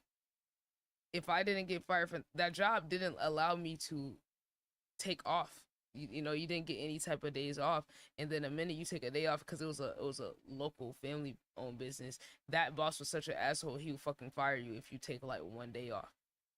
It's just crazy conditions. So I'm over here dealing with swelling and all this, and I'm thinking it's because I'm working a physical job, you know, like, I'm like, oh, my feet hurt because I'm working 10 hours a day on my feet, like, in a warehouse. Like, okay, it makes sense. But then I end up finding out, oh yeah, so the doctor's like, yeah, your body's like shutting down on you, and your immune system is like, yeah, like, we don't know what's wrong with you though, like, So yeah, you about to be in here and we about to run all these tests on you for 2+ weeks. Then they find out, okay, it's lupus. And they're like, yeah, like if you didn't come in, like you definitely would have died because your immune system was shutting down. And that alone could also not happen because if I didn't get fired from that job, I wouldn't have been with my mom. I was with my mom. I wanted to go to urgent care. She said, no, I'm gonna take you to the hospital. I don't want to go to the hospital. It's COVID time. I'm like, I don't want to go to the hospital. I don't want to be around no people with COVID. I don't know what's wrong with me though. I'm running a fever for over a week. And she's like, get the COVID test, not COVID. She's like, okay, I'm gonna take you to the hospital. Then that's when they explain all that stuff to me. And I'm like, wait. I'm thinking I'm about to be in and out. So I was 20 years old, 20. So yeah, we're like 5 years. It's 2021. 5 years ago on this, and I was in college. I was working. I was trading my stocks. I was like out the house, and got myself scholarships. Did pretty much everything you supposed to do. You know what I'm saying? Right. And then that happens, and then now I'm disabled. Oh yeah, and I also get photosensitivity. I'm allergic to the sun now. That's the bonus stimulus package I got with my lupus. Everyone don't have that, but I just so happen to have that now. So 20 years old, you can't work, you can't go to school, you can't do anything, and you're like, my identity is built off of work ethic, my brain being able to use my mind to get out of situations. So now I got brain fog. From having so much inflammation. Now I can't even walk up the steps anymore because that's how weak my body is. I can't even go to sleep. My immune system's so shot I can't even eat. Like, it is all these different things like that are just seemingly so basic could not do in my identity that was shaped around it. I mean, real ego death. Like truly real ego death, where everything that I base my life off of or my work ethic or pride myself on can't lean on any of it. Couldn't even like read, and like I literally could not read, like, because I had the brain fog, and then the steroids I was on was so high. I had the more extreme side effects and it caused confusion. So all my confidence, me talking, my lung capacity was so low, people were saying they couldn't even hear me. I can't even hear myself. Then I'm talking and I'm getting confused, and I'm like, do I make sense? Am I making sense? Getting in my head, all these things that I was confident on, gone, stripped away, very lonely, and then it's a invisible disease too. So now you got people that don't even take seriously that you're actually dealing with something. I have family tell me, oh, you don't actually have it. Oh, you're lying. You're just lazy. I mean, yeah, my family's fucking crazy. Yeah, niggas imagining that I'm lying about a condition this serious because they don't want to believe that I was able. Yeah, like, because especially now that I'm able to have more success, or they see I've actually turned something out of that horrible situation. Now that's even more of a reason for them to be like, oh, nah, you don't have it. You just don't want to live a traditional like lifestyle and da da da da. And it's like, well, I mean, I wouldn't choose these circumstances if I had a choice. I definitely would not choose to be allergic to the fucking sun and have my whole life centered around the fucking sun and having to wear fucking sunblock and have an umbrella and cover up anytime I go out, and then have to put a timer on to reapply it every 2 hours. Because then if I get fucking these UV rays on me, it triggers my lupus and then can trigger a flare up that can basically play Russian roulette with any organ in my body.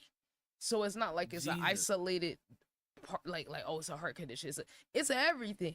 You know what I'm saying? It's an everything condition, and I'm just trying to maintain it and refuse to be defined by it. And it's crazy how when you do that and you just don't even talk about the shit you're going through, like, people can flip it against you. But then if you talk about what you're going through, then they'll say you're being a victim or sympathy farming. But then when you refuse to be defined by it and you just work through it, then people will be like, oh, you're not actually going through nothing for real. And it's like, no, diminish it. Like, yeah, that's so. It's like the shit that I have now, it was built out of that time in my life where I didn't have anything, where I started on a PlayStation. I didn't have a laptop. I started on a PlayStation with no mic, without having any money because I can't work. All the things I did, I didn't have anything. But you know what I did have was a community that I slowly built from talking to people on Twitter about basketball. That's when they got Twitter Spaces, so you can get in the voice chat and talk to people. I talked to them about basketball, Right, real life, all remember that. We was sitting there all day during the playoffs, and I was able to use a little of my social media brain to like go and experiment. Like, okay, I'm usually typing on NBA Twitter. What if I start like, I'm just about to go to these big people Twitter Spaces and go up on the stage, push myself out my comfort zone. So when I be pushing other people, it stemmed from me pushing myself because I wasn't necessarily comfortable with being on social media in the forward facing way, but I pushed myself in the worst time of my life because I said, dude, I don't got nothing else to look forward to. I don't know what the fuck my life is about to look like, but me connecting with other people was something I always enjoyed. So I slowly built some followers. I think I probably went from like 200 to like 900 followers by like the end of the playoffs. And I was like, yo, like, and I had like a little community over there that liked the way I did shit because I allowed space for everybody to coexist and disagree healthily, but have a culture of being supportive. All that. I built all that in like 2 months. So I was like, if I could do this, I know I could repeat it somewhere else, but I'm gonna have to start over on another platform. And I know it's gonna take years. I'm looking at this like a 10-year. I'm realistic. I'm looking at this like a 10-year plan. I'm like, well, first of all, I don't have no PC. I don't got this. I don't have that. But I sat there and I wrote, in my ideal world, even though right now, how the fuck am I gonna do any of this? What would I want to do? I took inspo from different content. I saw other people. I was like, I know I could do reaction videos. And then eventually I started doing the music reactions. And I was like, oh my God, this is it. This is so easy.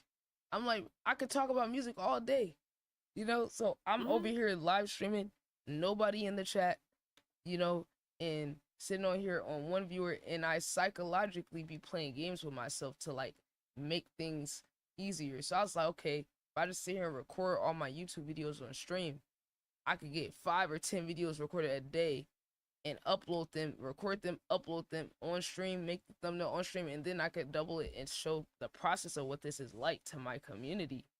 And then I'm gonna start these channels live. Like I made all my YouTube channels and all that live on stream at 0. And I said, look, I'm gonna document this shit, and people are gonna see all the videos on this channel is gonna be recorded live. And this is gonna be the progression of me going from being by myself to slowly one day people are gonna find me, and then I just spend all day just supporting other streamers, like being in their chat, being active in their community, like you feel what I'm saying, like and building the culture like from the ground up, where we are building our own culture over here of supporting each other, but not shying away from like deeper personal conversations, but then being connected off of the culture of the music, the whether it's the sports, whatever it is that connects us, and then going further than that.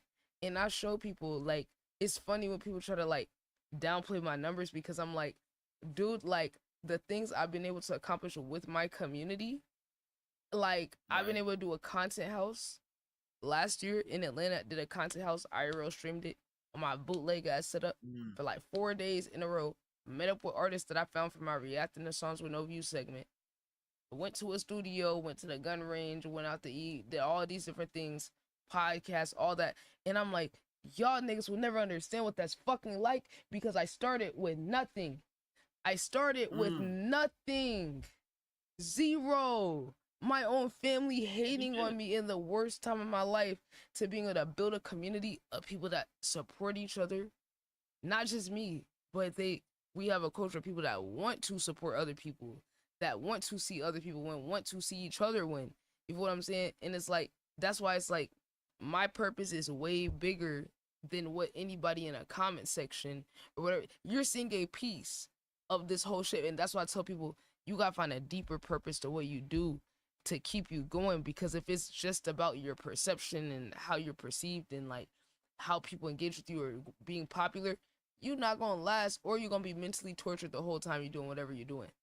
Right. You know what I'm saying? And that was an important thing for me too. Basically, like when this started, like popping up again, it's like My issue is I gotta figure out consistency. That's my main thing. Like in the same way that you say, like you are you are able to find a way to make things easier, or like okay, yeah, I can just take this video, chop it up 10 different ways, have like content for the month and everything. I'm still learning how to do that myself, basically, because I'm like, if things get overwhelming, it's hard for me to be as consistent. So like my girl had to tell me like, hey, listen, if you're gonna do this thing, you got to figure out the reason why you're doing it, basically. And I realized the thing for me, it's like my why is selfish as hell. My why is so selfish because it's like the reason why I even started this podcast is one, I wanted to find a place for me to talk about this shit because it's like it just intrigues the hell out of me. And two, I'm an author. I'm not an author. I'm a rapper. I'm a writer. Like I make my own music, and it's like I see rappers like Isaiah Rashad, like Kendrick Lamar, like J. Cole, Suave, niggas who are over here doing they shit, and I'm like, okay, what are they doing in their songs that I can just steal from them and apply it to my shit? Because it's like if I can unlock the little secrets behind what they're doing, I can put it in my music and talking about it with other rappers. Niggas can do that same shit too. Like exactly when I did the Mick Jenkins episode and everything, I'm over here. Like I talked about the word baking. That was like one of my earliest videos on TikTok. And every time I popped it up and everything, niggas was like, okay, what are you talking about? What are you talking about? So, when I eventually did this video, I break it down where he's talking about, he just gets a little word bank and then he, tries to apply it in different ways to create these metaphors and everything. And I'm like, okay, that's how you do it. Let me try applying it to my shit. And it was a decent verse. Like, it wasn't a bad verse, basically. I'm like, okay, he did this, he did that and everything. And it's like, okay, now I know how he think when he making his verse, so I can apply that to my next song. Like my why is so damn selfish, but it's like it's been helping me with my writing, and from what I've heard from the people within the community that I've been building, it's been helping niggas when they've been like working on their shit, basically. But that's the part that I feel like is a big part of what I do too, where it's like I got some content that I do that is more for me service level because I'm just a very deep person. So like anything that's not just straight to the core of what I want to do is surface level. Even though it's not, like it still is because I care more about stuff like that where it's like sometimes you gotta like get the people at the surface level to pull them down to see that depth. And then when you see how it's able to impact people like or yourself, that's the part that I want people to see. That's why I come up with segments and ideas and challenges to show the artist the power of that, where I'll get inspiration from stuff that other people do. Like other like when other rappers talk about it, or I'll see things in hell even other niches where I'm like I could spin that into something that like challenges an artist to like do something a little different than what they would do, or it challenges them psychologically to not overthink. That's kind of one of the main things why I like to do time challenges, because if I give you a certain time, it's gonna kill the perfectionist in you because you're not gonna have enough time to think. You're gonna have to do your first instinct, and I want to get people to trust their first instinct more and get rid of that inner voice that makes you second guess or, oh, that's too simple, that's too this, that's too, like, if I give you a short time, you ain't got enough time to negotiate with that part of yourself, and then you're having to appreciate yourself in a raw form. Yeah, what were you saying? I said like you gotta make a choice basically at that point where it's like, are you gonna make a perfect line, or are you gonna like complete the task? Yeah, right. Hold on, chat, what's good? Chat. Okay, wait, you back? No, he's free. Okay, yeah. That's that. You said it perfectly. Like you have to make a choice. Like, am I gonna like follow my perfectionist and do it right? And then like even afterwards, when the artists sometimes reflect, because I always ask them like, how was that experience was, and sometimes they'll be frustrated with themselves and be like, oh my god, like I was obsessing over like that I could have, like, but they still got something though. They still got something out of it. That journey of going again, like pushing yourself or like doing something that's like make you work on a specific skill.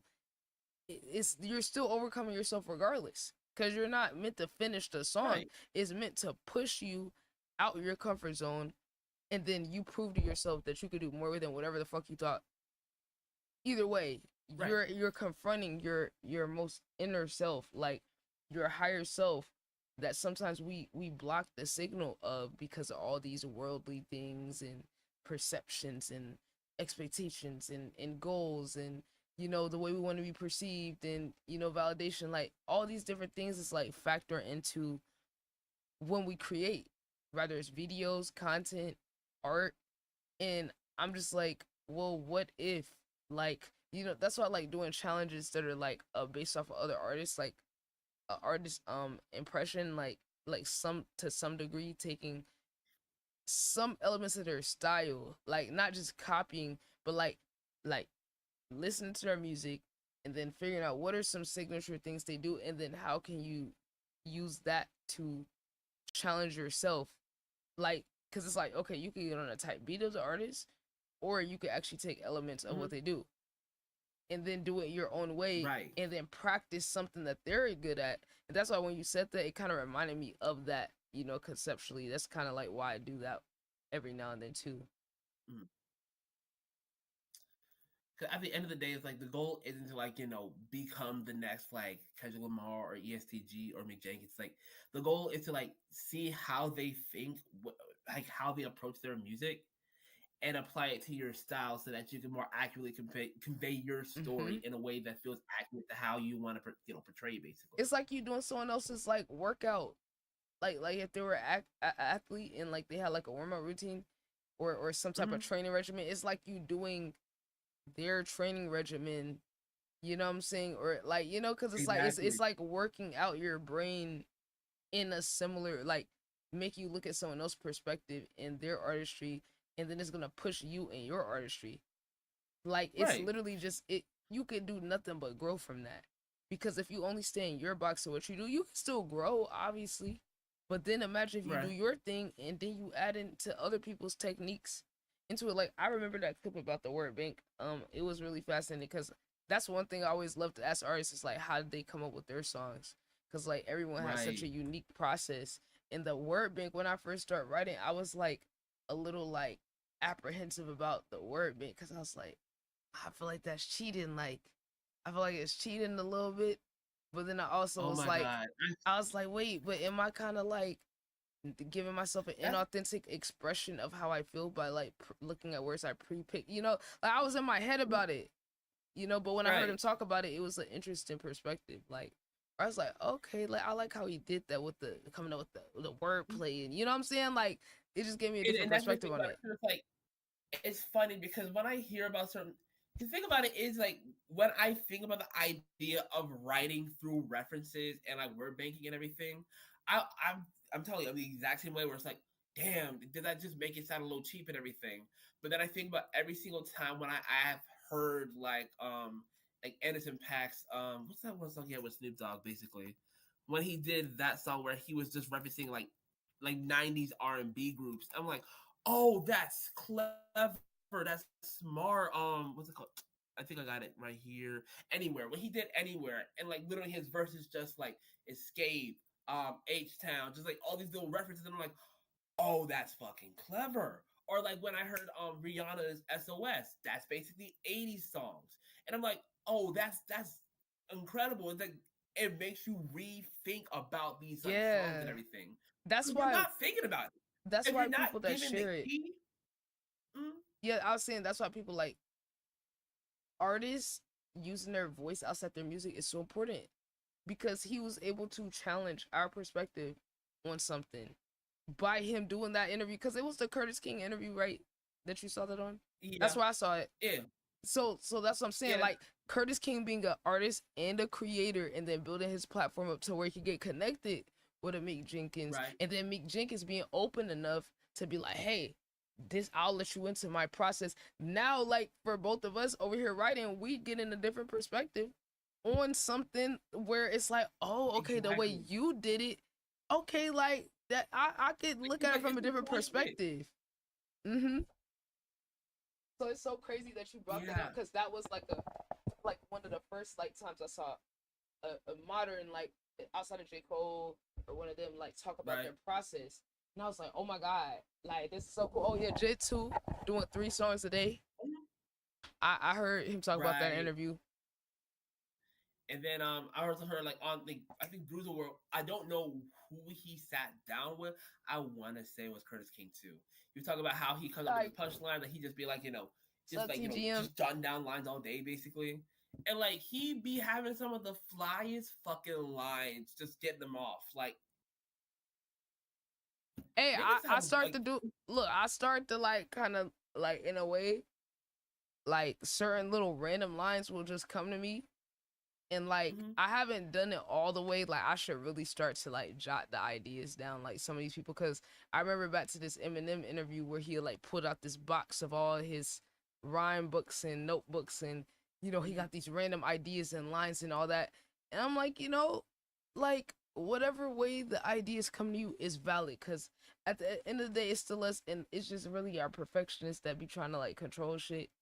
And like I want to explore every way of going about making a song. I want to, like I'm open to every approach, because it's like you really could, like you said, get some like really cool ideas and just some fire lines, because it's like we don't get to control how we're inspired. Yeah, maybe we get some random lines that come to our head. Maybe sometimes we make a word bank. I feel like being able to do all of them, it's the real bag. Like being able to do it any different way that you need to get the idea out, I feel like that's the sauce right there. You being able to punch in or that's write really what it is. or Like, whatever. Literally, like all these different techniques or whatever, like whether you're using like these different literary devices, or you do a word bank, or like do 3 songs a day, like that's like the filter basically. If you put your experience through those filters, that's where you get your originality from basically. That's a good way to put it. I like that. Yeah. It's like they're different tools.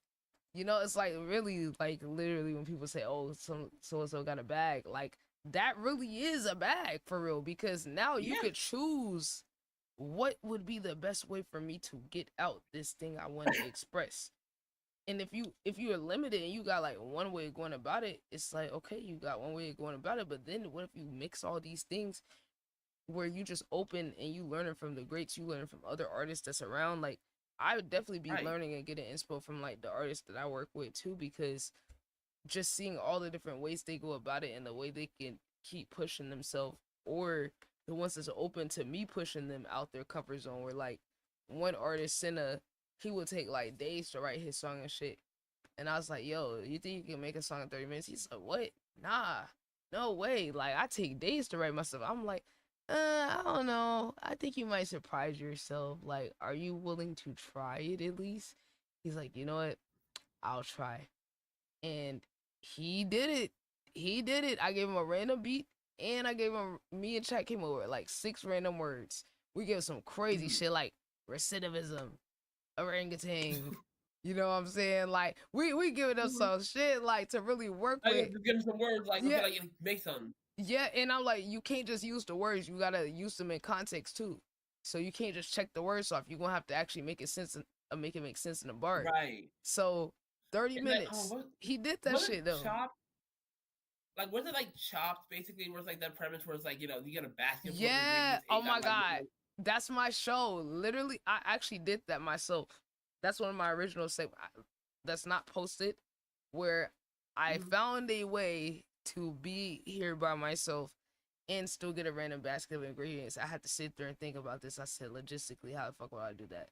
So I pulled up this random food generator website, and then I like just clicked the button. So I closed my eyes, and then I clicked the button to randomize it. And then I had my best friend write down all the stuff that was on there, and like all these random items. Then I put it on a wheel and spun the wheel like to get different categories, like protein, a carb, a vegetable, so I could get all the different categories. And then she well, actually, I think it was giving me options for each category. So then she picked out which things off of there that would get sent to me.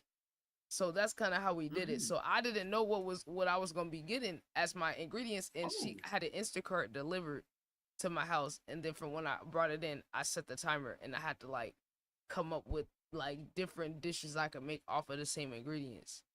So like, Dang, that's kind of dope. yeah, so like, cause I wanted to do it like with a group, but I was like, I'm by myself right now. One day in person, we'll do it. But like, I was like, I watched that show growing up, and I love cooking too. Like, I started music, cooking, and food is like my top passion. So I was like, took that same concept to do the song stuff, because I was like, we always watch these shows like Wipeout, these different like game shows and stuff like that, and I'm like, like, I want people to see how fun music can be. Like, the artists need to be reminded of how fun music is too. Because sometimes people deadass. take themselves so seriously, or they're so anxious, and then people are so judgmental that, like, now it's this tortured experience of, like, trying to express yourself and put yourself out there. And I hate that. I just don't want to see that, because music is too powerful, art is too powerful. And, I'm just like, what safe spaces are there for artists?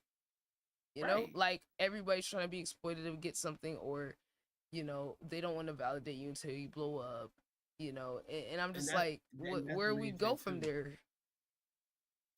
And that's another thing, like, and that's why I kind of like appreciate that Nyla Simone is over here working on the honor roll mixtape or like album, whatever that is. Like, she's been like curating like this community of artists and everything that she's been around, like Ruben Vincent, Marco Plus, like Win out in Portland, like Ben Riley, just all these artists say, you know what, these niggas is dope. I want niggas to know how dope they are.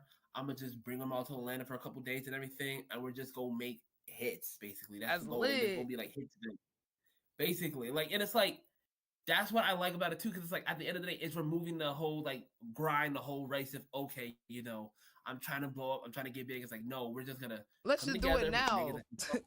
Exactly. Yeah, like, let's create our own moment. Fuck, like, oh, we gotta build up. No, let's just fucking create our own moment and then do it again, and then again, and then again, and then maybe there's people that want to invest in it to make it easier and to expand, But as soon as you do that idea initially, you never know where it can go from there.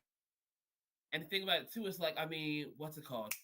Like, Chris Patrick is a part of that whole little collective over there too. Oh, but not okay. only that, it's like Nyla Simone is over here. She, she worked with Breakfast Club basically. So like, she's over there sitting with like DJ Envy and Charlamagne the God. Basically, she's basically like the ear to the streets for them and everything. In addition, it's being funded by like Generation Now, and it's gonna be like Gangsta Grills kind of like promoters, so like DJ Drama's involved too. Oh shit! So it's like, even though it's like these are niggas that are outside of like the industry, like they're not like a Drake or a J. Cole or a Meek Mill. Basically, these are like artists that are in our generation and our age and everything, who've been putting in the work.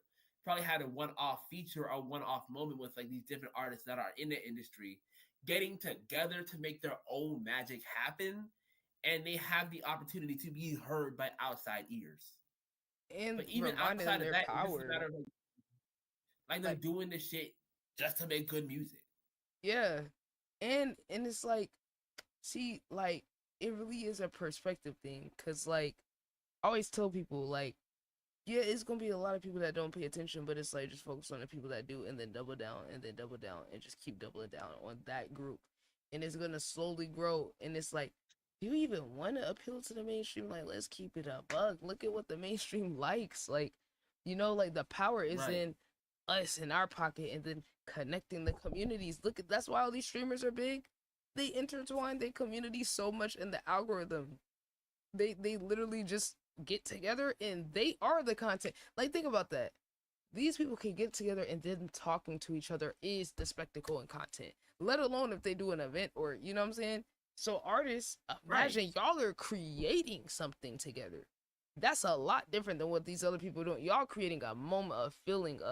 It's even more powerful than just getting together and yapping. Y'all getting together, yapping, and creating something, and pushing a movement. And that's part of why too, why I like respect what Playboy Max is also doing with his like platform. Basically, like, not only is he like streaming, he's over here making music with these different artists and everything, to the point where he's like putting out these little projects. Basically, he's doing the song wars where he's telling niggas like go band for band, song for song. Like, like he's building these little things for the communities to like artists to be able to like talk about their shit and promote their shit. Basically, he's like making a way, but also like he's just making it comfortable for the community to go and discover these different artists too. It's not just about like popular Right, it's mass. a culture. Who's in the it's who is in his environment, who's in his like atmosphere. Right, and that's kind of my thing, which all my amazing, innovative Black people that keep going to the corporate people, I'm so frustrated because it's like it takes so much fucking work to build a community like that where they can organically blow artists up and organically talking about it because they genuinely care. And I'm just like, dude, it's the fact that like he's able to do all that by himself, and then now he works for Capitol Records, and then they're gonna farm his shit to push some of their artists to make sure their artists are relevant. But the thing is that's good is that you can't completely replicate when it's organic though. Like you could force people to be there, but see, like a lot of these industry artists don't have the personality or they're not interesting. A lot of these niggas are boring. How do I say it? A lot of these niggas is boring. And it's like when they get on the stream and they're forced, you could tell, but then the ones that got a personality, you could also tell. Like it works. And it's like, you can tell like who is, just being there for like the, just for the look, because the label say, you gotta like, promote your shit. And like versus niggas who are like, oh yeah, let's go ahead and vibe, let's figure out some shit, basically. It's like, and the community can feel it too. That's the powerful part. Like, I'm trying to, like, like back when Kenny Beats was doing his In the Cave series? Oh my God. Yo, shout out to Kid. He's the one that fucking got this whole shit off the ground. Literally. It's all been a domino effect from Kenny. Oh, 100%. Like, the way he was doing his streams and everything, like, listen, like, Kenny Beats definitely, like, needs his credit for, like, what he was doing, like, during, like, 2020s, during, like, the COVID and everything. He needs his credit. That series with where he would bring the artists in there, and we got to see them talk. Like we got to see their personality a little bit. That's what made it even more interesting. Right? The little back and forth, the banter. Like that shit was crazy when we look back. Because it makes me think about like the Vince Staples episode where like Vince was like terrorizing Kenny, or what was it? You had like the Denzel Curry episode. I don't know if he did it twice, but I know he definitely was on there. You got like the Thundercat episode. Like you remember those, but then I also remember the Lil Yachty episode where he just.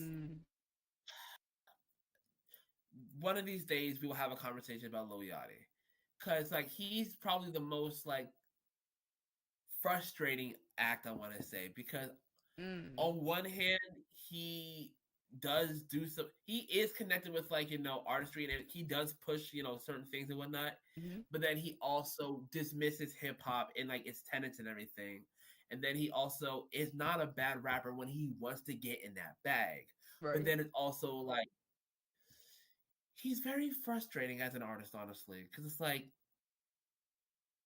he sits in a similar position of like Kanye for me, where like he's very much a curator, and he has a good ear for like artistry, production, and collective. And he has a good eye. He's a very intelligent man, very intelligent. He's really good at what he does, but he would just do some boneheaded ass shit, and I'm like, yep. And I would start to like you, man. But like I bring him up too because it's like when he was on the cave and everything, his personality just showed too, where it's like it's made for a tense environment. It was just weird, like it just made me like, oh yeah, he just didn't want to be there. Right. Where it's like you was there because you knew it was popping, but exactly your energy don't. But that's the thing though, right? That's beautiful about the new era of like authenticity, personality, community, like all these different things, is that those type of things are getting exposed more where you're lame, because look at the people who come through that's just genuine, and we see those episodes where it's a Doja Cat or Earth Gang or like you said Denzel, and then there's that synergy. Vince Staples, it's that synergy, and then like you remember for being authentic, it just real. Or Zach Fox. Oh, that's how the fuck I forget. Zach Fox is such an iconic episode. That's an iconic episode. That fucking song, that song went viral. Like that's really one of the first like in that little realm, like that song really went crazy, kind of viral. Like considering that it is just like off of one of those little episodes and a troll song.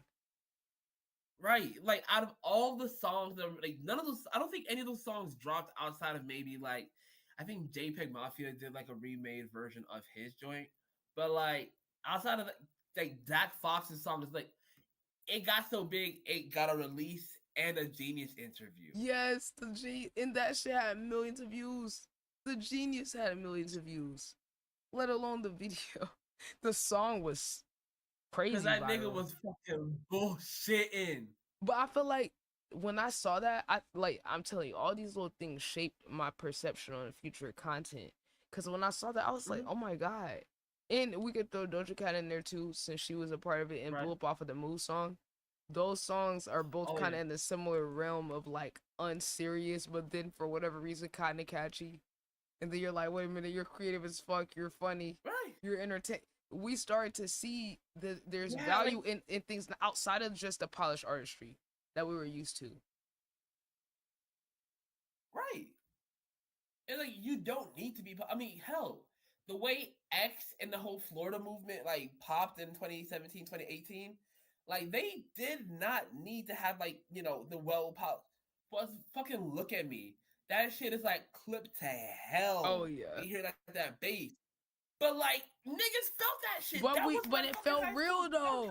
It felt real though. Like literally. We were listening to it for something different than, and I feel like that's kind of where our generation was like starting to break away from traditional stuff a little bit. Like even though a lot of us still listen to like the traditional mainstream stuff, the ones of us that was open to that newer wave, we connected with it for other reasons than it being the best, most lyrical. You know what I'm saying? It was the emotion. It was the feeling connected to it, or like it just feeling real.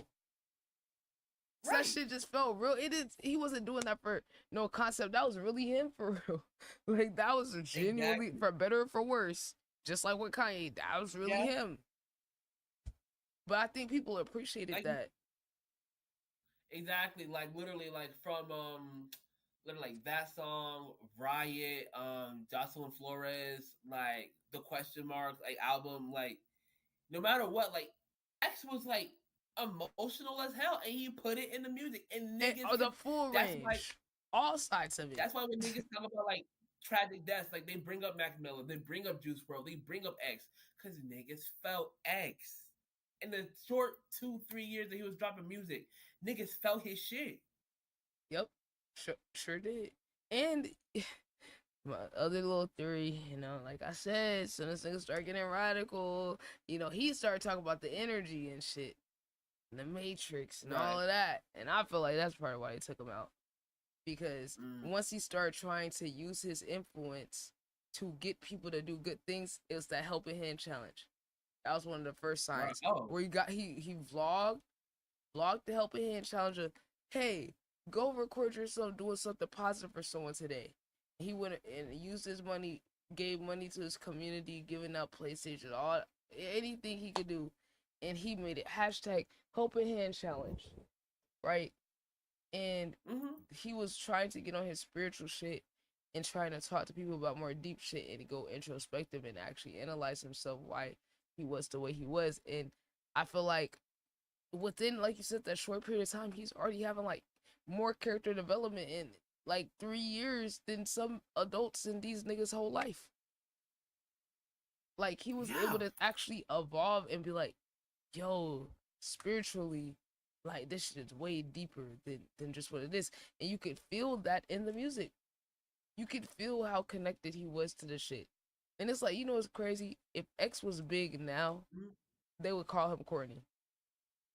That's how much we're devolving. Think about that. How deep he was and how deeply he felt about his art and all that. They would call him corny. Bro, and that's another thing too that I don't get from this new wave and everything. Like a lot of these niggas nowadays, they hate. If a nigga is like over here trying to do some shit with the artistry to like try something new or different, they say that nigga trying too hard. Like, oh my god, I'm triggered. I'm triggered by the trying too hard. Exactly, because it's like, what do you mean put in no effort for some lazy ass slop that you're putting out? Like that's the thing about like when I hear about like the new underground and everything, I don't listen to a lot of the new underground and everything, like the net spends of the Matt Proxies and whatnot. Like I don't have a full like acknowledgement of that field, so I can't say anything without coming across as like, I guess judgmental, or like I can't say something from an educated standpoint, basically.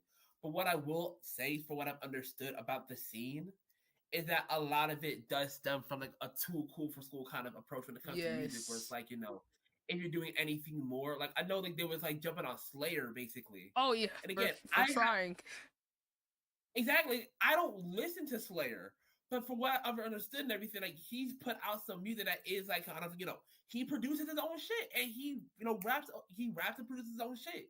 Like he over here like working with Trim and whatnot, like his artistry and his like mind with regards to the world of his music, it's expansive and everything. And it's like niggas say, oh yeah, he tried too hard. Listen, I'm a like zillennial basically. Like I'm very much I came up off of like Childish Gambino, Tech Nine, like Eminem and everything. I'm not supposed to know who Slayer is. I'm not supposed to care about who Slayer is. But I know about who Slayer. Like I know about Slayer. So it's like, yeah, is he trying too hard?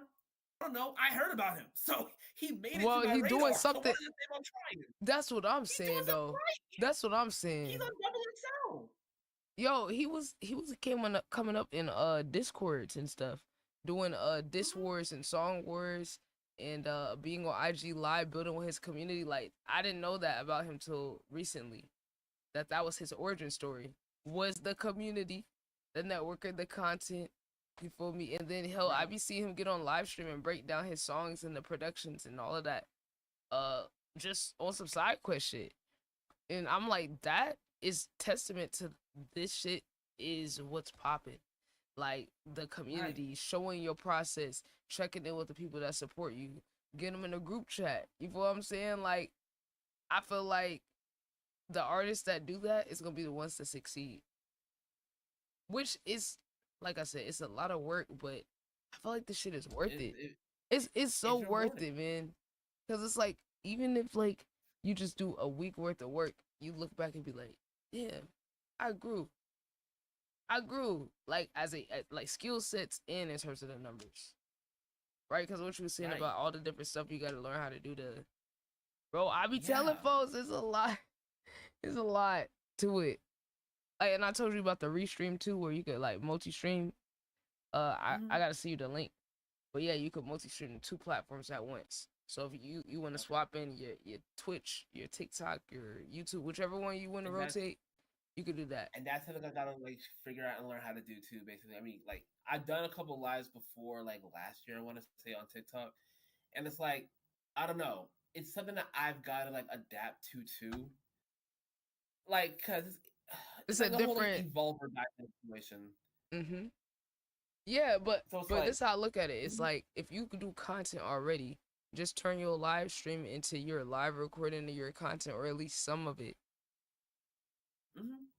Yeah, like that's the best, most simple way, because it's like regardless if anyone's there or not, you just using it to allow yourself to reformat it. And then like say like if you got a YouTube channel, the VODs are gonna be there. So for anyone that did want to watch the full thing, they could watch the VOD. And then you could go get your content, your clips from it, and then just go put it on your other platforms, where you could literally allow yourself to just free flow whatever the fuck you want. You gotta record it. You just gotta build a system around it to like make sure you get your clips, your timestamps, all of that. That's what's all that I've been working on, is trying to figure out how to use systemically do this to where you could extract all the stuff.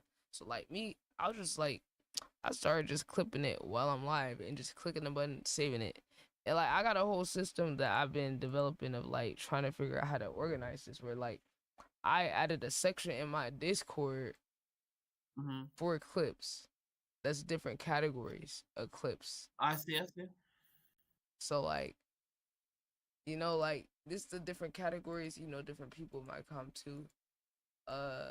Yeah, events, clips from events, like, and I've been evolving this too, because now not only am I doing that, I added this new section the other day where I was like, you know what, to make my process even better, because it's the process is I clip it live, which some people who are big, they have a clipper, so I don't. So I got to do it myself and be aware enough of what I'm saying, what's going on, and then also aware of what could be a clip. Then boom, put it in the section and sort it. So then I was like, okay, well, when I go back and look, I have to go click the clip and then see what it's about and then see if it's worth it or not, right? So then I was like, I added this to the process where I was like, okay, why don't I make that a whole separate task for myself to sort through? I could be just chilling on my phone, walking away, take a break, whatever. Hey, boom, 5 minutes, sort through your clips, and then go label them. So now I'm taking them from these general areas to, all right, now it's labeled. Now I can go back and look at what the topic was, and then I can go in and get the clip, and then just decide based off of this. So now I'm like adding layers to it to help my process and help me be more efficient of what I'm getting out, because I do so many different things. Like, I got to be able to sort through it. Like, because when you don't have a team, it's about efficiency and about figuring out how to to make it like work smarter, not harder. Yeah, because it's like the game these days is the clips. So it's like if you get clips live, that's really gonna be the introduction. I still tell people they need to do long form though.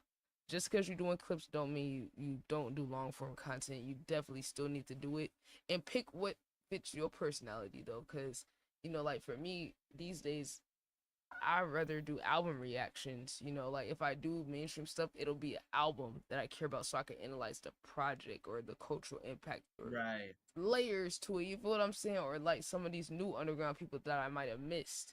Okay, what was the appeal of Destroy Lonely or Sofago? I missed a little bit of that wave. So, if I do check them out, it's like a purpose behind it, like trying to analyze it on some scientific shit. But it's like even that, and that's you gotta get clips from that too. Basically. Yeah, because it's like you got your series too. Right. But they got a button for that. They got a button for that now. They got a button for that, like called a show, where you can make it a series. Hold on. Look. Oh. So you could like I did not know this. Yeah, I just found this other week. So you could go in there and then section your stuff off now. So I believe if you got to my end. Yeah, I see. I believe if you have a playlist, you can add the playlist there if I'm not mistaken. But yeah, you can make it episodes can be watched in any order, or you can make it in sequential order. And then you can put a banner and a backdrop, all that. Description, title. Damn, okay. But yeah, so I think once you create it, then you can add a playlist that already exists, or you could just curate the video specifically for that.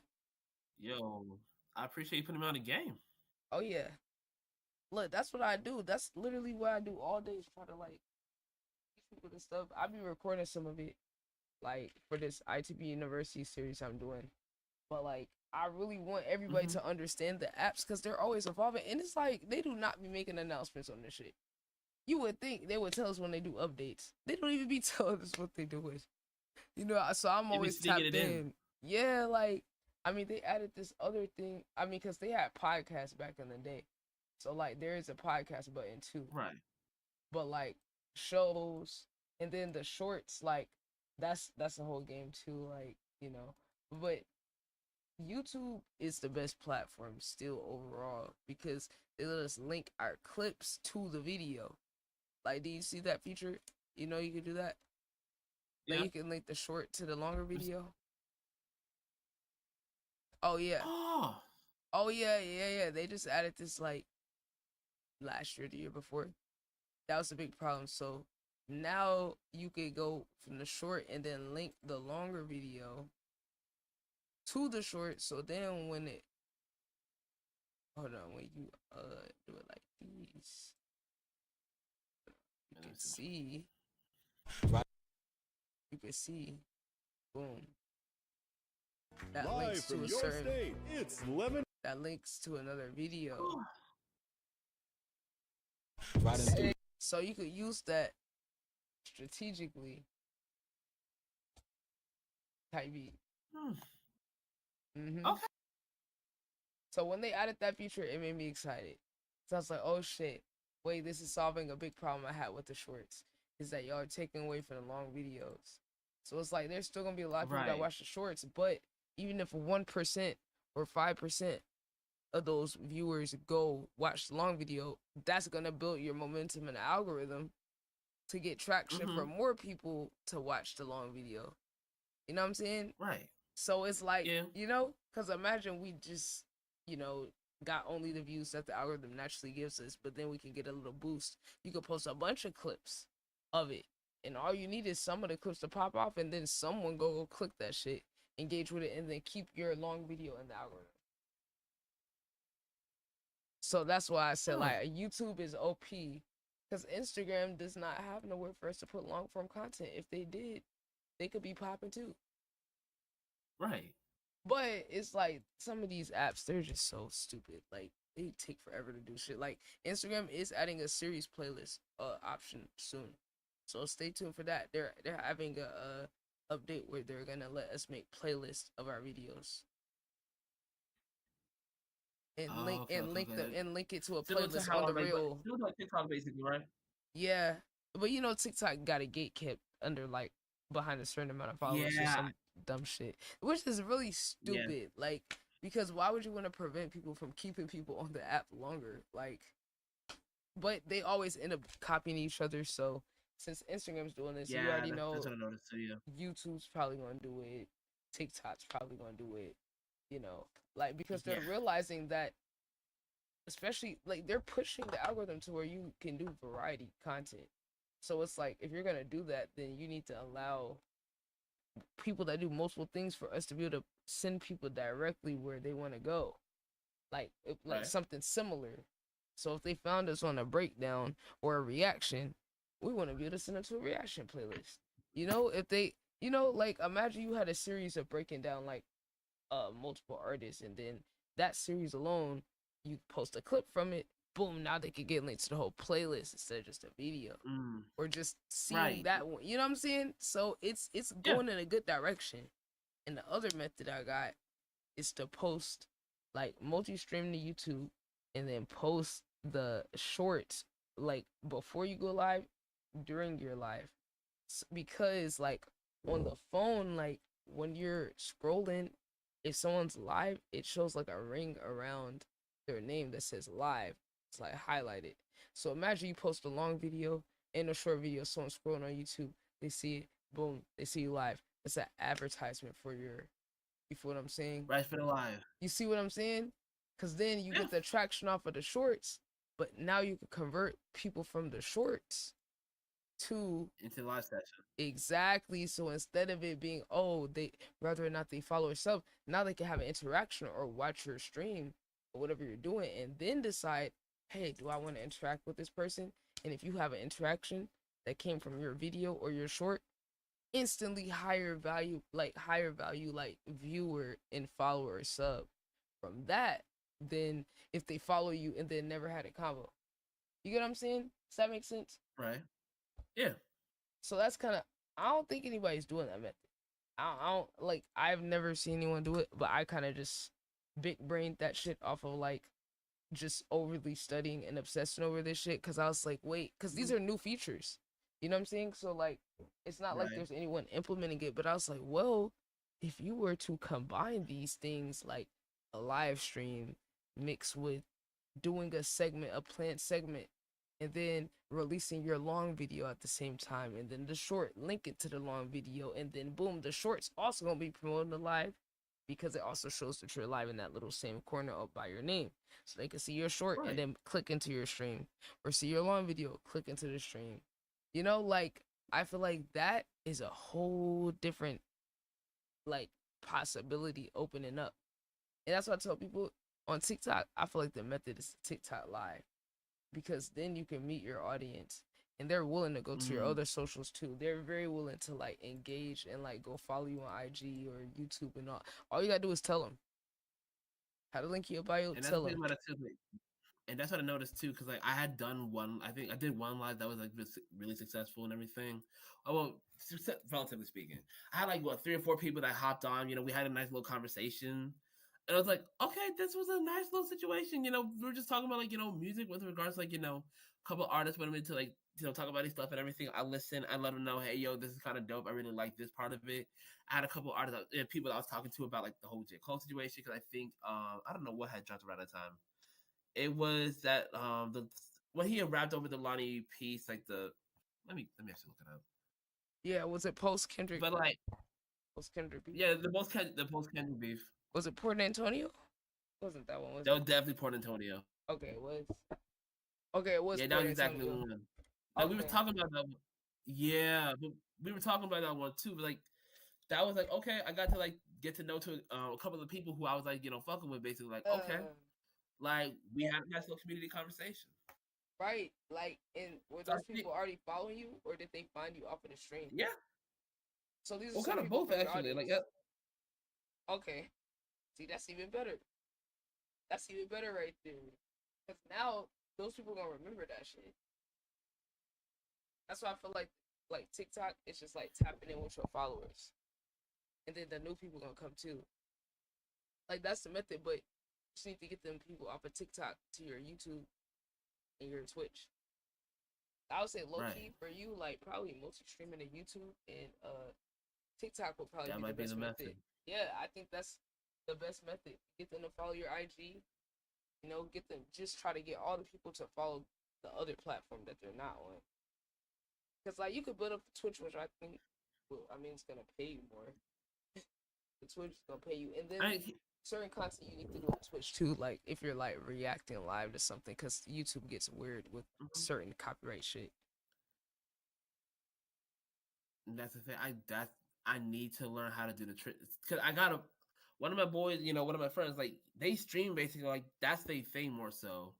So it's like I'm aware of the streaming world and whatnot, but it's like I've like this is just it's a whole other world for me at this point. Which like in the same sense, this is the future right here, but it's just like interesting to see just like the evolution of shit. Yeah, because it's kind of like uncharted territory, but it's like I feel like everyone should get excited about the live streaming, especially if you're creative, because you really got the chance to build your own world. Like when you look at it like that, you're building your own world, and like you get to define like how it goes, or the aesthetic, or all these different things where it's fun, because it's like then you're gonna meet your people. That's why people got a live stream, so you could meet your people and like build connections with them and just have combos and all of that, because it's like it's gonna stack up. So it's like that's why I feel like it's the best thing you could do to like capture your audience. It's just like directly have combos with them, and then direct them overly like to an annoying amount to the other socials and your other shit. Right. Yeah, because it's like the fact you already got like so many people that want to engage, that's like good.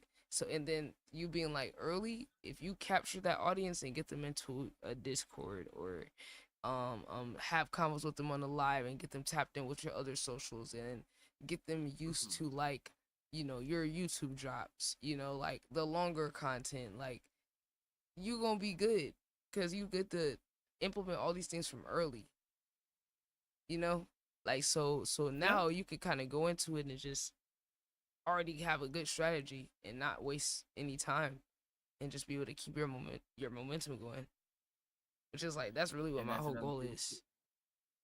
Like I just literally like like opened up like a what is it called, like a Discord and everything, and it's like again, like I know that these are the things to do with regards to like crafting like in a community and everything, but it's like I'm still also like over here just like learning how to do it, where it's like, okay, how do I promote the how do I create a space for like people who are interested in this stuff to like come through and talk about it and whatnot, where it feels like natural and it's like this is what they want to do basically. It's like I don't know, it's like a lot of stuff where like I am learning about how to like build these spaces and everything. It's I guess it's like a learning curve. A lot of it is a learning curve. Oh yeah, but see, it's like very intimidating when you first start, but it's like before you know it, you're gonna know how to use like everything. Like you know how to like use OBS and everything, right? Because you recording through OBS. Yeah. Okay. Yeah, it's funny too. I'm telling you, like the first time when I was doing like this interview, like with my boy and everything, like the big thing that I fucked up with was like the audio settings. Cause it was in, I don't know if it was like mono or stereo, but either way, like my audio, like my microphone was like literally in the left ear. So like his audio was like crystal clear and whatnot, while mine was just like real janky. I still posted it, but I was just like, I was kind of holding off because I was like, damn, I sound horrible in this and everything. And then when I discovered it, I was like, oh, that was just. But we learning, and now I know like, okay, that's how you make the quality, the vocal quality sound better. Yeah, literally. Yeah, bro. Like you're so accurate with that shit, bro. I'm so glad that we cross paths, bro. Cause like I be wanting to talk about all this type of shit, and then it don't be nobody like. Well, I got my certain people, but like for the most part, it don't be that many people that like, actually care about it to the same extent. This is the shit we gotta learn in order to push our agenda, preserving our culture, and like we gotta learn the ins and outs of it. Like of these different apps. Like that's the part people don't see about to be successful as an artist or streamer or a personality brand. Really, you gotta learn how this shit work. Otherwise, you will be paying somebody else to do it. And the amount that they can charge you when you can make money off of these things truly would be a high amount. Like it would need to be a high amount, and that's why I be telling people, okay, y'all keep trying to take me for granted. Like I can't be getting paid to do this shit. Like there's literally people who would pay. Yeah, it's people who will pay for each individual thing that I'm saying, and I'm just trying to make sure people around me get it so they could take it, run with it, and be able to have an easier time growing, and seeing themselves able to like find that community. Because it's like as soon as you find that community, like it changes you, it changes your perception. But then you got to do the extra work of once you got the community and you got the followers, what do you do after that? People don't be prepared for that. What do you do after you get the followers? What do you do after you blow up, after you go viral, whatever? That's a whole separate plan. You know what I'm saying? Like you got the plan of trying to get the people, and then once you get the people, what do you do once you capture that audience? And for me, that's the scary thing about it too, because it's like when I was posting these videos, like off rip, like I posted like 4 or 5 videos in the very beginning and everything, because I was like, oh, I forgot to post. It was literally just an afterthought. Like I hadn't posted or made videos in like a little bit, and I was like, oh, I forgot I could just cross promote on Instagram basically. So I was like, okay, let me just take 2, 3, 4, 5 videos that I had posted like made a while back. It's like, let me just throw them on Instagram, see how it goes. And like the way that took the fuck off, I was like, oh, niggas like this. That like it surprised the fuck out of me. I was like, oh damn, okay, we're here. Yeah. So now that's what, and a lot of this right now, like what is the last couple months have been trying to figure out what does this look like. And the thing is too, it's not even like I'm over here, like, there's a lot of, like, life stuff that I'm working on my other end, too, outside of just, like, the lore stuff. So, like, in addition to, like, my life stuff, it's like, I'm over here, well, not like, I'm over here trying to figure out, like, getting a second job and moving and everything. Like, I got some stuff that I'm trying to work on, but in addition to that, this lore page is taking off. Niggas is reaching out, like, hey, can you listen to my music? Hey, try this artist. Hey, can we get long-form content? And it's like, there's something here that I'm realizing, but it's like, how do I harness it in a way where there's genuine growth, where I'm not like, oh my God, I'm writing trends, but it's like building something that can actually last, that not only serves like me, but serves like the artists and the analysts and the people who love this shit. How can I create this into a thing that they can also like pull from, basically? Yep. Oh, and you said something about the music. So I be using this website called Neuro for the song reviews. So I would give them a try, cause this is it. Hold on, let me. Okay, got it. So here it is. So I like it because I was doing music reviews like by myself, where people come to Discord and send it, but I ain't like that shit. I wasn't jacking that, because I was like, oh no, I don't want random people in my Discord. Like, I'm good. So they make it to where they could drop the file, which I think I could show an example. They could like drop the link or the file, put their name, the song title, their email, which is important. We need them emails collected because being able to have access to that data and that's very important. So the fact they included that, then they could put their IG handle notes. Boom. You know what I'm saying? Like, and they It's crazy organize it too. because it's a queue, so they can see where they're on the line. They don't have to keep asking, "Oh, where am I at? Where am I at? When's it my turn?" Boom. Bro, So, and the cool thing, they at this thing where you could call somebody, they answer on their email. You could get them in a video call on there, which is crazy. Dang, okay. So they take like, they would never take like 20%, but it's worth it because, in my opinion, like the fact that they first of all, they're very creator oriented. They will respond to feedback and suggestions so quick. You might be like, "Yo, can y'all do this?" Within the next week, they got it done. Oh yeah, and they start doing this cool thing called the Neuro Artist Fund. So certain artists that are on here, you know, they're doing this campaign to give them this golden buzzer, where if they really like a song, they could click this golden buzzer, and then there will be money that's given to the artist. So like, I think this is an example. Up next, we got the middles. And Oh, look, that's he's playing futuristic. sweet guitar.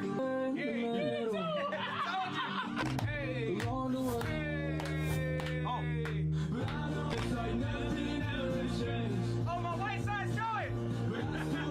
I don't care. We're about to give this guy some money. Here we go. We gotta give him to it right now. You see? They just started doing that recently, where they start partnering with certain like artists that's on there to kind of like give back to the community. But you see, this is a crazy concept, right? Crazy concept, right? They took just the platform that's music reviews and then, you know, actually catered to the content creators and the streamers and the artists. And the thing that, you know, part of their purpose is to like help fund artists. So it's artists on here reviewing other artists' music. There's some regular, like, non-artist people too. But for the most part, it's building community. Right. You know? Because now in these live chats, there's a culture of people who's checking out for other artists. Like, oh, hold on, they were fire. Hold on, let's work together. But that's why my community is a little more different, because I'm directing people to do the things. I'm not like, you know, you just letting it happen on its own. It can happen. But if you're telling people, hey, if you fuck with somebody, let them know. Or, and then like once that culture is there, now people are doing it on their own, where they're like, oh, I fuck with this artist. Yo, let's set up a collab. You know what I'm saying? Like different shit like that. And then people like getting collabs, meeting producers, building a connection between artists and producers. That's a big gap right now, where a lot of artists they never even met a producer these days, and they're getting YouTube beats and shit. So they don't even know what it's like to create a sound with a producer. So it's like these type of things can happen in the live streams during the song review. So now your live stream ain't just a song review. Now it's a community of other people that people's want to come back to. So that's what I think if you do it on here, it's and I like them too, because they will promote you like on the homepage. So you kind of see. They like, so I didn't realize they were bringing traffic to my stream. I was thinking, oh, I posted the link and then my people go over there, but they got people that's finding you on here and they come into your stream on whatever platform. And that's another like, you know, like door or window and everything for people to like start discovering who you are, basically. Exactly. And this is relatively new. So if you get on there and you just this is what method I got. I keep this shit open all day now. Because now it's an advertisement. The whole time I'm streaming, it's an advertisement for my stream. You know what I'm saying? So then you gonna have people that come in, you feel what I'm saying, want you to review their song, and then they gonna be regulars. And then the more regulars you get, it's gonna make other people, like the viewership gonna stack up, and then other people gonna pay to skip. So that's basically the model. The general model, some people is like free song submissions, and then you can pay to skip, and you can set whatever price that you want on that. So I can show you like mine.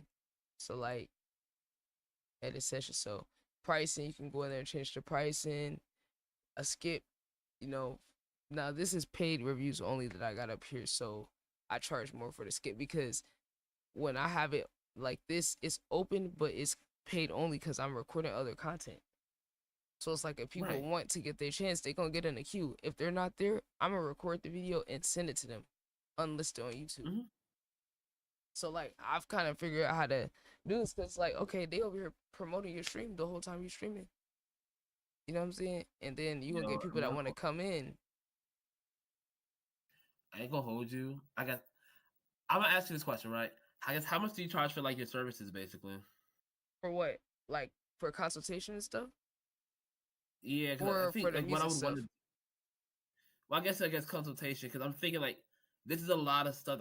I want to be able to like figure out how like organize my stuff so I can officially like and then, like, I don't want to So I ain't it's trying to about bite, it's about a minute. It's about a minute. So I do it 15 minutes, 30, 45 an hour. So it's like $1 a minute. But for people I work with for extensively, like I could make like a discount code if we're gonna meet multiple times. Cause truly, like what I tell people, like in order to do this shit, you're gonna need to apply the information, test it, see you're gonna run into another problem that you're gonna need to solve. So it's like it's gonna be a continuous process of like trying shit, figuring it out, try shit, figure it out. Oh, you ran into this problem. Say for example, you stream. All right, your stream's lagging. You don't know why your stream's lagging. Well, I would say, okay, you need to go into your OBS settings and go turn off hardware acceleration and turn off hardware acceleration off of your computer. Because that can interfere and make your stuff lag. It might not even be that your computer can't handle it. It might be those two settings alone. Okay, that didn't work. Okay, no, you need to go in and change the priority in OBS to high priority. So your computer's prioritizing that over other stuff. Then you need to go in and change it to open. Every time you click OBS, it opens as an administrator, which you have to go into the properties of OBS file and then make it to where every time you open it, it automatically opens it on administrator mode. You see, I just went through like 5 different things. Yeah. But it's like that came from me experiencing and running into the issue and having to figure it out without nobody. So when people were telling me, like I had a nigga tell me I was disgusting and I'm what did he say? He said you're a fraud because I charge for certain stuff, when I'm like, but I had to go figure these things out trial and error without any help for 4 years. You're charging for the convenience of being able to like, oh yeah, this is your issue, bada bing, bada boom. This that. Like, instead of you having to go figure it out yourself, because you have to go through 50 million things and then you're getting a shortcut, gang. Like, I wish I could have paid some. There wasn't even services like that existed to pay somebody. You feel what I'm saying? What I started because it's so new. Right. And it's like, if people stick around in the stream or actually interact with me, I'm telling this shit for free the whole time, you know, if people are around. So I'm like, if you're not around or you're not that tapped in, then it's like, yeah, like I'm giving you information that's going to make you money, period. You know what I'm saying? Like, this is going to increase your business. The people who take this shit serious don't ever have a problem with paying for it. It's only the people that don't take it serious, or they're just they're leeching.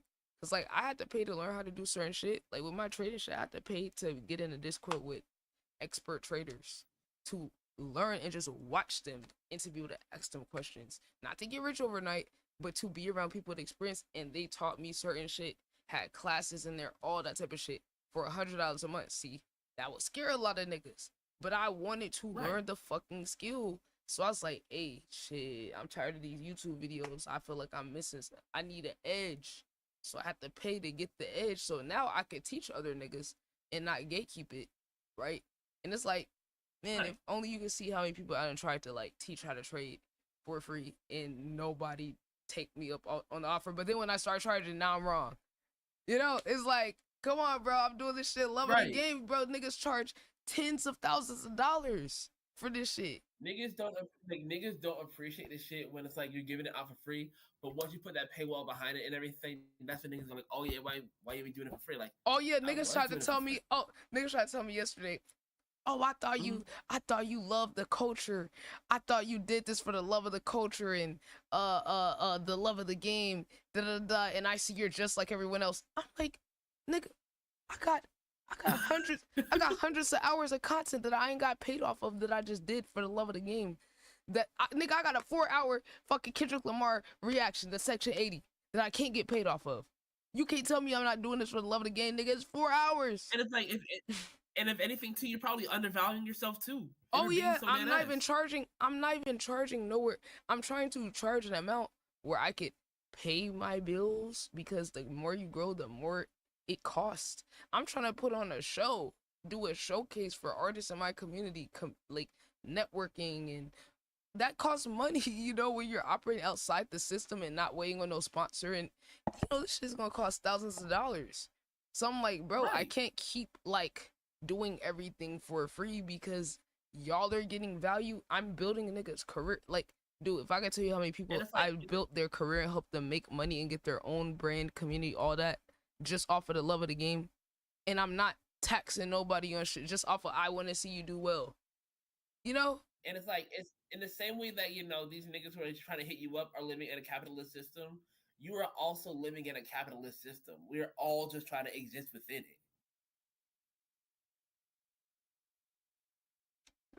That part. And my thing is, so niggas will be willing to spend money on these corporations, all these other things that don't have no vested interest in them, but then have a problem with somebody who's literally putting everything. I told you my story. I put everything I have into this shit. Nigga, I just get a $50 check and breaking off the $50 check to give back to my community. I shouldn't have done that. I'm a black disabled woman in America, and obviously underpaid, obviously have an uphill battle, and I still put my money where my mouth is, investing into my community like their stocks. Even if when it was $50, it was maybe like 7 out of 50. I used another part to go get the headphones so I could have a mic, you know, but I'm putting everything I got, literally only having the money to pay for my bills, for my doctor's appointments, and food for 4 years, and giving my information and knowledge to people for free. 4 years, when I know I could charge for this shit. This is a random question too, my apologies, but what is your sign? Oh, I'm a Gemini. I thought you were. Wait, you knew my sign. You knew my sign. Bro, it was either gonna be, it was either Gemini or Taurus. It's only because it's like, damn, you're just so fucking intelligent. I'm like, yo, they said I got like multiple Gemini. They said I got multiple.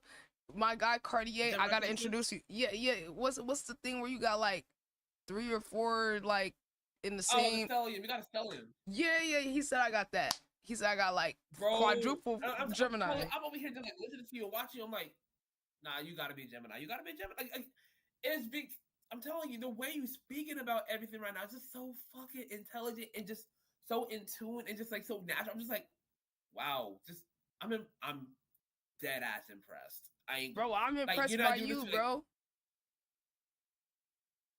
I'm impressed by you. Like, I respect. That's what I was saying, bro. I was like, because I'm always that person. When I see somebody doing something, I gotta say something. You know, like, never had no ego, because I was always like, you know, I feel like sometimes when people are like good at something, you know, people like, oh, you already get love and support, so I'm not gonna say nothing. I'm always the exact opposite. I'm about to sit here and tell you exactly what I like that you're doing, and it inspired me, and and that's why I was like, bro, I was like, we gotta talk, because I'm like, I could just already tell off of just the passion, the level of detail. I was like, yo, this is somebody who I know we both on the same wavelength, and this whole, like I said, this whole 4 years, I built this whole shit just to possibly run into somebody like you. You know, I'm over here just off of the hope and the belief that there's other people, you know, before I'm even seeing the people, you know, it's just me in the stream by myself, where I'm like, one day I might run into somebody that sees shit the same way as me, and then we could work together, and then we could all just collectively grow and pull our stuff together and be able to have our own pocket and just be able to move on our own fucking like wavelength without needing nobody cosign, and us just doing shit ourselves and having our own culture and having our own wave and being against the wave of this anti-intellectualism, this like you said earlier about, oh, it's you're getting clown for trying, you know, like this whole disgusting culture that is like really like devolving our society and eroding like Right. the power that we have as humans for real. Like someone's trying, oh yeah, let's all have a humiliation ritual. Let's all try to compete on who can hate the funniest, who can hate the most. Like Right. just that culture alone and showing love and appreciation is radical. Right. Literally. Okay, who's the flipper? Oh, this is my dog Yodi. He's the main character. He's running the stream actually, and I'm just he's allowing me to stream. Like he runs the show. Like he really run this shit. Yodi bark him down. That's his name in the streets, cause he will go bark down the big dogs. And yes, he's been he got to get his camera time. He's so adorable. Obviously. Yeah, like I know. Yodi, say hi. We gotta get a haircut. We're gonna haircut him tomorrow. Yodi-san. That's what I call him, Yodi-san. Like what that karate movie where he's like Daniel-san. Right. So I just call him Yodi-san. Oh yeah, right. Yeah. But I'm so excited. Cause look, that's what I said, bro. I want to like help with whatever I can. I also have something else I could give you. I don't know what you're currently using, but like I have this like form that I made for services, or it's multifunctional. It's multifunctional. Okay, so I be using Google Forms. Okay, yeah. So I got like a blank, like a submission type form that you can use.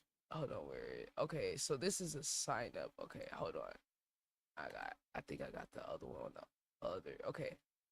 So okay, let's just use this as a blank. Anonymous confessions. You see how simple this is? Right. We can just like reformat this shit to anything. So say if people wanted to request or submit ideas to you, you could put this in your link tree. Boom, suggestions. Now we can have an organized way for when you get in ideas, and you can take advantage of your audience throwing you ideas and then not get overwhelmed. So the ones that's serious, they can just go click the link. Boom. Oh, go put your idea. And then now when you pull back and you're like, okay, what I want to take something for the community. Let's see. Boom, you got a whole list of like responses that you could just, you know what I'm saying? Right. That you can pull from. And then for your services, I don't know like how you currently have it set up. How do you currently have it set up? Because I have a form that you can I got a Google form doing. Okay. It's definitely a little convoluted, but it's like I do have a Google form sheet. Okay. You got the payable on there? The payable add-on? It's an add-on. It's a plugin that connects it to PayPal checkout, where people can check out with their card and gives them the invoice and all that.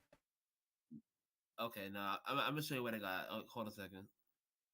Yeah, cause you could add that to it. It's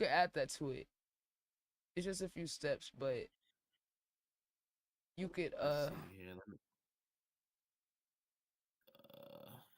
Got you right here. Okay. Yeah, now here's what I got right here. Okay, let's see. Okay, so and it's like okay. Bet. So the payable. So how you got them doing the checkout? I don't even have a checkout for this job right here. So I just you have got it like this. Okay. Yeah. Okay. So I still gotta like, Okay, so basically you could go to this. Hold on. I'm trying to see how it looks on my end. He said Yodi in the Barkus. I'm fucking crying, Pyro. Hold on, wait. Okay, now go to this thing, the 3 dots up there. Do you have the 3 dots on yours? Okay. Yeah, by your logo. Yeah. Right. Okay, now you see it says get add-ons towards the bottom. Yeah, right here. Yeah, just click that. And then type in payable.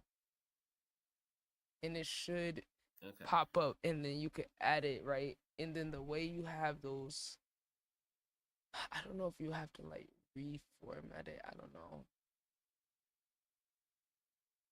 Cause really, I could reformat your whole shit. Oh, there we go. We got it right. Yeah. Maybe. I can reformat it and then put it into my template, and then you already have, like, I could get the aesthetic and all that. Or I can see you the template, and then you can reformat it and all of that. Okay, it should payable forms. Because you could get the same color, all of that, and then because the way I have it set up, you could just plug it in and Right. then it automatically links to the payable shit where it, because basically it's gonna link the number or the price to the checkout. So you know the way Okay. you have it like on there, you're just gonna have to reformat it to like match to where, you know, it's like, okay, if it's I'll have to like go back to reference, but yeah, so you All right. gotta install it on there. Let's Is see it on here. there? When I hit the install joint, it's like saying this joint right here. So I'm Yeah. at, Oh wait, did it give you a message or something? yeah. Oh yeah, I forgot. It's only showing that. Let me actually show the full screen. 1 second. Okay, change stream. Sorry, screen. Okay. Okay, yeah. So when I do this, it Oh, shows this right okay. here. Okay, get sub down. Interesting. Apps like Google Drive. Yeah. Interesting. What does that say? Oh, that's apps. Okay. Interesting. Yeah. Interesting. I don't know why that's not working. Interesting. What I other could probably ones? I can definitely like troubleshoot it, like, you know. Let me actually. I wonder is the payable added on to the form by sending you the template automatically, or do you still have to add it like that? Because I have it automatically added on there, but I don't know if like when I share it to someone else if they have to re-add it. But I'm gonna see the template. I'm gonna see the template either way. Cause that way, I like the way they got it because it takes it to where they get an invoice. They get an invoice and all that, and it sends to like that Excel sheet where all those responses is like organized and shit. Right. That's why I like it. But there is possibly another option. Linktree. Do you have the premium Linktree? That's $15 a month. And I think I got the basic joint. I can definitely get the premium, but I definitely got like the Okay. Because the regular Linktree joint. actually added something recently. Hold on. They added something where you can do services directly on your Linktree. So this could be the other option that could help. So I didn't even know they added that shit too recently, but I'm gonna try to see if I can find it because that would be very useful. Okay, like yeah. Okay, look, they even have forms on there. See, look at that. They have coaching meetings. Upload files to sell to your Linktree. What else? They got all types of stuff, man. E-commerce. Like, they got, I don't know when they added all this, man. Oh, coaching and bookings. Sell one-on-one sessions, consultations, private coaching, digital products. What I'm saying? Sell courses. I mean, man, I don't know when they added all this, man. Because I was just scrolling on there the other day, and I'm like, wait a minute. Y'all letting niggas do all that? Oh, yeah, you can put the Discord server. Like, they got all type of little shit to... Oh, yeah, they even have an option in here where it gives you this website where you could, like, post all your socials at the same time. They're, like, partner with somebody. Right. Contact form. You know, collect... You know, like, you could directly do it through your Linktree now. Collect info. Like, you know what I'm saying? Like, it's mad options. Yeah. But, like you that's can the thing. really do literally anything with this. This is crazy, bro, because it's like compared to a website. Like, I know we're gonna be in a subscription for life, but like a website is pretty expensive. Like, that has all this different shit. It's pretty fucking expensive to put together. So yeah, I think there's a way you could kind of like do that where like you could set it up through there. You could set it up. Coaching meetings, like, bro, all this shit. Oh, Pyro said 900k bonus bucks. Come on, tell them get their money up. Get these bonus bucks up, Pyro. So I finished the 5 remixes. Oh shit. Damn, Pyro W grind, bro. Yo, and I still ain't made a song. It's okay though. It's gonna happen. So yeah, we could like look into all that, but I definitely want to try to figure out that form. And if anything, worse come to worse, I think I could just remake it for you. If you send me the form, I think I could remake it for you on my end, and then give you the file link, and then you could literally just have the access to it and copy it, like make a copy of it. Nah, that'd be straight. I would appreciate that. Shit. Yeah, I just need just send me the link to the form that you have now.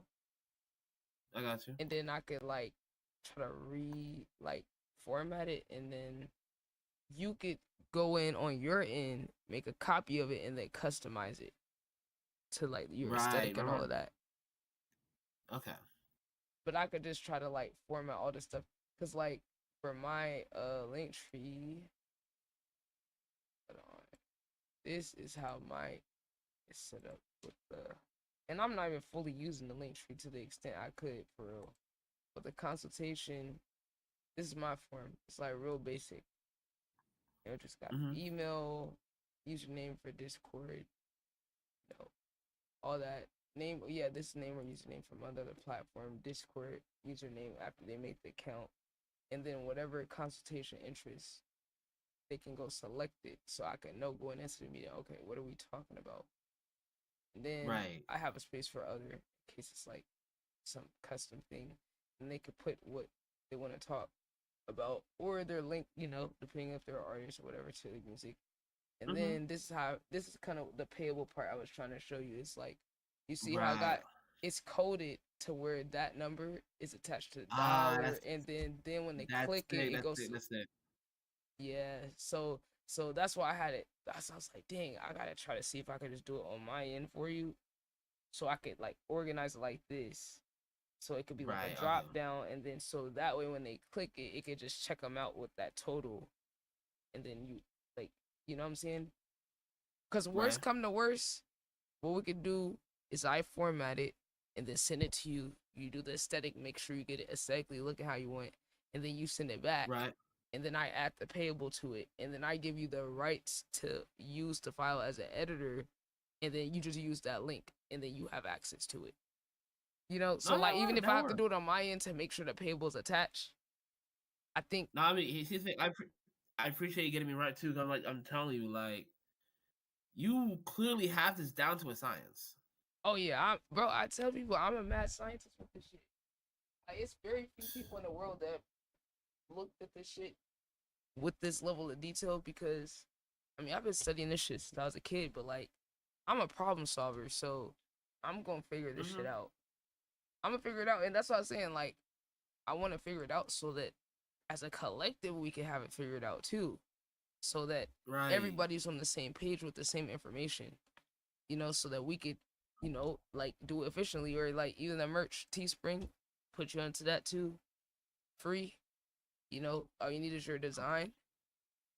And then you could literally drop it on there as a file. Like, go find what you like, drop your design on there, and then boom, like, they giving you the website and everything.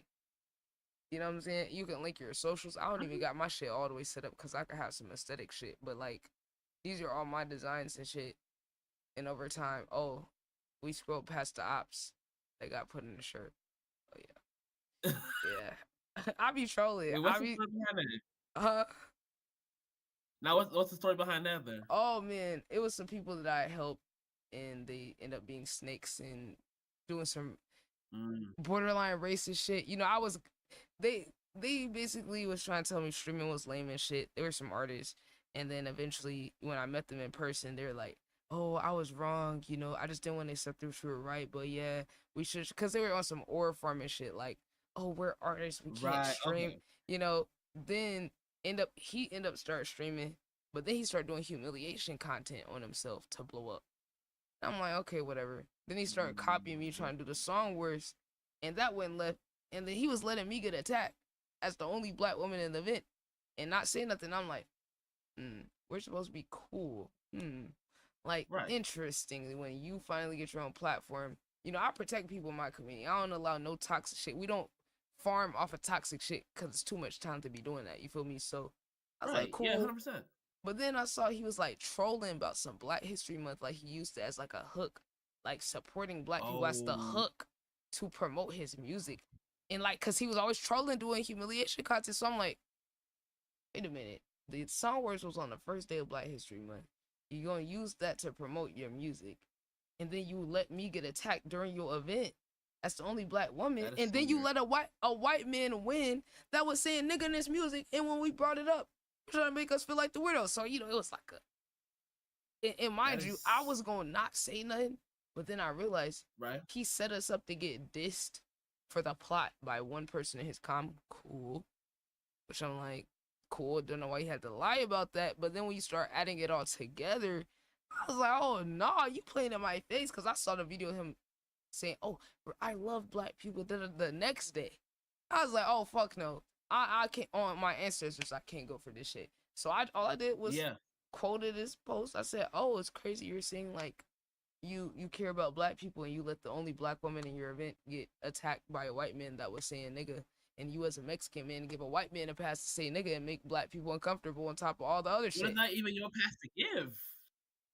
And mind you, he said I was trying to get him canceled.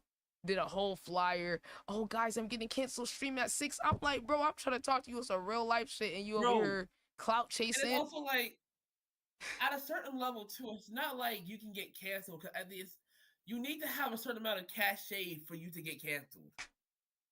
That's why I was saying I'm over here trying to have a real life convo with you about the shit, and you're trolling and then trying to clip farm and turn it into a moment when I was just gonna have a convo with you as someone that I've been building and working with. And then he basically played victim and then tried to tell me, oh, I thought we were friends. You're trying to get me canceled. I'm like, dude, what? I'm just trying to have it. Like, so his plan was to just railroad me, make the narrative that I was some fake friend and all this. And I'm like, it was just victim blaming bullshit. So I was like, okay, I just made a song about it.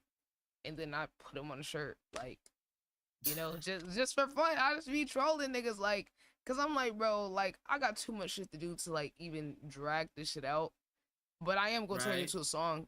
I just express myself in the music and by trolling, cause I mean that's the best you could do is laugh at niggas like that, cause they're really jokes for real. Like, what could you really say? So like that's again, why like, he's trying to get on with the humiliation content. So it's like if that's that's how he gets his rocks up. Like exactly. Like, there's certain niggas like you can't take seriously. At the end of the day, that's how they woke up. He made himself a joke. He wants to be looked at as a joke. And I'm like, okay, I cannot seriously engage with you. And that sucks that you are so desperate. Well, because unironically, I feel like this show is poetic with the universe or some shit. Because unironically, their group name was Low Lives. So they're embracing being low lives. You know, maybe I should have took it a little bit more literal, you know? Because I'm like, going from low lives to humiliating myself for views to get up even though you were dissing me. Like this same person, the part that just on the music tip, why I was just like, this is some bullshit. Because when I was doing song words and like 1v1 and us doing like diss words, diss tracks just for fun, literally just to push the pin like in the everybody knew nothing was personal. It was just for the content, for the clips, you know, to show people just niggas having fun. He's like, oh, I don't even like rap like that. You know, I'm not even a rapper for real. Now, you know, the niggas who rap dib dab in the culture and then be like, oh, I'm not even into. No, you know exactly what that should be. Yeah, you know exactly what that should be about. Okay, and then he was dissing the diss shit. Oh, I don't really understand the diss. Because all I did was ask him to do a 1v1 song where it's not a diss words. This is just going song for song, pre-made. Then he brought up the diss shit. I'm like, wait, what does this have to do with dissing? A 1v1 song words is just the regular song words we used to do with just artist versus artist. So I'm like, then when he starts, then when he starts streaming, that's why it was crazy that he had someone in his diss us during a regular song wars for a plot for his shit. Cause I was like, wait a minute, you the same one that said you not even in a rap like that, and that you didn't. Oh, I don't see the point of doing the disses, and I'm not that type of guy. But when you get a platform, now you trying to use the boost up your lame ass song words that's uneventful, and then use me You used me in my community for your event. You invited me as a judge. I said, no, I'm going to go in as an artist. Like, so we were the main events of your shit. And then you got someone to diss us for plot, and then when we didn't react, you were just shocked. See, I'm like, it makes sense now why when the dude did the diss song on us, we didn't react. He's like, oh, did y'all hear that? You know, because he's the host. So I'm like, okay, like, yeah, we did. It was ass. Like, what are we supposed to say? Like, we want us to react harder? And I'm like, oh, now that I know you knew about that ahead of time, I see why you were trying to, oh, did y'all hear? I get it now, because you planned it or you coordinated that, thinking you were going to get a reaction out of us to make your shit more interesting. So I'm like, damn, y'all be thirsty, because it's like, they let the event, oh, shout out to C. She's the one that put us on the streaming shit. I don't give no fuck about nobody giving me credit. I just want to see people do well and do right. You feel me? I don't care about being acknowledged for what I do. You could never mention it at all and show me with your actions and your character that you gonna do the right thing. You feel me? Like, that's all I want to see. Right. So that's why I was like, how you say that and then in the same breath you let me get attacked? It just lets you know niggas be hating. And then, like, I'm a black woman in this space too. That is a factor overly more than I be wanting to acknowledge, that because I'm a black woman, it makes me more susceptible to these people being around and being on some like hating shit, because I have a harder work ethic than them. And then then in a way it's weird, because it's like people kind of resent you sometimes for helping them. Unhealthy, toxic people build a resentment towards people that help them. Now the regular people that's community oriented, all that is, this don't apply, but to those certain types, like you looking out for them even though you're being genuine, the way their brain interprets it is like the opposite in a way, where it's like they have a negative perception on you or what you're doing, even though you're helping them and you're genuine. They kind of look at you like look down at you, or kind of get mad or hate a little bit. And I'm like, that's why I kind of just like start being more closed off, where I'm like, bro, like I was already good with just my core community, like, but seeing like other people like hate on you for something, then start doing the same thing you're doing, and then start humiliating themselves, even though like you was over here dissing me doing 1v1 song words just for you to start doing fentanyl folds. Like this nigga was literally like pretending like he was on fentanyl in public, nigga, in public. He would record himself like leaning like he was like off of the fentanyl, like bending in these crazy angles and shit in public places to try to blow up.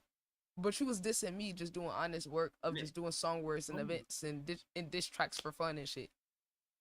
The things that niggas would do, like I'm telling you, it reminds me of this.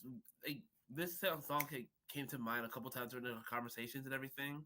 But like Pusha T's song "More Famous Than Rich," like that's a whole philosophy. Niggas would rather be more famous than rich. Like niggas will do whatever the fuck they want to do. Oh my god! Just for niggas to look at them. Like, daddy, look at me. Like, god! Yes, bro. yes. That's so accurate, bro. Like when I tell you, you would think niggas doing it for a bag. These niggas ain't even doing it for a bag. At least if niggas was getting a bag, I could kind of be like I would understand it. Like, you okay, know, you over here just doing that. You trying to pay the bills? Like, I get it. Yeah, I'd be like, you paying the bills for a little attention?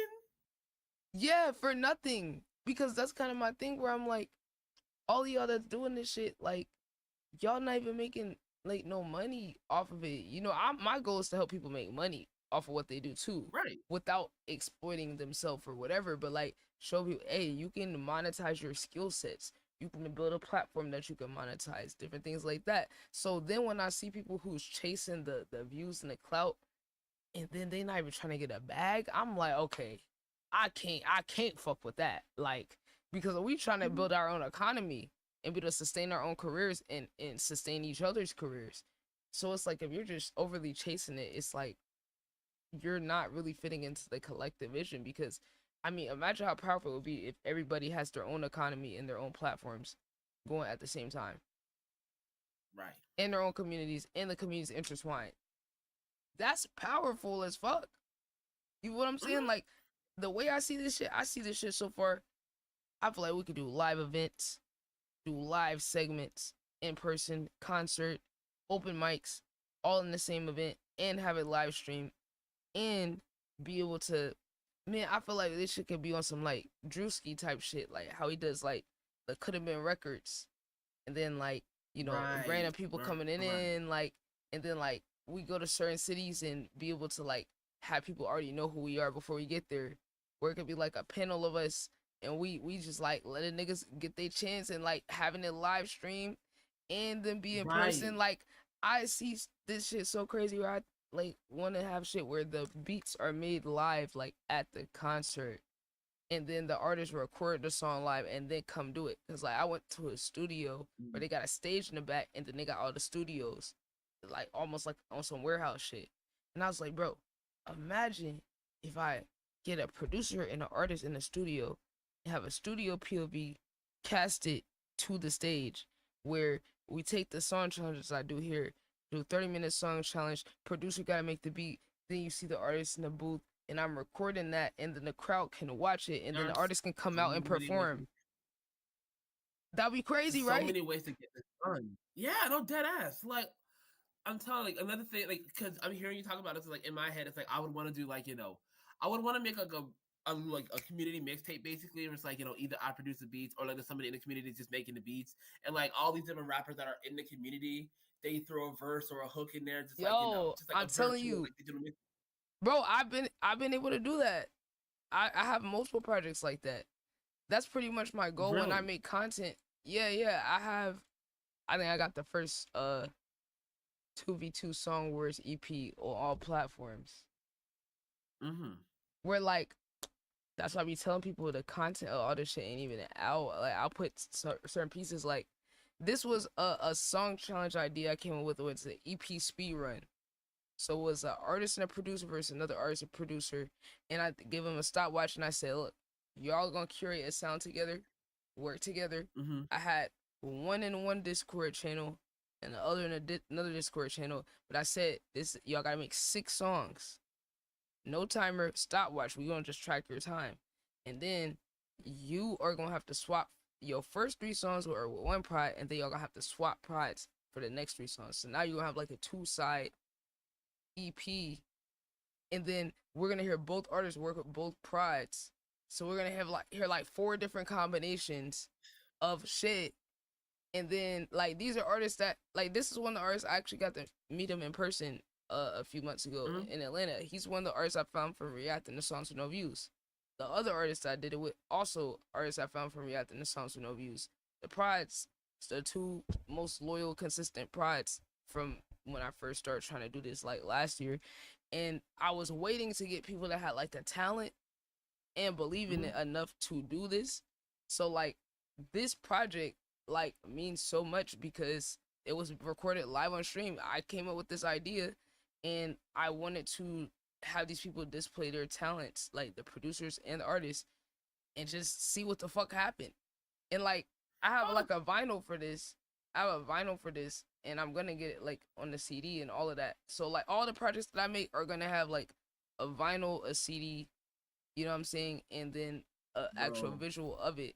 So like that's why I've been building out like certain stuff. That's why certain content's not out, because I've been like building it up. Or we did the Song Wars Olympics where I had like different challenges, like 3 different rounds of challenges, 30 minutes for a song, 20 minutes for another, and 10 minutes for another. But then there's an objective they have to do in each round, and then pre-made songs battle in the second half. So like that's a project where we use YouTube beats for that one. This last one, we got the prize to make the beats. So now we own it. So I'm trying to make stuff that we own collectively so we can do whatever the fuck we want with it.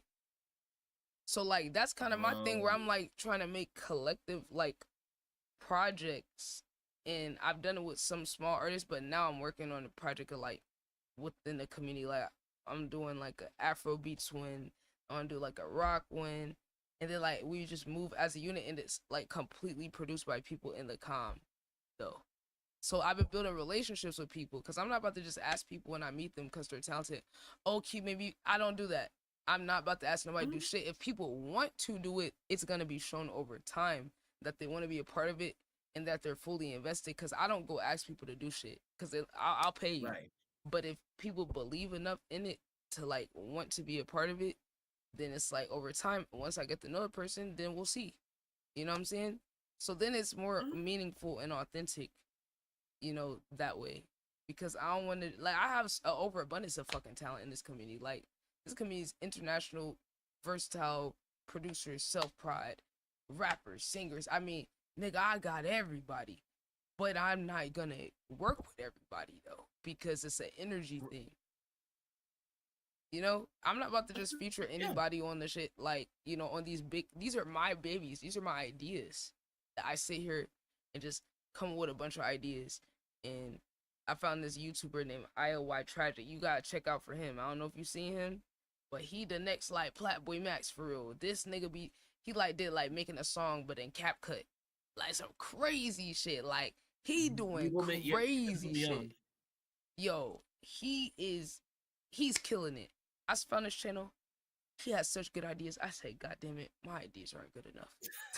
I said, oh fuck no. This nigga's consistently I said, but you know, I love taking inspo from people. So I'm like, you know what, Tragic, shout out to you for doing your shit. But I said, nigga, I'm not going to sleep until I come up with at least 30 original new ideas. That's crazy. And I just sat there for like hours. Like, I said, yo, I got a bunch of ideas. I said, no, I need something new. I need something crazy. I need some, like, out the box, like, because his ideas were so out the box. I was like, yo, what's this nigga using ChatGPT? How is he coming up with all these fucking ideas? This nigga gotta be using AI or some shit, you know, because, like, it's just a compliment to him, you know, because if he's not using AI, I'm just like, that's just how good I'm seeing him consistently churn out these ideas.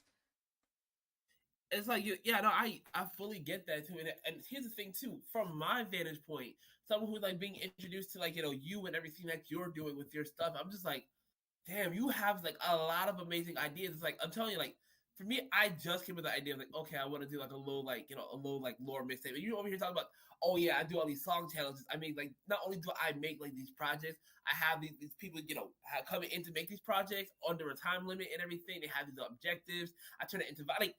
I'm over here just like looking at like the whole like environment and the community and just like the business that you have set up, and I'm just like, God damn, like you putting belt to ass over there.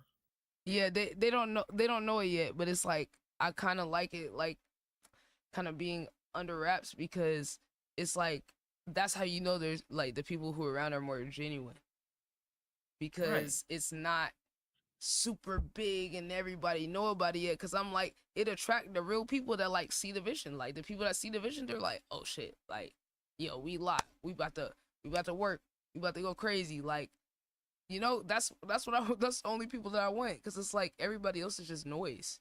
It's like I don't want no credit. Like, I'm just doing this, love of the game. I'm not the one trying to be an artist.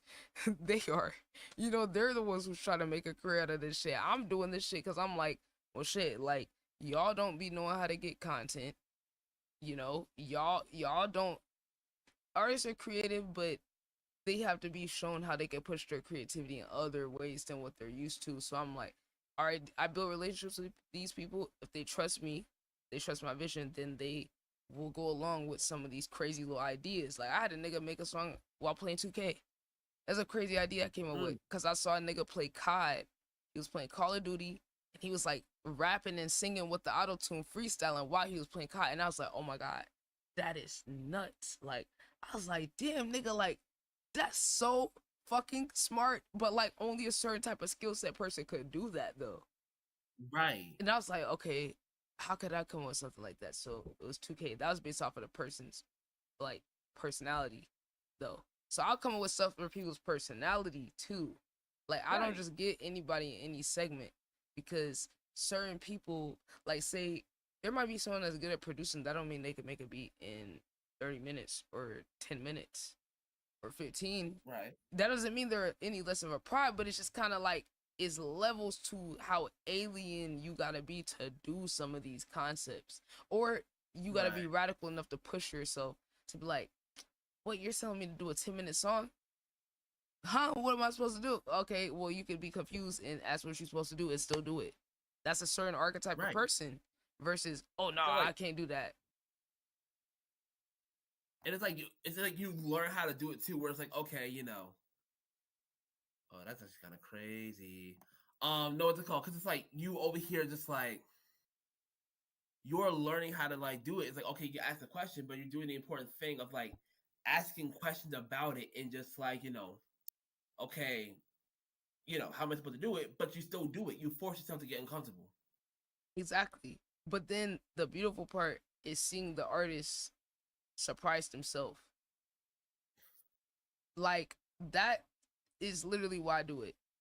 Like to see, and then to see the audience able to appreciate their artistry in a different perspective, where it's like, okay, they can listen to your song and appreciate what you do, but then when they're watching you do it live and they're watching you overcome yourself live, now it's generating this inspirational energy to other people where they're like, the fuck, you really just did that? Like one of the artists, he had like 10 minutes left to do a song, did the song 10 minutes, and every time I hear the song, I'm like, dude, like I don't believe this, and I watched it live. You know what I'm saying? Like I'm like, no, I literally witnessed this, but then I'm like, when I hear it, it's this disconnect, because I'm like, no, this is not supposed to be possible. This is not supposed to be possible. Damn it! Like, how are you fucking doing all these melodies and these flows and wordplay, like reaching ultimate flow state to a level? Like some of these artists have done it on their own, like the ones that push themselves, but to be able to surprise someone that already pushes themselves, it is really cool, because like all the people I work with are very like hardworking. So like even them reaching a height where they're like, I don't even know what I could do, but my brain is off. This is just flow. This is just me being connected to higher self and source, and then just doing whatever, and then being able to like experience that, and then it'd be like this thing where the people that were there live experienced it. So now it's a rare experience. You feel what I'm saying? It's like that's kind of the beautiful part I look at, instead of being like, oh my god, I should have more views. Oh my god, I should. It's like, well, I want to create things that are timeless. So regardless when someone sees it, they can re-experience the moment. That's why I kind of like was going back and forth about like editing content down, where I was like, I feel like I'm losing a little of the integrity of like editing some of these things down, because it loses the sense of how real it was in real time. Where I'm like, philosophically, now I'm like, I'm not gonna edit down these videos. For the algorithm's sake, it would be better if I take a 5-hour segment, edit it down to 5 minutes. But I just feel like it's violating the integrity of what it really felt like by doing that. So now this is where I'm at. This is what any creator in the chat, this is what I think we should do, since we have more advantage on YouTube now. Don't edit down your highly detailed content. Just get more clips and then just link the clips. Because that's where I'm at right now, where I'm like, you know what? If I could get 20 clips or 30 or 50 clips, why don't I just roll those clips out like every other day for weeks? Or so, you know what I'm saying? Like, and then consistently keep promoting the same video and never stop promoting the video and keep linking them to that longer VOD or that longer video. Philosophically, that's kind of how I look at it now, where I'm like, okay, before we didn't have the option to link it. Now we can do that. So now we don't have to kill the substance of what we're doing, and we can keep it raw and true to what it is, and then just use that to balance it out. So that's kind of like my conclusion so far for like doing these segments. And maybe you could like, use that to like, because this is why I was thinking about the editing and stuff. It's like, it's a little bit, it's not worth it as much at a certain level, because getting the quantity out is more valuable when you're first starting. So I had to make that decision early on, where I was like, I want to edit it a certain way, but then I'm looking at how much time it take me to edit it, and then certain videos not getting out, and then it's delayed, and I was like, okay, how important is the edit for me getting across what I want to get across to the audience? Okay, if the audience I want is gonna listen to the nuance, so I have to cut and do all this other shit. It can help a little bit, but like, I have to pick my spots with that, and then try to get my quantity off some other way. So I can have certain things where I do edit and do all of that, but it can't be every single video and every single segment and idea, because then I'm never gonna get it out, and I'm not gonna be getting traction in the algorithm the way I should. So that's kind of why I feel like for you, doing like reactions to albums and like different songs and like breaking down like the songs and stuff, that's like, gonna be a good way for you to get people in. Don't edit that shit. Just do it raw, one take. Let yourself cook, and then just get your clips from it. Literally. Cause and then you have your series where you can edit yourself, like the series that you're already doing. So now you can have, you know, your side quests, with the reactions and all that can get people in easily, off of, you know, shit that you want to react to, and then you can have your series on the side where you can promote that at the end of the video, like with the end card screen and shit. Cause I had that's another thing I'm trying to figure out too, because it's like obviously, you know, I'm like taking songs and everything, and I'm like, okay, the artist is doing this on this song, or doing that on this song and everything. But it's like people also want to hear, okay, like not every artist is coming out to do their whole like, you know, genius interview to break down certain songs and everything. So it's like, okay, because I had somebody ask me to like break down the Lemon verse from Method Man, basically, where he's like the component Noriega, you know, that's the CNM, like what he just does a whole like CNM's kind of scheme for that whole little time and everything. It's like niggas want me to hear, like break down verses, they want to you know, break down albums and everything too, and I'm like, okay, cool, valid. For me, it's just figuring out what's the right vehicle for it. Is it a long form video? Is it a live stream? Like how to knock it out where like niggas, you know, come through and like, oh yeah, you know, this shit tight, basically. I think the live stream, that's why I feel like the live stream is OP for this type of content, because you can knock out multiple in one stream, and then just spend your time processing it after. Like literally, and then the part that's OP about the, like when you're interacting with the chat, they giving you more ideas and stuff, and more tangents and more little things to pull off of, which is more clips and more content. You know what I'm saying? Like it's OP. All you gotta do is like just like clip your shit. That's why like, you know, being on Twitch is an advantage, because I got that little clip button. But the thing, that's what I want to show you on YouTube with the live bot. You could do this. They have a clip on there, right? So this is gonna be very helpful. So there's this thing called clips, and you could create a video clip, and this is where I could take a section of this, like this. Yeah. And then hold on, if I zoom out, you can kind of see I think okay, I don't know where the video is, but oh yeah, there's the video. Okay, so it's that little section, right? Now look, when I click this button, I don't know what. See, they need to fix this because like their studio gets laggy and shit on here. I don't know why. But okay, basically there's a publish button up there. You see, bro, look, it's over here crashing my shit. This is wild, YouTube. What the fuck? They need to fix this shit. It's like all delayed and shit. Like, okay. But you see, I just took a section. When I publish it, it's gonna export it to a separate YouTube video. So now you could take your live stream and section it off, and then it's gonna spit it out as a video separate, as if you just uploaded it. Okay, I mean, that makes sense. So then, that makes sense. Now your workflow on live stream should just be having your notebook out, and when you talking about certain thing, boom, hold on, let me look on my stream time. What timestamp is this? Boom, write the timestamp, and then write a little line about what you're talking about right there. That's your workflow. If you do that, now you can go back and be able to already know what sections, instead of having to sit through and watch it, be like, oh, what was I talking about? You know what I'm saying? That alone is going to be more efficient, basically. You don't have to sit down for the whole 5 hours trying to, like, you know, figure out where the clips are. It's like, okay, I said this at this time, mark that down. That way when I come back, you know, to like take a look at the live stream, it's like, okay, what was I talking about here? Okay, that hit. Okay, yeah, and I got you. Yep. So now you're just making it easier, especially now, cause like YouTube is letting you double dip, basically triple dip if you include the shorts, because now your live VOD alone is gonna get pushed in the algorithm as the VOD. Then you're gonna be able to make the separate videos. Then you can make the clips. Send the clips to the live VOD if you want, and then send certain clips to the longer videos that's from the VOD. Right. See what I'm saying? It's OP. That's why I say like YouTube is really OP as a as a platform, bro. Like out of all these different platforms, I still feel like YouTube's king.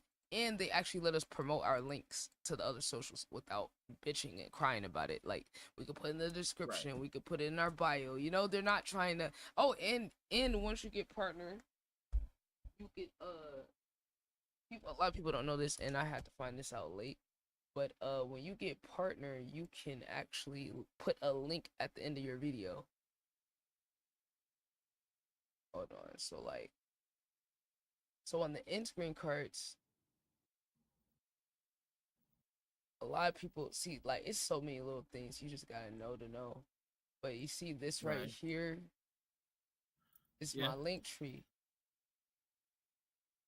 So now on the end screen, it's a playlist, best recommended for viewer, another playlist, and my link tree.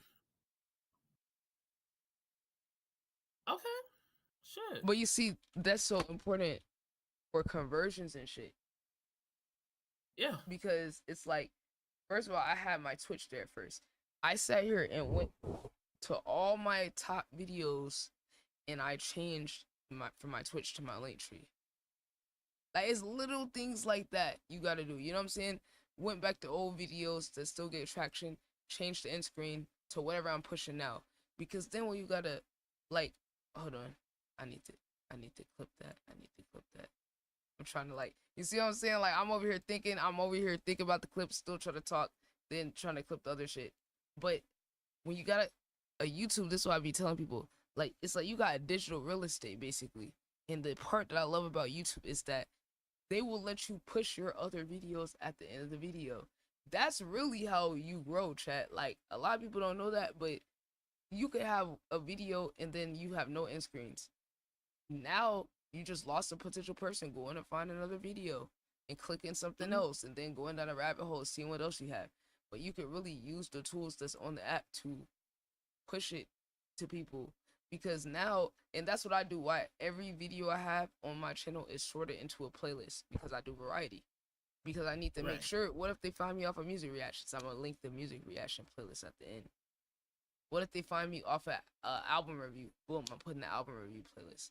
Or if it's a certain artist I react to all the time, I'm going to have a playlist for J. Cole versus Kendrick versus, you know what I'm saying? So it's like all these things are sectioned off so that when I do a video that's similar, I can link people to something they're more likely to engage with. Versus, you know what I'm saying? Like, you could just, like, increase the probability, because it's not about the person that's not going to click it. There is going to be somebody one day that is going to click it. Because you have to imagine, when we find somebody we like, how do we engage with them? We be binge watching. We want to go down once you, like, imagine how you feel when you found one of your favorite creators. You find it, oh my god, this is so cool. Wait, what else they got? Boom, let me go look at their channel. The amount of times I went on somebody's channel where I fuck with them and they didn't have no playlist. I found them off of one thing and I couldn't go find a playlist of a similar thing. And I was like, bro, why won't they just put a playlist so I could go watch all the videos? Now I'm having to search through your whole videos and you got variety, so I don't even, you know what I'm saying? Like, just put yourself in the viewer It's perspective. like, you know, you're moving, like, you know, like, I guess, like, the responsibility of burden or whatever on, like, you know, like, you have, like, if you discover, like, something that you like and everything, it's very much, you gotta remove that the burden of, like, you know, having to go through everything. Like, okay, if you make it, okay, this is just everything that I like in this section. Here's this playlist about this thing. So it's like, you ain't gotta go like, oh yeah, scroll. It's like, okay, everything that I like, this very condensed specific thing that I like, here's like 5 or 7 videos about it right here. Yeah, so because it's like, philosophically on social media and like just the psychology of how people work, right? The more steps you give them, you're losing conversions every extra thing they have to do to further engage with you. So say, for example, if someone's promoting a music video, I get on people about this all the time. They'll, like, maybe post a reel of it. Okay, that's it. They don't post it on their story. They don't even put a link to the video on their story. So guess what? Now you're banking on someone looking at your video and then being like, oh shit, they got a video out. Oh, let me go find their link And then maybe they got the link in the bio. Half the niggas don't even got a link in the bio. So wait, you're gonna expect a person to stop what they're doing, get off the app, go to YouTube or Spotify or Apple, type in your shit, and then play it. How many steps we just went to? You just lost people at step 1. Versus, what if you told them, prompt them in the comments, hey, the link is in my story, or the link is in my bio. Boom, click the link tree. Hold on, you got a link tree, but where's the new video? Right. You know what I'm just real saying? quick, simple stuff. I mean, look at my link tree. I'm making it easier by adding this section right here. Boom, this is a whole playlist of my music arc. So now it's like I'm making it easier for people to engage with me by putting it right there. And I curated this playlist in a specific order to tell a story. So like it's levels to it, because it's like I didn't just throw this playlist together. It's curated in order of how I want people to experience this journey that I went on. And then boom, I put my playlist for my songs. Then I put another playlist right here that goes to all my new videos. You feel me? I got a new videos pack playlist where every time I post a video, I put it in this playlist. So guess what? If somebody wants to catch up on what I do, how do I make it easier for them? Make a playlist where they can see every single video in order from this channel and my plug channel. So this channel and my backup channel. So now I'm pulling videos from that channel onto my main, where this is another layer to like curating your page and things like that. There is a customized channel option where you can go in and rearrange the order of what's even on there. Like a lot of people don't even know this is on here because boom, feature video for returning subscribers. I could remove that. I could feature a video for people and just have it at the top. So then what I got first, my live. I want people to see that I'm live now as my top section if they find me, because I'm gonna be live streaming a lot. Boom, music art playlist. This is what I'm pushing because all the people who I built up, they mostly found me from music reactions, but I'm pivoting. So now I don't want people to see the music reactions at the top.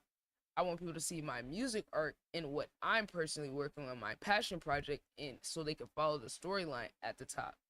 Then my new videos pack playlist has all my new videos, right? So they can scroll, you know, do whatever they gotta do. Then boom, music.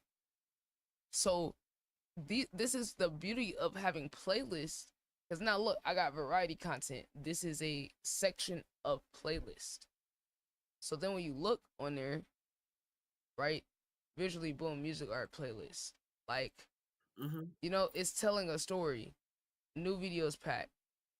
ITB music. This is my music and mostly people in the community's music and music videos.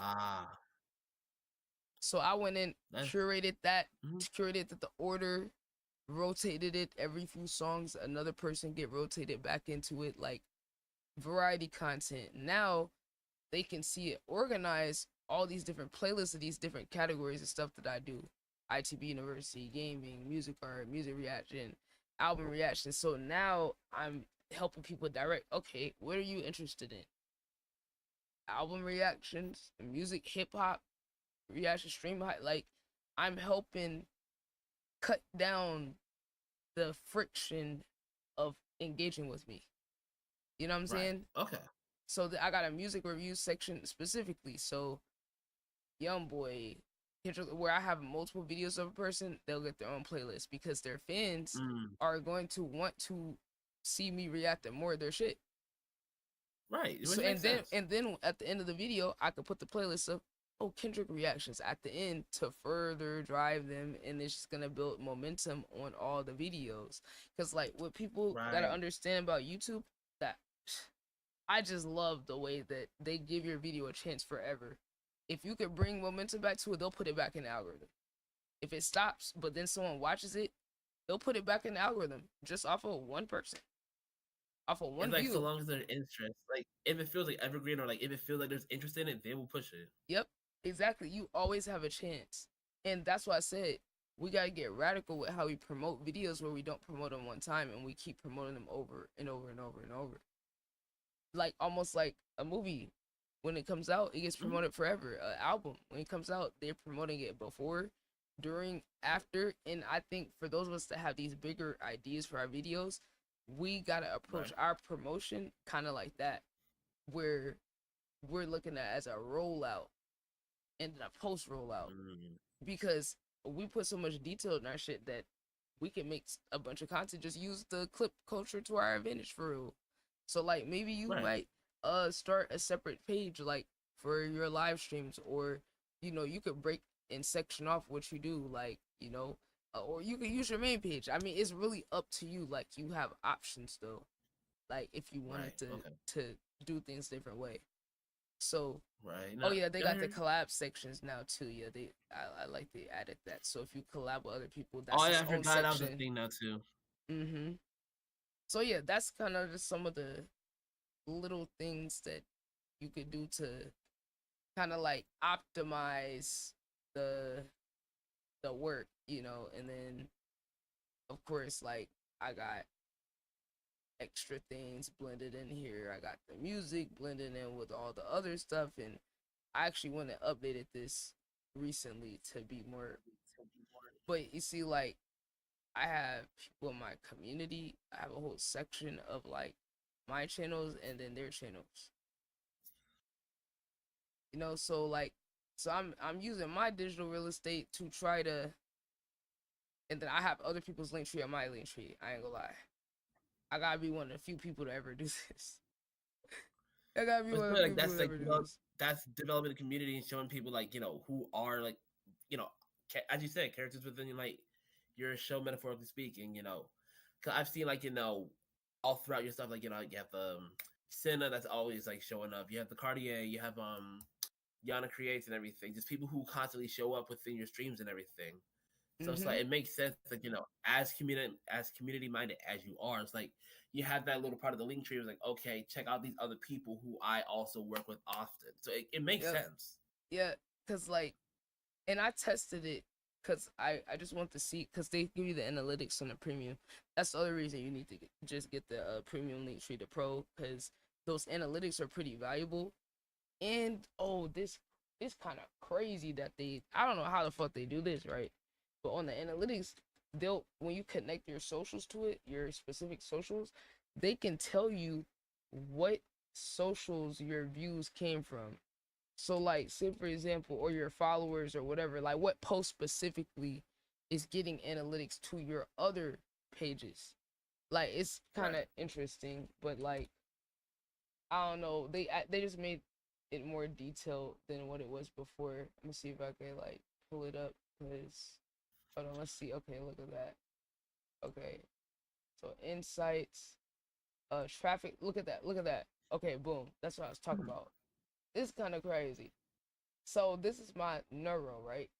It's showing which post got engagement on this link specifically. Oh, that's crazy, right? Yeah, that's pretty nuts. And with you, and I remember you said you had these attached to your videos, right, on YouTube. Mm-hmm. Yep. Huh. So it's kind of crazy. It's literally like kind of crazy, because I was like, damn, like, how the fuck y'all tracking that? But like, that's the other thing I was telling you about right here. They include this in their link tree, now, right? So now you can schedule posts to all your socials at once. So now you ain't got to even do that thing where you have to go in and like do. You don't like just post individually. It's like you just have the video set up and just like click it. Yep. Oh yeah, you see how people be doing that thing in the comment section where they Oh, say yeah, to the yeah. keyword, and that's how, this is one of the ways they be doing it. Now I'm kind of torn on this, cause like, I think at a certain level I might need to do it to make it more efficient, but for now I'm just gonna lean into like doing everything myself. But I do think when you get to a certain level, add a personal touch. But I do feel like when you're scaling up and you're starting to get like, man, you're probably like over like 20,000, 50,000, 100,000 followers, yeah, you probably gonna need to do this to make sure you capture as much as your audience to give them a prompt. So like if you have a service where it's like, if you're like, oh, if you want me to break down yours, then comment blank. That is useful because it's gonna automatically reply or DM them the link to your form for them to sign Right up. to the That's actually kind of crazy. That's real though. Like you can just say like save form so you can for me to like listen to your song and everything. Like it DMs in the form, it leads to the form, and the whole parable, and it adds them to the list. Like just always like automating the whole process. Right, because it's like it's hard to keep up with all the comments and the engagement and then do all your other shit. So it's like that way you can make sure you're not missing out on the engagement you're getting, and the people that literally just only want something from you can just type it and get it. You know? Right. It makes sense. It makes sense to me, like at a certain level. I don't think I'm there, but I think I'm probably gonna have to use it in the near future because I'm not doing stuff where I'm prompting. I'm kind of just like testing out content right now more than right. So once I'm like pushing certain stuff, I'll do it. But that is something that could be helpful for you because I know like a lot of people be asking you to like do different shit. So that could be another thing that you do. And then I don't know what the fuck is up with this business card. I don't know what this business card bullshit is. I have no idea. But they got other little stuff. They got you can turn stuff to a QR code. Let's see. Hold on. Oh yeah. Oh, this is actually pretty important. So I don't know they even added this. So you can shorten links, right? And then it'll give you the stats for the link, the clicks, and all of that type of stuff, which is very useful for you to get your analytics. So you could turn any link into that, and then be able to view it through Linktree, through your insights and different shit like that. So like you could just kind of see, like when I got my socials connected, and then most click links, and then it's telling me like about the people that the profile of people that are, coming to my link tree.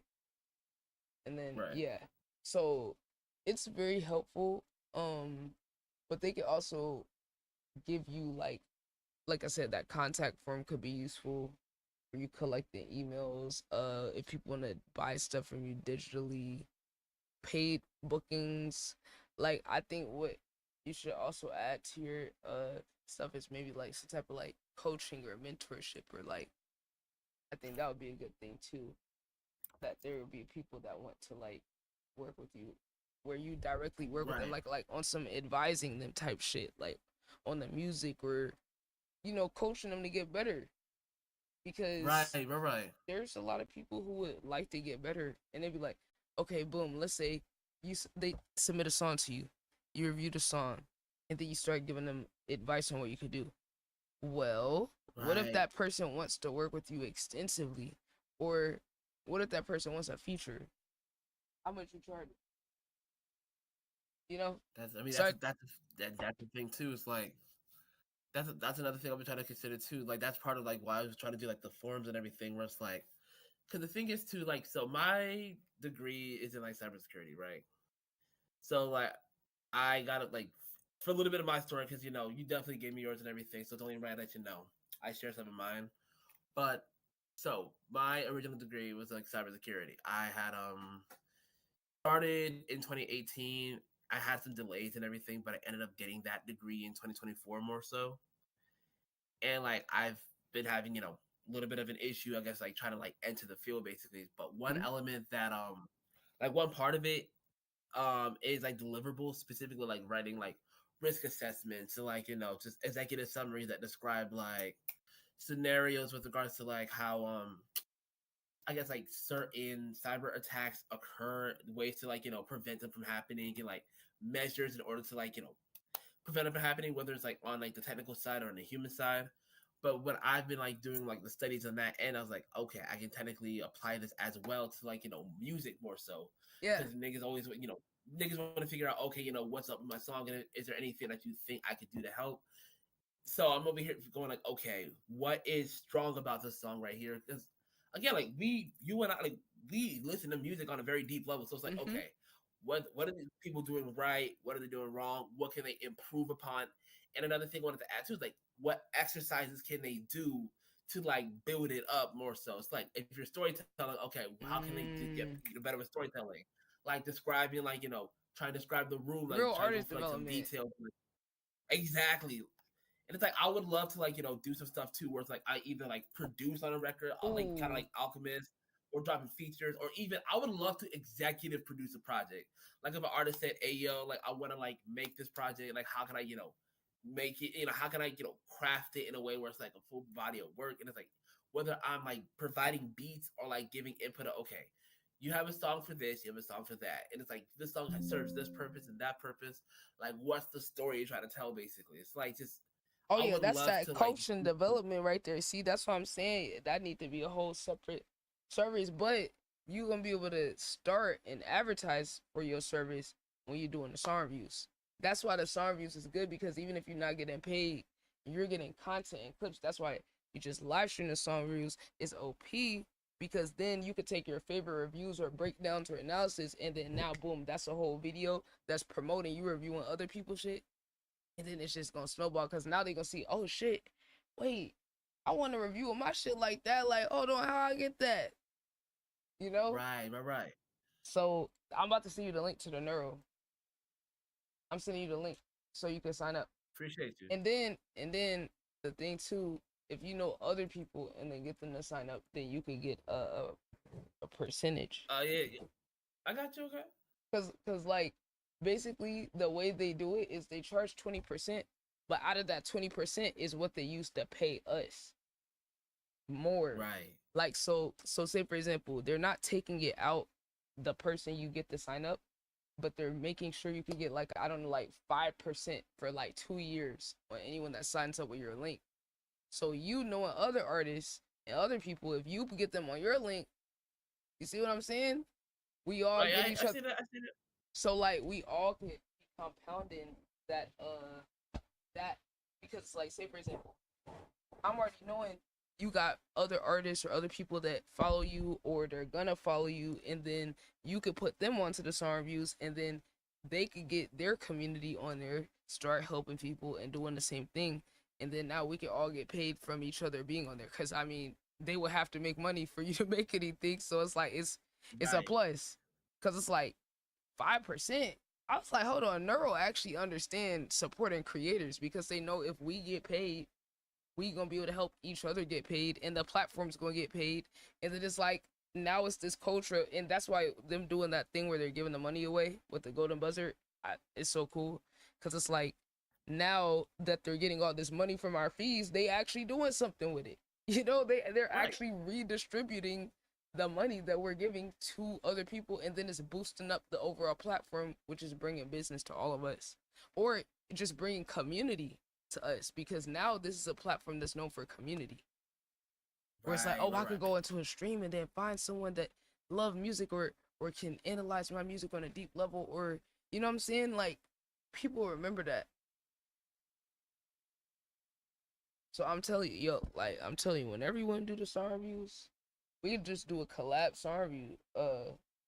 We could do a collab song review session, and then I introduce you to like some of the artists in my community. Okay.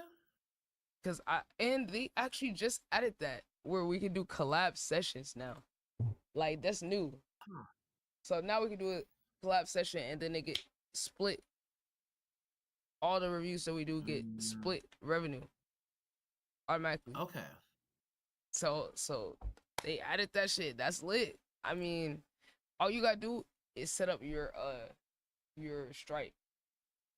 So if you got a Stripe account, it's real easy. Once you get your Stripe, that is gonna just want you to connect it, and then once you're on there, you'll be good, because they just want that for your payment processing to send it to your bank. Okay. They pay out like every 5 days or something like that.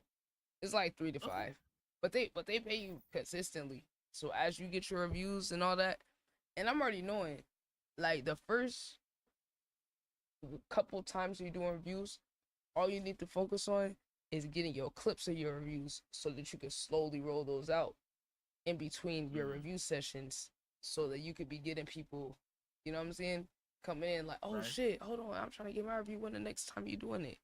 And then you already got it planned, but you got these clips scheduled coming out that's showing you just deep diving. And I know you gonna have so many different clips you could use to promote it off of possibly just Right. one song. Listen, you gonna have to tell me how the hell to repay you for like. Listen, you're giving me like a lot of game, a lot of stuff to consider. Like I know you be charging. Bro, by niggas going this type of crazy. Like you really gotta Go let me know how crazy. the hell like. Okay. Like, bro, like what I'm trying to do is all I'm trying to do is just pay my bills, gang. I'm just trying to pay my bills, gang. Like literally, like I feel like it's like I'm growing, but I'm not like where I should be for like the level of information and value that I have. The best thing people could do is like, as a collective, we take advantage of this shit and grow and make sure that in this third or this fourth quarter of the year that we're clicking on all cylinders. Everybody got a system so that we're all flowing and working together. Right. Like literally, like just you building these things out and applying it. Like the worst thing is when I explain stuff to people and they don't apply it, which I know you are. So it's like you just doing that. I mean, anything you want to contribute, you feel me? I'm about to update my Patreon. I got Patreon, I got merch, I got you know, all type of stuff. But yeah, people, whatever way people want to support, that's kind of up to them. Like, you know, because I don't need people to support no one type of way. You know, it could be free ways of supporting. It could be that's kind of up to you. But money definitely does help because I am like very underpaid for what I do. But like if you want to book a session or like I said, it's up to you. I definitely got to do that because like what I want to do is like I want to make sure like I have like all of my systems like set up where it's like okay, I can say hey, if you want to join the Discord, join the Discord. Hey, you know, like this random day of the week and everything, I can like do like streams basically. It's like I want to be able to set up all these systems that way like once I like start doing more with it, it's like it's more like, you know, automatic, it's more intuitive more so. Yeah. Yeah, where it flow. Yeah, exactly. Cause that's the thing is like it might take like a short period of very focused hard work, but then just you gonna have everything set up, the Patreon, the forums, the series getting started, having some clips ready. I think you could do all that in less than a month. Cause you know, like with you balancing work and doing content, and it's gonna be a little tricky in terms of doing it. But if you're just very focused, and that's why it's like people just gotta pay me for the session because I'm gonna keep you focused to get as much done in that time period as possible, and then the rest of it you can go figure out. But the part that you actually need help with, that you know, where I could be more hands on and like sit here and show you how to do it, that's what we're gonna focus on this session, and then I'll give you the rest of stuff you need to do with that you're gonna be able to do by yourself. So I'm not gonna waste time doing shit with you that you could do by yourself. I'm gonna just like try to focus on whatever it is that you wanna, that it's the most important. So like I think you should get a Patreon set up. If you need help with the Patreon, maybe some other things with the Discord. There's certain bots and different settings and different things for that. The Twitch, you gotta get certain bots set up as well to protect your chat and just certain things, you know, because it's like so much where like you would think, okay, you just stream, and it's like, yeah, but then what about when all these bots come in your chat? Like me not having bots in my chat is not a given because Twitch does fucking nothing to protect us from bots. So I had to go get 2 certain things added to my chat so it could pre-filter it out so they're automatically blocking it in the stream. Little shit like that where it's gonna affect your experience, or like commands where I could type in the chat and do exclamation socials and then my links pop up, or music and then that pop up, or like I don't know, fucking develop and then development playlist pop up. Like how to even get all this set up. You know what I'm saying? Like these are all like Right. little things, but then they add up to the efficiency of your operation. Of are you getting the most you can out of the stream? Like it's so deep. I took this idea, shout out to Mike Mac Gaming. I expanded on this idea. He had like a scene on his stream where it was promoting his podcast. It was like a flyer. I was like, wait a minute. Is Twitch is running ads on my channel? Like, and I have these events. I'm like, and different stuff. I'm like, yo, I need to record my own ads for my stream so I could click a button and run an ad. Because the amount of times you gotta say something to get it through someone's head is a lot. And I was like, I get tired of repeating the same thing. So why don't I just pre-record an ad, edit it, so then when I'm streaming, I can click a button on my stream deck and swap it to the ad, and then it run and say everything, and then boom, I just click the command, and now it's connecting the command to the video, and then I'm able to click that as many times and run it multiple times. Like I'm running my own ads on my shit. So if they gonna run ads on my shit, I might as well make my own ads. Boom, I got an ad for merch. I got an ad for socials. Then if I have an event, I have an ad for the event. So now I can have it on a schedule to where I'm constantly pushing stuff and not having to repeat it over and over again. But it's like, I don't really see nobody doing that. For real. I don't see nobody doing that. You know, and I actually haven't been running them because I need to re-record new ones.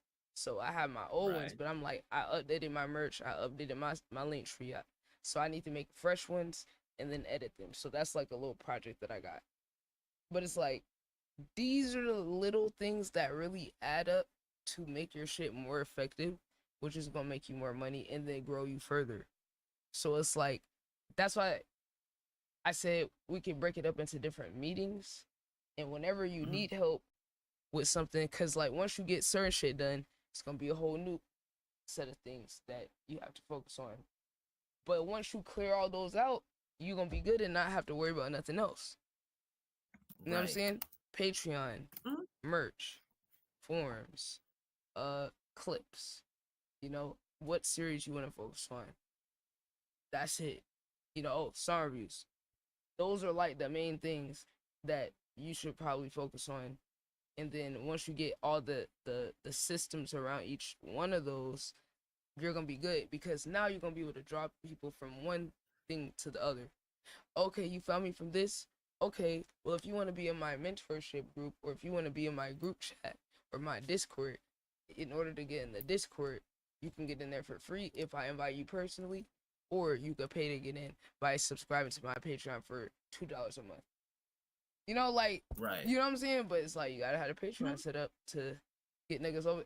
And then it's like, okay, if they want you to do a deep dive, you could have a $50 tier where you can do one deep dive on their song a month, or like you personally work with them for what, $30 or 30 minutes or an hour. Just like little things, you know what I'm saying? Because like over time, as you see what the requests are, that's just helping you build out the services around it. Because you're gonna be just doing a free ad for yourself every time you do the song reviews or a breakdown.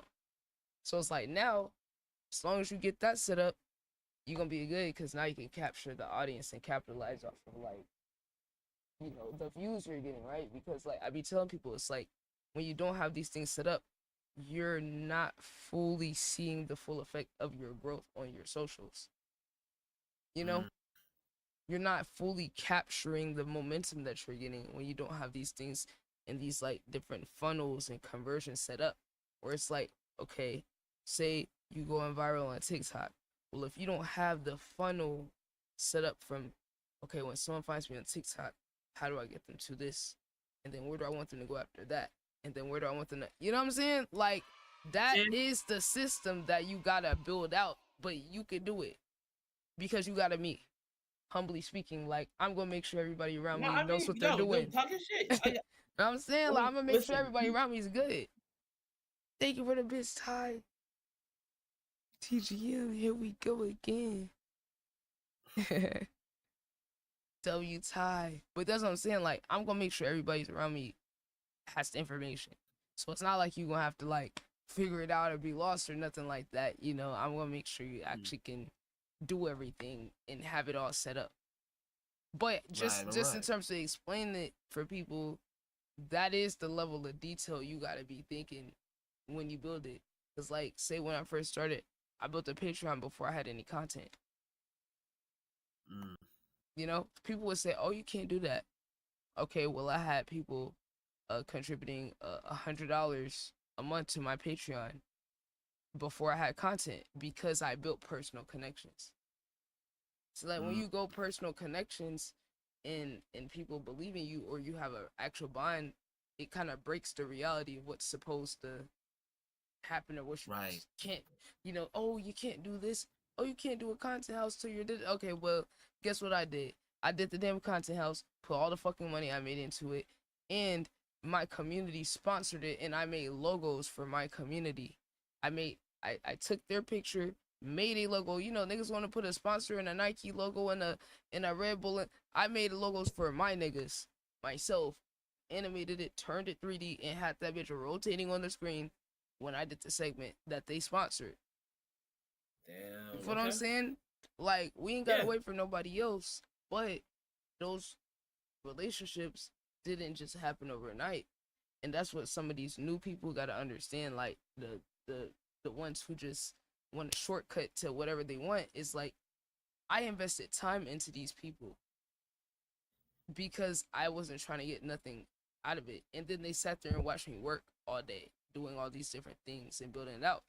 That combination is why they're willing to do that. You don't just get that off the rip. You know what I'm saying? Like, you don't just get that overnight, but it's because they believe in me, because they see my work ethic, my execution, and they see the vision of what I'm doing. It's not just for selfish, like, gain of, like, oh, I just want to go up and get rich. It's like, nigga, if I get rich, then the niggas around me know I'm gonna fucking carry everybody with me. It's a difference, you know, when niggas know that you gonna have their back. So, because they know if I win, I'm going to automatically, it's going to be including everybody else. I'm not going to switch up. It ain't no way I would be doing it for free this fucking long if I was going to switch up on niggas. Like, there's no way I would. Yeah, like, nah, man. Like, this is slowing me down, if anything, which I don't look at it that way, but, like, just bird's eye view, it's slowing me down to do these things. It's costing me money, you know? Like, that's how much I care about people and want to see people do well. Because it's like, bro, somebody that knows this shit has to be selfless. Otherwise, as a collective, we're not going to be able to do anything because it's all going to be about money. And it's all going to be about clout and, you know, social climbing, and then you're going to leave niggas behind. And it's like, well, I was a person that grew up in poverty. So I saw how, like, people not having money or, like, status, they might have the talent. You know, me, my sisters, my family was those type of people who had the talent, didn't have the money to participate in or didn't know this person because we weren't in this group or clique, you know what I'm saying? And looking at how that was a barrier to possibly being able to prove yourself and get a chance. So I'm like, well, shit, if I make this all about money or all about clout, I'm going to be excluding some of the most talented people that's at the bottom, that's trying to grow, that don't have connections and all this shit. So it's like at a certain point, you got to be like, why am I doing this? Well, I know there's people who would get overlooked forever if it's only about can you afford it? Or, oh, are you viral on socials? I don't need that. I can make money different ways. I know how to trade stocks. You know what I'm saying? Like, I know how to do business. I trust my ability to carry myself to where I don't need to eat off of what nobody else do. And that, I think that's why it took a person like me to do this shit, where I'm not in it to get a bag off of no one, you know, because I can do it myself.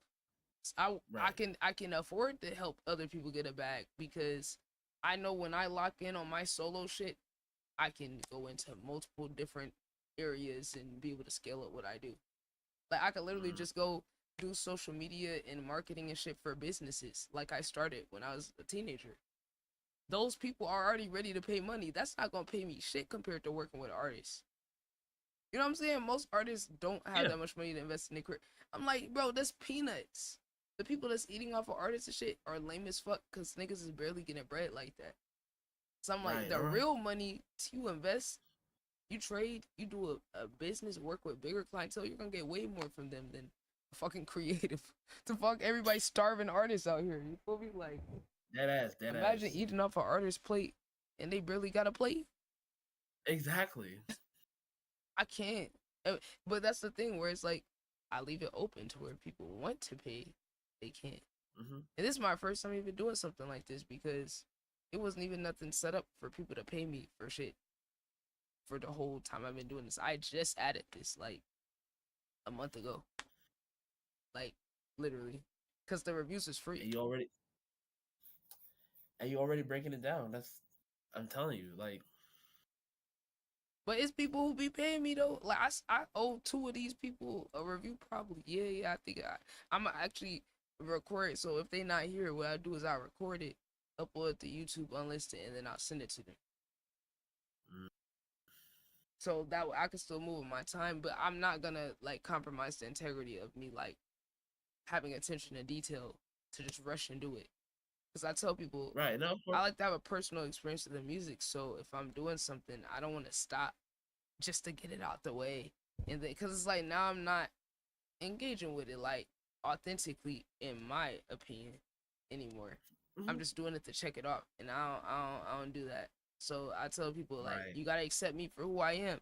I'm passionate, so I want to be intentional. So if you want the intentional, undivided attention version, you just gotta let me move in my own time. And I have to like battle this out with people all the time where they'll be, oh, just get to my song, like, and it's like, all right, see, this is why I start making it paid only on every day but Friday. Because they would just get aggressive. Like, people literally, oh, shut your bitch ass up, get to my song.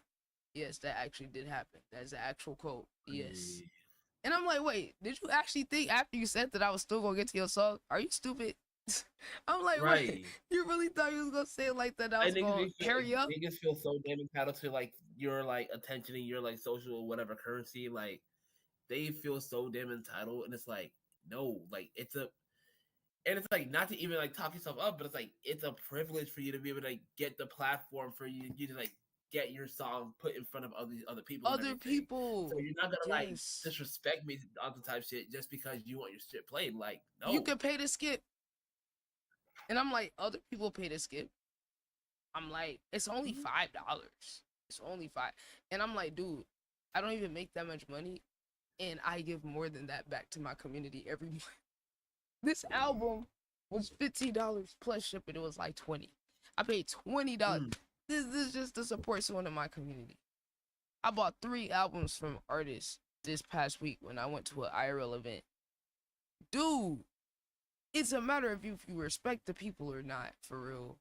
Right. Because if you respect someone, you don't mind. Like, when I went to this Billboard producer stream, Bxnnu Beats, and submitted my songs, I knew I was about to pay. Because I was like, first of all, I'm not about to wait in this free line. He never going to get to me. I was ready to just pay. I was like, all right, it's $15 for a skip. All right, I'll pay the $15. Because I'm like, if I want his attention, if I want him to look at what I'm doing, then I need to pay the man. He earned it. The nigga got like all these Billboard plaques and shit. It's like, yeah, if you want someone's attention that built their own shit up, you gotta pay. Or they just gotta fuck with you and go out their way. Yeah. But that's the thing where I'm saying, like, I know you gonna be able to go up crazy with this. Like, I'm telling you, you gonna be able to be one of the top people on here.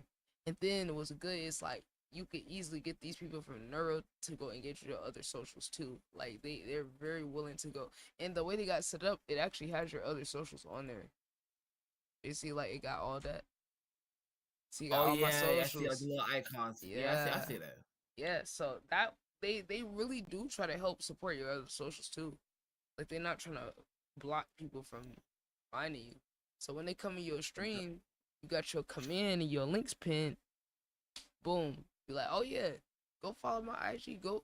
That's the other thing about the live that's OP is like being able to directly talk to people and drive them to the action live versus like hoping Right. they do it when they find your posts. They say they find you, they follow you, and then you just have to kind of hope they go engage with your other stuff. Right. So yeah, Like, like I'm telling you, tomorrow I'm definitely gonna have to start like I've been like collecting a list of like all the everything you've been like mentioning over here. Like tomorrow gonna be busy for me.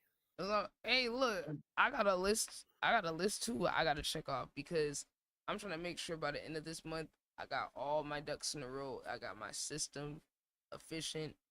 Because as long as we can make this stretch from like from what now to the end of the year, then by the time the next year start, we gonna already have everything flowing, systemic, like everything. And that's why it's like it's okay. It take a little time because we got checkpoints. You got months until the next checkpoint. Well, right now we got a little less than a month, but you get what I'm saying. Like it's gaps between it where it's like you don't gotta judge yourself or put too much pressure on yourself because you're in the figuring it out, trying a bunch of stuff phase, or you're in the building up the foundation stage. So as you keep growing, you able to funnel these people and get your audience, capture your audience, and get what you want, and get your money for what you do. Cause like I think even though you be like new to the song reviews, or you already having an audience, you will be able to charge like more for your stuff, like quicker. You feel what I'm saying? Cause like I kind of had to build up for months before I could charge for the reviews. But you already got such a demand that you could really start out charging, but you could really just make it free and like limit it to one submission because you're gonna be able to get ads and promo off of that. That's and you're gonna be able to build the community. That's the other part that's important is you having people that come back and that you finding people you vibe with because now you're gonna be able to build your collective of people off of just song reviews. Because if you fuck with someone, you're gonna be able to, oh, hey, join my Discord. Oh, follow my IG. I'm gonna follow you back. And then now you're gonna be able to start curating your specific artists and singer. Yeah, because it's like you about to get all type of people in here. I done got people that do like Netflix scoring for like movies and shit. I mean, crazy people, EDM. I mean, some of the most talented people I'd never found on this damn app. So imagine you're gonna get to curate your own sound and your own, and then do that project that you was talking about and all of that. Right. And it's like I'm telling you, it's been interesting seeing like who like the videos reach and everything. It's like it's been like in addition like on both sides of the spectrum and everything. Like you got like there's been a few like projects that I've been listening to where it's like okay, no, these niggas are like dead ass talented. They've been working on their shit. Like somebody had just filled in the form like for the like I got my first like form request and everything, and I'm listening to his shit. I'm like, this is some really dope. Like these are some talented ass niggas and everything. And you got some other niggas on the other side where it's like, okay, people who are like around the industry and everything who are like also paying attention because everybody's on fucking social media. Yeah. And like you just see like just random niggas just like, oh yeah, like this nigga popped in, say, oh yeah, this shit's dope and everything. It's just it's interesting to see. The range of people. That's why it's funny when like people who don't do social media like try to like judge numbers and stuff because like until you do it, you don't have a full range of perception on like what the numbers really mean until your stuff is reaching people. Cause then it's like, oh shit, like, wait, these people are really finding me for real. Like, off of this content, like they're really watching what's going on. Like, you know what I'm saying? Like you had that realization, like, what the fuck? Like, yo, like, I didn't even think you would see this. Like for me, I guess like the first time I realized, oh shit, it's reaching niggas. When like like Brandon Jinx Jenkins. Who? Jinx. He was I think he was on Complex and everything. He's like a reporter or whatever. I might know him by a face. What's his name? You probably do know him. Like, cause you watch a lot of interviews and everything. Yeah. What's his name? You said Brandon? Brandon Jinx Jenkins. Brandon Jinx. What you said? G? Jinx, I believe. Oh, J. Oh yeah. Yeah, this nigga. Yeah. Like when I saw that nigga followed, I was like, oh shit. Yeah. Cause I think this nigga's been like in a lot of the media that I've been consuming, like, as a fan for a while. So like, I'm over here saying like, oh, he respect what I do. I'm like, oh fuck, okay. Yep. Bro, it's crazy the amount of people you can get connected with. And that's the thing, right? Like, you're gonna be able to like slowly build connections with all these people too, and then that's just gonna increase the value of what you're doing. On top of like your value already, like your network of the people that you're meeting off of that, it's just increasing the value of like all your shit. So like truly like the level you got yourself priced at, I think it's a good price. But that's what I was saying for the Rasan reviews, like you're gonna be able to charge more than the average person because you're actually able to provide value and break it down. Most people in the reviews is not doing that. Like literally, you just go onto the website and go look at some of the reviews. Man, some of these people is just, oh, it was trash. It was good. Literally, that's it. And it's like, and the thing for me is too, like, I'm not in the business of that. Cause for me, at the end of the day, and this probably stems from my perspective as an artist. Everybody, at the end of the day, we are all creating works that are expressions and like, extensions of who we are, basically. So it's like we all have our own like ranges of influences. So I'm not gonna say like I'm not gonna say an underground ass nigga is trash because my reference point is like 90s boom bap. Like yeah, I don't feel like I have like a right to actually say that because I don't have a reference. I can't tell you like, oh yeah, you over here trying to make like some video game music where you're rapping over. I can't say that's trash because I don't have that reference point. So for me, it's like, okay, where are you starting from? What are you making? Where are you trying to go? And it's like, okay, I can tell you, okay, from like a break from a lyrical perspective, okay, like maybe the writing's a little vague here. Okay, maybe you can add a couple things to make your writing more interesting. Like maybe you're trying to like you can find some flows that fit better with like I want to break down like what's wrong with the track mainly so I can say, hey, here's where you can improve. I'm not in the business of like saying, oh yeah, this just ask, move on. I'm very much like, okay, there's some like this, there's some potential here, there's some weak points here, but if you're trying to get to this point, here's where I think you can go based upon my own references. Yeah, that's literally the way that I approach it. Where I won't engage until the artist just tell me like, okay, what are you going for? And then like, what is your goal with the song? Are you just trying to see if it's a vibe, or do you actually want feedback on like were you working on something specifically, or you want like a breakdown or analysis? Cause I ain't gonna waste my time on people that just want to see if it's a vibe.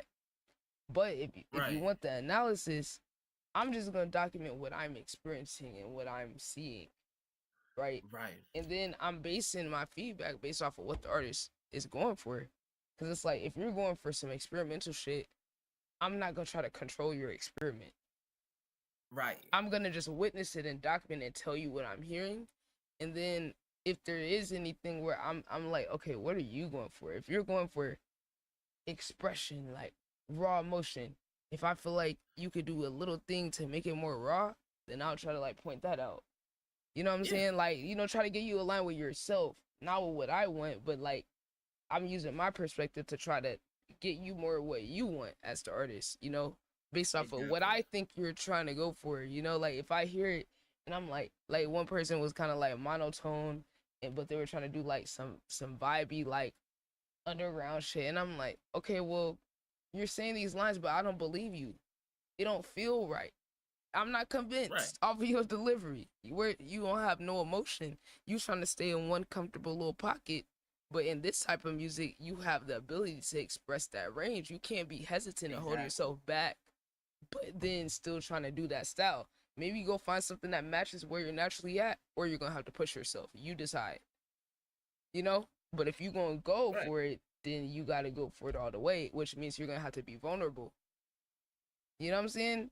It's like little stuff like that. That's the type of stuff I be trying to bring to artists' attention, not trying to like control what they do, because I'm like, you know yourself the best. I want to get you more tapped into with yourself.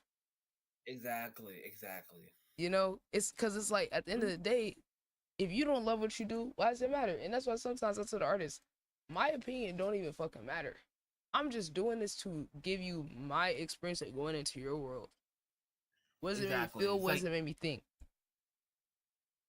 And it's like you're coming over to me because you trust like our perspective and like how we perceive music and everything. So you're asking us for our like perspective in that round basically. So it's like, okay, I will give you my expertise. I'll let you know what I think, but at the end of the day, my job isn't to tell you whether or not something is good or bad, or Yeah. more specific on a general sense, like whether it's good or bad compared to my standards. It's very much Right. how can you get closer to like what you're trying to go for more so. Mm-hmm. Yep. And that's why I feel like more people like us who actually care about music and artists need to do the song reviews just to help them have a space that's unlike the other spaces that don't give a fuck about them. Like Right. literally just being a counter to all the, cause like I'll tell you, this is what the landscape is. It's a bunch of engineers who wish they was artists, who's overly judgmental to artists because they got credits engineering with this or that person. Then on the other hand, it's some artists who is just on here just to get a bag because they can get money off of being famous. Like that's one of the things that I've been noticing too in this current landscape. Like I know like times it's hard, like niggas are trying to find like alternative ways to get a bag, and they're cashing off their name because they think, okay, they dropped a couple of songs and everything. They have, which okay, fine, they have a little expertise and everything, but it's like, what are you actually? What are you doing to add a value to these artists outside of I just listened to some like exactly. They deserve more. What about opportunity? What about Or using your improvement. platform? Yeah, and that's the thing too. Some of them don't even be having no substance to add. That'd be the other thing. Some of them aren't even developed enough to be able to contribute to someone else. Cause it's like just because you was a player in the NBA don't mean you could be a coach. Type B. Right. Where everybody don't got the skill set to be able to help develop someone else. And I hate that because I'm like, people automatically assume because someone's successful that they can help them. And they really can't because a lot of them were developed or had a team around them. Or they like had other people coaching them.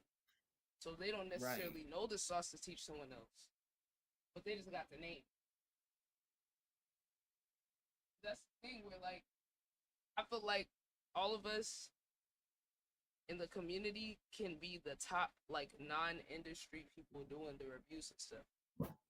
Yeah. Like literally out of all the non quote unquote professionals, we could be, and that's a pretty good fucking tier to fall into, I would say, because people are gonna find more value with us than those people. Right. No, most definitely. And it's like, I take a look, and the thing is too, it's like I'm over here looking at like the Vanguard, like that came before us and everything. Like people who are like the Company Man or like Jeremy Hecht and whatnot, like people who are like the talking heads of like the generation and everything. Like they still are over here competing, and like they have their social in their name to like coast on.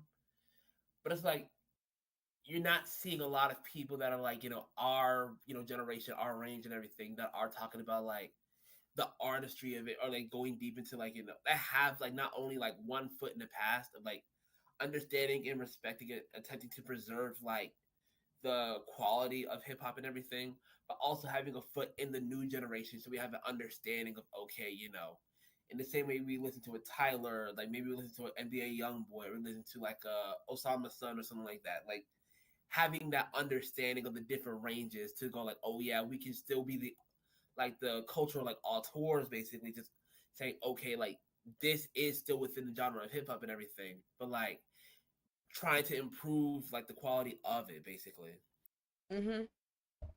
It's like, well, I truly feel like you can make whatever type of music and build a career in a fan base.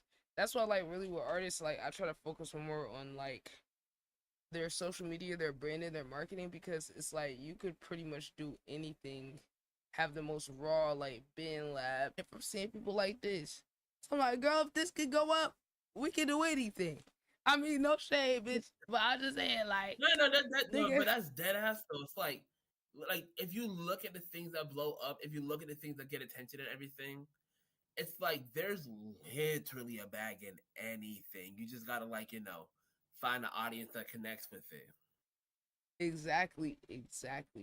And that's why I feel like you just focus on that part, finding the audience that can, or helping them find you, you know, the content and all this shit.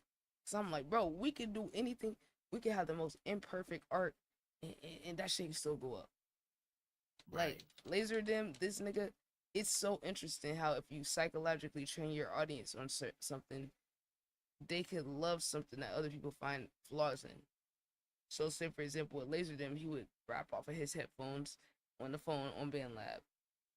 When he started getting more studio time, his fans start complaining about the studio quality. It's like, oh, we want to hear the old quality on the band. It don't feel raw no more. It's still too polished. And I'm like, that's interesting, right? Because like that rawness became a character trait and that's and another thing too. appeal. Because that reminds me of two things. One, like Tommy Richmond's whole $1 Million Baby joint. Like when that first was going around on TikTok and everything, I think there was a version of it where I think it was bass boosted. So like when he dropped the original version, everybody's like, "Oh yeah, he ruined it." You know, where's the bass boosted version where it's like, you know, it sounds rough and raw and everything, but like niggas was fucking with that. Right, and that's kind of like my thing, where I kind of want to just free artists from this trap of like always trying to optimize and overly polish their stuff. Where I'm like, look, this art is a reflection of your spiritual relationship with yourself. So if you don't accept yourself and your imperfections, that's why you're gonna obsess over your music. It's a you versus you when you're creating. So it's like when other people are in this space, like doing the song reviews or have authority in the space, I feel they use it to like validate themselves and their ego by being so critical of other artists. Because my thing is, if you're gonna have criticism, number one, let it be constructive. Number two, don't critique something if you can't offer a solution. Right. Like No, if that's you gotta be able to break down what someone, like what's wrong or what could you do, or you know what I'm saying, like you gotta be able to pair Like, it don't with just say, "Oh yeah," something. like, "Oh yeah, no, this is mid," or "Oh yeah, you know, like it's trash and everything." Why is it trash? Like give a constructive reason as to why you think like, you know, this isn't like good by your standards and everything. Right, because that's what I noticed. A lot of people don't even have that extent of information. They're not even think about it that deep, you know. But I feel like this idea of like pushing people to consume art in different ways than just what automatically they want to hear, because these algorithms and these apps that's curated to us then got us used to everything being catered to us, right? So then now people aren't willing to engage with art that doesn't immediately satisfy their dopamine hit and isn't what already they want. And that's the thing I've been learning too. Basically, it's like I've been learning to like listen to like albums like when I don't understand them. I try to listen for like a second time just to make sure, like, because like by that second listen, I realized like, okay, now I know what to expect when I'm going through this album journey. Like the first time, it was uncomfortable, probably because you know I wasn't used to it. Yeah. But like once I hear it for the second time, now that I'm familiar with it, it's like, okay, is it really bad? Like, is it really bad? Or is it just me not understanding what I was going into the first time, basically? And it's like, what do I like? What do I dislike, basically? Yeah.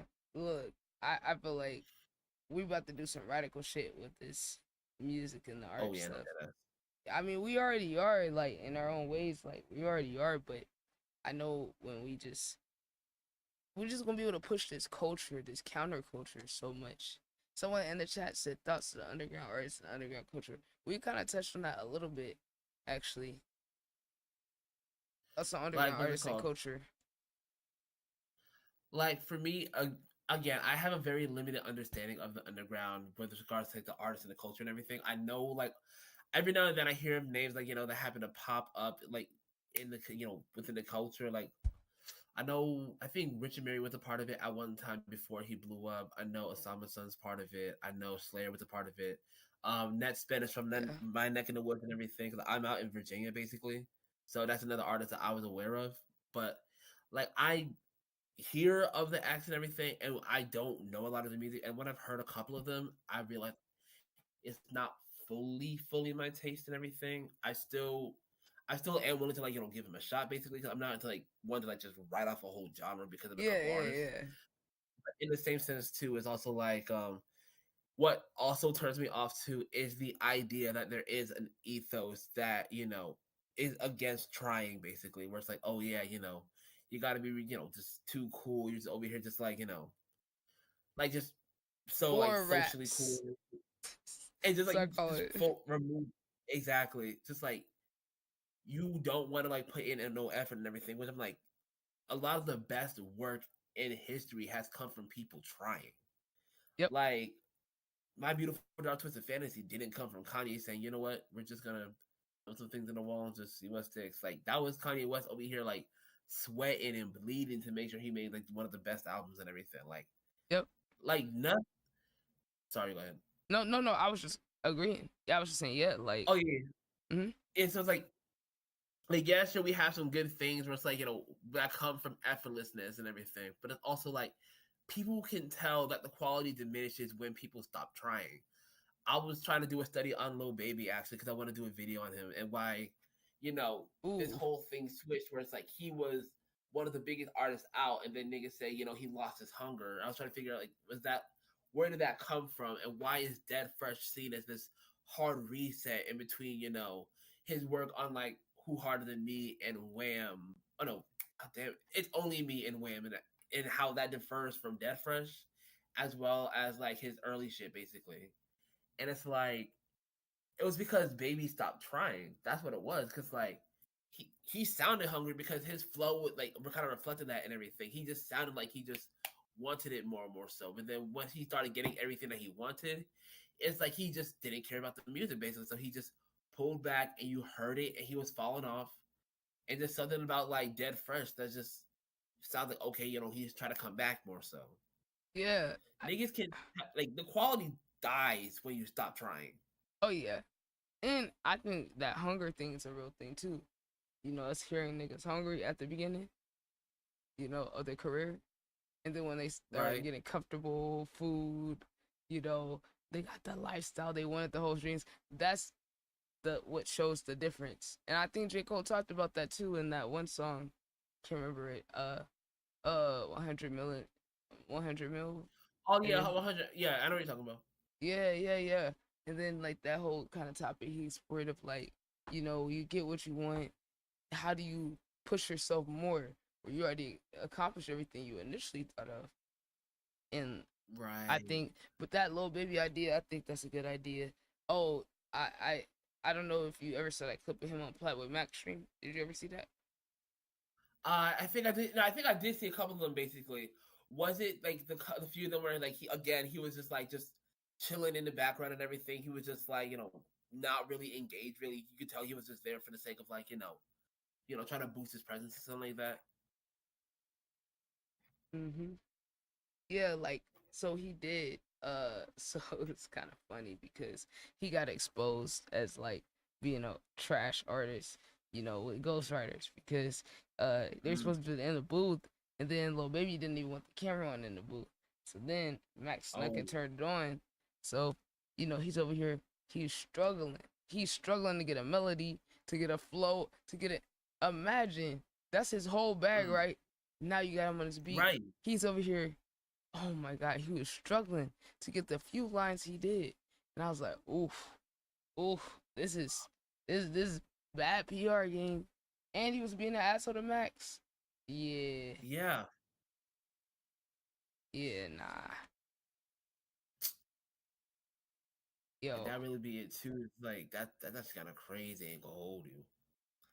It's like you be seeing a lot of the stuff, and it's like a lot of shit fell off when niggas started cutting ties with Gunna, basically. And I'm not even saying that Gunna was like over here like the catalyst for like a lot of niggas' success and everything. But it's like you can see the difference between like, Gunna's careers versus like Thug and Baby and a lot of other niggas, in the situation more so. Yeah, like I'm so excited to see what else you come up with, because I know you're gonna have some good ideas, like some other good ideas too. Like you got a list of all your ideas down?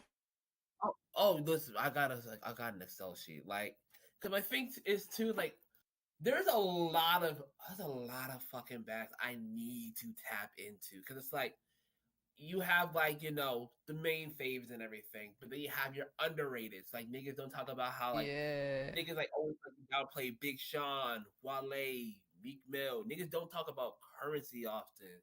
And then you also got like, you stretch it out, niggas always downplay trap music. So like there's some shit that Future's doing, that Gunna's doing, that like I'm looking into ESTG because he's getting this resurgence right now. Niggas is like, oh yeah. Cause niggas, here's the thing. Again, niggas wasn't talking about ESTG. Bro had an incredible 2021, 2022 with Lick Back, 5500 Degrees. Like niggas, and then it dipped. And now niggas is going back like, no, ESTG was that dog.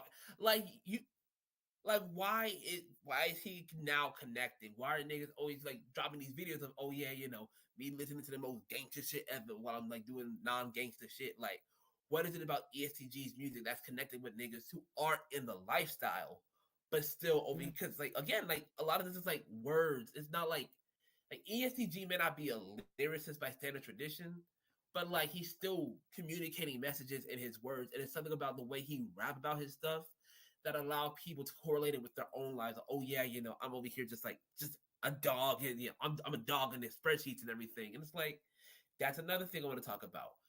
In addition, like we're not even considering the 2010s, 2000s, 1990s, all these different artists that there's just so much I can and want to do with this thing, and it's just like it can get overwhelming at times too because it's like, oh my god, there's just so much, and bro, and that's not even talking about like overseas. I just dropped the Gets video because I've had a nigga in my ear for the past 2 months, I want to say, who's putting me onto all these like UK artists like who are doing shit and everything. And niggas don't talk about the UK. Especially with the whole, especially after it's funny. Last year I got my ass jumped in the middle of like the Jonah Lucas and Skepta beef because I happen to say, you know what? Maybe there are some lyricists over there that may be on the same level as Kendrick. I'm not 100%. And niggas are like, ain't no niggas in there better than Kendrick. Like, but in the same sense, it's like there's so many areas that are untapped that I want to tap into because again, a lot of the conversations are around the same five, like Kendrick Lamar, Tyler the Creator, J. Cole. Like who gonna break away? Because it makes sense business wise to go with them, but still, it's like, how do we balance it with what we, the other shit we're passionate about? To ignore these niggas is to be disingenuous to the history of what their actual contributions are. Like the biggest sin that I want to rectify with my shit is the narrative of Wale. Wale is literally on the tier of Kendrick Lamar, on the tier of J. Cole, on the tier of Drake. Like he's there. The issue is his publicity. Niggas like whenever he hop on, like it expresses his feelings and everything, he always gets jumped on. But everything is a lot. He dropped that in 2025. Wow. Still probably one of the best albums over the past year. And it's like, bro, I'm so excited for you, bro, because I know you're saying like you're a little overwhelmed by it, but like I want you to embrace that feeling of like being overwhelmed and reframe it as like you have an overabundance of ideas and passion, and you're in the era where you could actually really build some shit just off of that alone. So like you got all these ideas and you're gonna be able to check them off, and man, just appreciate this journey because you already been doing the work. You've been doing the hard part already. The rest is just gonna get a little easier. Like once you got everything set up with like the stream and you can multi-stream it, tap into that TikTok audience. You feel me? You can rotate them too. You can literally rotate what you're on. So like right now I'm on Twitch, YouTube, and TikTok. I could turn one of these off, go live on another one. Turn one off. So I think it's connected to IG too. So you could literally pop on IG live, boom. Turn it off. Like it's really that simple. But like I said, for the free plan, you get 2 for free. get two Mm-hmm. platforms for free.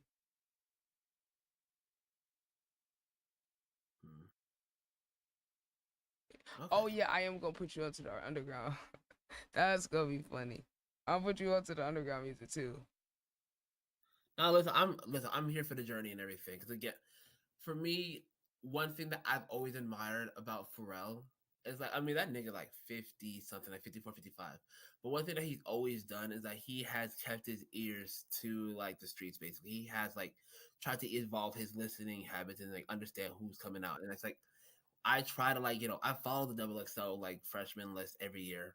Niggas always go like, oh yeah, it's irrelevant, and everything. Who are these niggas? But I try to use it as a gauge to go like, okay, who's actually making waves? Who's actually making dope music? Who's like, who should be recognized? Who hasn't been recognized? Like I've been honestly one of my favorite discoveries over the past year has been Babyface E. Like, oh yeah, I've heard of him. Bro, that nigga flow is so fucking slick. Like, I like the Detroit scene already, like Sada Baby, I Swear Vezo, T Grizzly, YNJ, what's it called? Just that whole Detroit Flint scene I fucking love. But listening to Babyface E rap, I'm like, God damn, that nigga slick. Oh my god, I like, bro. Yeah, now that nigga go fucking hard. Yo, who do you think like is on the like who is the underground artist that you've actually been able to like kind of engage with them or any of their music? Is there anybody so far? New underground chat, Honestly, new underground. Honestly, I don't. Closest I want to say is Ice Cold Bishop. Ice Cold Bishop, yeah. So he's actually a West Coast rapper. He's I've been following him for like a hot second, basically. Let's see here, because he did a color show back in 2020, basically, and from there I was like, oh, this nigga tough. He had like the high pitched, kind of voice similar to like a Jid or a Kendrick Lamar, basically. But like the energy that he hit it with, he had like bangers and whatnot. So I'm like, okay, all he had was features at the time, but I'm just following his little feature run, and I'm like, okay, now that's tough. That's tough.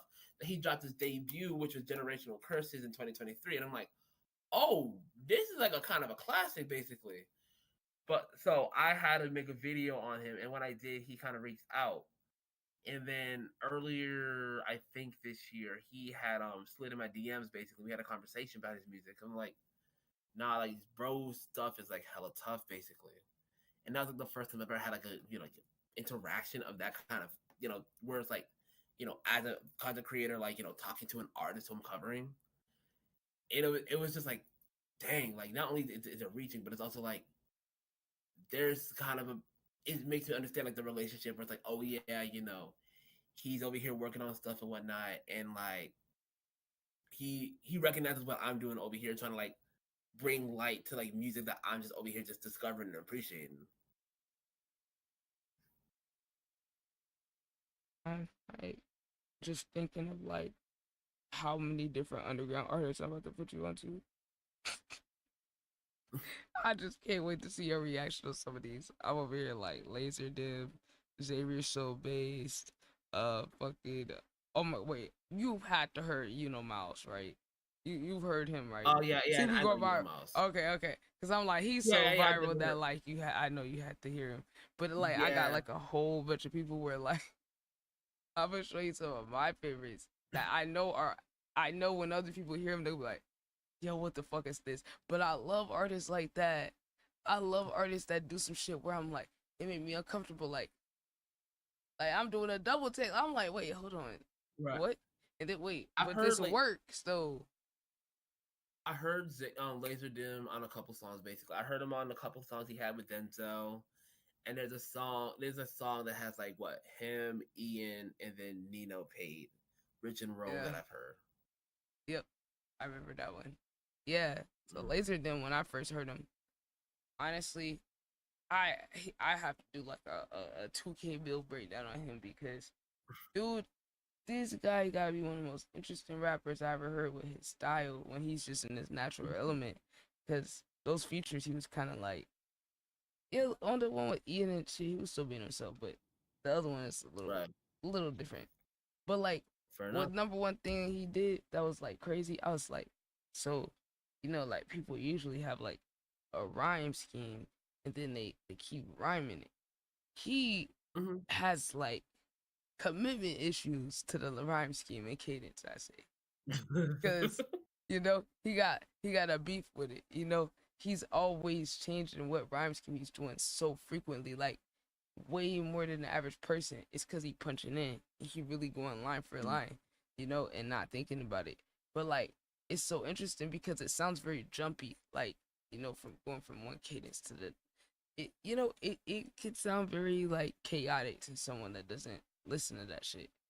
And Right. I think it's fascinating because the type of music he makes, people wouldn't be willing to engage with like more nuanced thoughts about him, because I feel like rhythmically he's actually really fascinating if we just break down what he does off of rhythm. And then like in terms of just the ability to not stick to a rhyme scheme, I'm like, actually, after doing multiple songs with his like homage to his style, like it's actually hard. It's harder to switch your rhyme scheme every other line, Right. every two. You know what I'm saying? Versus like dragging it out, and it's like he does that the whole song through. But it's like people wouldn't give him credit because of the type of music he make for real. Right, and it's like it reminds me too of like artists who are like part of like the abstract movement or like the Dadaist movement, where it's like it's a deconstruction of like how we understand art itself and everything. Where it's like even Cubism, where it's like it's not like paint by numbers. Okay, this is a tree, this is a brook. Like it's okay, this is a representation of the thing that you understand basically, and it's like people still consider it art and everything, and that's not saying it isn't art by any stretch of the imagination, but it's like applying that to like the underground and everything, where they are deconstructing how we understand it. It's similar to how like the trap movement of the 2010s and everything, where you have a song like Tony Montana, where like Future is just like on just drugged out saying like Tony Montana, like niggas didn't think that was hip hop, but now like that is literally like the progenitor for like a lot of stuff that we hear today, or like lifestyle. I remember niggas clown the f- lifestyle. Cause like niggas, they said, "Oh yeah, niggas was a rapper," like, Yep. but now it goes off at the party. Like that's a classic song. Yep. Cause now we have the understanding. Okay, this is what Young Thug's flow is. This is what Young Thug's like lane is basically. So it's like it's never like a matter of oh yeah, like this is or isn't hip hop and everything. It's an evolution. It's a deconstruction of what we understand, and it's just the next step of it basically. Yeah, literally. Like, dude, I can't wait to see, because you got all those terminology and stuff like that I be missing. So I'm gonna be definitely looking forward to learning like some of these different like words to describe what they're doing. Cause like I can describe how I feel and what I'm experiencing, but like to know there's certain like words or phrases that could describe the shit is so cool. Cause like I'm just like, bro, like this shit is a science for real. It's a science, like the arts, and then everybody got such different expressions. Like I don't know, man. I'm excited because I just want the world to see how complex some artists are. That's kind of why I wanted to like start with a mainstream artist and then go someone like kind of unexpected. Right. Like, have you listened to Yeet? No, that makes sense. Listen to Yeet. Have you listened to Yeet?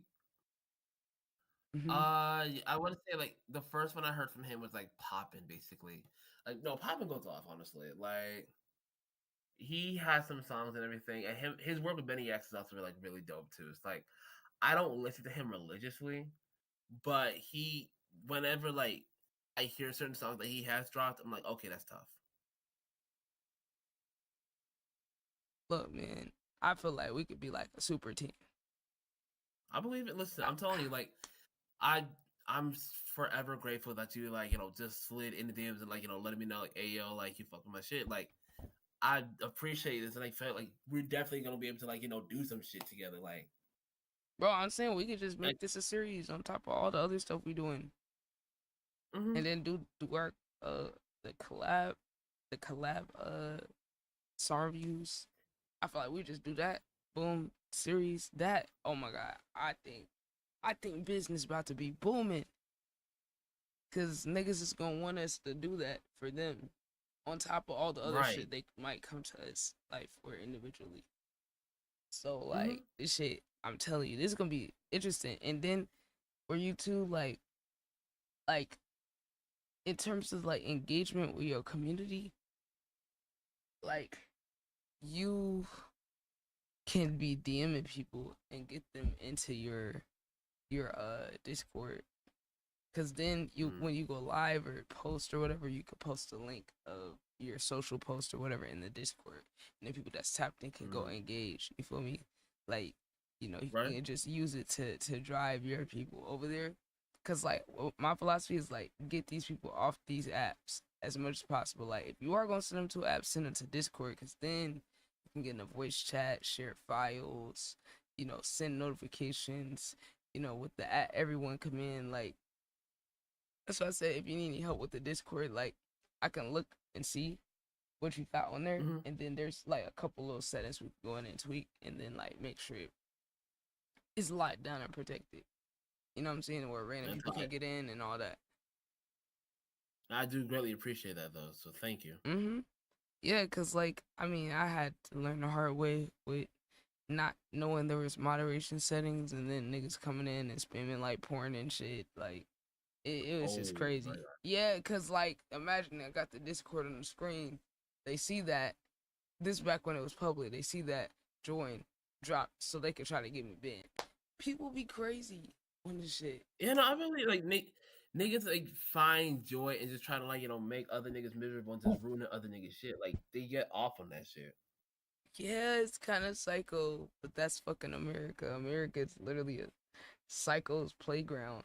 Where it's like. Yeah, so much shit that like it's kind of not normal. It's like kind of weird, but it's normalized, you know. But that's why I feel like it's other people that feel like us that's tired of that shit. Yeah. So it's like that's our audience right there. Is like we not gonna appeal to mainstream people because most people are bots. Niggas don't even be having an internal fucking dialogue going on or internal monologue. I'm like, just saying. No, you're being dead They're ass. just Like, existing. like they don't be questioning like how things go and everything. They just like they take what they've been given and it's like okay, that's just gospel. They never question it. Yep. And look, like I'm telling you, man, like this is how I started to look at it. With this new era, the creator economy, I looked up the stats. I said, how much is the creator economy gonna be worth this year? They said $310 billion. Then they said they're projecting it to get to basically like 2 trillion by like 20. What did they say? 2030, 2034 or some shit like that. They expected to get to 2 trillion. So I'm like, wait a minute. And that's probably gonna be higher than that, if I had to guess. But I was thinking about how do we fit into that, right? Right. We don't have no cap on how much we can grow and how much money we can make off of what we do. Oh, of course not. When you think about that, it's kind of crazy, and that's what makes it worth it. All those days of like grinding, getting this, that set up, like learning this and that. Like now, instead of us just doing this, like for ourselves, which we had already did, we can share it with the world and provide value to other people. Which to me, that's just like fire as fuck. That's just like absolutely fire. Cause I'm just like the fact you can have an impact on somebody else. Like I've had some people tell me, like artists, I'd be like, you should do reviews, or a producer, you should do reviews. Oh, I'm not anybody yet, so I can't be giving advice, or I didn't blow up. And I'm like, well, like you're talented, you can help somebody else with your talent and your perspective. Like you don't gotta be perfect or like signed or nothing like that to provide value. Like yeah, but like, and then like this kind of reminds me of another thing where like I saw this post of this artist that someone reached out to her, asked her for a feature. She said she charged for it, and then they crashed out. She was only charging $15, mind you. And it's a whole comment section of people like, oh, who do you think you are charging for a feature? Da da da. And I'm like, oh my God, yo, we really are in the minority. You know, like in terms of those of us that kind of like think the way we do, like we really are in the minority because this is kind of like crazy when you think about like some of the attitudes people have. They're like, oh, you shouldn't charge anyone. You should just like work with people for free. Like, you know, like, and it's like, she can't even get $50. Like all But also these in are the same artists sense, too. like, and like, if it were in reverse and everything, it's like, would they give you a feature for free? Right. Or the fact that you feel like you need to do stuff for free because you're not some big person, you're underselling yourself. And then now you're projecting that to other artists trying to get them to understand themselves. And it's like, nah, I can't go for that part right there. Nah. Because it's like, I really feel like this shit gonna be like, we could take this shit to a festival or something like right. You know, I seen like Lyrical Lemonade. You saw his festival, Summer Smash. Oh yeah, I've seen that. I've seen that. Isn't that crazy? This dude just started off holding a damn camera, directing and editing the videos. Now he got his own festival. And it's like, it also reminds me of like creators like That Good Shit, creators like LC Not Elise. Like, they started out, you know, just like talking about music that they loved and sharing it on their profiles, and then now they're over here like, you know, having this platform where they're over here just like interviewing different artists, basically, you know, just off the strength of the love of the music. Yeah, like I think that's the thing. The love, man. It's the love, the passion. It's so many people that's nonchalant. And look, we about to ship this whole shit. Telling you, like, and yo, I'm excited. When you think you want to do like your first song review? We could do it on a weekend or something. I gotta figure out the schedule. I gotta figure out the schedule. Look, honestly, because I know like the way I work, I'll be working like mid shifts and everything, so it'd be like 11 to 8, like 1 to 10 type shit. However, depending on how my schedule look, like I could definitely figure out how to do something by like next week. Honestly, like next weekend, like, you know, similar like Thursday, Friday type shit. Yeah, bro. I just thought about like the fact. Oh, wait, did you say you were gonna do any albums? I think you did. Like you already have any pre-picked albums? Albums that I want to, like, you know, break down basically. Mm-hmm. Yeah. Let's see here.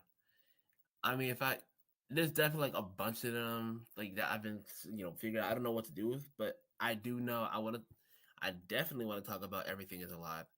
I started a podcast, I want to say, where I was breaking down Smino's Black Swan. I need to finish that. I already like broke down the first 9 songs of that album. I know I definitely actually I have it written down somewhere. Yeah, 1 second. Jeez. Okay. They got a notebook for this shit.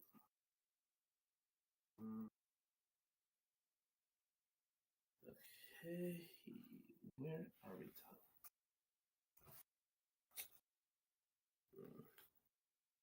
All right.